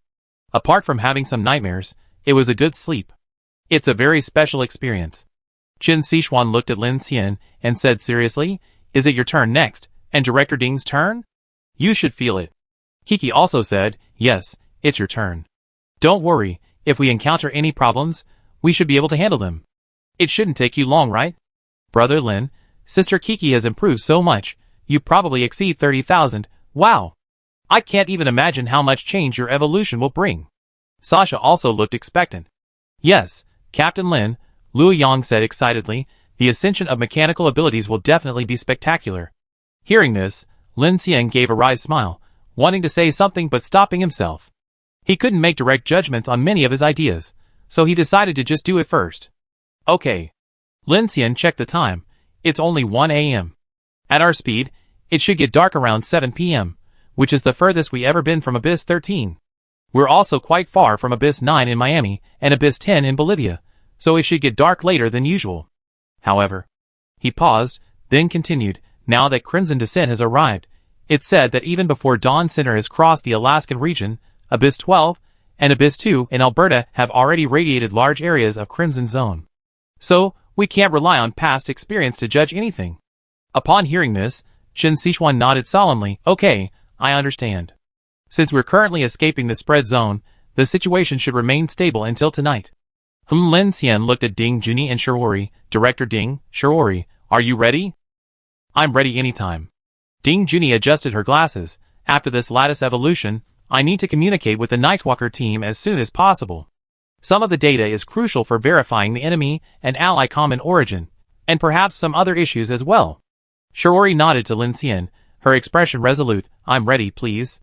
Buzz, Lin Xian then took out 3 sets of lattice evolution devices, and 3 level 4 blood essences, then went to the 3 hibernation pods. The 3 of them undressed, wearing only their undershirts, and lay down inside. Qin Sichuan and the others then helped them install the evolution devices on their bodies. Don't worry, we keep an eye on you. Qin Sichuan looked at Lin Xian with concern and smiled at him. It's nothing, at most it'd just be a nightmare, just be careful not to wet the bed. Kiki chuckled after saying that, looking at Lin Xian. Hey, you can't stay too long, aren't you still building the infinite? Lin Xian glanced at her, smiled faintly, and suddenly raised his hand and waved it. With a whoosh, several clanging metallic sounds followed. Sasha, Luo Yang, and the others turned around and were shocked to see 6 heavy mechs, their bodies gleaming with a cold light, appearing neatly behind them. Of the 6 mechs, the 3 on the left are as robust as iron towers, resembling silver-colored versions of the Black Dragon armor. Their bodies are covered in ultra-carbon alloy explosion-proof composite armor equipped with a magnetic storm system and electrostatic field. Their eyes emit a shadowy gaze, exuding a ferocious and majestic aura from head to toe. The 3 on the right resemble Shao Qing wearing power armor, the difference being that their feet and hands are equipped with VK electric blades that can be launched.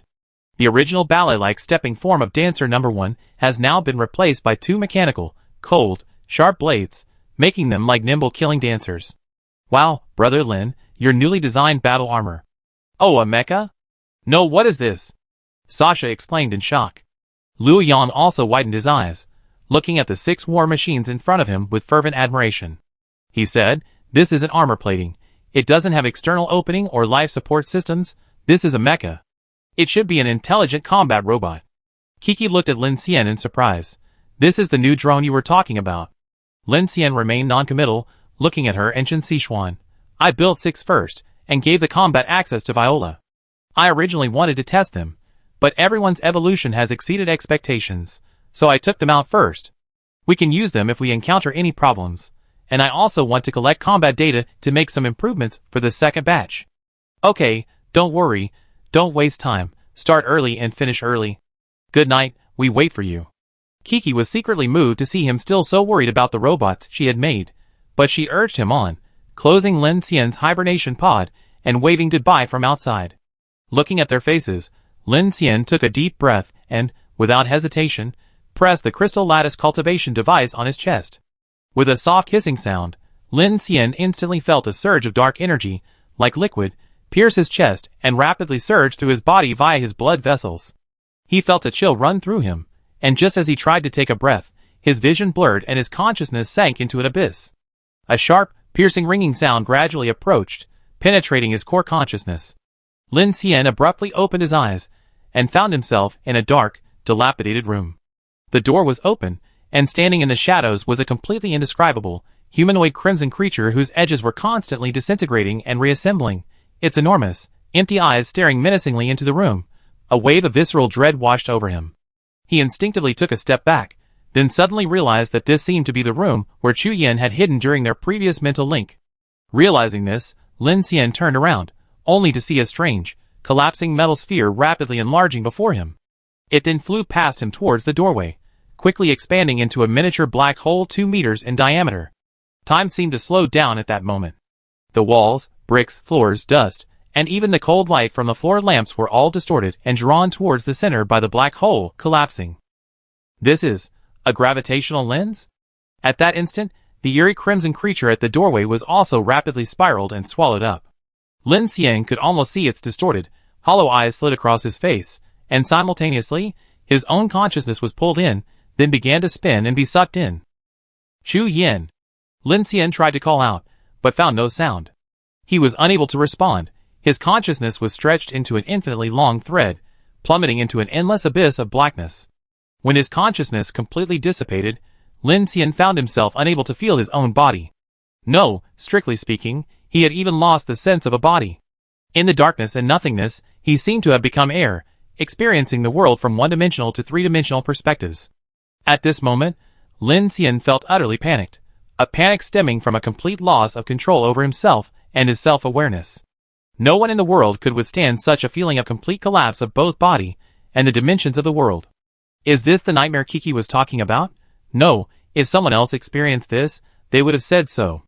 Lin Xian hadn't received any similar feedback. Does that mean he's the only one experiencing this? Chu Yin? Lin Xian tried to shout. No one responded. Lin Xian's consciousness disintegrated in a void, as if it didn't exist in this world. His consciousness floated in this abyss, where even existence itself was denied. He couldn't feel his limbs, couldn't feel his heartbeat, and even lost the boundaries of the concept of I. Time had no meaning, space ceased to exist, only endless, suffocating emptiness remained. He didn't know how much time had passed, but just as his consciousness was about to completely dissipate into nothingness, a point of light, without warning, shone brightly.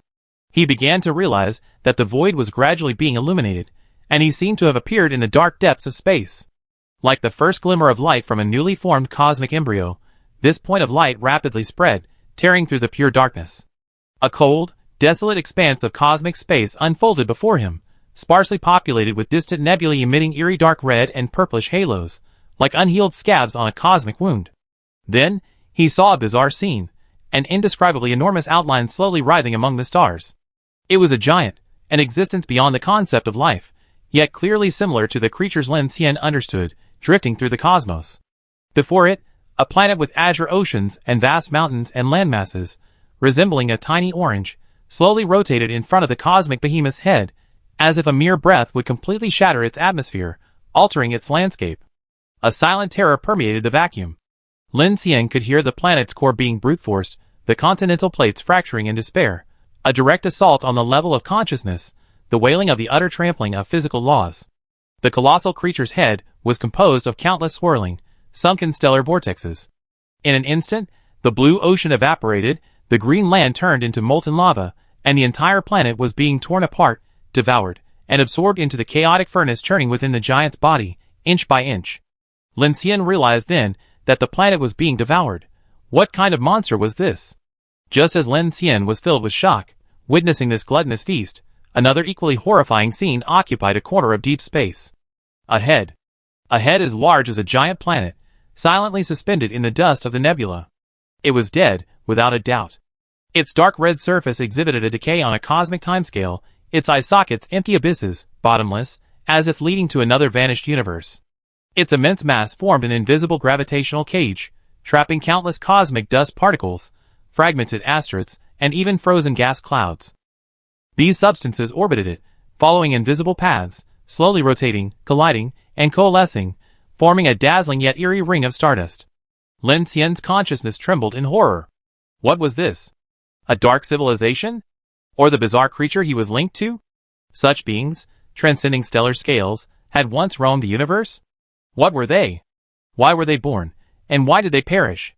Were they the ultimate form of natural evolution, or creations of some unimaginable civilization? The empty eye sockets of the skull, seemingly traversing time and space, coldly stared at the giant devouring the planet, and also at Lin Xian's conscious state, conveying the indifference and deathly stillness of the universe itself.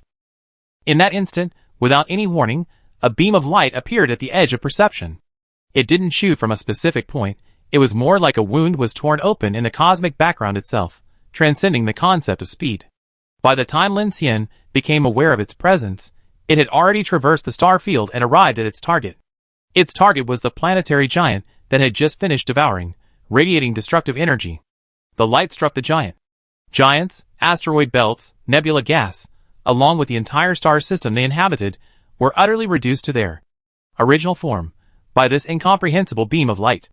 From basic one-dimensional lines to distorted three-dimensional fragments, and then to shattered, honeycomb-like four-dimensional fragments that tore through space, creating gravitational wave scratches. A true annihilation of all dimensions. Lin Xian watched this horrifying scene. His consciousness began to crumble under the sudden impact, experiencing a sensation far beyond pain. Just before his consciousness was completely shattered and he was about to sink into ultimate nothingness, in that fraction of a second of mental remnants, Lin Xian's perception, like a final burst of light, focused intently on the object that had delivered the final blow to his consciousness. It was the light that had shattered into countless points of light, one of which flew towards Lin Xian, shattering his consciousness. But before it completely disintegrated, Lin Xian was horrified to discover that the point of light that had flown past him was actually a metal die. Chapter 489. In the dark, silent void, Lin Xian's consciousness floated in the nothingness. As if time had been fast-forwarded, the shattered stars and dimensional fragments of the giant had long since vanished into the cosmic stars, leaving only the enormous, dark red head of a god, like the most tragic monument in a cosmic graveyard, slowly and eternally decaying in the cold vacuum, emanating a chilling aura of death. Metal dice? Lin Xian was absolutely certain that the fleeting, cold metallic glint that had swept past the god's head was not an illusion. At this moment, his consciousness felt like it was experiencing an earthquake. He couldn't process what he had seen in a short time. Gravitational lens, planetary giant, dimensional fragments, god's head, and that terrifying beam of light. What exactly was that? Was it related to his ability link, or had he seen something else entirely? He wanted to shout, wanted to act, but he couldn't. He felt as if he had completely lost his body, lost his sense of self. This feeling was extremely unbearable. At this moment, Lin Xian even had a thought. If this state remained unchanged, wouldn't he be eternally imprisoned in the depths of space? Lin Xian tried to sense his mechanical heart, but found no response. What's going on? He couldn't even feel the passage of time, but Lin Xian had a strong feeling that this short period of time was definitely more than 10 hours. At this moment, he suddenly thought of his Black Star Forge. After all, this was a skill linked to his consciousness. Could it play a role? Lin Xian's consciousness sank, and suddenly, it seemed as if his consciousness entered a bubble that exceeded the speed of light. Countless stars all turned into threads, and then the next moment, a huge dark red planet appeared in his vision, and his consciousness fell towards an area near the orbit of that huge planet. As his consciousness slowed, a black dot appeared in the previously empty area. The dot then rapidly expanded, and an increasingly massive mechanical celestial body floating in deep space gradually filled his vision. He saw a gigantic mechanical opening. The Black Star Forge. Lin Xian's consciousness rushed in. The starry passage spun, and his creation sequence remained completely still. It really can connect to the Black Star Forge. How can such a large mechanical celestial body link with my consciousness and become my awakened skill? At this moment, Lin Xian finally became certain that his mechanical ability was definitely some kind of special creation, completely unrelated to the dark energy mutation. It seemed that mechanical devouring and mechanical creation weren't divine abilities. This was most likely the manifestation of some advanced mechanical civilization system, and he was merely the operator. However, an even greater question arose. Who placed the Black Star Forge here? And who bestowed upon him this power capable of shaking the stars? Filled with doubt, Lin Xian attempted to control his consciousness to wander within the Black Star Forge. At this moment, his consciousness seemed to break free from some original constraint, able to fly into the depths of the Black Star Forge to explore. Continuing downwards, His consciousness traversed the energy flow, as if entering the blood vessels of a mechanical celestial body. After an unknown amount of time, his vision suddenly opened up, revealing an incredibly shocking scene before him. Countless enormous, breathtakingly large metal structures, like the skeletons of prehistoric beasts, intertwined and extended, forming a celestial core of terrifying breadth. The interior seemed to follow some cold, extremely efficient aesthetic design. The rough alloy trusses were kilometers in diameter, and countless mechanical arrays, dense as scales, stretched to the very edge of his vision. It was as if 10 of humanity's most magnificent steel cities had been compressed, twisted, and welded into a single, enclosed metallic planet. Its diameter was likely hundreds of kilometers, perhaps even thousands. Lin Xian's consciousness struggled upwards, attempting to gain a macroscopic perspective, but he couldn't see the bottom at all. At the center of this mechanical celestial body's core cavity, suspended, was a device of incredibly intricate construction, seemingly some kind of core. For beams of energy extended horizontally in 4 directions, and in the central region, some minute substances appeared to be penetrating the core from top to bottom. Director Ding is right. All theology can be explained by science. Now, perhaps this explains why I can devour thousands of machines and create things out of thin air. Lin Xian's consciousness seemed to sigh. But if this is what I observed during the crystal lattice evolution, does it mean that my mechanical heart is actually inseparable from the dark civilization? Is it itself a form of power within the dark civilization? Damn it! Lin Xian was struck hard by his own deduction. So, my Black Star Forge, could it be the legendary mothership of the dark civilization?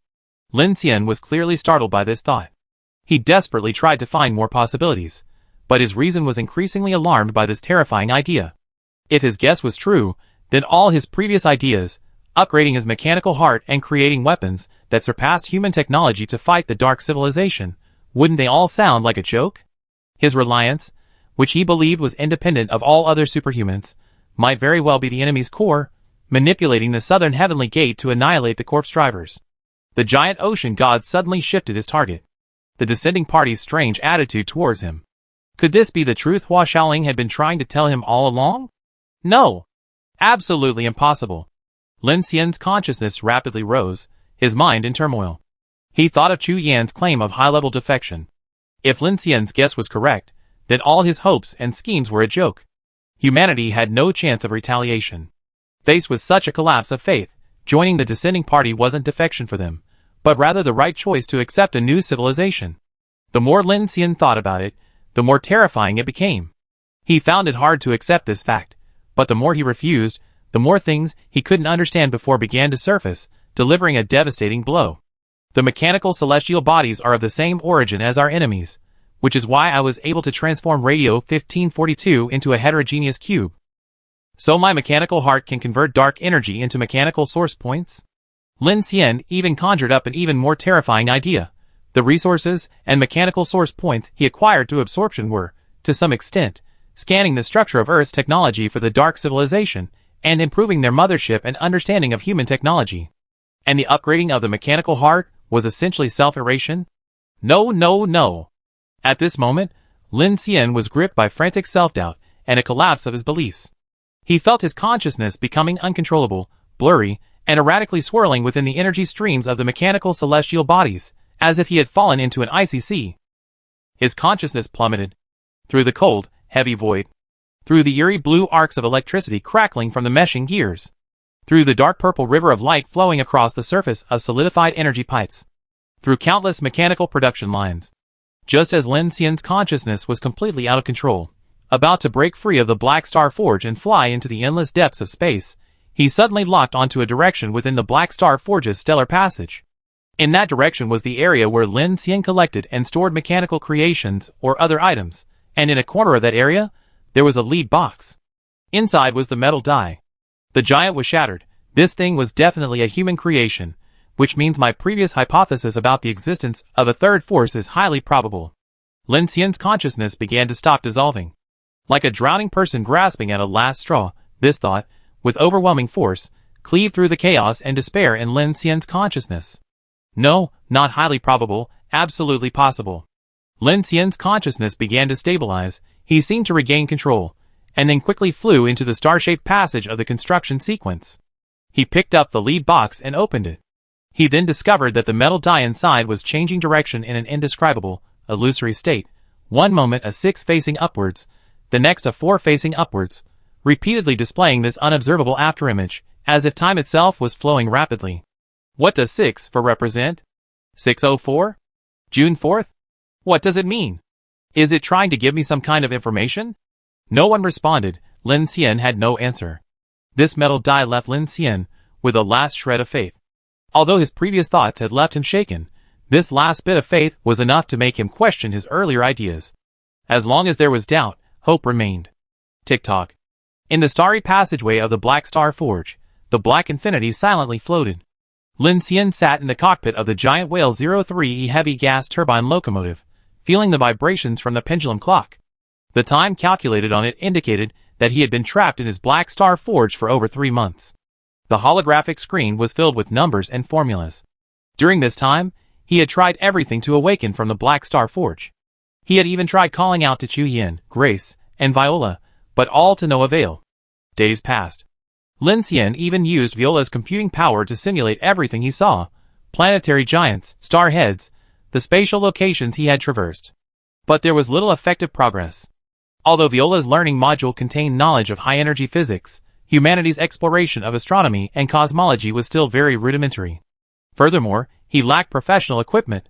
Aside from calculating the structural mechanics of mechanical celestial bodies that couldn't possibly exist on Earth, it was of no use. Lin Xian's mood became incredibly anxious. He sat alone in the corner of the room, the manufacturing sequence outside running silently. Outside the cockpit window, 3,000 Iron Man Dragon Woman combat mechs stood in neat rows. This terrifying mechanical army exuded an oppressive sense of power. For the past 3 months, Lin Xian had been relentlessly manufacturing this mech army at the Black Star Forge, even spending considerable effort repairing the Infinite. The damage it had suffered in the super vortex had been perfectly restored, and he had even built an orbital stroboscopic cannon on the tractor unit. Lin Xian's original plan was to start building his mechanical army without wasting any time while waiting for the lattice to evolve. However, he hadn't expected that this wait would last 3 months. With so much time passing, Lin Xian began to find it hard to convince himself that time in the Black Star Forge and the outside world were not the same thing. The idea that he had only slept 10 hours had long since vanished under the torment of sleepless nights. 3 months. Is Blue Star still around? Huh. A bitter laugh, filled with bitterness and self-mockery. Lin Xian leaned back in the pilot's seat, looking at the mecha army outside. The last production line in the manufacturing sequence had stopped operating, meaning all the materials in his material center had been used up, yet he still hadn't woken up. Teacher Chun, Kiki, building Brother Hua. Lin Xian rubbed his forehead, his face filled with despair. If he had a physical body, he would surely feel his splitting headache. But now, he didn't even know if his body was still alive. Perhaps his consciousness had long since been uploaded to the mycelial network, existing within the Black Star Forge. During this time, he had tried various methods, even considering directly activating the blink bullets. At least returning to Blue Star's near-Earth orbit was better than staying here. But it was all in vain. He couldn't sense the presence of any forbidden objects, which was why he couldn't contact Grace. Clang, clang. The extreme frustration and unbearable despair finally erupted. Lin Xian abruptly stood up, kicking aside the things he had been studying: black gears, a heavy suspension fluid container, a civilization rehearsal sphere. He strode through the silent cockpit, pushed open the connecting door, and entered carriage number 2. The multi-screen displays in the information center were all black. The girl who used to bicker with him while eating lollipops on the swivel chair was now only a memory. The television and game console in carriage number 2's entertainment area were things he had scavenged from Jiang City's furniture market and Yuchi Digital City. Lin Xian passed through carriages 3 and 4, the Cole 3 type biological science research carriages, and arrived at carriage number 5. This carriage had been the tail carriage from which his Infinite had departed. Having undergone several large-scale modifications, the hydraulic tailgate had long been removed. It could be said that it had been essentially transformed into a completely new carriage to enter the ocean orbit. The rooms in the building and Lu Xingchen's tea room were both empty. Lin Xian, a single consciousness, couldn't possibly brew tea. Looking up at the roof of the elevator, Lin Xian's consciousness traveled through the space to the 1130 clothes and weapons system, and G3 electromagnetic railgun hidden beneath the armor. These were all things he had painstakingly built, one by one, to help them fight their way out during the train's escape. Lattice evolution. Lin Xian sighed softly. If I haven't evolved, it seems to prove that my mechanical abilities have no connection to the dark civilization. The problem I was worried about before shouldn't be a problem anymore. Sigh, it seems pointless to talk about this now. My mechanical heart finally reached level 7, and I haven't even used the new skill once. I wonder how everyone is doing. Just then, Lin Xian suddenly froze, his gaze fixed on the roof armor of the Infinite. Power resonance? My new skill seems to allow me to resonate with machinery. Lin Xian muttered to himself, then realized something, abruptly looking up at the starry sky passage, a crazy thought forming in his mind. Holy crap, could it be that my consciousness is covering the Black Star Forge, which is why I can't wake up? This terrifying mechanical celestial body. This crazy, absurd thought had barely formed when Lin Xian realized what was happening and immediately tried to control the Black Star Forge with his consciousness. Just then, a terrifying shockwave rumbled through the vacuum, and Lin Xian was shocked to see that the entrance to the starry sky passage in front of him was slowly changing direction, just like before. A few minutes later, the outline of a terrifying dark red planet slowly covered the entrance to the Black Star Forge, and the space suddenly darkened. At the same time, the mechanical heart, which hadn't been lit for a long time, lit up with a message. PXTH-08611 Iron Nickel Planet calibrated. Strong gravitational source detected. First stage Stardust Furnace construction protocol ready. Please confirm. Execute gravity capture procedure? Initiate first stage Stardust Furnace construction? Looking at this message, Lin Xian's eyes widened. A chill ran through him, and he sighed coldly. Damn it! Chapter 490. In the silent depths of space, the spherical mechanical celestial body silently unleashed a beam of silvery white light, accompanied by dense shockwaves, slamming into the surface of the massive, dark red planet. Instantly, dust tens of thousands of meters high was ejected into space, and a terrifying magnetic field slowly spread along the planet's surface, like a semi-transparent surging tide. Then, within that beam of light, black metallic dust was sucked into the sky like a torrent, entering the mechanical celestial body's transport tunnel. This magnificent scene resembled some kind of planetary terraforming. Lin Xian felt the overwhelming amount of metallic material being captured and sucked in, forming a suspended dust cloud thousands of kilometers in diameter beneath the mechanical celestial body. Buzzing, 12 superstring reactor phase rings suddenly lit up behind Lin Xian, who was connected to the entire Black Star Forge. His eyes flashed with magnetic storm beams, and the entire forge resonated with metal. At this moment, he didn't know how much energy he could release. He only knew that this might be the key to igniting the Stardust Furnace, but the problem was, Lin Xian wasn't yet at the stage where he intended to ignite the Stardust Furnace. Lin Xian withdrew the resonance, hovering in the starry passageway, staring in astonishment at his hands. This wasn't his conscious effort, but rather the Black Star Forge forcibly resonating with him after his consciousness entered it, like a core connection. This was why Lin Xian's consciousness had begun to sink into the core of the entire mechanical celestial body, allowing him to perceive the whole picture, but this resonance had consumed 3 whole months of his life. At this moment, Lin Xian felt no excitement at having control of the Black Star celestial body. His consciousness was filled with worry and confusion. He couldn't help but think to himself, although I accidentally solved a major problem, the Black Star automatically captured this iron nickel planet for me, which means the basic materials should have a source, and I can start building this Stardust Forge. It's wasted 3 months of my time, and I haven't made any preparations. I wonder what's happened outside. People might even think I'm dead. Lin subconsciously began to release the resonance with the Black Star, trying to reclaim his consciousness. At that moment, he immediately felt a massive numbness spread from his central spine throughout his body. He regained sensation, but it was like sleep paralysis, a numbness that made him incredibly uncomfortable. His consciousness remained trapped in the space of the Black Star Forge, and he couldn't open his eyes at all. What's going on? Am I really dead? I won't wake up. He rapidly calculated the possibilities, then suddenly remembered something, looked at the floating infinity, and raised his hand. Buzz! The infinity's engines roared, and violent energy, channeled through Lin Xian's consciousness, began to gather in his body. Then, a beam of electricity concentrated at his heart meridian, and without hesitation, it was released abruptly. Whoosh! The violent electromagnetic shock caused Lin Xian's consciousness to erupt with a huge light, and his consciousness space also trembled violently. He was using his consciousness space to perform cardiac resuscitation on himself. The numbness in his body began to become restless, as if something had been activated. Ignoring the reaction, Lin Xian released electricity again after sensing it. February 5, 2070, Costa Rica, Jaco Coast. Crimson light enveloped the sky and earth. A howling wind swept across the yellow sands of the ruins. The coastal city was frozen in time, a desolate shadow, devoid of day and night, a world utterly silent. South of the coast, in an area where a brutal war seemed to have taken place, large aircraft lay half buried beneath the sand.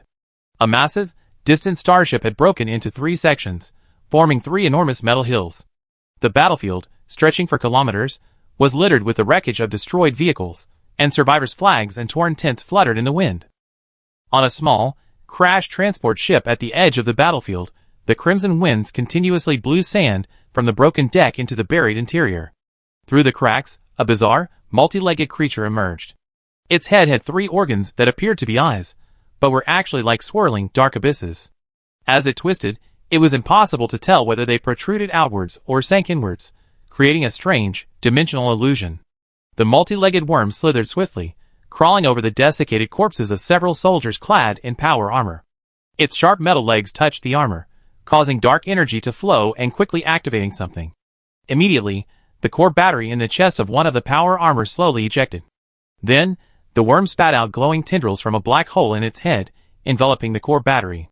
A few minutes later, the core battery decayed into a pile of dust, falling to the ground with a clatter. Sizzling.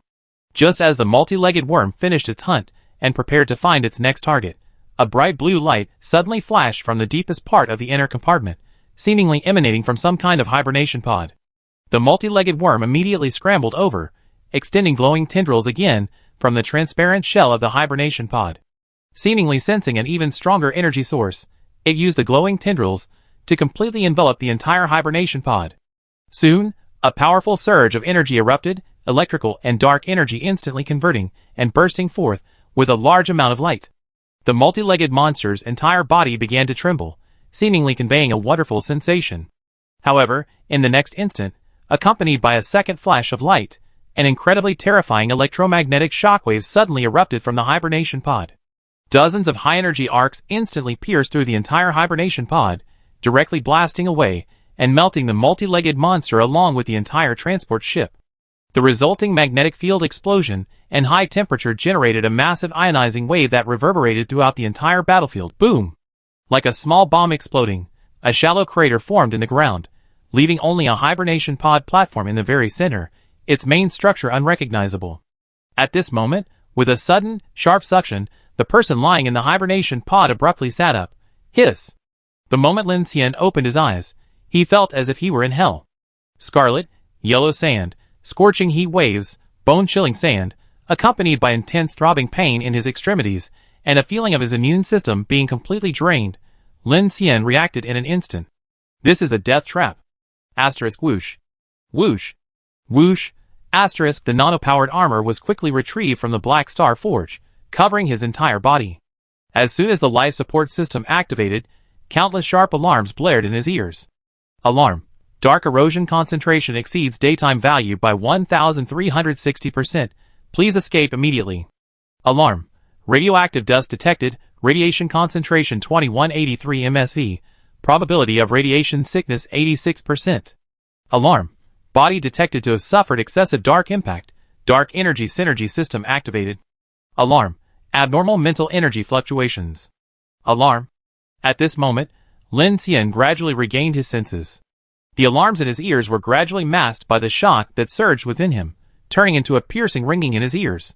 Lin Xian's gaze swept across the scene, seeing only a strange, crimson turbulence in the sky and rubble scattered across the yellow sand beneath his feet. He couldn't believe his eyes. He turned around. Behind him was the hibernation pod from the Sky Train. But the Sky Train was nowhere to be seen. Lin Xian looked at the watch on his wrist, shattering his last shred of hope. Time hadn't lied to him. 3 months and 17 days had passed since he entered the hibernation pod. Teacher Chen. Kiki.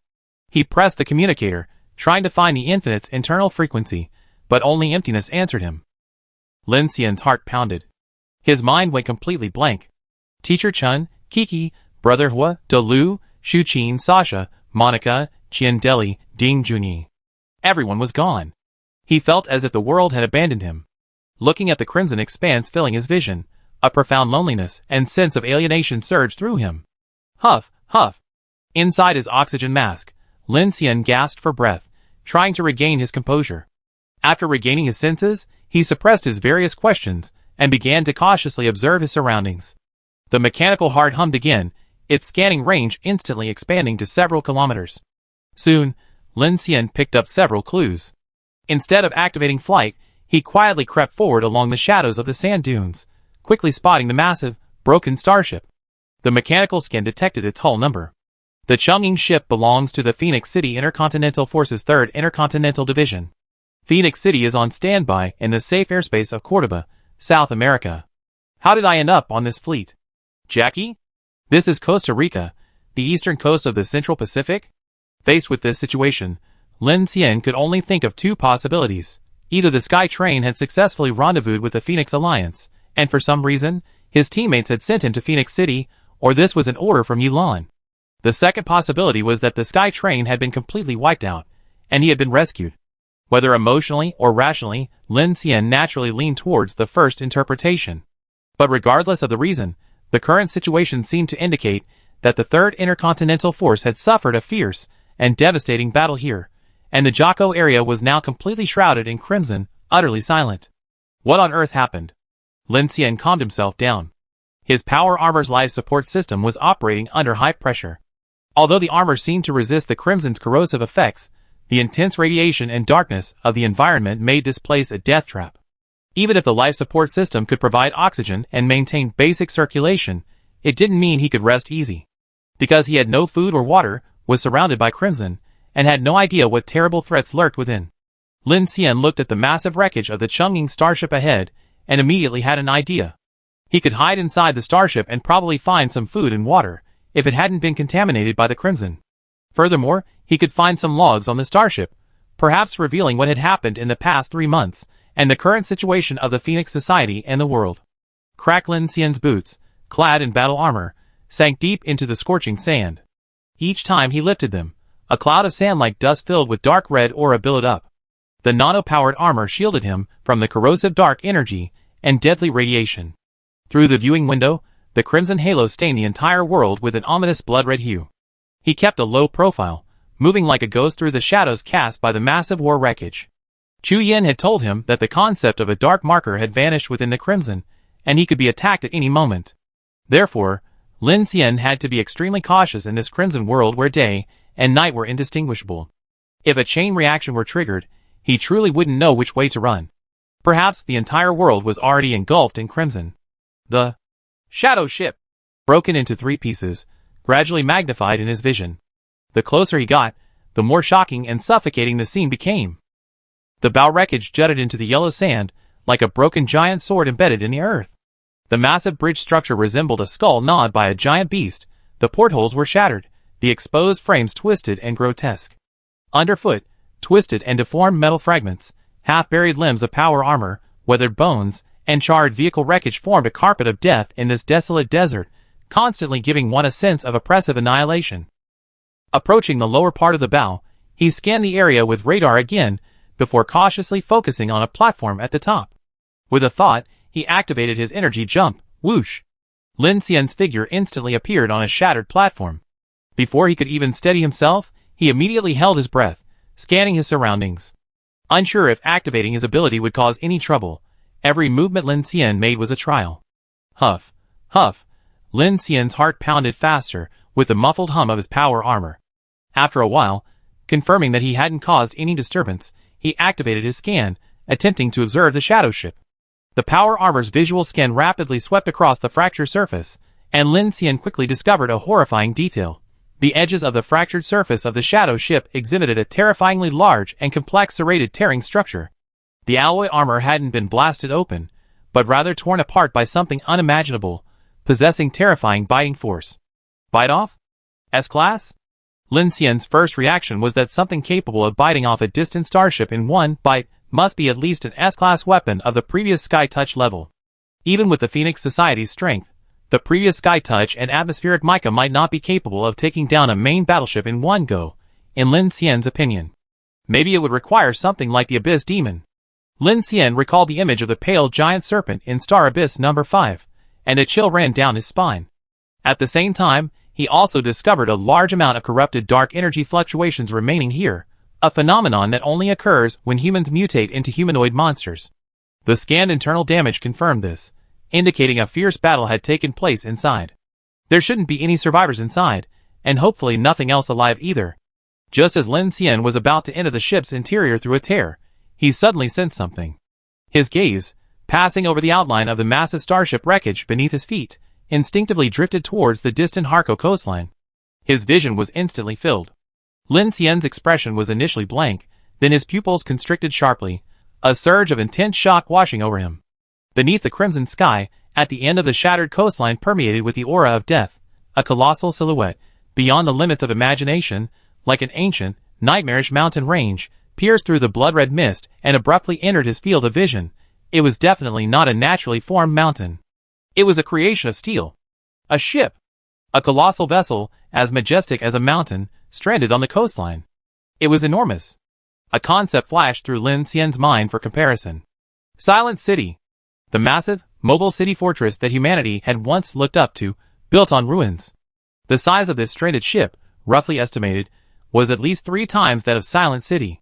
Perhaps even more. Lin Xian immediately realized what the outline before him truly was. A maritime nation. A civilization once only glimpsed in the news, humanity's ultimate ark, a vessel for continuing its flame across the ocean during the Dark Ages. A steel city floating on the sea. All these features pointed to one name, the ultimate creation symbolizing hope in the face of annihilation. Noah? Lin Xian's voice was forced out dryly through his sealed helmet, trembling with disbelief. Chapter 491. Strictly speaking, Lin Xian had seen the crimson outline the moment he awoke, but only now did he realize it wasn't a mountain range, but a ship. The Noah. How could it be here? Lin Xian's heart pounded. The Noah, one of the Phoenix Societies, and even humanity's last 3 strongholds, stood motionless at the edge of his vision. At this moment, a bizarre thought even crossed his mind. Had the world already been destroyed? Huff. Lin Xian took a deep breath, staring wide-eyed at the chilling outline. Just then, a strange sound came from high above, like the hum of some kind of rainbow cavity, deafeningly loud, causing the yellow sand on the ship's hull to tremble and slide down. His heart tightened. He reached out and opened the tightly closed, recessed automatic door in front of him, then slipped inside. Then, in the next instant, crimson waves, like flowing blood, churned and rolled in the air, seemingly tangible. Suddenly, a row of enormous cylindrical objects appeared in the distance, sweeping across in a semi-transparent state, like the tentacles of some gigantic creature, cascading from the sky to the ground, sweeping everything in their path. Strangely, however, the objects seemed to have no physical form. The sand and debris on the ground weren't stirred up, but instead passed right through it. What the hell is that?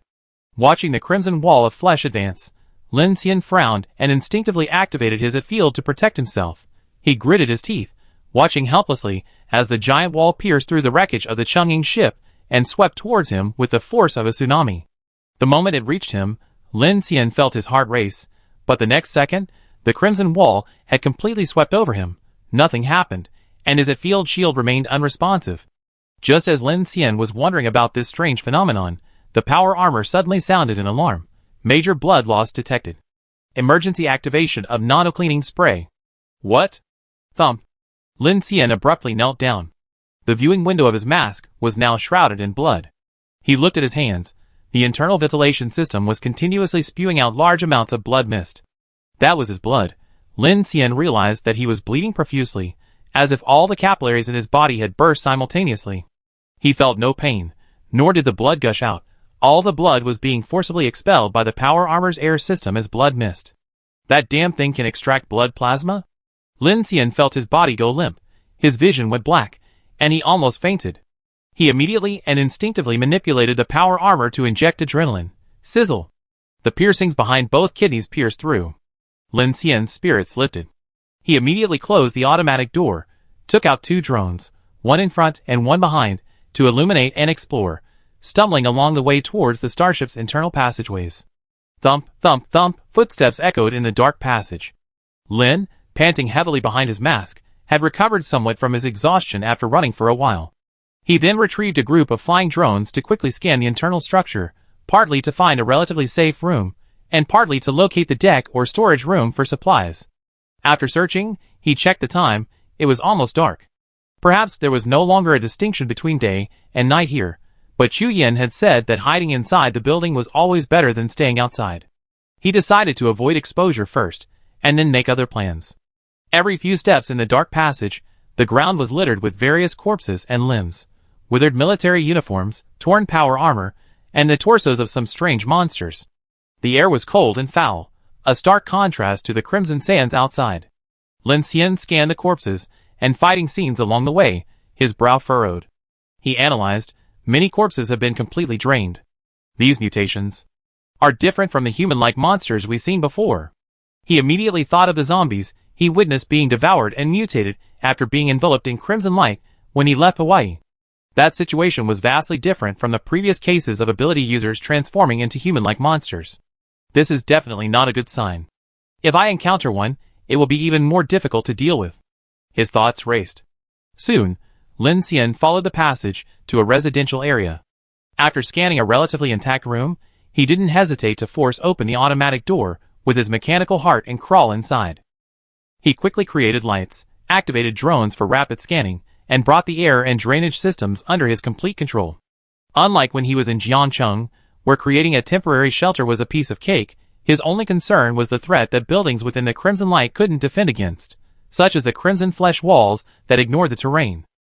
Whoosh! The small energy reactor activated, illuminating the room. A completely sealed armored door was then erected to completely block the automatic door. 40 microdrones were dispatched to continue searching the other deck levels. Information was severely blocked in the crimson environment. Drones would lose contact after only a few hundred meters. To address this, his drones used a dot matrix scanning mode to ensure the furthest drones could receive the signal. Having done all this, Lin Xian deactivated his power armor. Sizzle! Instantly, a large amount of blood spurted out in all directions. Lin Xian was now covered in blood, a truly terrifying sight, yet he had no wounds. Looking at his crimson chest, Lin Xian's face darkened. If that thing sweeps through twice more, even Superman would turn into jerky. Cough cough. Lin Xian fanned away the dust, then surveyed the interior. He realized this was likely a high-ranking officer's cabin on a ship. It was quite spacious, with a private bathroom and an office area. Perhaps the battle hadn't taken place here, as there were no signs of a struggle or corpses, making it relatively clean. He figured he'd have to stay here tonight. Lin Xian had originally planned to explore this area thoroughly, searching for information about his team and the Phoenix Society, but the appearance of that strange blood wall had caught him completely off guard. He immediately realized that exploring recklessly before understanding the situation in the Crimson Land was tantamount to suicide. Even though he was anxious to find Teacher Chen and the others, he could only hide and lay low for now. Lin Xian went to the bathtub, turned on the faucet, but the pipes hissed empty. Not a single drop of water came out. Hiss. He leaned back outside the bathtub, quickly cleaning the bloodstains off his body. The extremely strong stench of blood assaulted his throat. Lin Xian thought to himself, that thing, even with my field, I couldn't withstand it. It seems it's not an energy entity, nor some kind of physical form. How can I defend against it? Countless anxieties and doubts swirled in his mind. Lin Xian sighed. Fortunately, he still had so many drones at his disposal. He didn't need to risk his life searching for supplies. Once he found something, he could send transport drones to retrieve it for him. If he encountered danger, he could minimize the risk of directly getting himself into trouble. That was his thought, but out of caution, Lin Xian still spent time absorbing all the useless electrical devices in the room, instead creating a dark energy potential device to envelop the entire room, barely managing to breathe a sigh of relief. At this moment, Lin Xian looked at the empty room and tried to call out to Grace. Grace, can you hear me? There was no response, just as there was no answer, as if he were trapped in the Black Star Forge. Grace. Strange. Lin Xian frowned slightly. I can clearly sense the presence of the blink bullet between my brows. Could it be that the Southern Heavenly Gate is also malfunctioning? At this moment, Lin Xian had no disaster plants or supplies around him. The only thing he could use was a black gear. He could sense the blink bullet, but he couldn't contact Grace. Lin Xian immediately thought of several possibilities. First, Crimson might be blocking his connection to forbidden objects, but since he could sense it, this possibility was unlikely. Second, something might be wrong with Grace. Since I can sense it, perhaps I can also blink. Lin Xian now had some plans in mind. As long as his blink bullet was still at the Southern Heavenly Gate, he might try to leave the Crimson Land using this method as a last resort. Thinking of this, Lin Xian felt a little relieved. He then took out the black gear and examined it in his hand. Hua Xiaoling said this thing can be used to travel in the Star Abyss, and might be useful in the Crimson Land. I just don't know how to use it. That woman didn't explain it to me in detail. Lin Xian held the black gear, touched it to his ear, and activated his holographic vision, focusing on the progress of his drone's exploration. The drone's lights pierced through the darkness, distributing their light across the various rooms and living quarters. It quickly discovered a considerable amount of supplies, but after scanning, Lin Xian found that even the canned food had some kind of decay on its packaging. He tried to use the drone to break open a can of beef, but the can exploded with a pop, spraying out a thick, grayish-brown liquid that looked completely inedible. Even the canned goods are corroded? Seeing this, Lin Xian's heart sank again. This was practically pushing humanity to the brink of extinction. He sighed inwardly. In these 3 months, even if humanity hadn't been completely wiped out, the losses under this crimson light were likely immense. Without giving up, the drones continued their search. Just then, several drones arrived at the lower deck supply storage area. A quick scan revealed supply compartments with tightly closed blast doors, showing no signs of being opened. However, before Lin Xian's drones could move, countless glowing tendrils suddenly appeared in one drone's view, and in the blink of an eye, the drone's monitoring went black, and the signal was completely lost. Lin Xian's brow furrowed immediately. He realized there might be an anomaly in the supply compartment, so he quickly mobilized several other nearby drones to enter again. This time it was even faster than before. Before his own drone could even scan, it was captured by the instantly appearing tendrils and crashed. This time, however, Lin Xian caught some clues. He began to rewind the footage he had just received, observing it frame by frame. He discovered that the tendrils were emerging from the darkness, and in the dim light, he could vaguely see something that looked like a crawling monster writhing. Drones are inanimate objects, yet they can be attacked. It seems the monsters in the Crimson Cave don't just rely on dark markings, they can see and hear anything, and perhaps they have other sensory systems surpassing those of humans. Lin Xian frowned. He absolutely had to explore that supply compartment. He had been lying in the hibernation pod for too long, and coupled with the recent blood loss, he was extremely thirsty. If he couldn't find food and water, even if he could build a starship by hand, he wouldn't last a day or two. Moreover, seeing the monster outside the supply compartment, he deduced that there must be something there that interested the monster. So, after a moment's thought, Lin Xian decisively summoned a dragon girl to confront the creature in the Crimson Cave. The Black Star Forge opened, and a lithe, female-like mecha landed with a clang, then quickly rose to her feet. Her sharp, blade-like feet planted firmly on the ground, her beautiful mechanical body radiating a surging, chilling killing intent. Lin Xian looked at his masterpiece, his eyes flashing with electricity. Move! Whoosh! Dragon Girl's hands jerked, and VK electric blade shot out from her elbows, arcing electricity and emitting a low hum. Lin Xian then manipulated the gate to open and sent her out. A silver-gray figure blurred into a cold light within the sloping passageway. Each touch of the Dragon Girl's sharp blades on the ground sparked tiny bursts of sparks. Her slender yet deadly metal limbs leaped between the walls. The passageway ahead was blocked by collapsed metal structures.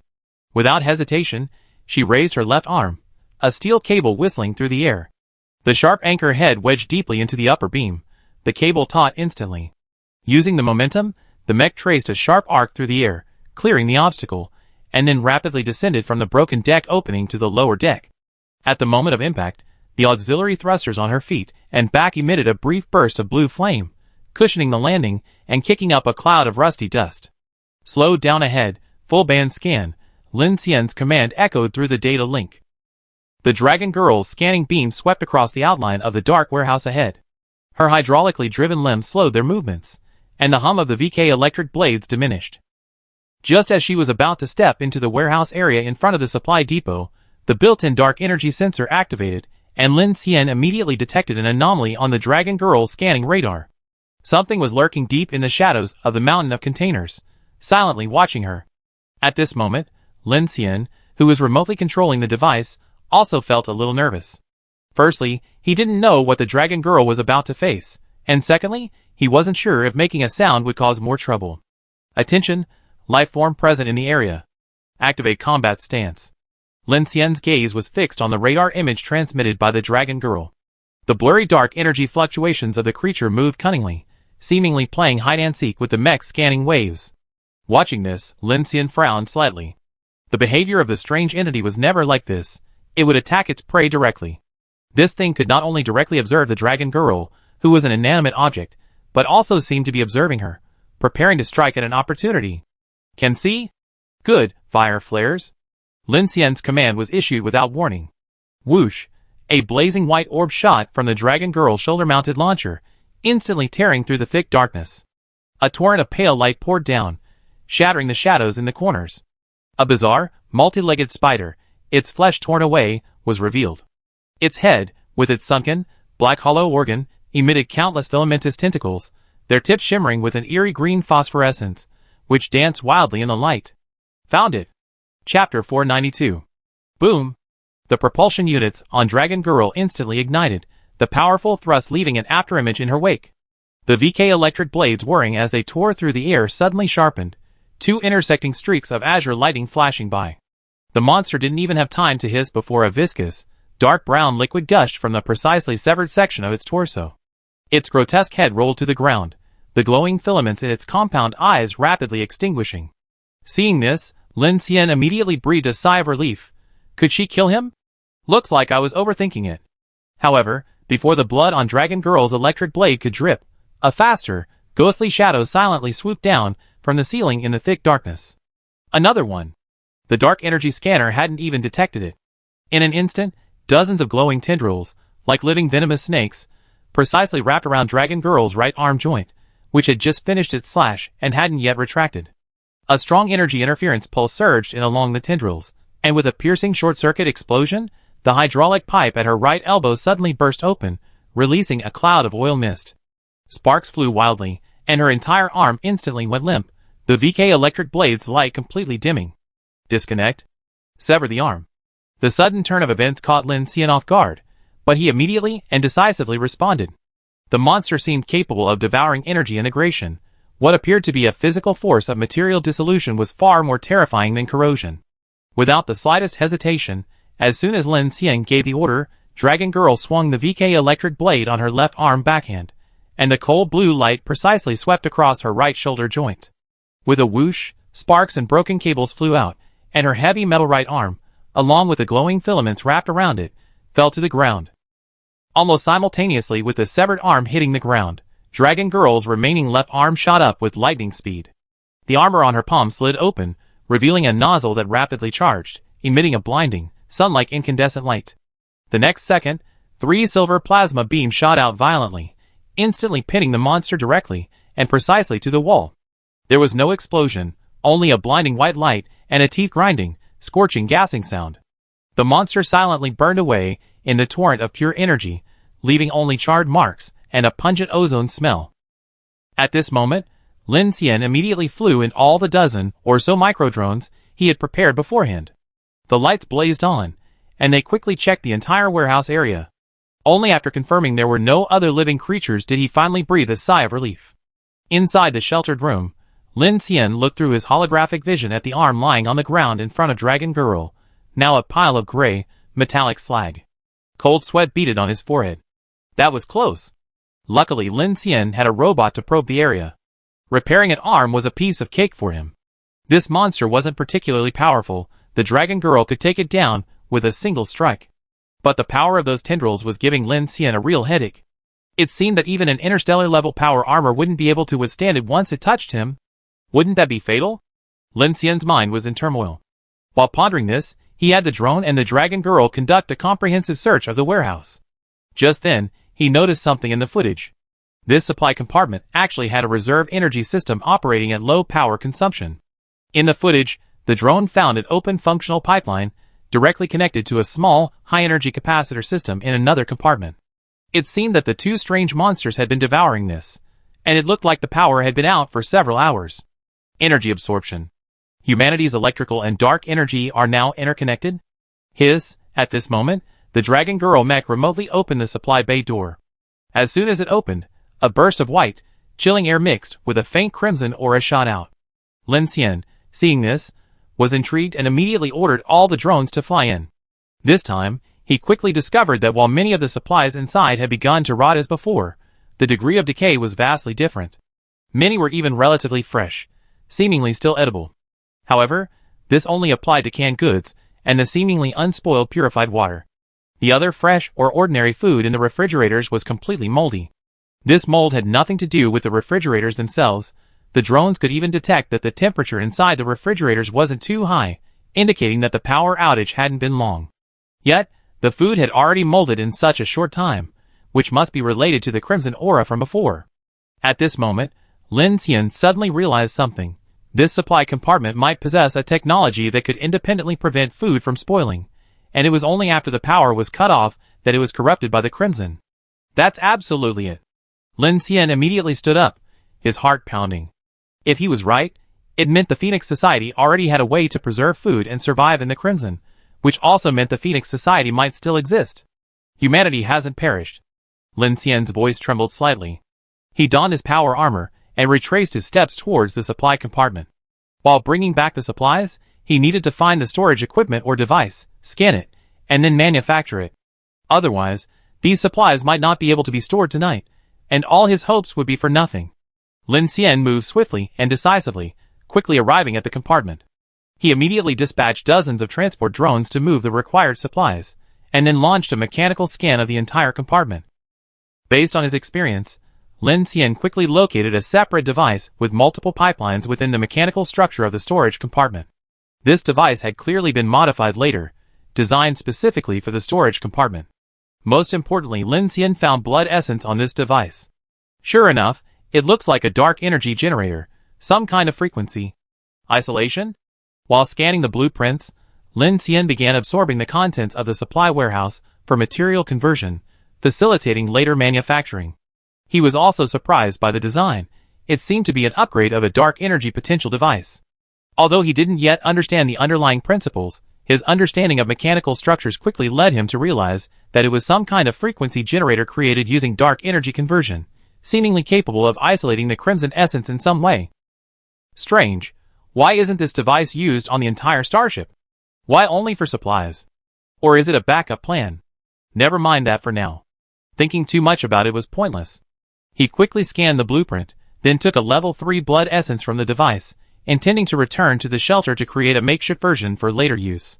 He didn't have any blood essence on hand, so he couldn't let this readily available one go. The blood essence is with Teacher Chen. Sigh, the Phoenix Society's response was so quick. I hope everyone is safe and sound. Back in the shelter, Lin Xian immediately activated all manufacturing sequences, creating a storage room the size of a small truck bed in a very short time.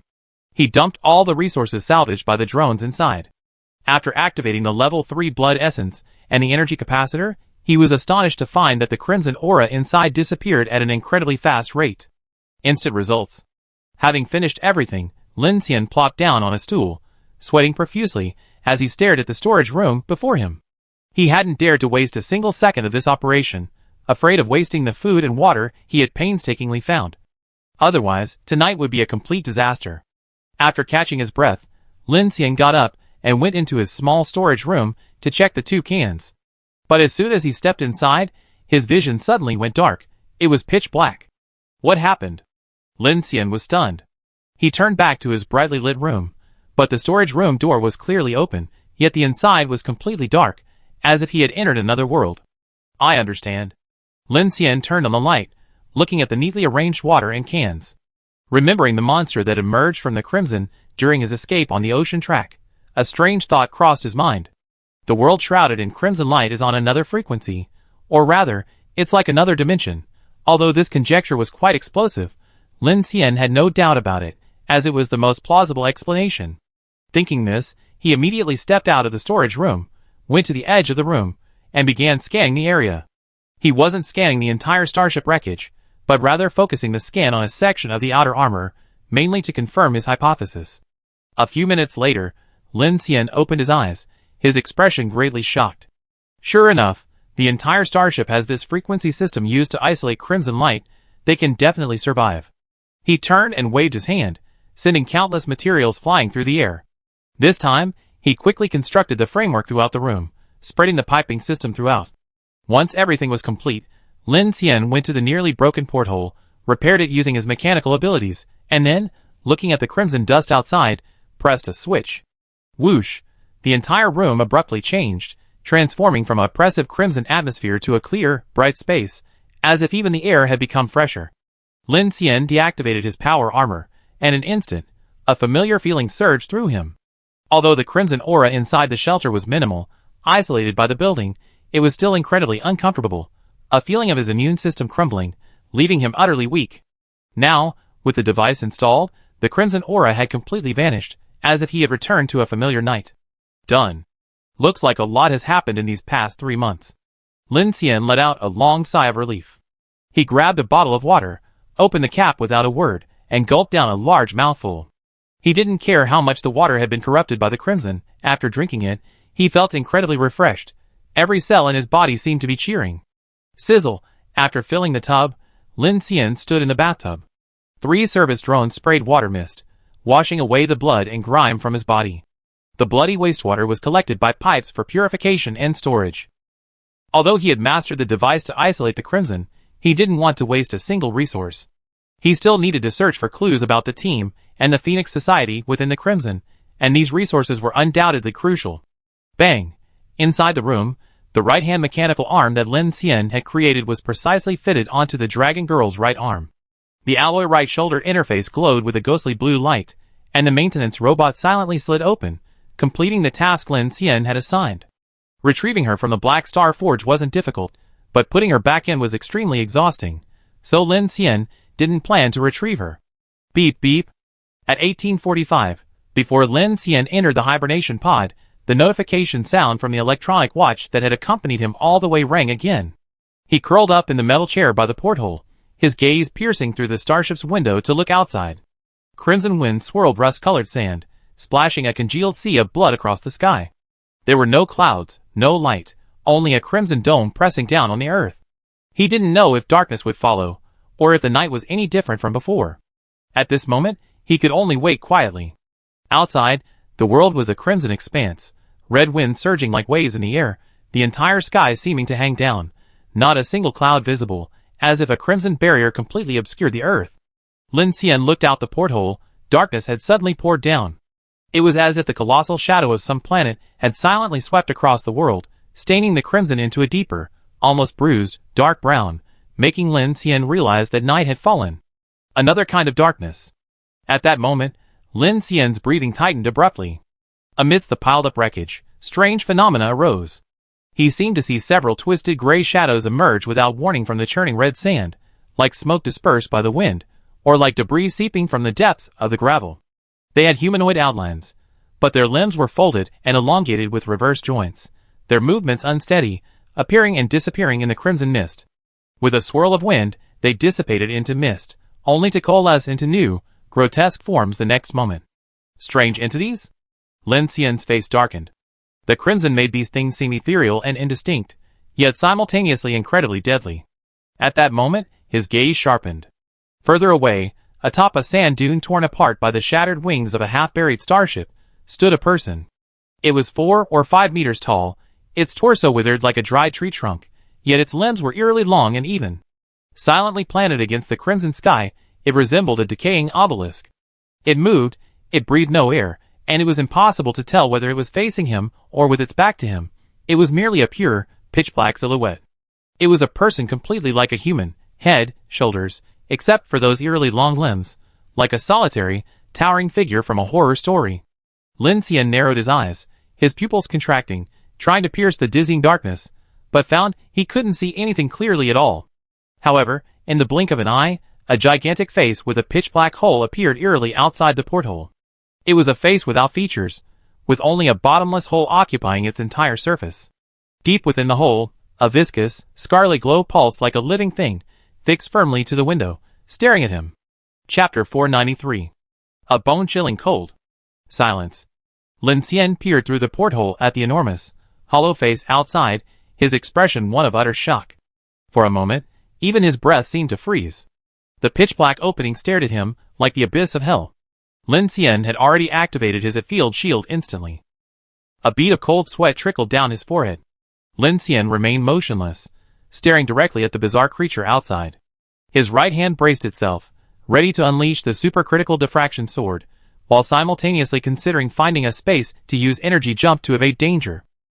Countless thoughts exploded in his mind, but strangely, several seconds passed, and the monster outside did not attack, its hollow face still fixed on the porthole. Lin Xian frowned. A thought suddenly occurred to him. The entire room had changed its dark energy frequency. Could it be that the monster couldn't see him at all? Sound, smell, energy, frequency. Lin Xian considered many possibilities. He suppressed the urge to attack, telling himself to calm down. He didn't want to make a sound in this crimson night unless absolutely necessary. The crashed Chang'ing ship and the countless war corpses were enough to demonstrate the horror of the crimson abyss. He alone could hardly face the terror of this abyss, especially since he had no idea which direction to escape to. He could only fight like a trapped beast. Looking at the pitch-black void, Lin Xian clenched his fists, remaining completely still. At the same time, he quietly ordered all the drones to silence. He was gambling. Gambling that his guess was correct. After an unknown amount of time, the void outside, accompanied by a crimson blood mist, suddenly disappeared into the yellow sand. At the same time, the chilling, piercing gaze vanished instantly. Only then did Lin Xian finally let out a long breath, still somewhat shaken. Luckily, they went to all that trouble to install the whole room from the start. It seems the monsters in the Crimson Cave are far more perceptive than those in the original Polar Night, and he was puzzled. The monsters outside seemed elusive, even capable of teleportation, which was utterly incomprehensible. If monsters possessed such mobility, ordinary people would have little chance to react and survive. Thinking this, Lin Xian immediately turned off the lights in the shelter, then placed a cool light lamp in the room. He checked the time, sat down in a corner, and began to organize his thoughts. Time quickly passed to around 10 a.m. the next day. The Crimson Cave had become less dark without any warning, but it looked like dawn. Lin Xian hadn't slept all night, pondering that while the darkness and daylight in the Crimson Cave didn't seem drastically different, he figured there must be some differences, otherwise, he wouldn't have seen so many monsters the previous night. That night, he had no opportunity to perform mechanical absorption. He only used the available materials to add a dark energy frequency device to his power armor, but because he lacked blood essence, it couldn't be activated for the time being. The only blood essence he had was to save for preserving the food supplies. Whoosh whoosh whoosh. A large number of micro-drones flew out. Lin Xian controlled the gate to open a small opening and release these drones again. This time, he planned to directly connect to the main bridge to obtain some information. As Lin Xian expected, the plan progressed much more smoothly after daybreak. Before long, several information drones flashed blue light and rushed into the shattered main bridge. The scene inside was filled with various desiccated corpses. A female desiccated corpse dressed in military uniform sat in the captain's seat, secured by a metal safety belt. Many of the other personnel on the bridge were still in combat stances. The battle started suddenly. Such a large starship, was it hit first? With this question in mind, Lin Xian operated the drone to access the system and attempted to read the data. Soon, a large amount of communication log information was retrieved and transmitted to Lin Xian. Mission log summary, mission codename, Arc Shield. Fleet, Phoenix City Intercontinental Force 3, Chang'ing, flagship, Xian Niao and escort fleet. Mission objective, escort the Noah Mobile Maritime City, departing from the Republic Islands waters, arriving at the designated anchorage off the coast of Jaco, Costa Rica, establishing a defensive line, and receiving and covering the convoy of survivors from the Dawn Center evacuating from Guatemala, North America, into the Noah Safe Zone. Log last updated, December 13, 2069. 1728, 54 days ago? This was almost exactly what Lin Xian had guessed. This fleet must have landed with Noah. Lin Xian then opened the combat log, and a voice message from the captain's frequency immediately came through. Chang'ing! Chang'ing! Sonar array anomaly. Seafloor geological activity index surges. Repeat, seafloor geological activity index surges. Something's coming up. It's huge. Full fleet, level 1 combat readiness. Electrostatic field at maximum power. Anti-submarine weapons preheating. Xian Yao, you are in charge of commanding all transport units to cover the evacuation of the crowd to the south. Phoenix City is expected to arrive at North Koklai in 3 hours and 12 minutes. Then came a piercing metallic distortion and a low-frequency hum. My God! What is that? The seabed is rising. Not a mountain. It's alive. It's the earthquake catfish from Star Abyss 13, persistent and relentless. It's chased us this far.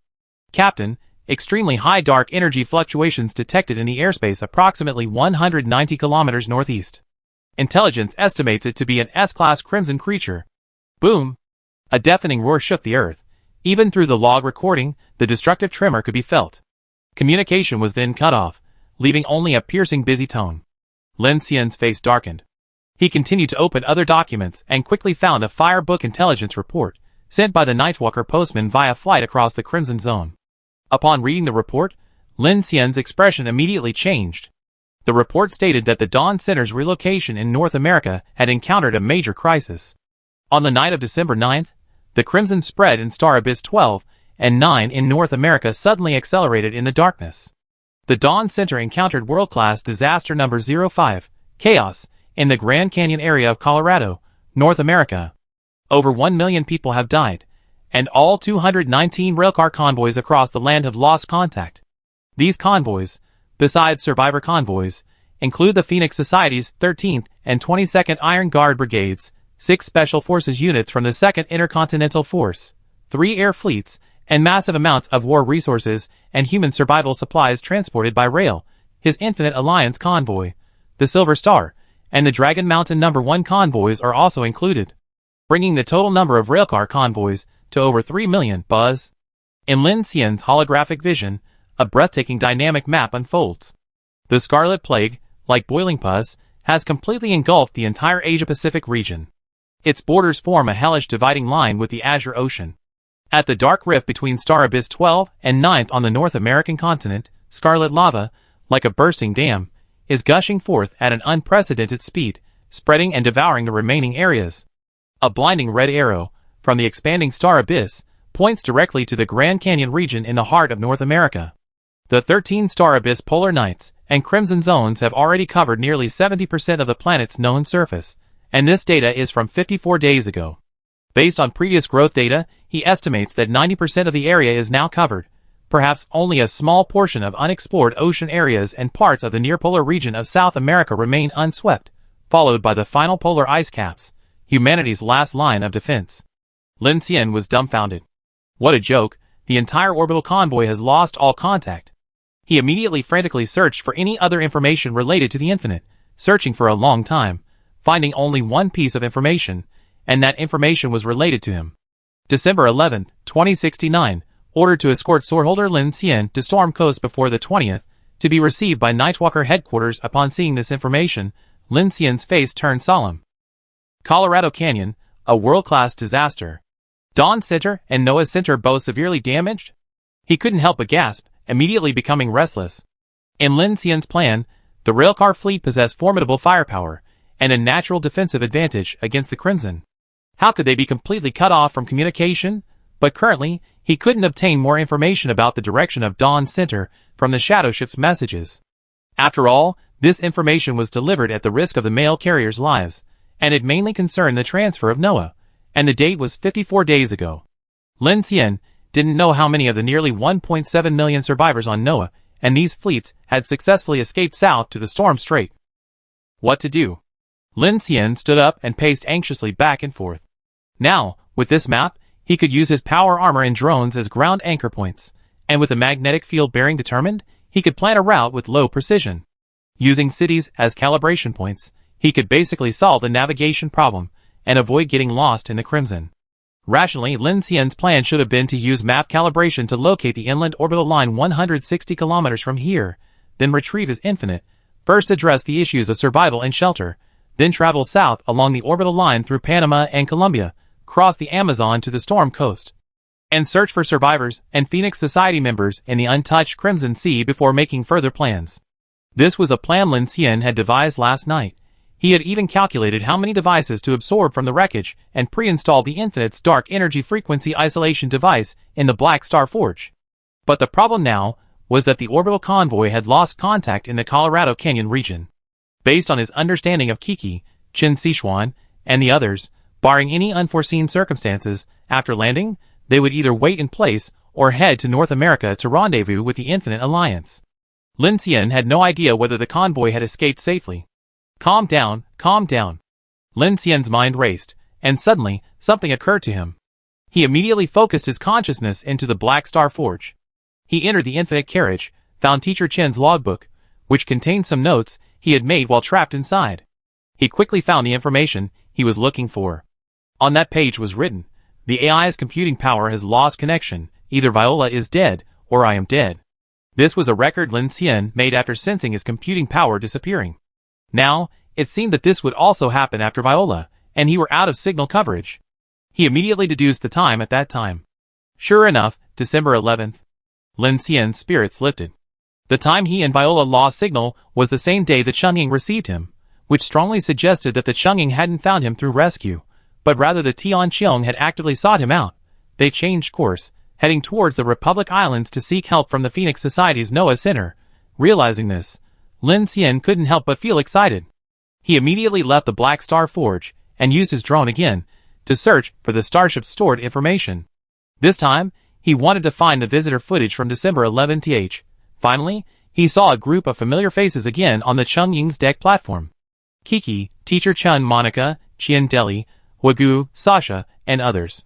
The footage showed many people standing on the deck, including the Chungying's female captain and several commanding officers. His hibernation pod was being escorted to the heavily guarded hibernation section. The surveillance footage on the Chungying's deck platform shook slightly. The sea breeze, carrying a salty smell, swept across the metal floor, ruffling the hems of everyone's clothes. The group's expressions were grave as they followed the escort into the inner cabin. Lin Xian raised his voice, and after observing the situation for a while, one of the middle-aged officers from the Nightcrawler organization seemed to say, "Vitality is stable, but brainwave activity is abnormally low. We never seen such a prolonged period of unconsciousness in a lattice evolution. After the Crimson coverage, we've been out of contact with Dawn Center and Phoenix City for over a week." The female captain's voice came through the video recording. However, before that, we received orders from Commander Yi. She synchronized the sea area you had appeared in, ordered us to conduct a wide area search, and also said that you might proactively contact us and ask us to provide any assistance we can. She looked at Chen Sichuan and Kiki. Noah's biological laboratory is already the most advanced in existence, and even they are helpless. Doesn't the Phoenix Society conduct extensive research on lattice evolution? Haven't they encountered similar situations? Kiki's voice came from the video. Chen Sichuan also said the lattice cultivation device on his body was completed a long time ago, but he hasn't woken up yet. We tried many methods. Noah's research lab hasn't encountered such a situation before. The Nightwalker leader stepped forward, pointing to an energy model projection in the air. The longest lattice cultivation time has been 121 hours, which is mainly related to the recipient's mental strength threshold, but it's never exceeded 1 month like his. Then what can we do? Can't you say Brother Lin? Sasha's voice came. It was clear that everyone was extremely worried about Lin Xian. The Nightwalker leader paused for a moment, then said, "At least he's still alive, and judging from the signs, there haven't been any abnormalities or other adverse situations. Perhaps?" His gaze swept over the worried crew of the Sky Dome, his tone softening slightly. "It's not the worst yet." The female captain nodded in agreement. The area is currently shrouded in crimson, and many unknown factors have emerged. Perhaps this is related. I suggest sending him to Phoenix City. Firstly, it hasn't been covered by crimson yet, and secondly, just across the Storm Strait is the Nightwalker headquarters. Perhaps there will be a solution there. At this moment, Lu Xingchen's voice came. Brother Lin's mechanical heart is extremely rare, and one with creation as its core is even more unique. As I said, Brother Lin is currently in seclusion, cultivating. When he awakens again, he will surely reach the highest realm. You all need not worry. Don't worry, he's been lying here for over a month, and we only been here for less than 20 hours. Sasha retorted with a worried expression. Then, Lin Xian overheard the Sky Train crew seemingly discussing something. Finally, Chen Sichuan took a deep breath. She didn't look at the captain. Her gaze remained fixed on Lin Xian in the hibernation pod, her eyes as deep and unfathomable as a frozen lake. A few seconds of silence seemed to freeze the air. Finally she spoke, her voice low but resolute, each word like a steel nail hammering into the deck. "Captain Li, your fleet is going to land at Hako and then head to Storm Coast. As planned, you will escort him to the Arctic. We also have 2 other companions going with us. One is Ding Junyi, the former chief biologist of the Federation's No. 9 underground city. She knows Lin Xian's condition best and also has some data to share with the Phoenix Society. The other is Kiki. Yes, I go with him." Kiki nodded and stepped forward, frowning as she looked at the hibernation pod. "I have to keep an eye on this guy." "This? No problem." The female captain replied immediately, looking at everyone. "Then I send a team to assist you to Colorado. We're also preparing for advanced exploration and rescue. According to the plan, we stay in Hako for a few days after docking, waiting for the Dawn Center to arrive. However, based on the timeline, your orbital convoy probably won't make it. If you missed the main force, it's alright. Qin Sichuan forced a smile, then her gaze returned to the hibernation pod. If it's him, he'd definitely bring the convoy out. I don't want him to hear this news when he wakes up. He's always been the one to rescue us from danger. After speaking, she turned to her companions on the sky dome, her tone resolute. This time, it's our turn. Bring everyone out. The video froze on Qin Sichuan's resolute profile, the background a crimson sky and the massive, silent silhouette of the Noah, the wind howling. Chapter 494. In the dimly lit bridge, yellow sand seeped in from the cracked observation windows, piling up in undulating mounds on the control console. A few streaks of crimson light pierced the sand curtain, turning the floating dust into a bloody mist. Below, a shriveled corpse lay curled up on the floor, its grayish-white skin clinging to the bones like dried leather. A withered hand still gripped the groove of the emergency brake. The wind howled outside the hull, the constant scraping of sand against metal. A faint blue glow illuminated the information hub interface, a sharply angled drone attached to its port, its belly signal lights flashing rhythmically. Far away in the shelter, Lin Xian had removed his optical mask, his face ashen, leaning back in a corner, his fingers tapping lightly on his knees. Teacher Chen led the Sky Train north to assist in the rescue of the railcar convoy, while Noah landed in Hako to meet the Dawn Center heading north. But now Hako has fallen, Noah is stranded, and it's unknown whether the Dawn Center has even crossed the Crimson Zone of South America. Lin Xian's eyes flickered, and he pondered, Kiki and Director Ding. The crimson world outside the porthole made Lin Xian's heart sink. He had woken up amidst the yellow sand and wreckage. If Kiki and Director Ding were with him, the only thing he could think of now was that they had both perished in this war. Lin Xian took a few deep breaths, telling himself not to assume the worst. Now that he had the map and some information, he needed to find a way to leave this place first. After all, 54 days had passed, and he urgently needed the latest information. So he immediately stood up, suppressing the chaotic thoughts in his mind. He pointed his finger into the air, and a set of black nanotech armor quickly covered his entire body. Let's get out of here first, find the city rails, and retrieve the Infinite. The Infinite boasts comprehensive internal living facilities, and powerful firepower and armor, a major guarantee of Lin Xian's safety. He couldn't help but recall when he first built the Infinite train, that cramped number 1 carriage, like an iron fortress, had helped him overcome countless dangers. Whoosh! Several transport drones hoisted the supply containers Lin Xian had built. Ahead, Dragon Girl's arm fired a high-energy cutting beam, slicing a clean gash in the cabin wall. The entire wall then slid down, crashing into the sandpit, and kicking up a cloud of dust. Lin Xian leaped down, his thruster slowing him as he landed. Numerous small drones then densely flew out, forming a 300-meter diameter sentinel array around him, monitoring for danger in real time. The Crimson Zone had very limited visibility, and the swirling crimson light seemed alive. Sometimes visibility was slightly greater, sometimes so dense that visibility was limited to only a few dozen meters, creating an incredibly oppressive and suffocating feeling. Lin Xian opened the map, using the faintly visible black coastline in the distance as a simple reference, and then began to carefully proceed alone through the yellow sand in one direction. On the southern shore of Hako, the yellow sand stretched for thousands of miles, with eerie crimson vortexes appearing and disappearing on the hills. In the distance, 4 motorcycles sped along the ground against the fierce wind. All 4 drivers wore specially made Nightcrawler windproof cloaks, beneath which were full-body powered armor with flowing metallic lines. However, this high-tech equipment was already battle-scarred in this yellow sand. Besides, there was another person who flew at high speed alongside the group without relying on a vehicle, the air currents kicking up clouds of yellow sand. Buzz? At this moment, the leader of the flying motorcycle spoke into the communication channel. We only have 2 hours. Area 34 is close to Noah. We must retreat before the giant wave sweeps across the sky. If we alert the predators, we should avoid them, and wait for an opportunity to act. Whatever we do, we must not trigger the Crimson Wave. The closer we get to Noah, the more the pattern of that thing's sweeping attack might change. There will definitely be more predators, another female voice chimed in. Whoosh! A heavy motorcycle roared closer, and a burly man on board said, if there aren't more than 2, we take them out. Perfect for testing our new weapon. No way, the leader replied. Our objective is to find people. The crimson aura of the Hako battlefield is too strong. Besides the giant cloaks in the sky, the sea, and the yellow sand of the coast, there are at least 2 more S-class enemies lurking. If we alert them, we won't even be able to get back to the safe house. Exactly. Another man, carrying a giant sniper rifle and possessing a special mechanical arm, spoke up. Don't be too reckless, Aaron. We're a reconnaissance team, not the main force.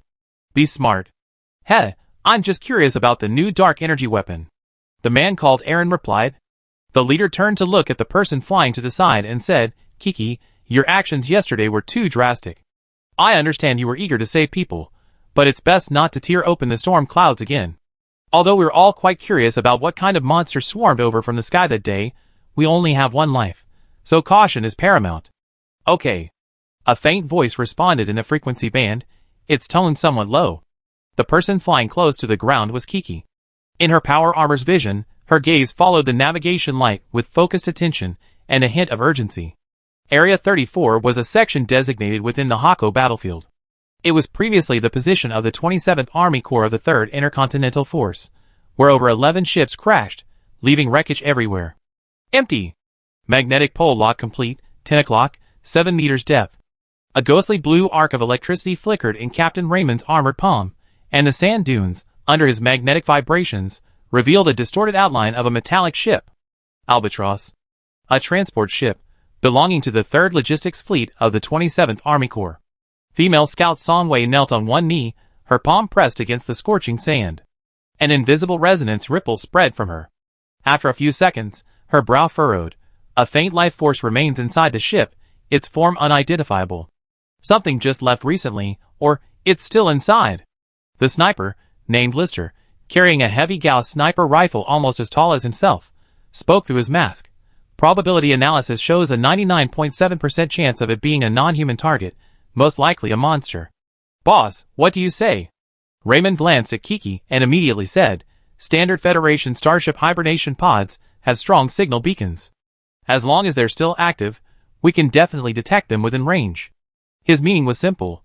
If Lin Xian was still alive, the hibernation pod must be active. Otherwise, a living person couldn't possibly survive so long in a sealed coffin. The fact that no hibernation pod beacon was found on this transport ship meant Lin Xian wasn't inside. Of course, he didn't say anything absolutely. Kiki said calmly, Lin Xian's mechanical abilities are very special. Even without a hibernation pod, he can create his own, and he also has protective power armor. Powered armor? Aaron asked, how do you wear power armor while in hibernation? Raymond looked at Kiki. You really don't remember the hull number of that transport ship? Although the battlefield in Harko was devastating and chaotic, from our search over this period, the positions and organization of the various units haven't been completely disrupted.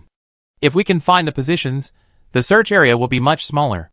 Kiki shook her head and whispered, back then, that earthworm attacked the shadow ship and released a large amount of crimson gas. I was only concerned with throwing Lin Xian's hibernation pod onto a transport ship to escape the battlefield, and I didn't pay attention to any hull numbers. And then you went and took the shockwave of the earthquake catfish head-on? Lister clicked his tongue in amazement. Awesome. That was a world-class disaster. It's hard to imagine that human superpowers can reach that level now. Using telekinesis to control the shockwave rebound of the earthquake catfish, severing half of the S-class earthworm's head and shattering all its bioforce fields, allowing at least 100,000 more people to successfully evacuate. This is no ordinary superpower. Songwei walked over and looked at Kiki meaningfully. Our Nightwalker superpower development training now uses your performance in the Battle of Harko as the template for mental power manipulation. Hearing Songwei's praise, the usually carefree Kiki only responded softly, let's not waste time. Let's find Lin Xian quickly. Captain Raymond understood the suppressed emotions in Kiki's voice, so he didn't say anything more and immediately gave the order. Aaron, prepare for breaching. Lister, set up your guns at the high point and lock on. Songwei, continue scanning for abnormal energy sources. Kiki, pull this transport ship out. All right. A purple glint flashed in Kiki's eyes. Without another word, after the others were ready, she stepped forward and made a grabbing motion with her 5 fingers. Her immense psychic power, like an invisible giant hand, forcefully pierced the yellow sand.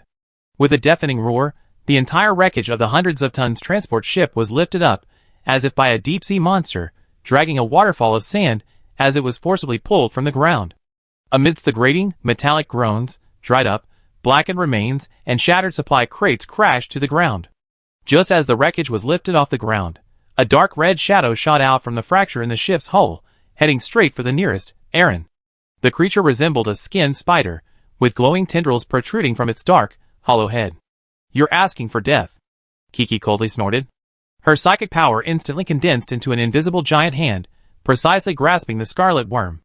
With a soft plop, the worm's body was crushed in midair, splattering thick, dark brown fluid everywhere. False alarm. Aaron spat, lowering the muzzle of his exaggeratedly designed pulse shotgun. Just as he relaxed slightly, Song Wei's chilling shout pierced the crimson sandstorm. "It's a hunter!" Aaron's hair stood on end. Before he even turned around, he could already sense the rustling of crimson energy behind him. Raymond and Kiki looked in the direction of Song Wei's shout and saw a tall, thin, jet-black crimson silhouette, like a bamboo pole stuck in a sand dune, hundreds of meters behind Aaron, a gigantic, towering figure. "Watch out! That size is at least Crimson A rank." Raymond reacted immediately, shouting a warning. But before the arc of electricity in his hand could fully form, the towering figure seemed to dissolve in the wind. One moment, it was tens of meters away, the next it was pressed against his back. A withered claw, wreathed in viscous crimson energy, tore through the air with a sonic boom like a ghostly wail, slamming into Aaron's back, the closest being, *whoosh. Aaron's power armor's emergency force field activated instantly, the pale blue shield shattering in a mere fraction of a second. A piercing metallic tearing sound rang out, and Aaron was sent hurtling forward like a cannonball, as if struck by a battering ram.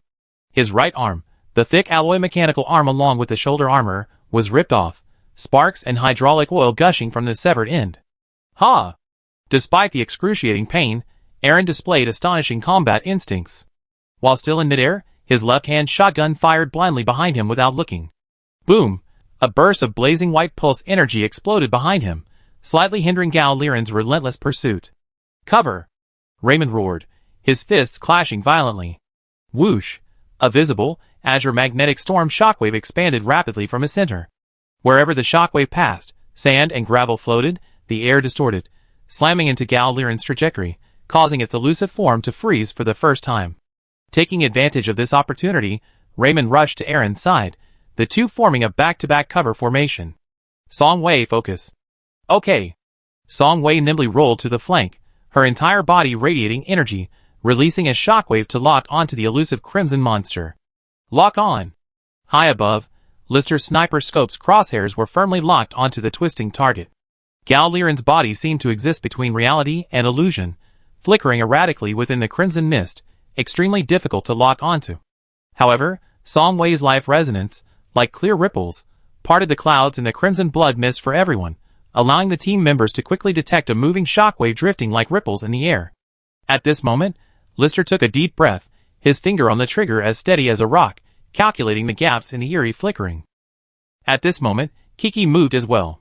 She didn't try to lock onto the rapidly flashing figure, her vast psychic power, like an invisible tsunami, instantly covered the space within dozens of meters of Gao Liren.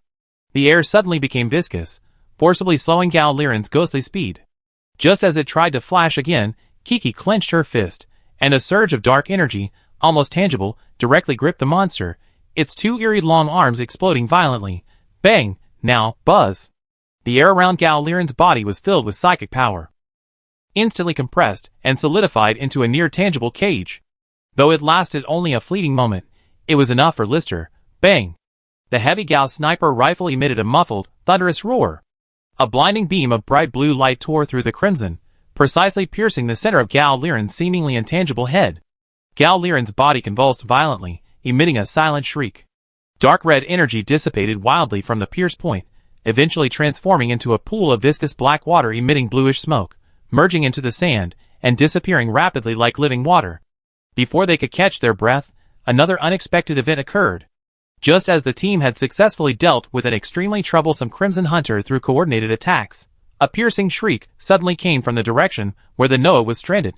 Several decoy flares, trailing crimson flames, ripped through the sky and landed precisely in the yellow sand surrounding the team. Boom! Boom! Boom! The explosions weren't powerful, but they were like cold water being poured into boiling oil. An invisible wave of dark energy instantly spread out, creating a storm that dispersed the crimson blood mist throughout the area. "They're decoys. Those bastards from Holy City are still hiding here." Raymond's eyes widened in fury, and he immediately shouted, "Retreat! Towards Point B Beach! Quickly!" Chapter 495. Boom! The words had barely left her lips when the entire sand dune instantly boiled. Thousands upon thousands of crimson worms, awakened by the explosion, surged forth from beneath the sand like a dark red tide. Simultaneously, the crimson storm in the distance intensified abruptly, and within the twisted columns of wind, several figures, identical to those from before, flickered in and out of existence. Even more terrifying, the thick crimson clouds that had enveloped the Noah were torn apart in the sky, and several enormous, dark red tentacles, each over 10 meters in diameter and covered in suckers and crimson eyes, like giant pythons from the abyss, slammed down with destructive pressure towards the team's location. Lister immediately put away his sniper rifle and, along with Song Wei, hurried towards the motorcycle. Kiki grabbed Aaron's severed right arm from the ground, and then an invisible psychic field exploded around her, instantly shattering the worm swarm within a 100-meter radius into a bloody mist. But it was useless. The crimson mist only brought more terror, and her actions were merely a smokescreen to temporarily distract the distant attackers. Don't linger. We definitely alerted the S-ranks. Retreat! The team fled like arrows, desperately escaping the combined onslaught of the crimson swarm and the giant shadow in the sky. Kiki flew in the lead, her telekinesis transforming into an invisible ram, smashing and pushing aside the swarm of insects blocking their path. The other four rode flying motorcycles at breakneck speed. Raymond's magnetic vibrations continuously created quicksand traps and shockwaves behind them. Song Wei skillfully weaved through the dunes, using life resonance to avoid energy accumulation points. Lister, while riding, precisely fired his sniper rifle at the nearest large crimson creature. Coolant and blood continued to flow from Aaron's severed arm. To mask the smell, he simply covered it with a handful of yellow sand. Gritting his teeth, he roared as his left-hand shotgun blasted away any monsters blocking his way. An hour later, beneath the rusty, mountain-like hull of the Noah, in a cave eroded by the waves, the team activated the frequency oscillator. A pale purple energy barrier shielded the cave from the raging sandstorms and the lurking crimson worms. 3 corpses clad in black power armor lay on the ground, members of the Holy City organization that had attacked them. It's those guys again. Looks like they have the same goal as us. The commander emphasized the importance of the sword holder, even if it's... Raymond paused, not finishing his sentence. Whether for research into mechanical abilities, or for psychological warfare against human survivors, the body of the sword holder, who had risen to fame in the Battle of Dawn City, falling into the hands of the Adventists would be a disaster. This was why the Nightwalkers had deployed numerous reconnaissance teams to relentlessly search this perilous Crimson Abyss region. Lister kicked aside the corpse of a Holy City member, crouched down to examine the claw marks riddled with crimson corrosion, and said with a chilling gaze, "I thought the Adventists weren't afraid of monsters, but even after defecting, they're getting a backlash? Who knows? Could the Dark Civilization possibly issue some kind of order preventing those insect monsters from attacking them?" Song Wei crossed her arms and said coldly, "It's nothing but the self-delusion of a bunch of cowards."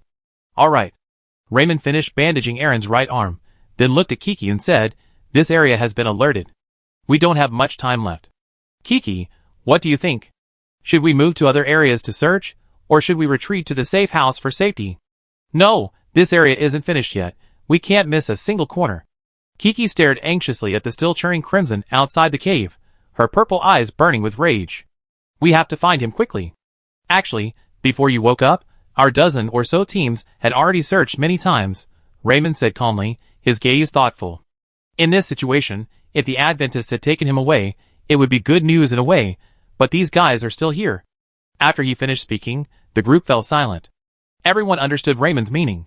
He simply wanted Kiki not to have too much hope that Lin Xian was still alive. Their current task was likely more about finding the swordholder's body. After all, a hibernation pod that crashed in the Crimson battlefield had no protection, no Crimson blocking devices, and the ground was teeming with Crimson worms. It was hard to imagine how a hibernating living person could have survived until now. Kiki's body trembled slightly, almost imperceptibly, upon hearing this, and she stood there speechless for a long time. Song Wei and the other team members exchanged silent glances, about to offer words of comfort, when Kiki's voice rang out in the air. "He won't die." Her voice was soft, yet carried an unusual firmness. Yubei City, Shilin City, Shuguang City, he survived them all. His goal was to take us on the infinite train to the clouds, to the distant stars. How could he just inexplicably die in a hibernation pod because of crystal evolution? Her words carried a seemingly light-hearted mockery. Then Kiki turned to the group. Believe me, he's definitely still alive. Raymond paused. Even he, a man accustomed to life and death, was moved. He took a deep breath and looked at his team members. Our mission is to find the sword holder at all costs. This is our duty, even if it costs us our lives. He checked the time. The sky giant should be here in less than an hour. Let's hurry and clear this area. Roger. Lister and Songwei responded in unison. No problem. Aaron, whose severed arm had been bandaged, stood up and patted his chest. Then we need to change our strategy, Raymond said immediately. Time is short. Since we can't be silent anymore, we need to finish this quickly. There are no scapegoats this time. We can only pray we don't encounter any special class hunters. Luckily, the S-Class 1 didn't get marked. Songwei nodded.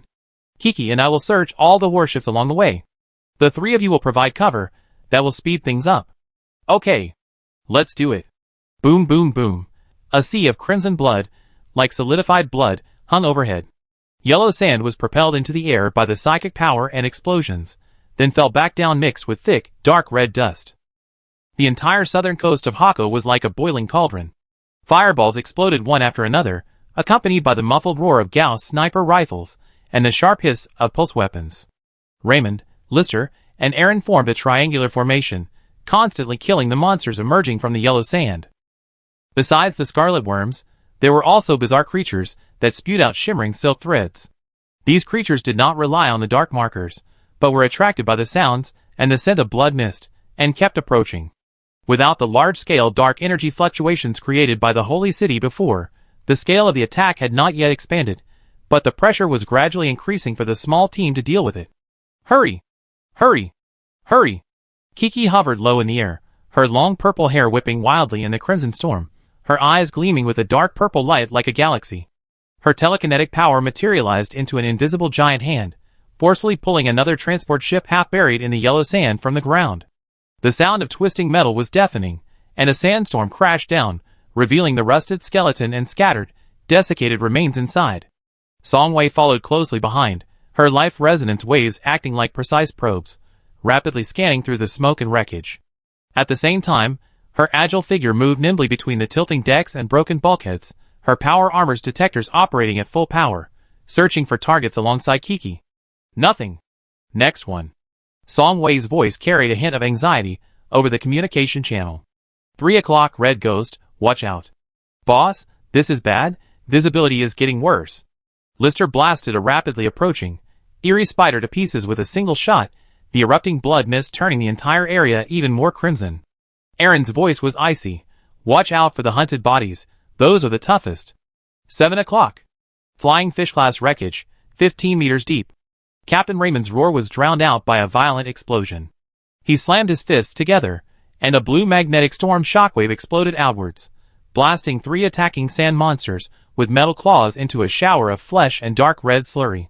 Behind him, Aaron operated a pulse shotgun with one arm, each shot blasting away any monsters trying to get close, the broken mechanical arm interface flashing with dangerous sparks. There are more and more bugs. Captain, something's wrong. Lister's voice came from a twisted starship keel high above. He was holding an exaggeratedly large sniper rifle, each blue-white beam of light from the muzzle precisely tearing apart a crimson bug or repelling a giant claw covered in dark red carapace emerging from behind a dune. We're getting more and more commotion. As if confirming his words, further away, the crimson blood mist surged violently like a living thing, emitting a teeth-grinding crackling sound, like countless bones rubbing together. What is that? Kiki raised a piece of ship wreckage and put it down, her gaze fixed on the distant blood mist.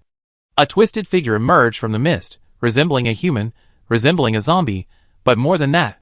It vaguely retained a humanoid outline, but its limbs were stretched, twisted, and its joints bent backwards. Its skin displayed a bizarre state of dark red keratin intertwined with festering flesh. Its head was either split open into a mouth full of sharp teeth, or replaced by writhing crimson tumors, a sight that sent chills down one's spine. There were no roars, only chilling, grating breaths, like sandpaper scraping against glass, gathering into a tide, treading on the yellow sand, ignoring the terrain, and converging from all directions at a speed far exceeding that of ordinary zombies. It was the Crimson variant. A true zombie horde. Damn it, Crimson variant. Raymond's eyes widened in fury. His magnetic vibrations exploded at full power, carving a deep trench in the sand. The 5 members of the team instantly huddled together, back to back, forming a small circle. Kiki descended from the air, and a psychic barrier, like a giant purple crystal dome, instantly enveloped them, repelling several attacking variant zombies and their spray of acid. These monsters could possess all sorts of supernatural abilities. We absolutely cannot let our guard down. No sooner had she finished speaking than a scarlet monster with bizarre, pointed wings on its back suddenly emerged from the ground, crashing directly into Kiki's psychic barrier with an eerie motion. Kiki immediately frowned. The monster's impact carried a dark energy force, comparable to a cannonball, even creating a shockwave that sent large swaths of yellow sand flying. Without hesitation, Kiki grabbed the crimson monster with her 5 fingers and crushed it. The explosion unleashed a burst of high-pressure energy, spraying out a chaotic mix of dark energy and crimson blood mist, a force comparable to a small bomb explosion. Boom! Be careful. These monsters are tough to deal with. The more you kill, the more they multiply. Their explosives can even devour each other, growing into bizarre shapes, completely different from the monsters we encountered before. From within the dust, Raymond shouted to Kiki, "We have to retreat now. If we're surrounded, the more you kill, the more they come, attracting predatory entities." Okay. Kiki understood their predicament, and reluctantly prepared to use her telekinesis to blast away the crimson monster horde before retreating with the team. However, an even greater terror suddenly descended. "Damn it! Boss, look!" Aaron's roar trembled with despair, as he pointed sharply towards the direction where the crimson blood was most concentrated at the rear of the group. The blood mist there, as if stirred by an invisible giant hand, suddenly parted to both sides, diluting someone. A colossal wall stretching to the sky and reaching the earth revealed its outline. It wasn't a physical wall, but a row of enormous cylindrical objects sweeping across in a semi-transparent state, like the tentacles of some gigantic creature, cascading directly from the sky to the ground, sweeping everything in its path. It was silent, yet carried a terrifying pressure capable of annihilating everything, ignoring sand dunes, wreckage, and broken walls, like a cosmic-scale ocean wave, silently crushing towards the team's location at a constant, irresistible speed. Wherever it passed, even the pervasive crimson mist was briefly pushed away or absorbed, leaving behind a brief, even more deathly vacuum. It was enormous, so enormous that it occupied the entire horizon in the field of vision, so fast that the moment it was caught in sight, it was already inches away. Escape? There was simply no time. A colossal wall in the sky. It's earlier than the observation time. Raymond said, turning to Kiki, "Looks like you were right. It must be some kind of living thing. What do we do? It seems we can't escape?"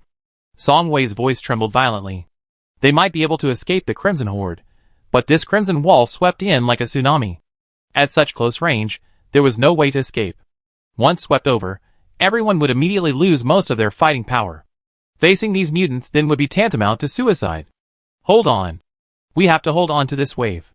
Raymond roared, his magnetic vibrations creating a violent turbulence around him, tearing several mutants apart.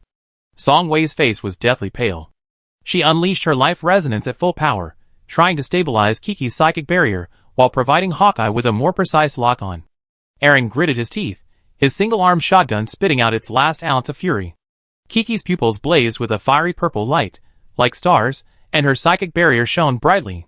But faced with a boundless, colossal crimson wall, imbued with the power of heaven and earth, her individual strength seemed so insignificant. Ahead lay the relentless onslaught of crimson worms and twisted mutants, while behind, the life-suppressing crimson wall silently approached. If the barrier were breached by the horde of corpses, or if the wall swept through them, causing them all to instantly bleed, in this desolate place, any crimson creature could slaughter them all. Utter annihilation awaited them. Despair, like a cold, venomous snake, coiled around the hearts of everyone present. At this critical moment, when life was about to be extinguished, a strange, metallic hum, as if the entire space resonated, drowned out all the clamor of the battlefield. Asterisk crack. Clang. Clang. Asterisk. The group looked down at the ground, and suddenly, a square cabin with sharp angles and a cold, metallic sheen rose from the earth in less than half a second. The cabin walls were incredibly thick, their surface flowing with azure patterns of a high-frequency energy barrier. Like a precisely designed metal honeycomb module, it completely enveloped the 5 members of the team, including Kiki. Asterisk buzz. Asterisk. The hatch closed in the final instant, and the high-frequency energy barrier instantly surged to its maximum power, The next moment, the colossal, crimson wall, stretching to the sky and reaching the ground, silently swept across the area. The cabin was deathly silent. Everyone instinctively held their breath, awaiting the terrifying blood-draining effect. However, nothing happened. Only a muffled, terrifying pressure wave, as if the entire world was groaning, emanated from outside the cabin walls, along with the low hum of the energy barrier continuing to operate. The life-extinguishing crimson energy was perfectly isolated by this sturdy metal cage and energy barrier. What is this? Lister hadn't even reacted yet. Inside the small cabin, Raymond, Lister, Song-Wei, and Aaron were all still in shock, their eyes fixed on the tightly closed hatch, flowing with energy patterns, their minds blank. Kiki, meanwhile, stared in utter astonishment at the mechanical protective pod that had appeared out of nowhere, her face pale, a familiar feeling welling up inside her. Then, the crimson sky was torn apart. Not energy beams, not meteorite impacts, but a steel rainstorm. Countless silver-gray meteors tore through the viscous crimson sky, shrieking and carrying terrifying kinetic energy, crashing down like divine punishment. They rained down densely, striking precisely the crimson swarm and mutant cluster surrounding the team. Boom! Boom! Boom! Boom! Boom! The earth trembled violently with deafening impacts. Dust storms, tens of meters high, were hurled into the air. Accompanying the impact was an instantaneous, suffocating surge of metal. Before the dust from the crashing steel had even settled, ferocious figures had already trampled through the dust, bearing their fangs. As the dust settled, countless heavily armored mechs, like moving iron towers, were revealed in the shadows. Their entire bodies were covered in gleaming, ultracarbon alloy blast-resistant composite armor, their massive, menacing forms. Magnetic storm coils coiled around thick arms, azure arcs of electricity leaping and dancing across the surface. Upon landing, the heavy alloy giant feet sank deep into the sand, and the magnetic storm generators on the shoulders, back, and arms simultaneously glowed with blinding blue light. Boom! The violent magnetic storm shockwave, like a tangible shockwave, spread outwards in a ring from the point of impact. The crimson worms and mutants within its range were instantly exploded into a cloud of foul-smelling blood mist and fragments, as if struck by an invisible giant hammer. The heavily armored mech raised its double arms. The armored arms slid open, revealing massive cannon muzzles. There was no precise aiming, only devastating barrage. Blinding blue pulse energy beams intertwined into a deathly net, slicing through the battlefield. Wherever they passed, insects and mutants alike were vaporized and evaporated. Like silent war fortresses, they relentlessly advanced, each step accompanied by the roar of magnetic storms and the howl of pulse cannons, crushing and pushing aside the surging tide of corpses. Then, from within the heavy armored mechs, countless ghostly, lightning-fast figures burst forth. Like assassins trained to the extreme, they transformed into deadly silver streaks upon landing. Their slender yet powerful mechanical bodies leaped between the sand and wreckage, leaving afterimages in their wake.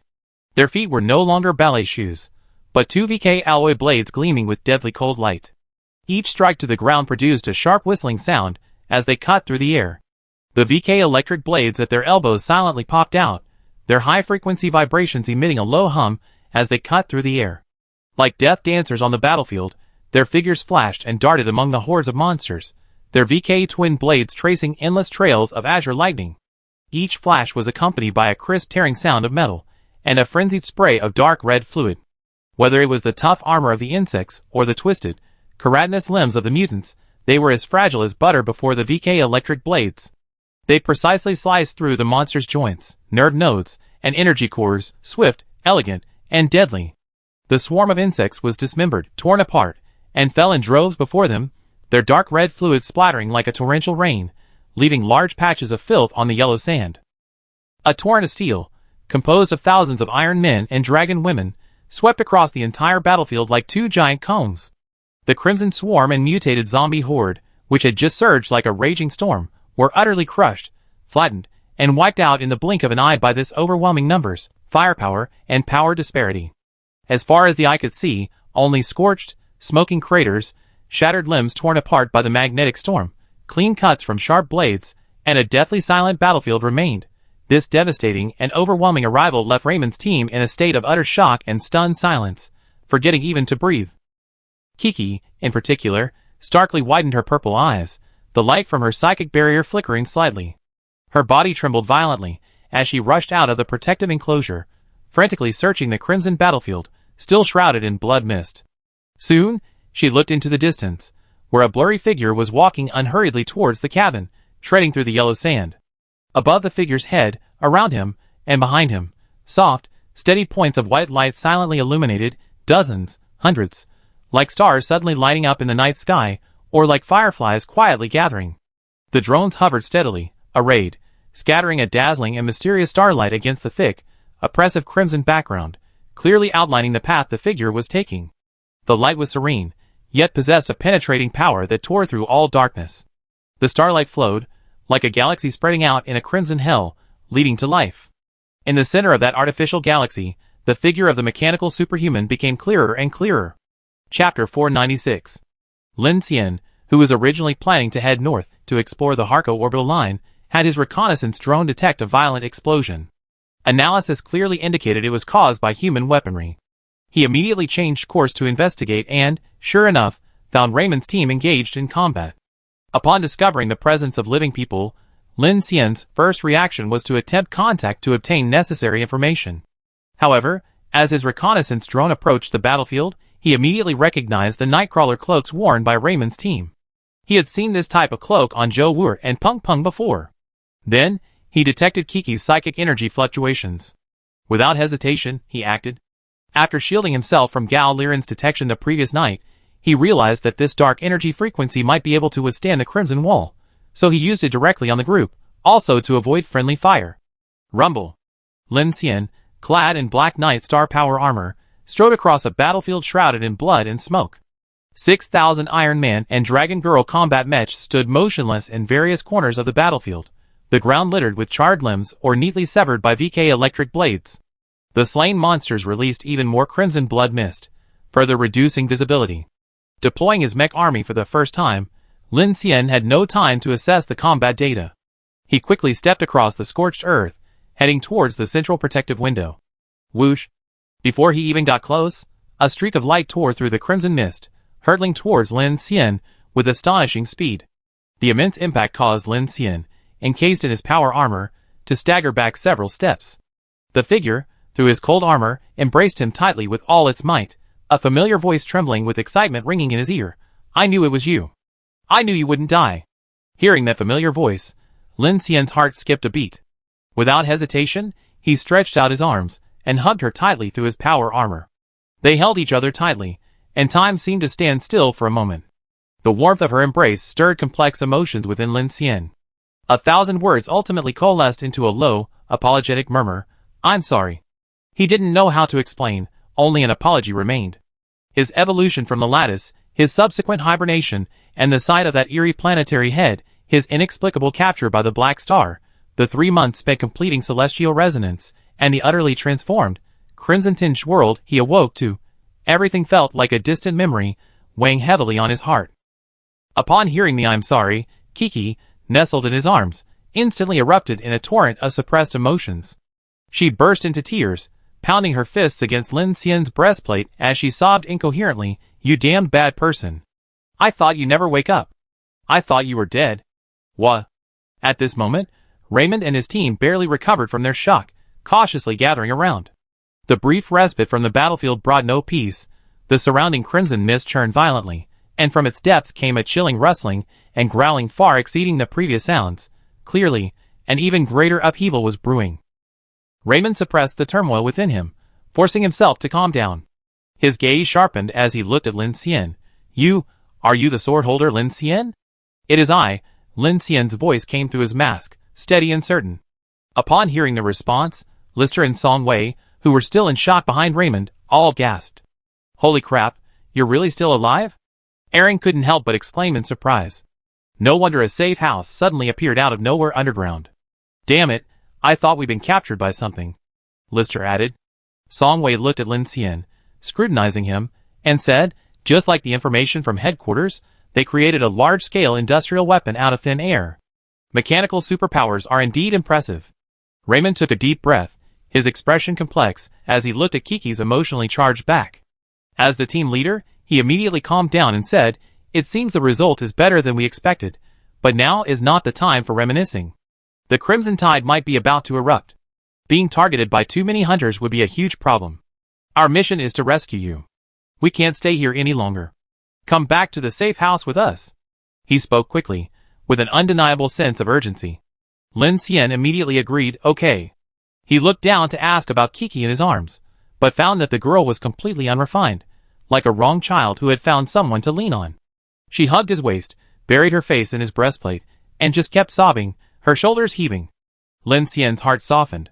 He knew that she had endured unimaginable fear and hardship all this time alone. He gently patted her back and said nothing more. Immediately, the group set off. Several ruggedly designed flying motorcycles roared to life, tearing through the thick, crimson mist as they sped along the ground. Kiki, pulling Lin Xian along, used her telekinesis to fly alongside, hurtling eastward at low altitude. Soon, through blurred vision, they arrived at a small town called Parita near the Harco coastline. This was originally a place Lin Xian planned to detour through, as the crimson color in this area was terrifyingly dense on the map, leading him to believe there were no living beings. Unexpectedly, the Phoenix Society had an outpost here. Lin Xian followed, his gaze sweeping over the crimson-covered seaside town. The town was eerily silent, as if all colors had turned gray and withered. The houses looked as if they had rotted for 20 years, devoid of any life. The corners of the streets were littered with the remains of various corpses, charred like charcoal, all shrouded in a thick crimson fog. Standing on such streets, he wouldn't be surprised if any terrifying creature emerged from the crimson. The flying motorcycles skillfully navigated the winding streets, finally crashing into an inconspicuous abandoned garage. The garage was empty, covered in dust and crimson moss. After the team stopped, Lister closed the garage's roller shutter door, made a few adjustments to his mobile computer, and then said to Lin Xian, "Watch your step." Empty! At that moment, Lin Xian instinctively pushed open the door. A dull metallic scraping sound came from the floor, as a heavy armor plate slowly slid open, revealing a spacious elevator. Lin Xian was somewhat surprised. There was actually a bunker beneath this godforsaken place, and it looked quite new. Soon, the group entered, the elevator doors closed, and it descended smoothly and quickly. After a considerable descent, the elevator doors reopened. Suddenly, the space opened up before Lin Xian, who realized that the bunker was quite large. After the elevator stopped, the group entered a spacious disinfection room. Kiki gave Lin Xian a look, and the group spread out. Soon, countless automatic spray nozzles appeared on the walls, spraying a torrential downpour of water mist that thoroughly cleaned the bloodstains from their power armor. Lin Xian noticed that besides the dark energy frequency, the isolation chamber in this bunker also contained an isolation network composed of at least 3 other energies. Kiki, sensing Lin Xian's curiosity, whispered to him over the communication channel, crimson, radiation, corrosive, and some dangerous substances that the Phoenix Society might discover, all need to be cleaned and isolated. Lin Xian breathed a sigh of relief, comforting himself, it's better than nothing. Soon, they emerged from the isolation chamber and began to deactivate their power armor. Outside, cold metal walls reflected the neatly arranged white fluorescent lights overhead, emitting a steady glow. The air was thick with a mixed sense of disinfectant, engine oil, and the distinctive odors of human settlements. As far as Lin Xian could see, pipes snaked overhead and along the walls, and emergency indicator lights flashed a faint green light. In the spacious main hall, there were many figures, roughly 70 or 80 people, some maintaining weapons, others handling some strange instruments. As they walked through the passage, Raymond pointed to the busy and vigilant underground world, explaining to Lin Xian, "This is the Phoenix Society's Crimson Outpost, a temporary stronghold built after the Crimson outbreak. We call it the Safe House." Safe House? Lin Xian looked curiously at Kiki, then at Raymond. "What's it used for?" "Experimentation, reconnaissance, and forward support." Song Wei, a short-haired, capable woman who looked to be in her early 30s, had deactivated her power armor. She said, "The Crimson is expanding too fast. We still have a lot of supplies to salvage. At the same time, we Nightwalkers must understand this disaster as quickly as possible so that headquarters can provide timely countermeasures." Swoosh! At this moment, the automatic door at the end of the passage opened first, and a group of people walked out briskly towards them. Leading them was a middle-aged man, tall and thin, looking travel-worn as if he had been drained of blood 10 times by the Crimson Wall. Despite this, he had a pair of deep, sharp, and piercing eyes. Raymond and his group stepped aside, and as the group approached, Raymond introduced Lin Xian. "Let me introduce you, this is Team Leader Shi Weidong, the head of the Harco 374 Safe House." Shi Weidong had seen the young man from afar, and now, with an incredulous expression, he quickly walked over. He stopped in front of Lin Xian, his eyes scanning him repeatedly. After a long while, he looked at Lin Xian's face, and exclaimed in a slightly dialectal tone, "My God, this is unbelievable. The commander ordered me to find your body no matter what, and I can't believe you're still alive?" "We're surprised too," Raymond said, looking at Lin Xian with a sigh. "He looks completely unharmed." Lin Xian shook hands with Shi Weidong, then said, "I woke up from my hibernation pod yesterday. I didn't know so much time had passed outside, and so many things had happened." "Yesterday?" Shi Weidong looked at Raymond, and then at Lin Xian with surprise. "The crimson didn't affect you?" "I found and replicated the dark energy frequency potential device on the Chang'ing ship," Lin Xian explained. Shi Weidong paused, wanting to say something, then smiled helplessly and said, "Although I'd done a lot of research on you, they were right. It's not surprising that anything happened to you. Enough with the small talk. Let's give you a full checkup." He immediately turned to a person in a white coat beside him. "Not for now." Lin Xian declined the offer, his voice urgent. "To be honest, I want to know what happened in the past 3 months, and there are many other questions." He looked at Kiki. "For example, the Sky Dome, Director Ding, Teacher Chen, and the others. I understand your feelings, but the life mutation caused by the Crimson is now very serious. It's not just about corruption, it also involves the loss of life force and consciousness," Shi Weidong said solemnly to Lin Xian. "You said you used the dark energy frequency device just yesterday, but the problem is you've been lying in a completely unprotected hibernation pod on the Harco coast for over a month. That's practically a miracle. For your safety, it's best if we examine you. Also, whatever you want to know, I and everyone here, including your companion, can tell you at any time." Upon hearing this, Lin Xian realized the seriousness of the situation. He had considered this before, having lain in that yellow sand for so long. If the crimson wall had swept over him daily, he should have long since become a dried-up corpse, drained of blood mist. In a special room, Lin Xian, having removed his outer clothing, was undergoing an examination inside a sophisticated device. Outside the isolation window, 4 or 5 experts were intently monitoring the data generated by the instruments. Shi Weidong and Kiki stood behind him. Watching the scene, Shi Weidong exclaimed in astonishment, "Incredible. He's still alive, and well in the area most severely affected by the sky giant sweep across the Harco coast." "I told you, he wouldn't die," Kiki said, looking at Lin Xian inside, her eyes filled with pride. Shi Weidong looked at Kiki, his eyes wide with surprise. "It's a miracle you survived, in my opinion. You were unconscious for so long, and after only a little recovery you already been in and out of Harco more than 10 times. You're really reckless." Kiki didn't speak, her gaze fixed on Lin Xian inside. At this moment, the experts in front suddenly began to stir, their exclamations catching Shi Weidong's attention. "Oh my God, what's wrong with him? What's wrong with him? His mental energy fluctuations are intermittent, completely impossible to detect accurately. Yes, his spirit dispersion value is also strange. Initial detection shows less than 15,000, but according to records, he once reached 18,000 spirit dispersion value back in Dawn City. And why is his body showing signs of cosmic radiation? What's wrong?" Shi Weidong stepped forward and asked the group, "Is there a problem?" Judging from his physical signs, Lin Xian is extremely healthy. In fact, his condition is unparalleled. A bespectacled expert stammered, "But other aspects?" Shi Weidong breathed a sigh of relief. "It's all right. He's the sword holder, a mechanical ability user. As long as he's healthy, there's nothing to worry about." Soon, after the examination, Lin Xian followed Shi Weidong to a small conference room. Kiki accompanied him, along with Raymond, the rescue team leader, and Scout Song Wei, who had also changed out of their power armor. As soon as Lin Xian sat down, Shi Weidong activated the holographic projection. The screen unfolded, revealing a blueprint of a planet shrouded in crimson light before Lin Xian.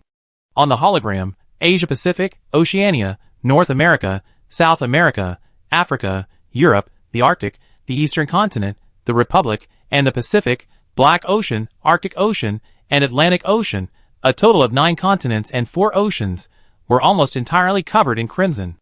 The blue planet had practically turned into a red star, with only the polar ice caps, and a small area on the stormy coast of Ushuaia remaining blue. Lin Xian's gaze immediately sharpened. From his perspective, the world seemed to have been swallowed by crimson. That gigantic maw had completely surrounded the polar regions, and because of the polar day, This had become humanity's last refuge before its doom. In the commander's words, Shi Weidong's hoarse voice rang out. He looked at Lin Xian and slowly said, "Human civilization survival has reached its darkest hour." Chapter 497. Kiki, I found out you boarded the Chunging ship. What exactly happened during that time? In the empty conference hall, Lin Xian asked Kiki. She doesn't know much more than you do. Raymond, a rugged-looking middle-aged man in his 40s, with multiple scars on his right cheek that looked like patches, held a lit cigar and looked at Lin Xian. We rescued her from a pile of corpses. That battle lasted 2 days and 1 night. The yellow sands of the Harco coast were full of dead bodies. This girl actually managed to withstand the shockwave of the earthquake catfish's jet attack using her telekinesis, and severely injured an S-class monster, at least buying a lot of time for Noah's main force to evacuate. We all thought she was dead. She lay in the 374 outpost for almost a month. Come to think of it, she only woke up about 10 days earlier than you, Shi Weidong said. After waking up, she's been searching for your whereabouts with our team, Song Wei said from the opposite side. Lin Xian frowned upon hearing this and looked at Kiki, who was sitting in a swivel chair with a lollipop in her mouth. Meeting Lin Xian's gaze, she simply smiled, her eyes gleaming mischievously as she preemptively said, "You're welcome. You've been lying in bed for a month. Were you seriously injured?" Lin Xian asked. "No." Kiki shrugged, looking quite energetic. "It's just that I overused my mental energy and slept for a few extra days." "That wasn't overusing your mental energy. When we found you." "Hey, stop talking nonsense." Kiki slammed her hand on the table, interrupting Shi Weidong. "Back to the point. Old Shi. By the way, wasn't Director Ding with us?" Lin Xian remembered this. He had originally thought Ding Junyi might be here, but he hadn't seen her at all, so he couldn't help but ask. "About a week after I woke up, Director Ding went to Phoenix City with Noah's transfer team. Because we couldn't find the reason why you couldn't wake up, we split into 2 groups. I'm searching for your whereabouts here, while she went ahead to the Nightwalker headquarters." Kiki sighed with relief. "Our plan is to send you there if we find you." "Polar Kunlun City?" "Yes." "What about the convoy? What about Teacher Chen and the others?" Lin Xian asked quickly. The meeting room fell silent immediately after she finished speaking. Kiki's expression darkened, her gaze fixed on the table, and she remained silent. Lin Xian's heart sank upon seeing this, and he said in a stern voice, "No news from the entire rail train corps?" Shi Weidong then spoke up. "From December 9th until now, not a single train has appeared on the north-south rail line traversing the 2 continents." "And the Dawn Center?" Shi Weidong stood beside the holographic sand table in the conference room, the tip of his laser pointer pointing at the suspended projection of the North American continent. The cold light emitted reflected on his deeply lined face. His voice wasn't loud, but it carried a metallic, scraping hardness and weariness, each word striking the oppressive air. "Swordholder," he began, his gaze never leaving the blinding crimson area on the sand table, covering most of the simulated Earth. "From the moment you entered deep sleep, the world began its accelerated collapse. November 12th, Noah's Far Ocean Monitoring Team confirmed that star abyss number 13 simultaneously erupted in a crimson expansion in the Eastern Pacific and Black Sea, exceeding all model predictions." The laser pointer pointed towards the Pacific region. In less than 12 hours, the core areas of these 2 oceans were gone, completely swallowed by crimson. He flicked his wrist, and the pointer pointed to Alaska. On November 24th, the Dawn Center Command rendezvoused with the remnants of the North American United Front, who had retreated to the Alaskan ice field. The original plan was to traverse North and South America in 25 days, establish a regrouping and preparation point in the Storm Strait, and then cross the Storm Sea into the Arctic before being swallowed by the Crimson Sea. On the holographic projection, a green beam of light, shifting from indistinct to solid, meandered southward from Alaska, across the North American continent, and pointed towards the southernmost tip of South America. Shi Weidong's laser pointer abruptly stopped on the Asia-Pacific region. November 25th, without warning, star abysses 3, 5, 7, and 8 in the Asia-Pacific region began their uncontrolled expansion. Crimson spreads across the map like a plague. The Commander-in-Chief has issued an urgent order. The Dawn City garrison, along with the survivors of Silent City, must immediately relocate. Dawn Center's planned 25-day safe march has been forced into a death march day and night. The objective remains unchanged. Storm Strait. His voice suddenly rose, trembling slightly, before he looked towards the central North American continent, where the projection of the Grand Canyon instantly turned blood red. December 9th. North American star abysses 12 and 9 are expanding at an alarming rate in the darkness. Dawn Center's main force in the Grand Canyon region has run headlong into world-class disaster number 05. Chaos. Sure Weidong's voice choked, his Adam's apple bobbing. More than 1 million people, gone. That very night. He took a deep breath, as if the heavy smell of blood still lingered in his nostrils. Then, 219 train convoys on the land-based rail line, along the canyon line in eastern Colorado, lost all contact. He took a deep breath, then looked at Lin Xian. Besides the survivor train convoy, there were also the 13th and 22nd Iron Guard brigades belonging to the 9th Intercontinental Force, and 6 of the most elite special operations groups from the 2nd Intercontinental Force. 3 air fleets that were supposed to provide air support. And one more thing, those trains transported a large amount of our remaining war reserves and survival supplies that could keep more people alive. All gone. Lin Xian frowned, and out of the corner of his eye, he saw Kiki sitting opposite him with her arms crossed, head bowed in a gloomy mood. Then there's Noah's side. The original plan to cross the Storm Sea and land in the polar regions was completely ruined by the mad devouring of the 13th Star Abyss. They were forced to change course to Panama, and then forcibly landed on the coast of Hako, conducting a full land transfer. Then the commander planned to have the main body of Noah, in airship form, cross the man-eating Crimson Sea and enter the Storm Sea for sea crossing. However, on December 11th, before the Hako landing site was even firmly established, the world-class disaster of the 13th Star Abyss, the earthquake catfish, suddenly emerging from the nearshore waters, it stranded Noah on the beach and triggered a crimson tide. That battle. Sure Weidong sighed softly. It wouldn't be an exaggeration to describe it as a mountain of corpses and a sea of blood.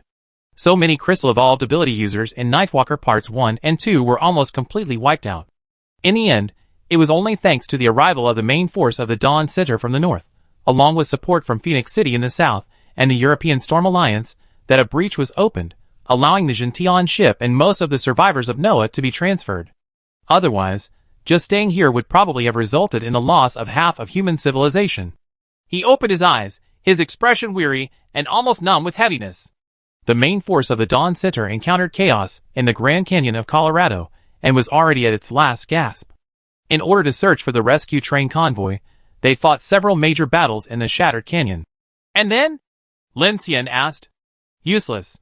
Raymond, on the other end, exhaled a heavy puff of smoke, shook his head, and said, "We almost wiped out both Iron Guard brigades because the Colorado Canyon Bridge collapsed." Oh well, not exactly collapsed. I heard that the canyon itself shattered in that hellish place. The railcar convoy had no way to escape. Even some all-terrain trains or people who abandoned their vehicles couldn't escape in the Crimson. Besides, that place is like hell now, full of monsters. Unless the trains can fly otherwise. He stopped mid-sentence, glanced at Lin Xian and Kiki, and swallowed his words. He knew Lin Xian's convoy was a train convoy, so he didn't continue. Sure Weidong raised his head, looking directly at Lin Xian, his eyes bloodshot, yet also burning with an unyielding stubbornness. Right now, the main forces of the 2nd, 4th, and 7th Intercontinental Forces of the Interstellar Army are all stationed near Ushuaia, away from the Storm Strait. Why? Lin Xian asked. Of course we don't want to give up. Sure Weidong shrugged and looked at Lin Xian. Including us at these Crimson outposts, our mission is to support the convoys that survive the Crimson. That's our task, to do everything possible to find and support those scattered convoys that miraculously survived the catastrophe and bring them. The conference room remained silent. Lin Xian frowned deeply. The crisis was worse than he had anticipated. He was puzzled and broke the silence. According to the Phoenix Society's investigation, why did the Crimson appear, and why did it suddenly erupt so severely? Because of the Adventists. Lin Xian's words were barely out when a reply quickly rang out. Looking in the direction of the voice, Lin Xian saw it was Song Wei. He immediately asked in confusion, because of humans? Didn't you notice? Sure Weidong looked at Lin Xian and said, the Star Abyss, which had previously expanded steadily and haphazardly, seems to have developed a clear strategic awareness after the appearance of Crimson. The outbreaks of Star Abyss 13 in the Pacific and Star Abyss 12 and 9 in North America are all related to the relocation of our main clusters, with precise timing and location. Moreover, the NOAA fleet and the orbital vehicle team, one using sea transport and the other land transport, are both crucial tools for our material gathering and transportation. Raymond flicked his cigarette ash and stated bluntly, this is the method the Foundation and Holy City have employed to specifically undermine our human camp. Song Wei also added, "We believe that the Foundation has already acquired the means of information exchange with the Tower civilization, and it is precisely because of this. This, the Crimson Eruption, a global phenomenon, is becoming increasingly deadly to humanity. Without supplies and stripped of our habitat, this will be a devastating blow." "Wait." Lin Xian frowned, looking at her. "The Tower civilization? Someone within the Phoenix Society has solved the puzzle of that civilization game." Kiki looked at Lin Xian, her eyes flashing. "You should know her, Chu Yan." "That's right." Shi Weidong nodded, his face incredibly grim. "Our enemy is now very clear, not only the Tower civilization, but also this group of Adventists, who are intimately familiar with our own civilization." Lin Xian could hear the helpless hatred in Shi Weidong's tone. Only their own people knew how to precisely harm their own. "But finding you, and having you alive, means our 374th outpost has accomplished its mission successfully." Shi Weidong looked at Lin Xian, let out a long sigh, and said, "Next, we will spare no effort to send you to the Arctic. The commander will be waiting for you there. These past few months have been filled with fierce battles and massive relocations. Many survivors have been shrouded in despair. Your appearance will surely bring a precious glimmer of faith and confidence to Kunlun." Lin Xian's expression darkened. "Heh, you're overestimating me. Compared to those nightwalkers and soldiers who sacrificed their lives, I'm just an ordinary superhuman among the survivors." "Ordinary?" Shi Weidong stared intently at Lin Xian. "Swordholder, if you think that way, you're wrong. The tens of millions of survivors in the polar regions now regard your past achievements as a beacon of civilization. While it's intentional, we do need a role model, a beacon of hope." "So the Phoenix Society has molded me into a savior?" Lin Xian asked. "No need for molding." Shi Weidong placed his hands on the table, looking at Lin Xian calmly, and said, "The more desperate people are, the more they believe in the power of heroes. Our Dragon Kingdom has never believed in gods, only in heroes, because the floods were brought down by our ancestors' painstaking efforts to control them, and it's not the descent of gods. Droughts, floods, and famines rely on the people's hard work and cultivation, not divine handouts. In such circumstances, they certainly need some who can stand up and raise their voices. They need the burning spirit of Dawn City's retreat from the polar night to stir their hearts, and you happen to be one of those people." Lin Xian was speechless for a moment. Countless pieces of information were exploding in his mind. Hearing Chu Yan's message, he immediately asked, "Can we contact the Phoenix Society headquarters now?" "Yes, through the postman," Shi Weidong said. "The postman? Forget it then." Lin Xian felt a headache coming on. He then took out the civilization simulation sphere Hua Shaoling had given him, clicked on it, and immediately saw a light screen pop up. "Civilization simulation number 39081, activate simulation?" "Number 39081. Did Chu Yan also simulate this?" "That's right. It's 39081. Kiki looked at Lin Xian, her brows furrowing. "Do you want this game now? I heard it's very dangerous." "A rehearsal? How dangerous?" No one else spoke. Kiki silently looked at Lin Xian, then took a deep breath and calmly said, "Chu Yan disappeared the day after she unlocked the Tower civilization." "What?" Lin Xian's expression was horrified. "Didn't she return to the Dawn Center headquarters?" Kiki shrugged. "I don't know either. I heard it from them that Chu Yan might defected. Impossible." Lin Xian's gaze darkened. He looked at the civilization rehearsal sphere in his hand. Everyone else, including Raymond, also looked grave. Shi Weidong said, "The Kunlun Phoenix Society's research teams have already simulated and rehearsed this. The civilization game, as it stands, is designed to put people in the shoes of a civilization observer, allowing them to experience the world of the Tower civilization after 39,081 iterations of civilization. You can think of it as a kind of consciousness war. Compared to our human civilization on Earth, they are not only a higher dimensional existence, but also an incomprehensible existence. Therefore, the content of these civilization rehearsals, although not weapons, is a complete dimensional reduction attack on the survivors from the perspective of consciousness and worldview. The smarter or more perceptive a person is, the greater the impact will be." Shi Weidong looked at Lin Xian. "The Phoenix Society has banned the spread of this game among the survivors. Although it's a helpless measure that has emboldened the Adventists, there's nothing we can do. Fortunately, the problem only affects a small number of people. But those few are actually more deadly. Like you said, these people are often more perceptive," Lin Xian said. Shi Weidong paused, then remained silent. Lin Xian looked at the civilization preview sphere in his hand, then at Kiki, and immediately said, Although it's not very rational to say, I don't think Chu Yin will defect. There might be some important information in this. Let me take a look. Sure, Weidong and Raymond exchanged glances, but didn't stop Lin Xian. Okay, maybe you can find something. So Lin Xian didn't speak and directly selected yes on the Civilization Preview sphere.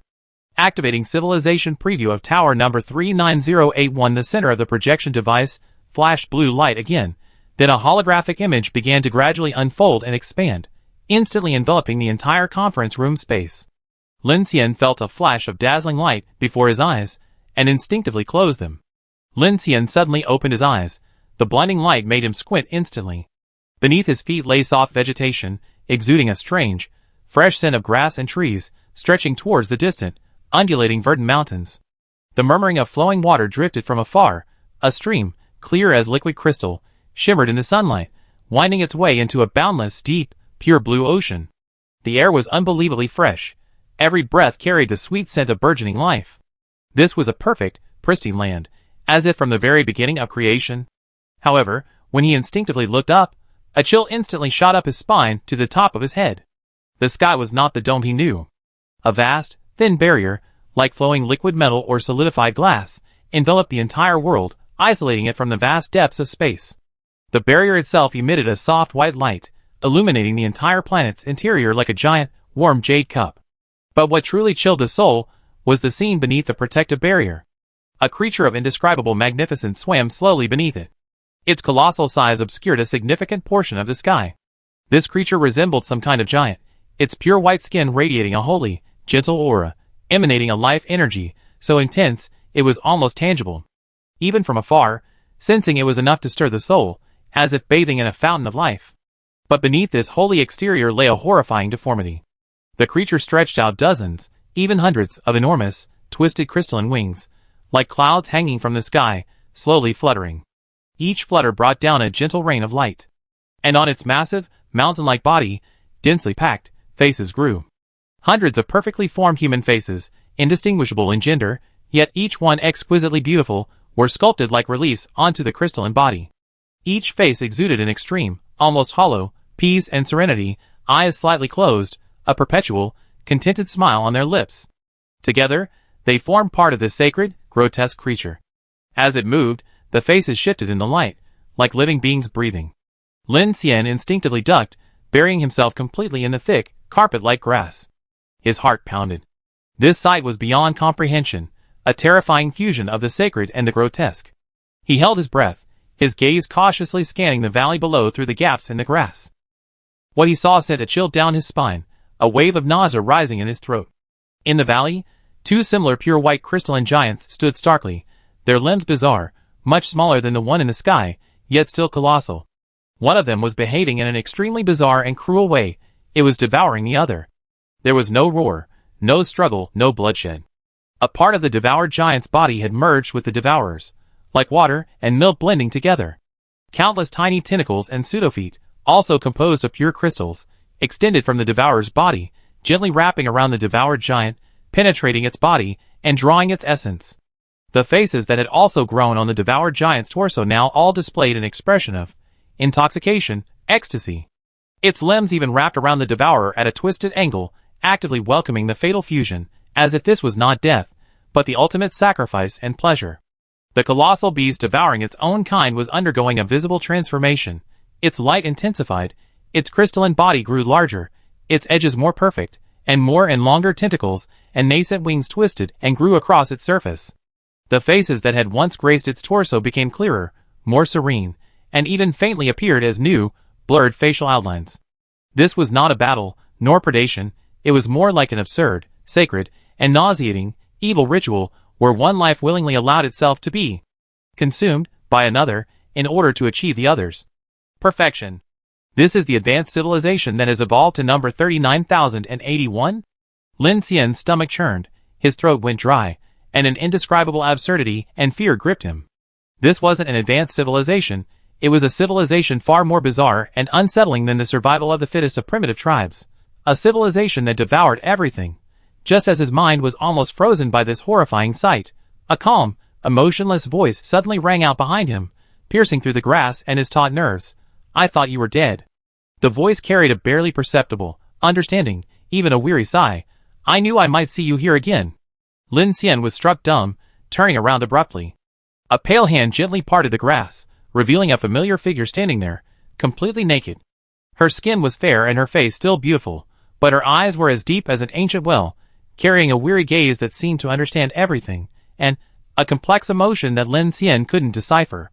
She looked at him quietly, a hint of radiance slowly appearing on her beautiful face. Lin Xian immediately stared. Chu Yan? Chu Yan looked at him, but calmly asked, Want to understand the tower civilization? Then, she parted her lips slightly, and uttered 3 words to Lin Xian in a low voice. Eat me. Chapter 498.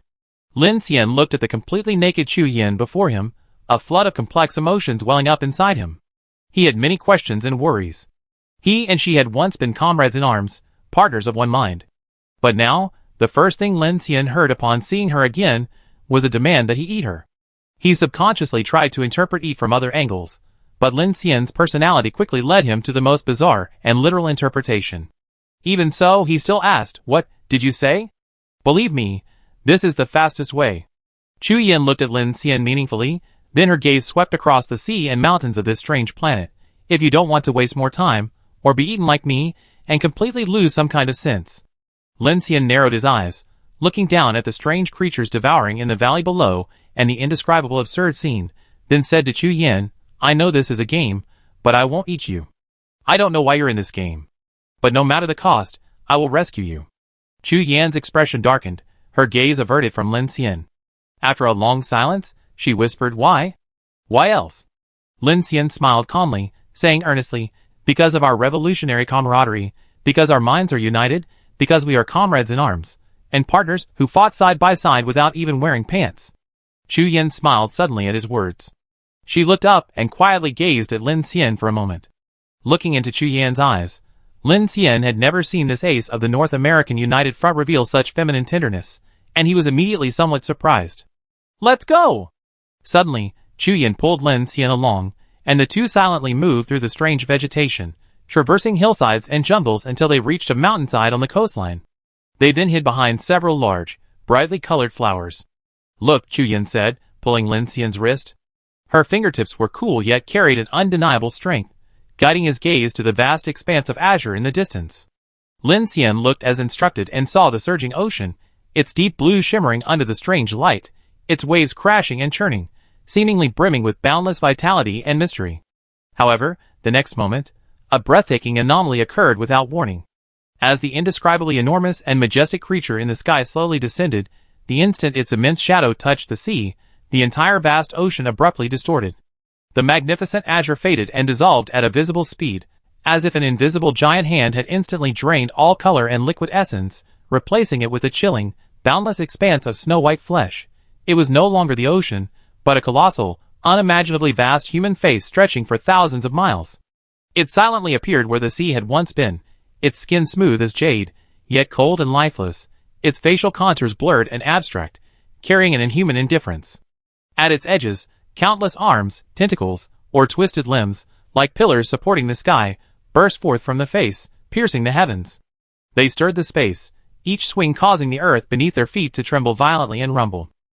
Amidst this violent tremor, the abyss-like maw, occupying the absolute center of the human face, silently yet with a terrifying, all-consuming pull, suddenly opened to its limit. The enormous creature in the sky appeared small and fragile before that maw, like a bird plummeting into a bottomless abyss. There was no earth-shattering collision, no dying cry, only the colliding and devouring of flesh. The enormous creature in the sky was instantly swallowed by the snow-white sea maw, vanishing without a trace. The instant the devouring was complete, the colossal, fleshy face that filled the field of vision seemed to receive some indescribable nourishment. Its outline became clearer and more perfect, and a cold yet surging holy radiance of life suddenly erupted from every inch of its skin and every outstretched pillar-like arm. The radiance was blindingly pure, yet carried a nauseating, eerie quality originating from the abyss, instantly staining the entire coastline, mountains, and even the sky with a terrifying divine aura. Lin Xian's heart felt as if it were being gripped by an invisible giant hand. Witnessing this overwhelming and terrifying spectacle, his pupils contracted violently in utter shock, and he blurted out, "What on earth is going on?" Chu Yan gazed at Lin Xian, her eyes shifting like a deep pool, flowing with an indescribable complexity. She reached out and hugged him tightly, her warm breath brushing against his ear. Her voice was low and clear. "Want to know?" Before Lin Xian could react, Chu Yan's arms, with a gentle yet firm touch, gently pushed him down. The two fell into the center of the enormous and strange flower behind them. The soft stamens, like a natural bed, supported them, and the huge petals instantly closed, gently enveloping them, isolating them from the bizarre world outside, creating a safe and private space. Lin Xian felt as if his consciousness had been thrown into a turbulent galaxy vortex, the world spinning around him, his thoughts completely shattered. Chu Yan's warm body was pressed against him, but at this moment, it was no longer the touch of flesh and blood, but transformed into a surging torrent of information, directly and forcefully breaking through the dam of his consciousness and pouring in. Everything before him vanished abruptly. Lin Xian's perspective was completely ripped away, as if his soul had been forcibly crammed into Chu Yan's vision. Then, endless fragments of light and shadow exploded and reformed before his eyes, like the dawn of the universe. The torrent of time swept him away, rushing back through countless eras at a breathtaking speed. He saw the surface of a scorching, barren, primordial planet. In the boiling ocean, the most primitive, simple organic matter collided and coalesced under the catalysis of lightning and geothermal heat. The spark of life quietly ignited in the chaos. Billions of years were compressed into a fleeting moment. Single-celled organisms floated and divided in the ancient sea. Strange brachiopods and arthropods were born in the warm, shallow sea, crawling onto the muddy mudflats, clumsily exploring the land. Their spines solidified through long evolution, and scaled fish leaped out of the water, growing 4 legs, crawling in the shadows of fern forests. Light and shadow shift rapidly as furry mammals rise from the dust of dinosaur extinction, their nimble claws grasping tools, their innocent eyes reflecting the flames of lightning-splitting trees. The scene focuses on a group of hairy primitives hunting a massive beast, using crude stone spears and bone tools. Around the campfire, they utter indistinct guttural sounds, and rudimentary murals leave the earliest traces of civilization on the rock walls. Time continues to fly, settlements expand into villages, from the pottery and worship of matriarchal clans to the bronze and warfare of patriarchal tribes. Farmland crisscrosses, the walls of feudal dynasties stand majestically, iron cavalry tramples through the smoke of war, and ancient epics are sung by wandering poets. Steam-powered behemoths roar in mines and factories, gears mesh, thick smoke obscures the sky, and steel tracks stretch into the distance. In the information age, the flow of light instantly engulfs everything. Torrents of data surge through invisible networks. Colossal starships break free from planetary gravity, sailing into the boundless depths of space, and colossal towers, perfectly geometric in shape and made of neither metal nor stone, rise from the ground on strange planets, piercing the cosmic vacuum, receiving energy from the celestial curtain. Energy transformed from stars, and then transmitted to the ground via microwaves. This is the beginning of the tower civilization. The scene freezes inside the magnificent tower. A sophisticated synthesis factory operates silently, viscous nutrient solution rich in all essential substances gurgling from pipes. Lin Xian sees this, and then hears Chu Yan's cold voice. What you see is a simulation from a human perspective, not the true nature of the tower people, including our own civilization's iterations, but the message is the same. The tower people successfully synthesized all nutrients cheaply, and through new technologies and population control, they eliminated hunger, increased lifespan, and, with their efficient communication methods, their society became more stable. The scene before Lin Xian shifted, revealing a magnificent, vibrant, and orderly civilized city, a more advanced and glorious urban community than the previous 807th civilization under the wisdom movement. Billions of humans had escaped hunger, possessing near limitless energy and productivity, ushering in an era of unparalleled happiness. Chu Yan's voice continued. Then the tower people began exploring the path to eternal happiness, how to bring the world into perpetual peace, coupled with eternal and renewable or seekable resources, and the self-iterating wisdom and technology driving civilization. But they discovered that to achieve this, they had to eliminate communication barriers, including individual differences in needs, that is, malice and selfishness. Lin Xian asked doubtfully, this can be eliminated too? They found a way. The scene shifted, and Lin Xian found himself in a huge, sophisticated laboratory. It was filled with countless nutrient tanks, each containing countless living humans, half men and half women, of various ages, races, and nationalities. Seeing this, Lin Xian frowned immediately. Why conduct biochemical experiments to eliminate human evil? Because the Tower people discovered that to eliminate individual differences in needs, to eliminate evil and selfishness, the most crucial factors are gender, desire, pain, and death. If these three are eliminated at the biological level, an eternal civilization can be forged. They call it the homogeneous body of life, and it also has another name. Angel. Angel? Lin Xian was quite surprised. Could it be those strange creatures I just saw? Yes, Chu Yin replied. At this moment, the scene continued to change. Countless years later, the technology of the homogeneous body of life advanced rapidly. On the gene editing operating table, gender characteristics were completely erased.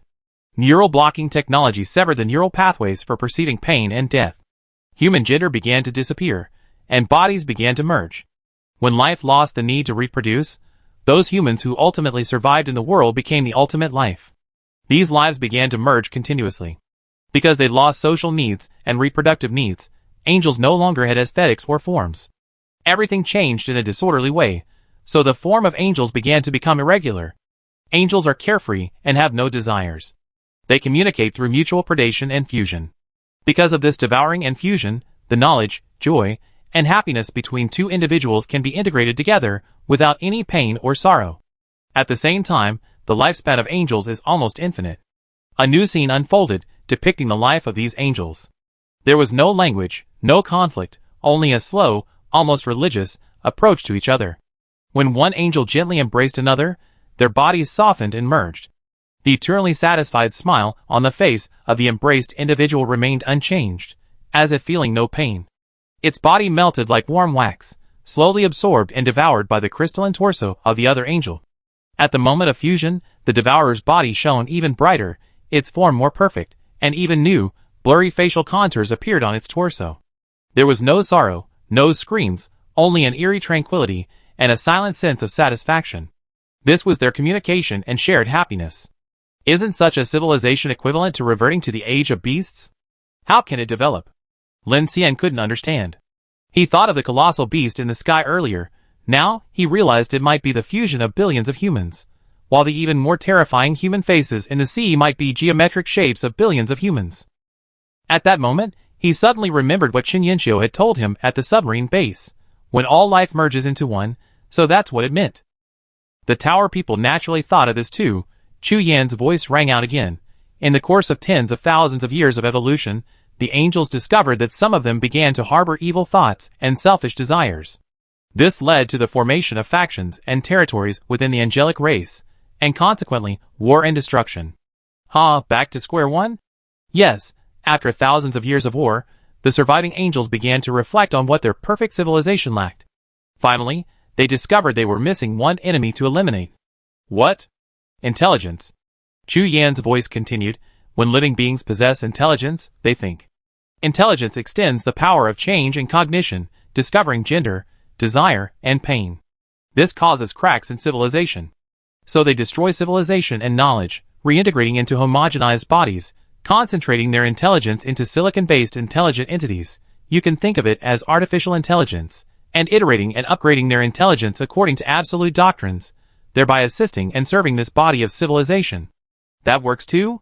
Lin Xian was speechless for a moment. At that moment, the scene changed. Millions of years passed in the process of devouring and merging. Countless serene faces appeared and disappeared on the giant crystalline angel's body, and the body of civilization continued in an endless cycle. After that, the Tower civilization continued for millions of years, its lifespan nearly infinite, until one day. With each devouring, the angels grew ever larger. The happiness and joy of countless people gathered, radiating surging life energy. Then, the azure sea almost solidified, and a perfect body, as majestic as a planet, slowly straightened its spine. Its skin became even purer, its light like that of a star, its face perfect beyond human comprehension, its body structure containing a harmony and power akin to the laws of the universe. During the evolution of the angels, the Tower's artificial intelligence shaped an incomparably perfect angelic aggregate. Because of its excessive perfection, it reached the level of an omniscient and omnipotent being of a level 1 civilization. This was the pinnacle of the Tower civilization's evolution, and they named it Uniga. Uniga? Lin Xian's heart jolted. Why did this name sound so familiar? Chu Yan understood his confusion and continued to guide him through the evolution of civilization. However, This ultimate perfection, on a cold cosmic scale, is as blinding as a lighthouse lit in a dark forest. During its iterations, the artificial intelligence discovered a problem. The tower civilization, due to disordered entropy increase, triggered a force called civilization wave. This force penetrated interstellar dust, and was captured by a more advanced civilization, unimaginable and incomprehensible. So, they suffered annihilation. As Chu Yan's calm voice rang out, the once vibrant and vast planet instantly turned into cosmic dust. Angels fell, civilization was extinguished, and the final form of the angel, Uniga, at the critical moment, sacrificed the remaining remains of the entire civilization, carrying the core matter of the mother planet, and escaped into a wormhole vortex.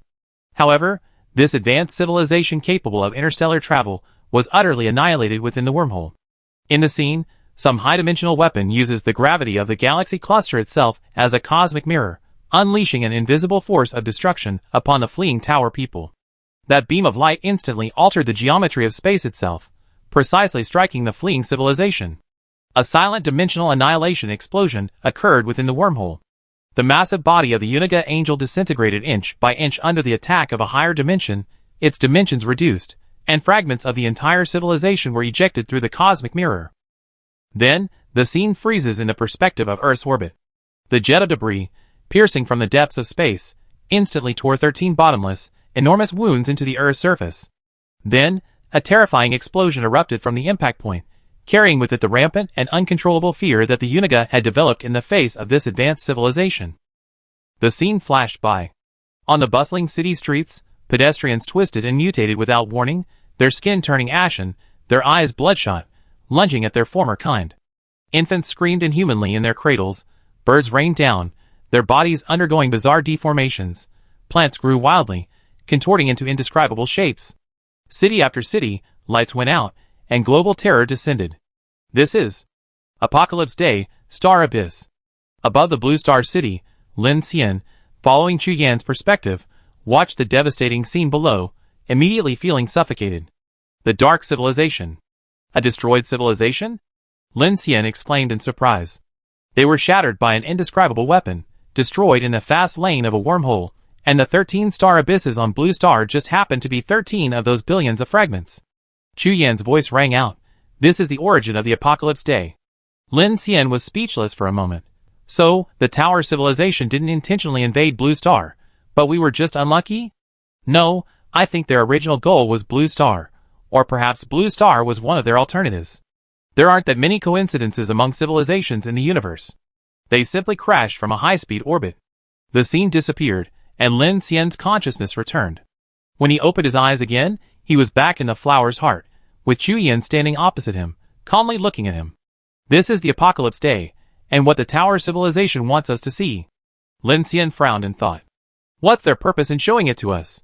Do they think they're innocent and pitiful? Chu Yan looked at Lin Xian and said slowly, from a human perspective, it's hard for you to understand. For the Tower Civilization, there are no such adjectives as innocent or pitiful.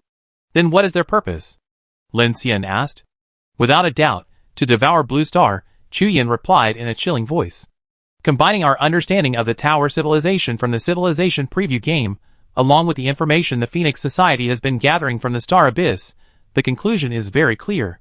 The Tower Civilization intends to occupy Blue Star, and use the Star Abyss to dimensionally modify it, in order to readapt it to the angels. With the birth of the Tower people, Earth and humanity are merely nourishment for their revival. Lin Xian's expression changed drastically upon hearing this. Isn't that still the same? But I don't understand. Why would the Adventists' game of a civilization rehearsal cause so many to defect? Is it because they saw the Tower people's civilization system of immortality and bliss that has lasted for millions of years? Is it because they want to shed the pain of death and become unified angels? Or is it because they witnessed how easily higher-level civilizations were destroyed by even higher-level civilizations, so they completely abandoned resistance and faith, choosing to escape or join? Lin Xian became somewhat emotional, then sighed and sat down on the ground, saying with a hint of self-doubt, prisoners of knowledge. He helplessly understood some things. Why were the most accomplished scientists, leaders, and scholars most easily influenced? He had to accept that the enemy's weapons were not only violence, but also the impact on cultural values. And what about you? Lin Xian looked up at Chu Yan. Don't you think humanity can win? Chu Yan shook her head. I never thought that way. Then why did you leave the Phoenix Society? As I said before, it's hard to understand from a human perspective. Chu Yan's gaze fell on Lin Xian.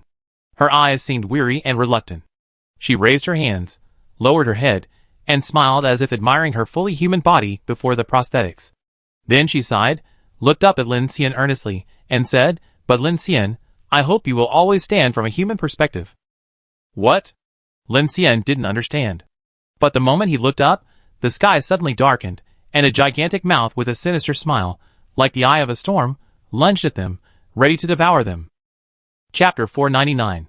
Beneath a city shrouded in a crimson halo, only the outline of ruins remained. The gray, steel skeleton pierced the blood-mist-filled sky.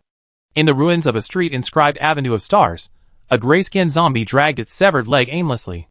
The rotting sole of its boot once held a star-shaped stone carving signed by an international superstar, sending stone chips flying and accompanied by eerie howls.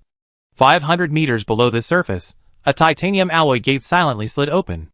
A cold, eerie blue light emanated from the bottom of a vertical elevator shaft. The echo of high heels striking the alloy floor reverberated in the sealed passageway. The automatic door at the end of the passage opened, revealing a black, circular hall, 100 meters square.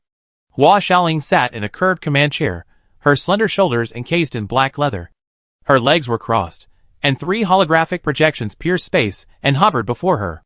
On the left, Qin Yanxiu, the leader of the Holy Revelation, fiddled with a silver pocket watch, the reflection in the lens obscuring her eyes. To her right stood a blond, middle-aged man with a cold, brooding face. This man was named Wayland, the leader of the Holy City Organization. Directly opposite her was an elderly man with slick-back white hair, his face like a tempered steel blade, his eagle eyes piercing through the data streams. An assistant rushed forward, quickly whispering in Hua Xiaoling's ear. Before the whisper was even finished, she raised her hand, her fingertips scattering the person as if dispersing air. After the automatic door locked again, she slowly lifted her spine from the chair back, her voice, like an icicle piercing the frozen silence. "Just received news that Lin Xian is still alive, currently at Outpost 374. How is that possible?" Holy City leader Wayland immediately exclaimed coldly, "Our people have been monitoring the Hako battlefield for 2 months. The Phoenix Society has been searching for him. Exposed to the Crimson for so long, even a mech would be corrupted." Qin Yanxiu on the left also narrowed his eyes slightly. Hua Xiaoling raised her eyebrows slightly, her tone utterly calm. Just now, he activated the pre-rehearsal of Civilization number 39081. The hall fell into a sudden, deathly silence. Wayland's expression froze, Qin Yanxiu's pocket watch clicked shut, and his gaze immediately turned to the old man in the center. After a long silence, the old man finally spoke in a slightly deep voice. "Failed?" "Yes," Hua Xiaoling continued in a calm tone. Chu Yan cut a part of her consciousness into the Civilization pre-rehearsal system, the part that should have been devoured by the master. "Mental control?" The man named Wayland narrowed his eyes, glancing at Qin Yanxiu out of the corner of his eye, and said coldly, "Isn't the divine revelation supposed to be most familiar with the master's power? Humph, to leave such a hidden danger."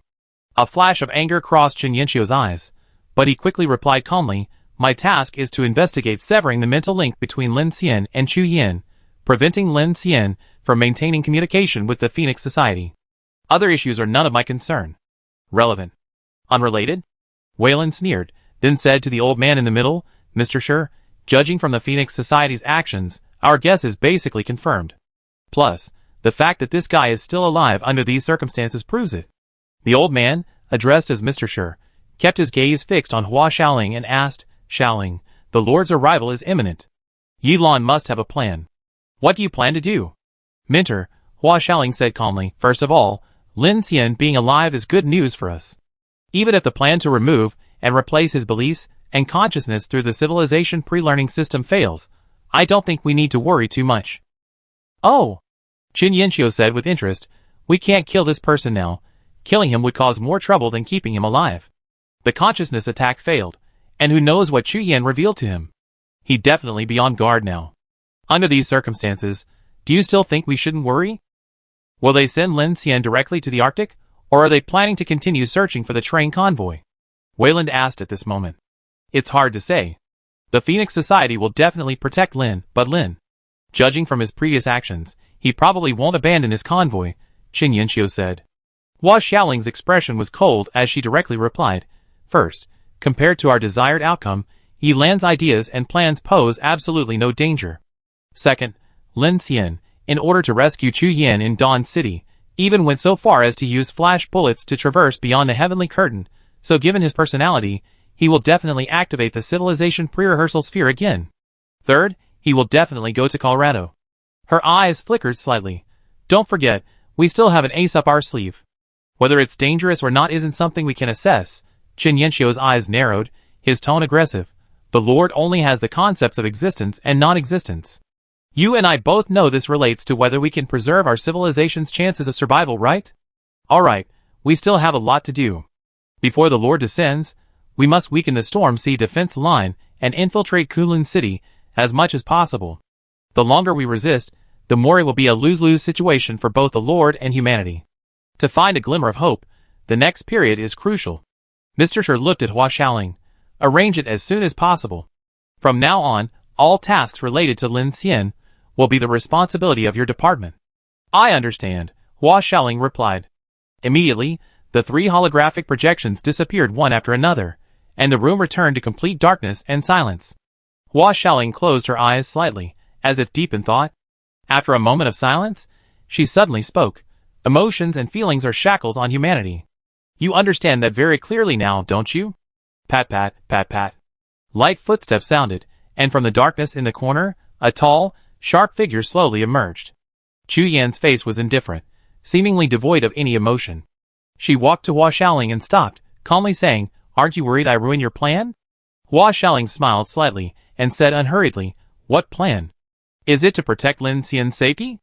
Is it to try to accelerate negotiations with the Phoenix Society? Or is it a plan to preserve a spark of human civilization?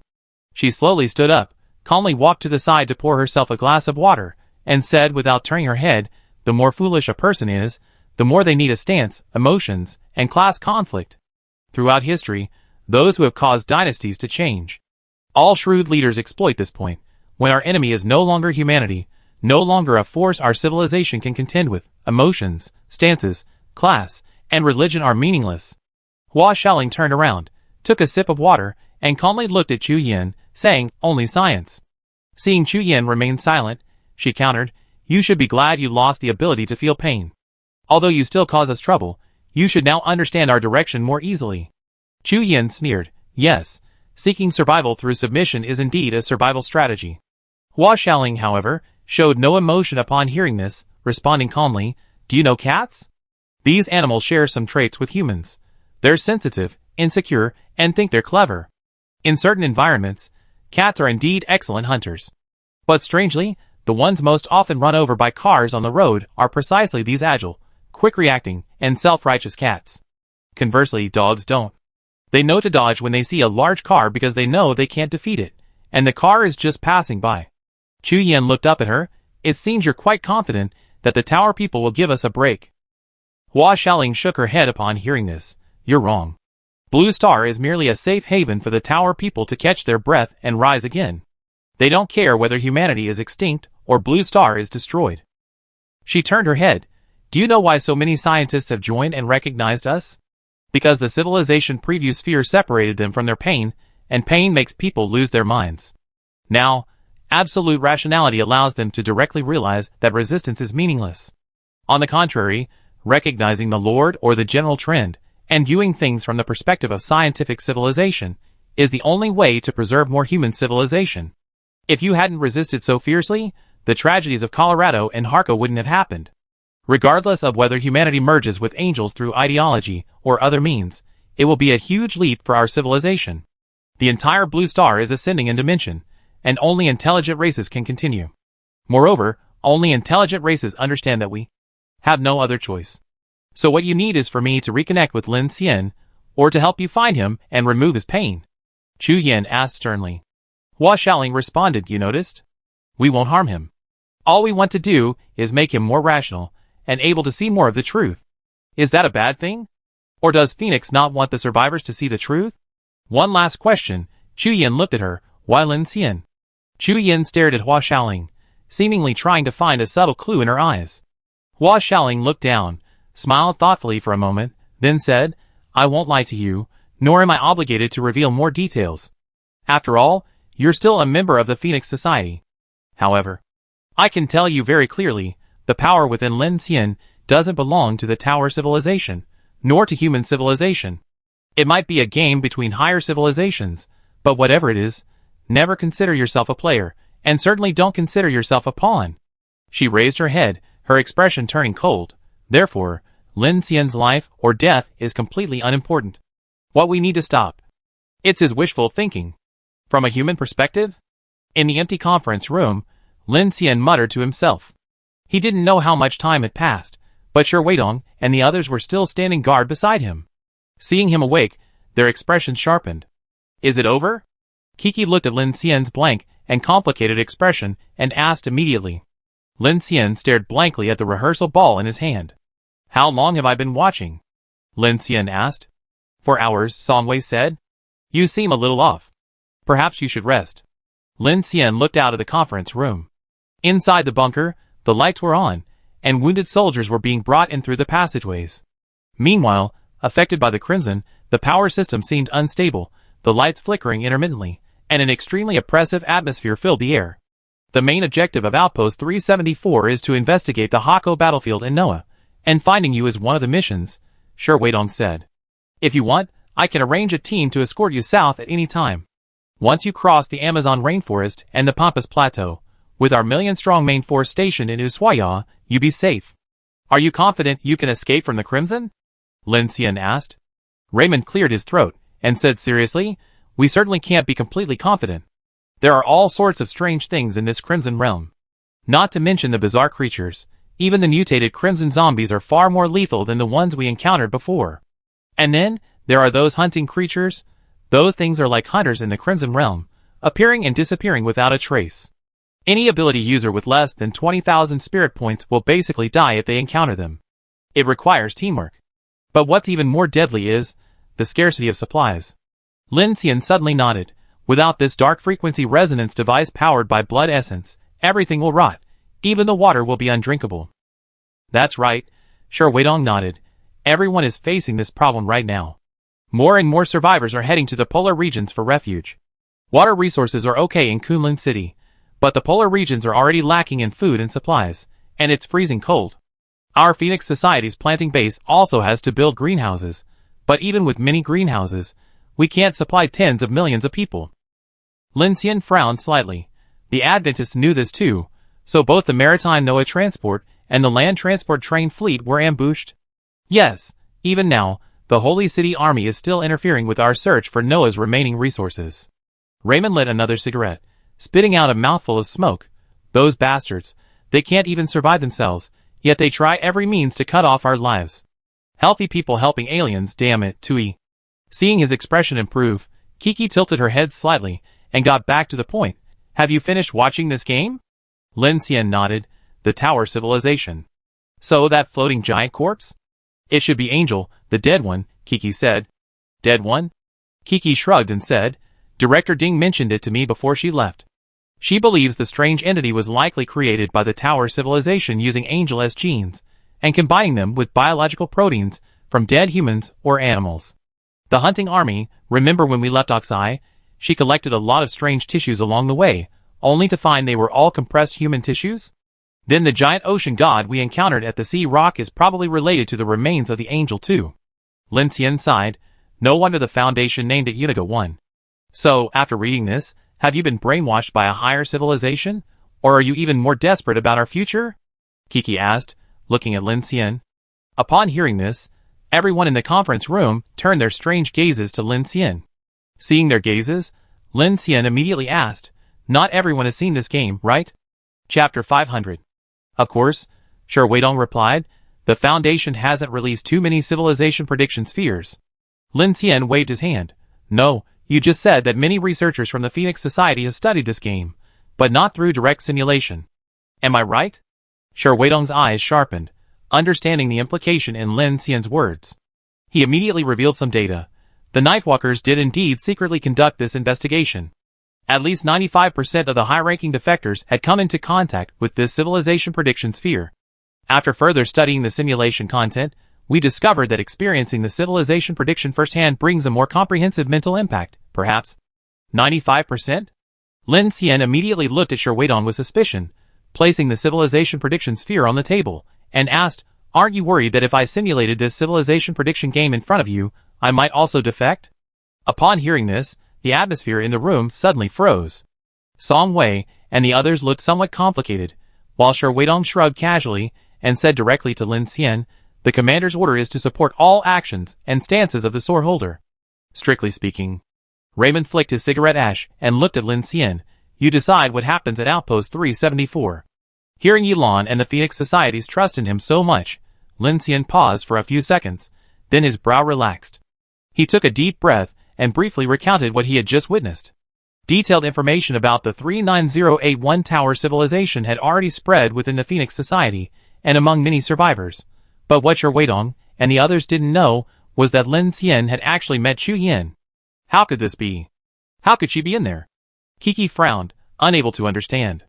Lin Xian shook his head, paused for a moment, then said, "Perhaps it's related to her mental abilities. I can establish some kind of connection with her consciousness." However, suddenly, he changed the subject. "This civilization rehearsal game must have something special about it.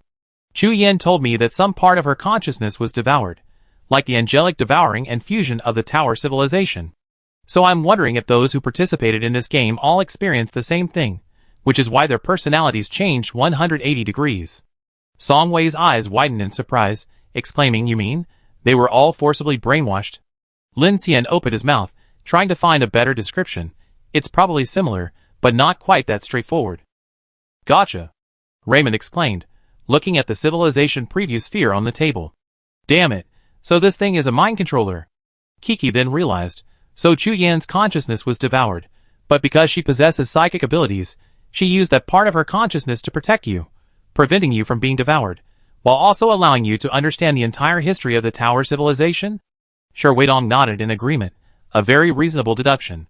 Chu Yin is the ace of the North American United Front, and someone Commander Yi trusts. So Chu Yin didn't defect. Lin Xian jumped up, "Team leader sure, there's no time to lose, I have to leave immediately." "Ushuaia?" "No." Lin Xian's eyes burned, "North, the Grand Canyon. I need to find a way to get the convoy out." "What?" Song Wei exclaimed in shock, "Captain Lin, the North-South Railway line is broken.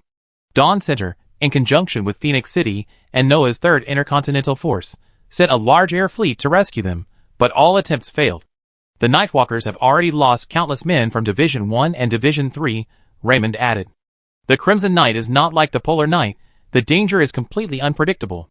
Sherweidong also said, "That's right, I understand your feelings. I know your convoy members are in danger there, but the North American continent has been completely swallowed by the Crimson Night. The Grand Canyon's terrain has been reshaped by that world-class disaster. In such a place, it's impossible. It's impossible to save them." Lin Xian shook his head, looking at Raymond and the others seriously. "Of course I know how dangerous it is.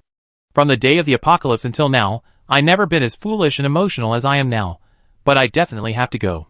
First, the railcar convoy is carrying a large amount of resources. Without these resources, Polar Kunlun City might not be able to hold out until we escape the Heavenly Curtain, not to mention that several heavily armed mechanized units are trapped inside. Second, they're all my men. I don't need any other reason. But, furthermore," Lin Xian interrupted Sherweidong, his gaze calm, "didn't you just say that I'm the will and role model among the survivors? As the commander of the train regiment, abandoning all my teammates and going to Kunlun alone, what do I represent? What role model do I represent?" Sherweidong's expression froze, and he fell silent. "Well said. I knew it. That's why I'm ready." Kiki's eyes sparkled, and she stood up with a smile, looking at Lin Xian. "Let's go. Let's go and take it on together. I send all the action teams with you." Sherweidong looked at Lin Xian now, his expression serious. "You can call upon all the armed forces at the outpost." "No need. I need you to evacuate as soon as possible. The news about the civilization rehearsal and Chu Yin needs to be relayed back to headquarters immediately to avoid further complications," Lin Xian replied.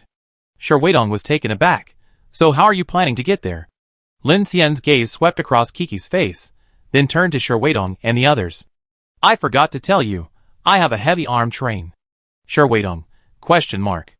"Empty." On the abandoned railway station in the town of Perita, a violent cloud of dust billowed. Lister, acting as a cover sniper, calmly kept his Gauss sniper rifle at bay, watching the threat lurking in the crimson light. But the next moment, on the previously empty tracks, accompanied by a metallic clang, a black and red heavy mechanical train emerged eerily from the crimson weaponry, its imposing silhouette instantly causing even the seasoned sniper's jaw to drop. Wang Defa.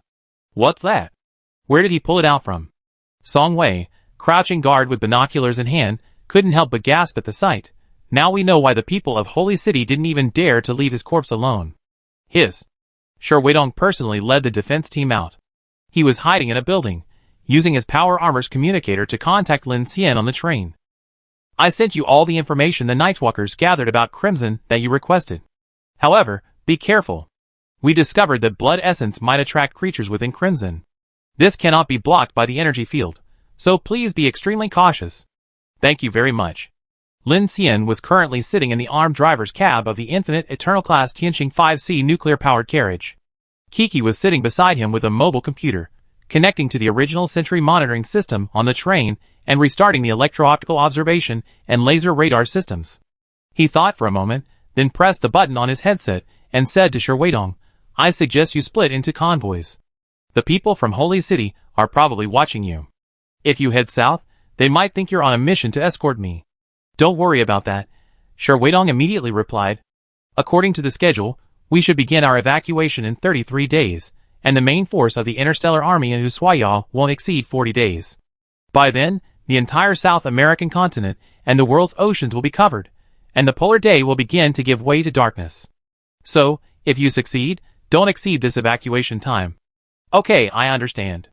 Lin Xian frowned upon hearing this, already having some plans in mind. Without saying anything more, he glanced at Kiki, their eyes met, and he immediately made up his mind. The mechanical heart activated instantly, and the long-dormant infinite power core hummed and vibrated with ionization. The engines of the mighty Dragon-class traction locomotive and the giant Whale 03E heavy gas turbine locomotive roared, and the magnetic levitation wheels began to slowly rotate on the ordinary old-fashioned rails. The thousands of tons of armed train were now poised to move towards the crimson fog in the north. Inside the abandoned building, Shi Weidong watched the train disappear into the crimson light, and the communication signal vanished quickly, then sighed heavily, his brow furrowed. Raymond, holding a heavy weapon, stood behind him and said, Old Shi, you're going to have a hard time explaining this to the commander. Shi Weidong took a deep breath and said helplessly, the commander ordered us to follow her orders, and didn't let us forcibly bring him back to the Arctic, which means she also guessed this situation. What can I do? This kid, he's obviously going to his death, Raymond said. He barely escaped with his life. You know what, Shi Weidong said with a complicated expression, if you had experienced the Battle of Dawn City like me, you might have a different perspective. But this guy might actually find the orbital force. After saying that, he turned around. Notify everyone to retreat to the bunker immediately. Yes. Lin Xian's mind was in turmoil. Outpost 347 had provided him with a lot of supplies, including blood essence. This would allow him to activate the newly manufactured dark energy frequency field generator on the train, preventing the supplies inside the Infinite from spoiling, and also protecting him and Kiki from the danger of being corrupted by the Crimson. Even so, he dared not be careless. The heterogeneous cube wasn't on the Infinite, nor were there any life-saving treasures, like the hellish black chrysanthemum, or the silver dragon 10,000 mistakes. It was just him and Kiki. The roaring train could attract the attention of the Crimson Eerie entity at any moment. Inside the cockpit, Lin Xian gulped down most of a bottle of water. The purified water was filled with a strong smell of disinfectant and sulfur, making him feel dizzy. Lin Xian stared ahead, his mind filled with the images he'd seen in the Black Star Forge and just now in the civilization pre-experiment sphere. He couldn't understand why he'd seen the planetary head. What did this have to do with lattice evolution? What are you thinking about? Kiki asked, noticing Lin Xian's complicated expression. I've been thinking, what if we hadn't undergone lattice evolution back then? Kiki chuckled, don't be silly. If you hadn't undergone lattice evolution, wouldn't the Crimson have erupted? Wouldn't the Dawn Center have been attacked? Or wouldn't we have gone to save Dragon Mountain 1, Silver Star, and our companions on the Infinite? Liang Lei, Li Lao Mo Xiao Bai, Luo Luo, Xiao Min, Brother Shi Jian Shiwei, so many people. Would you have given up? Lin Xian remained silent. Kiki looked ahead, indignantly saying, blame those guys from the Advent faction. They're inhuman. So many people have been killed by them. Lin Xian, hearing this, said seriously, It seems the Phoenix Society's earlier guess was correct. What? Lin Xian asked, the dark?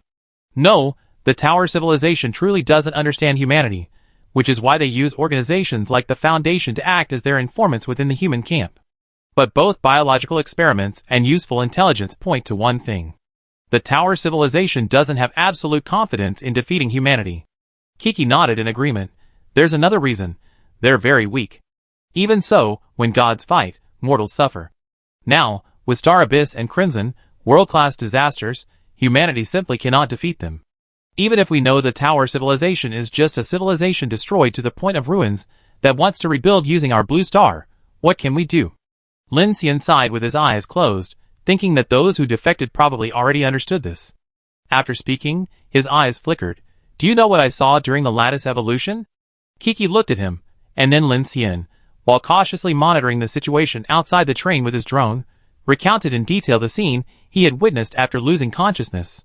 Kiki listened with a thoughtful expression, the girl frowning as she pondered. A giant that devoured a planet, destroyed by a beam of light? Doesn't that sound like the story of the Tower civilization's Uniga, who escaped and was then destroyed by that mysterious advanced civilization? I thought about that, Lin Xian said, frowning, but why was there that metal dye in that beam of light? He voiced his thought. Could it be that the one who destroyed Uniga was a higher dimensional human? Kiki's eyes lit up. You know what, it's actually possible. But it doesn't make sense. Lin Xian sighed. Higher dimensional humans possess such. If they want to help us, why don't they just deal with the Tower people who are parasitizing Blue Star? And the Tower people were destroyed by higher dimensional humans, then came to Blue Star's human civilization as a safe haven. Isn't that foolish? That means they can't directly intervene, so they're guiding you to solve the problem, right?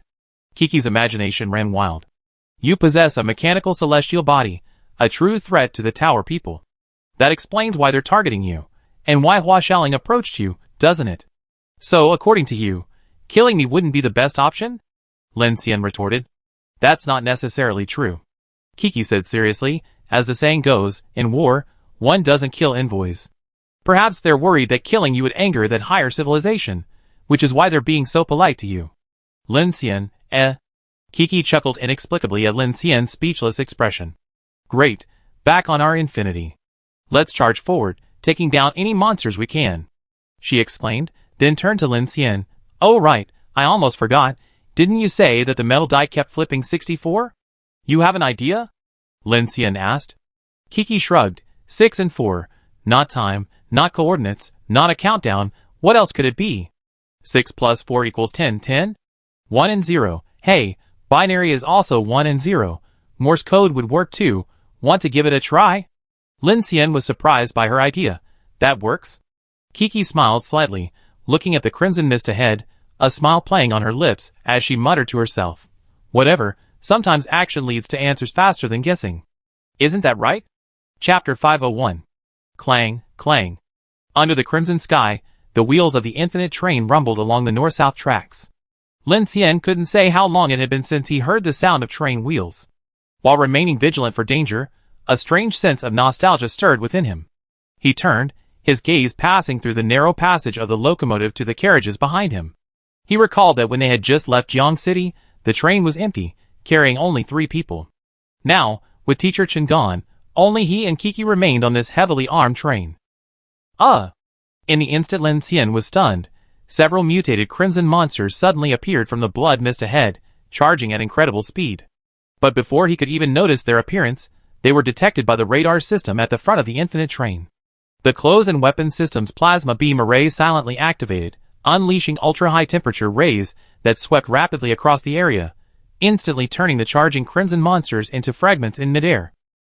Lin Xian took a deep breath and immediately checked his markings on his armor interface. He was currently more worried about the elusive monster with the hollow face he had encountered yesterday. Seeing that the dark markings remained unchanged, Lin Xian simply increased the train's speed again. Outside the train, hundreds of flying drones formed a dense protective network around the infinite, like satellites circling from the sky to the ground. The radar network was so precise that even a mosquito approaching would be immediately locked on. With these safeguards, Lin Xian didn't need to rely on his eyesight to judge danger. If a track problem occurred, Kiki could respond quickly. What's wrong? In Carriage 2, Kiki returned to her familiar position in the information center. One hand used telekinesis to control the rapidly spinning metal die, while the other deftly typed on the keyboard, recording the observed numbers. A few mutated zombies, nothing serious, Lin Xian replied. Kiki continued working, calmly saying, if nothing unexpected happens, we shouldn't trigger the Crimson Tide, so the real concerns are the high-level anomalies and the predator-like creatures, and the road conditions. Lin Xian, looking at the thin blood mist ahead from the cockpit, asked, the predator-like creatures you mentioned? Are they those monsters with a black hole in their face that can teleport? That's right, but that's not teleportation. Remember when we left Hawaii, monsters could be teleported out of the blood mist? This crimson space is actually a different dimension from the three-dimensional perspective we see. Why are they called predator-like creatures? Lin Xian asked. Lin Xian asked, how is it different from other supernatural entities? Because this thing possesses intelligence. Kiki's voice came through the communicator. Lin Xian's brows furrowed slightly upon hearing this. What do you mean? Other supernatural entities usually attack after being alerted or by targeting the dark mark, but this hunting entity is like a wandering assassin. Its spirit dispersion value cannot be detected. It doesn't rely on the dark mark. Its movements are unpredictable and deadly. We're fortunate to have protection like the Infinite, but outside, even top-tier ability users like you and me could instantly perish. Phoenix believes this creature is a hunter meticulously designed by the Tower people, hence the name hunting entity. Moreover, besides ordinary hunting entities, there exists a larger, special type. Judging by their size, they might only be at the special level, but the damage they can cause is even more terrifying than S level. This happened on the Harco battlefield before. A Nightwalker team with an average spirit dispersion value of 20,000 was wiped out in less than a minute, causing huge casualties to Phoenix City's support forces. So fierce? The most crucial thing is that this thing wasn't eliminated, it can still hide and retreat, waiting for an opportunity. Lin Xian's expression turned somewhat grave upon hearing this. The one you and Raymond encountered at the beginning was indeed strange. If we hadn't reacted in time, Aaron would probably be dead. Yes, thankfully there was only one, and it was an ordinary one. We worked together to quickly take it down, but it's hard to say about the others. Kiki added at this moment. It's said that once you feel fear when facing this creature, it will immediately appear behind you, so everyone in the team must maintain perfect coordination and keep their minds on track, otherwise it won't be so smooth. Whoosh! Several more strange creatures appeared by the roadside, but were wiped out by the Infinite's laser weapons. Lin Xian didn't disarm the heavy firearms to avoid attracting more attention. Hearing Kiki's words, he recalled what he had seen in the Civilization preview sphere and pondered, the Tower people's so-called angels have stripped away pain and fear, but after being destroyed by the advanced civilization, the consciousness of the Uniga generated fear and pain, which spread with the invasion of darkness, causing the mutation of all humanity. Now it seems that pain and fear in the Tower people's civilization are not just emotional reactions. They seem to define these consciousnesses in the form of sub-energy and physically separate them. In this light, when you say that the hunter entity can detect human fear, it might not just be an adjective. Is that so?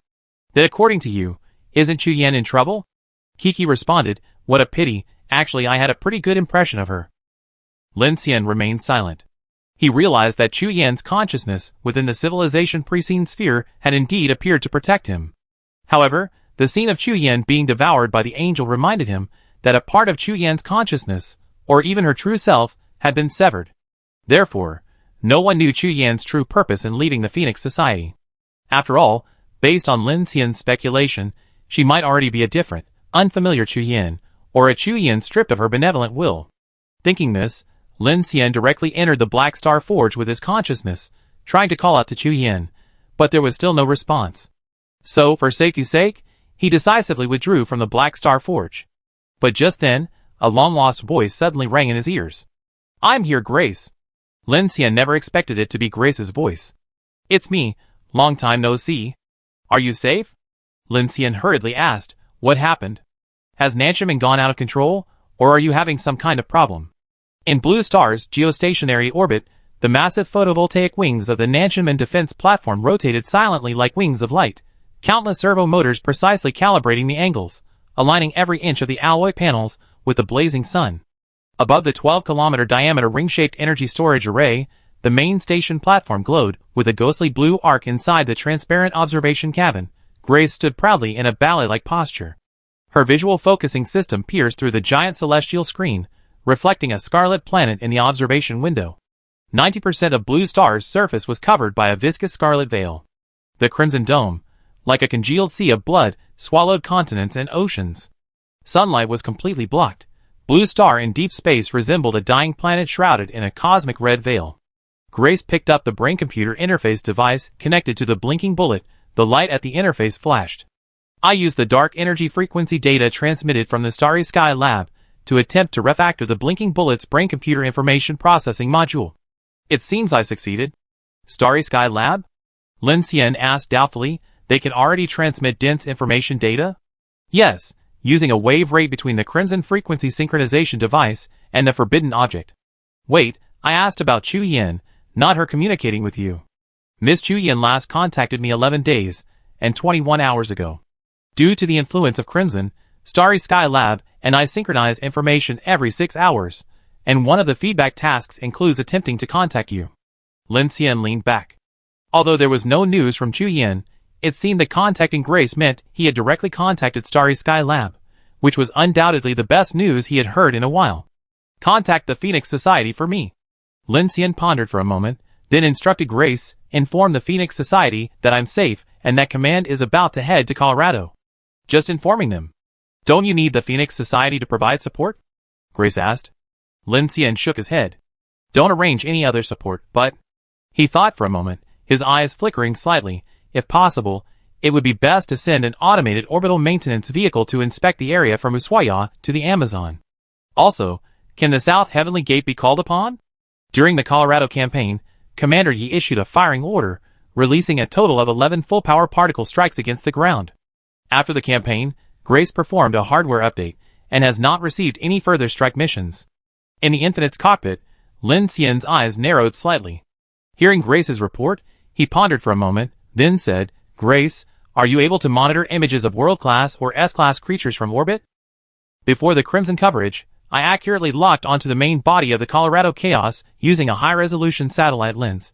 But now, without ground-guided coordinates, it's impossible to fire accurately. Sure enough.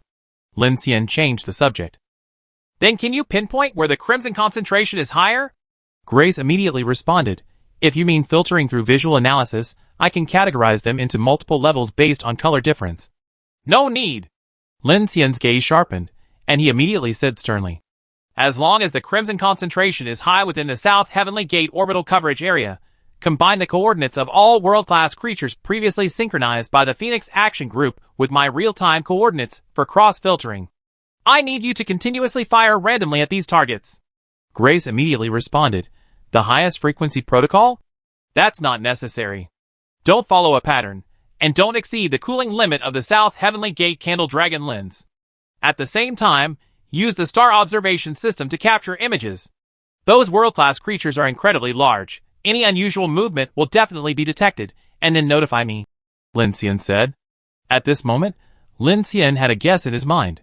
He wanted to use the South Heavenly Gate to test the waters. Even if he was wrong, using a weapon like the South Heavenly Gate to eliminate some large, bizarre creatures within the Crimson Realm or severely injure world-class beings was better than doing nothing. It might even disrupt the Tower people's frenzied Crimson consumption process over the past few months. Moreover, Lin Xian did this because, apart from the train convoy in Colorado whose fate was unknown, and the Silent City being transferred across the ocean, there were almost no human survivors left within the Crimson Realm. With the Phoenix Society's observation coordinates, Grace could focus her firepower primarily on the areas containing world-class creatures, without worrying about friendly fire. Grace understands. Immediately generate an attack plan.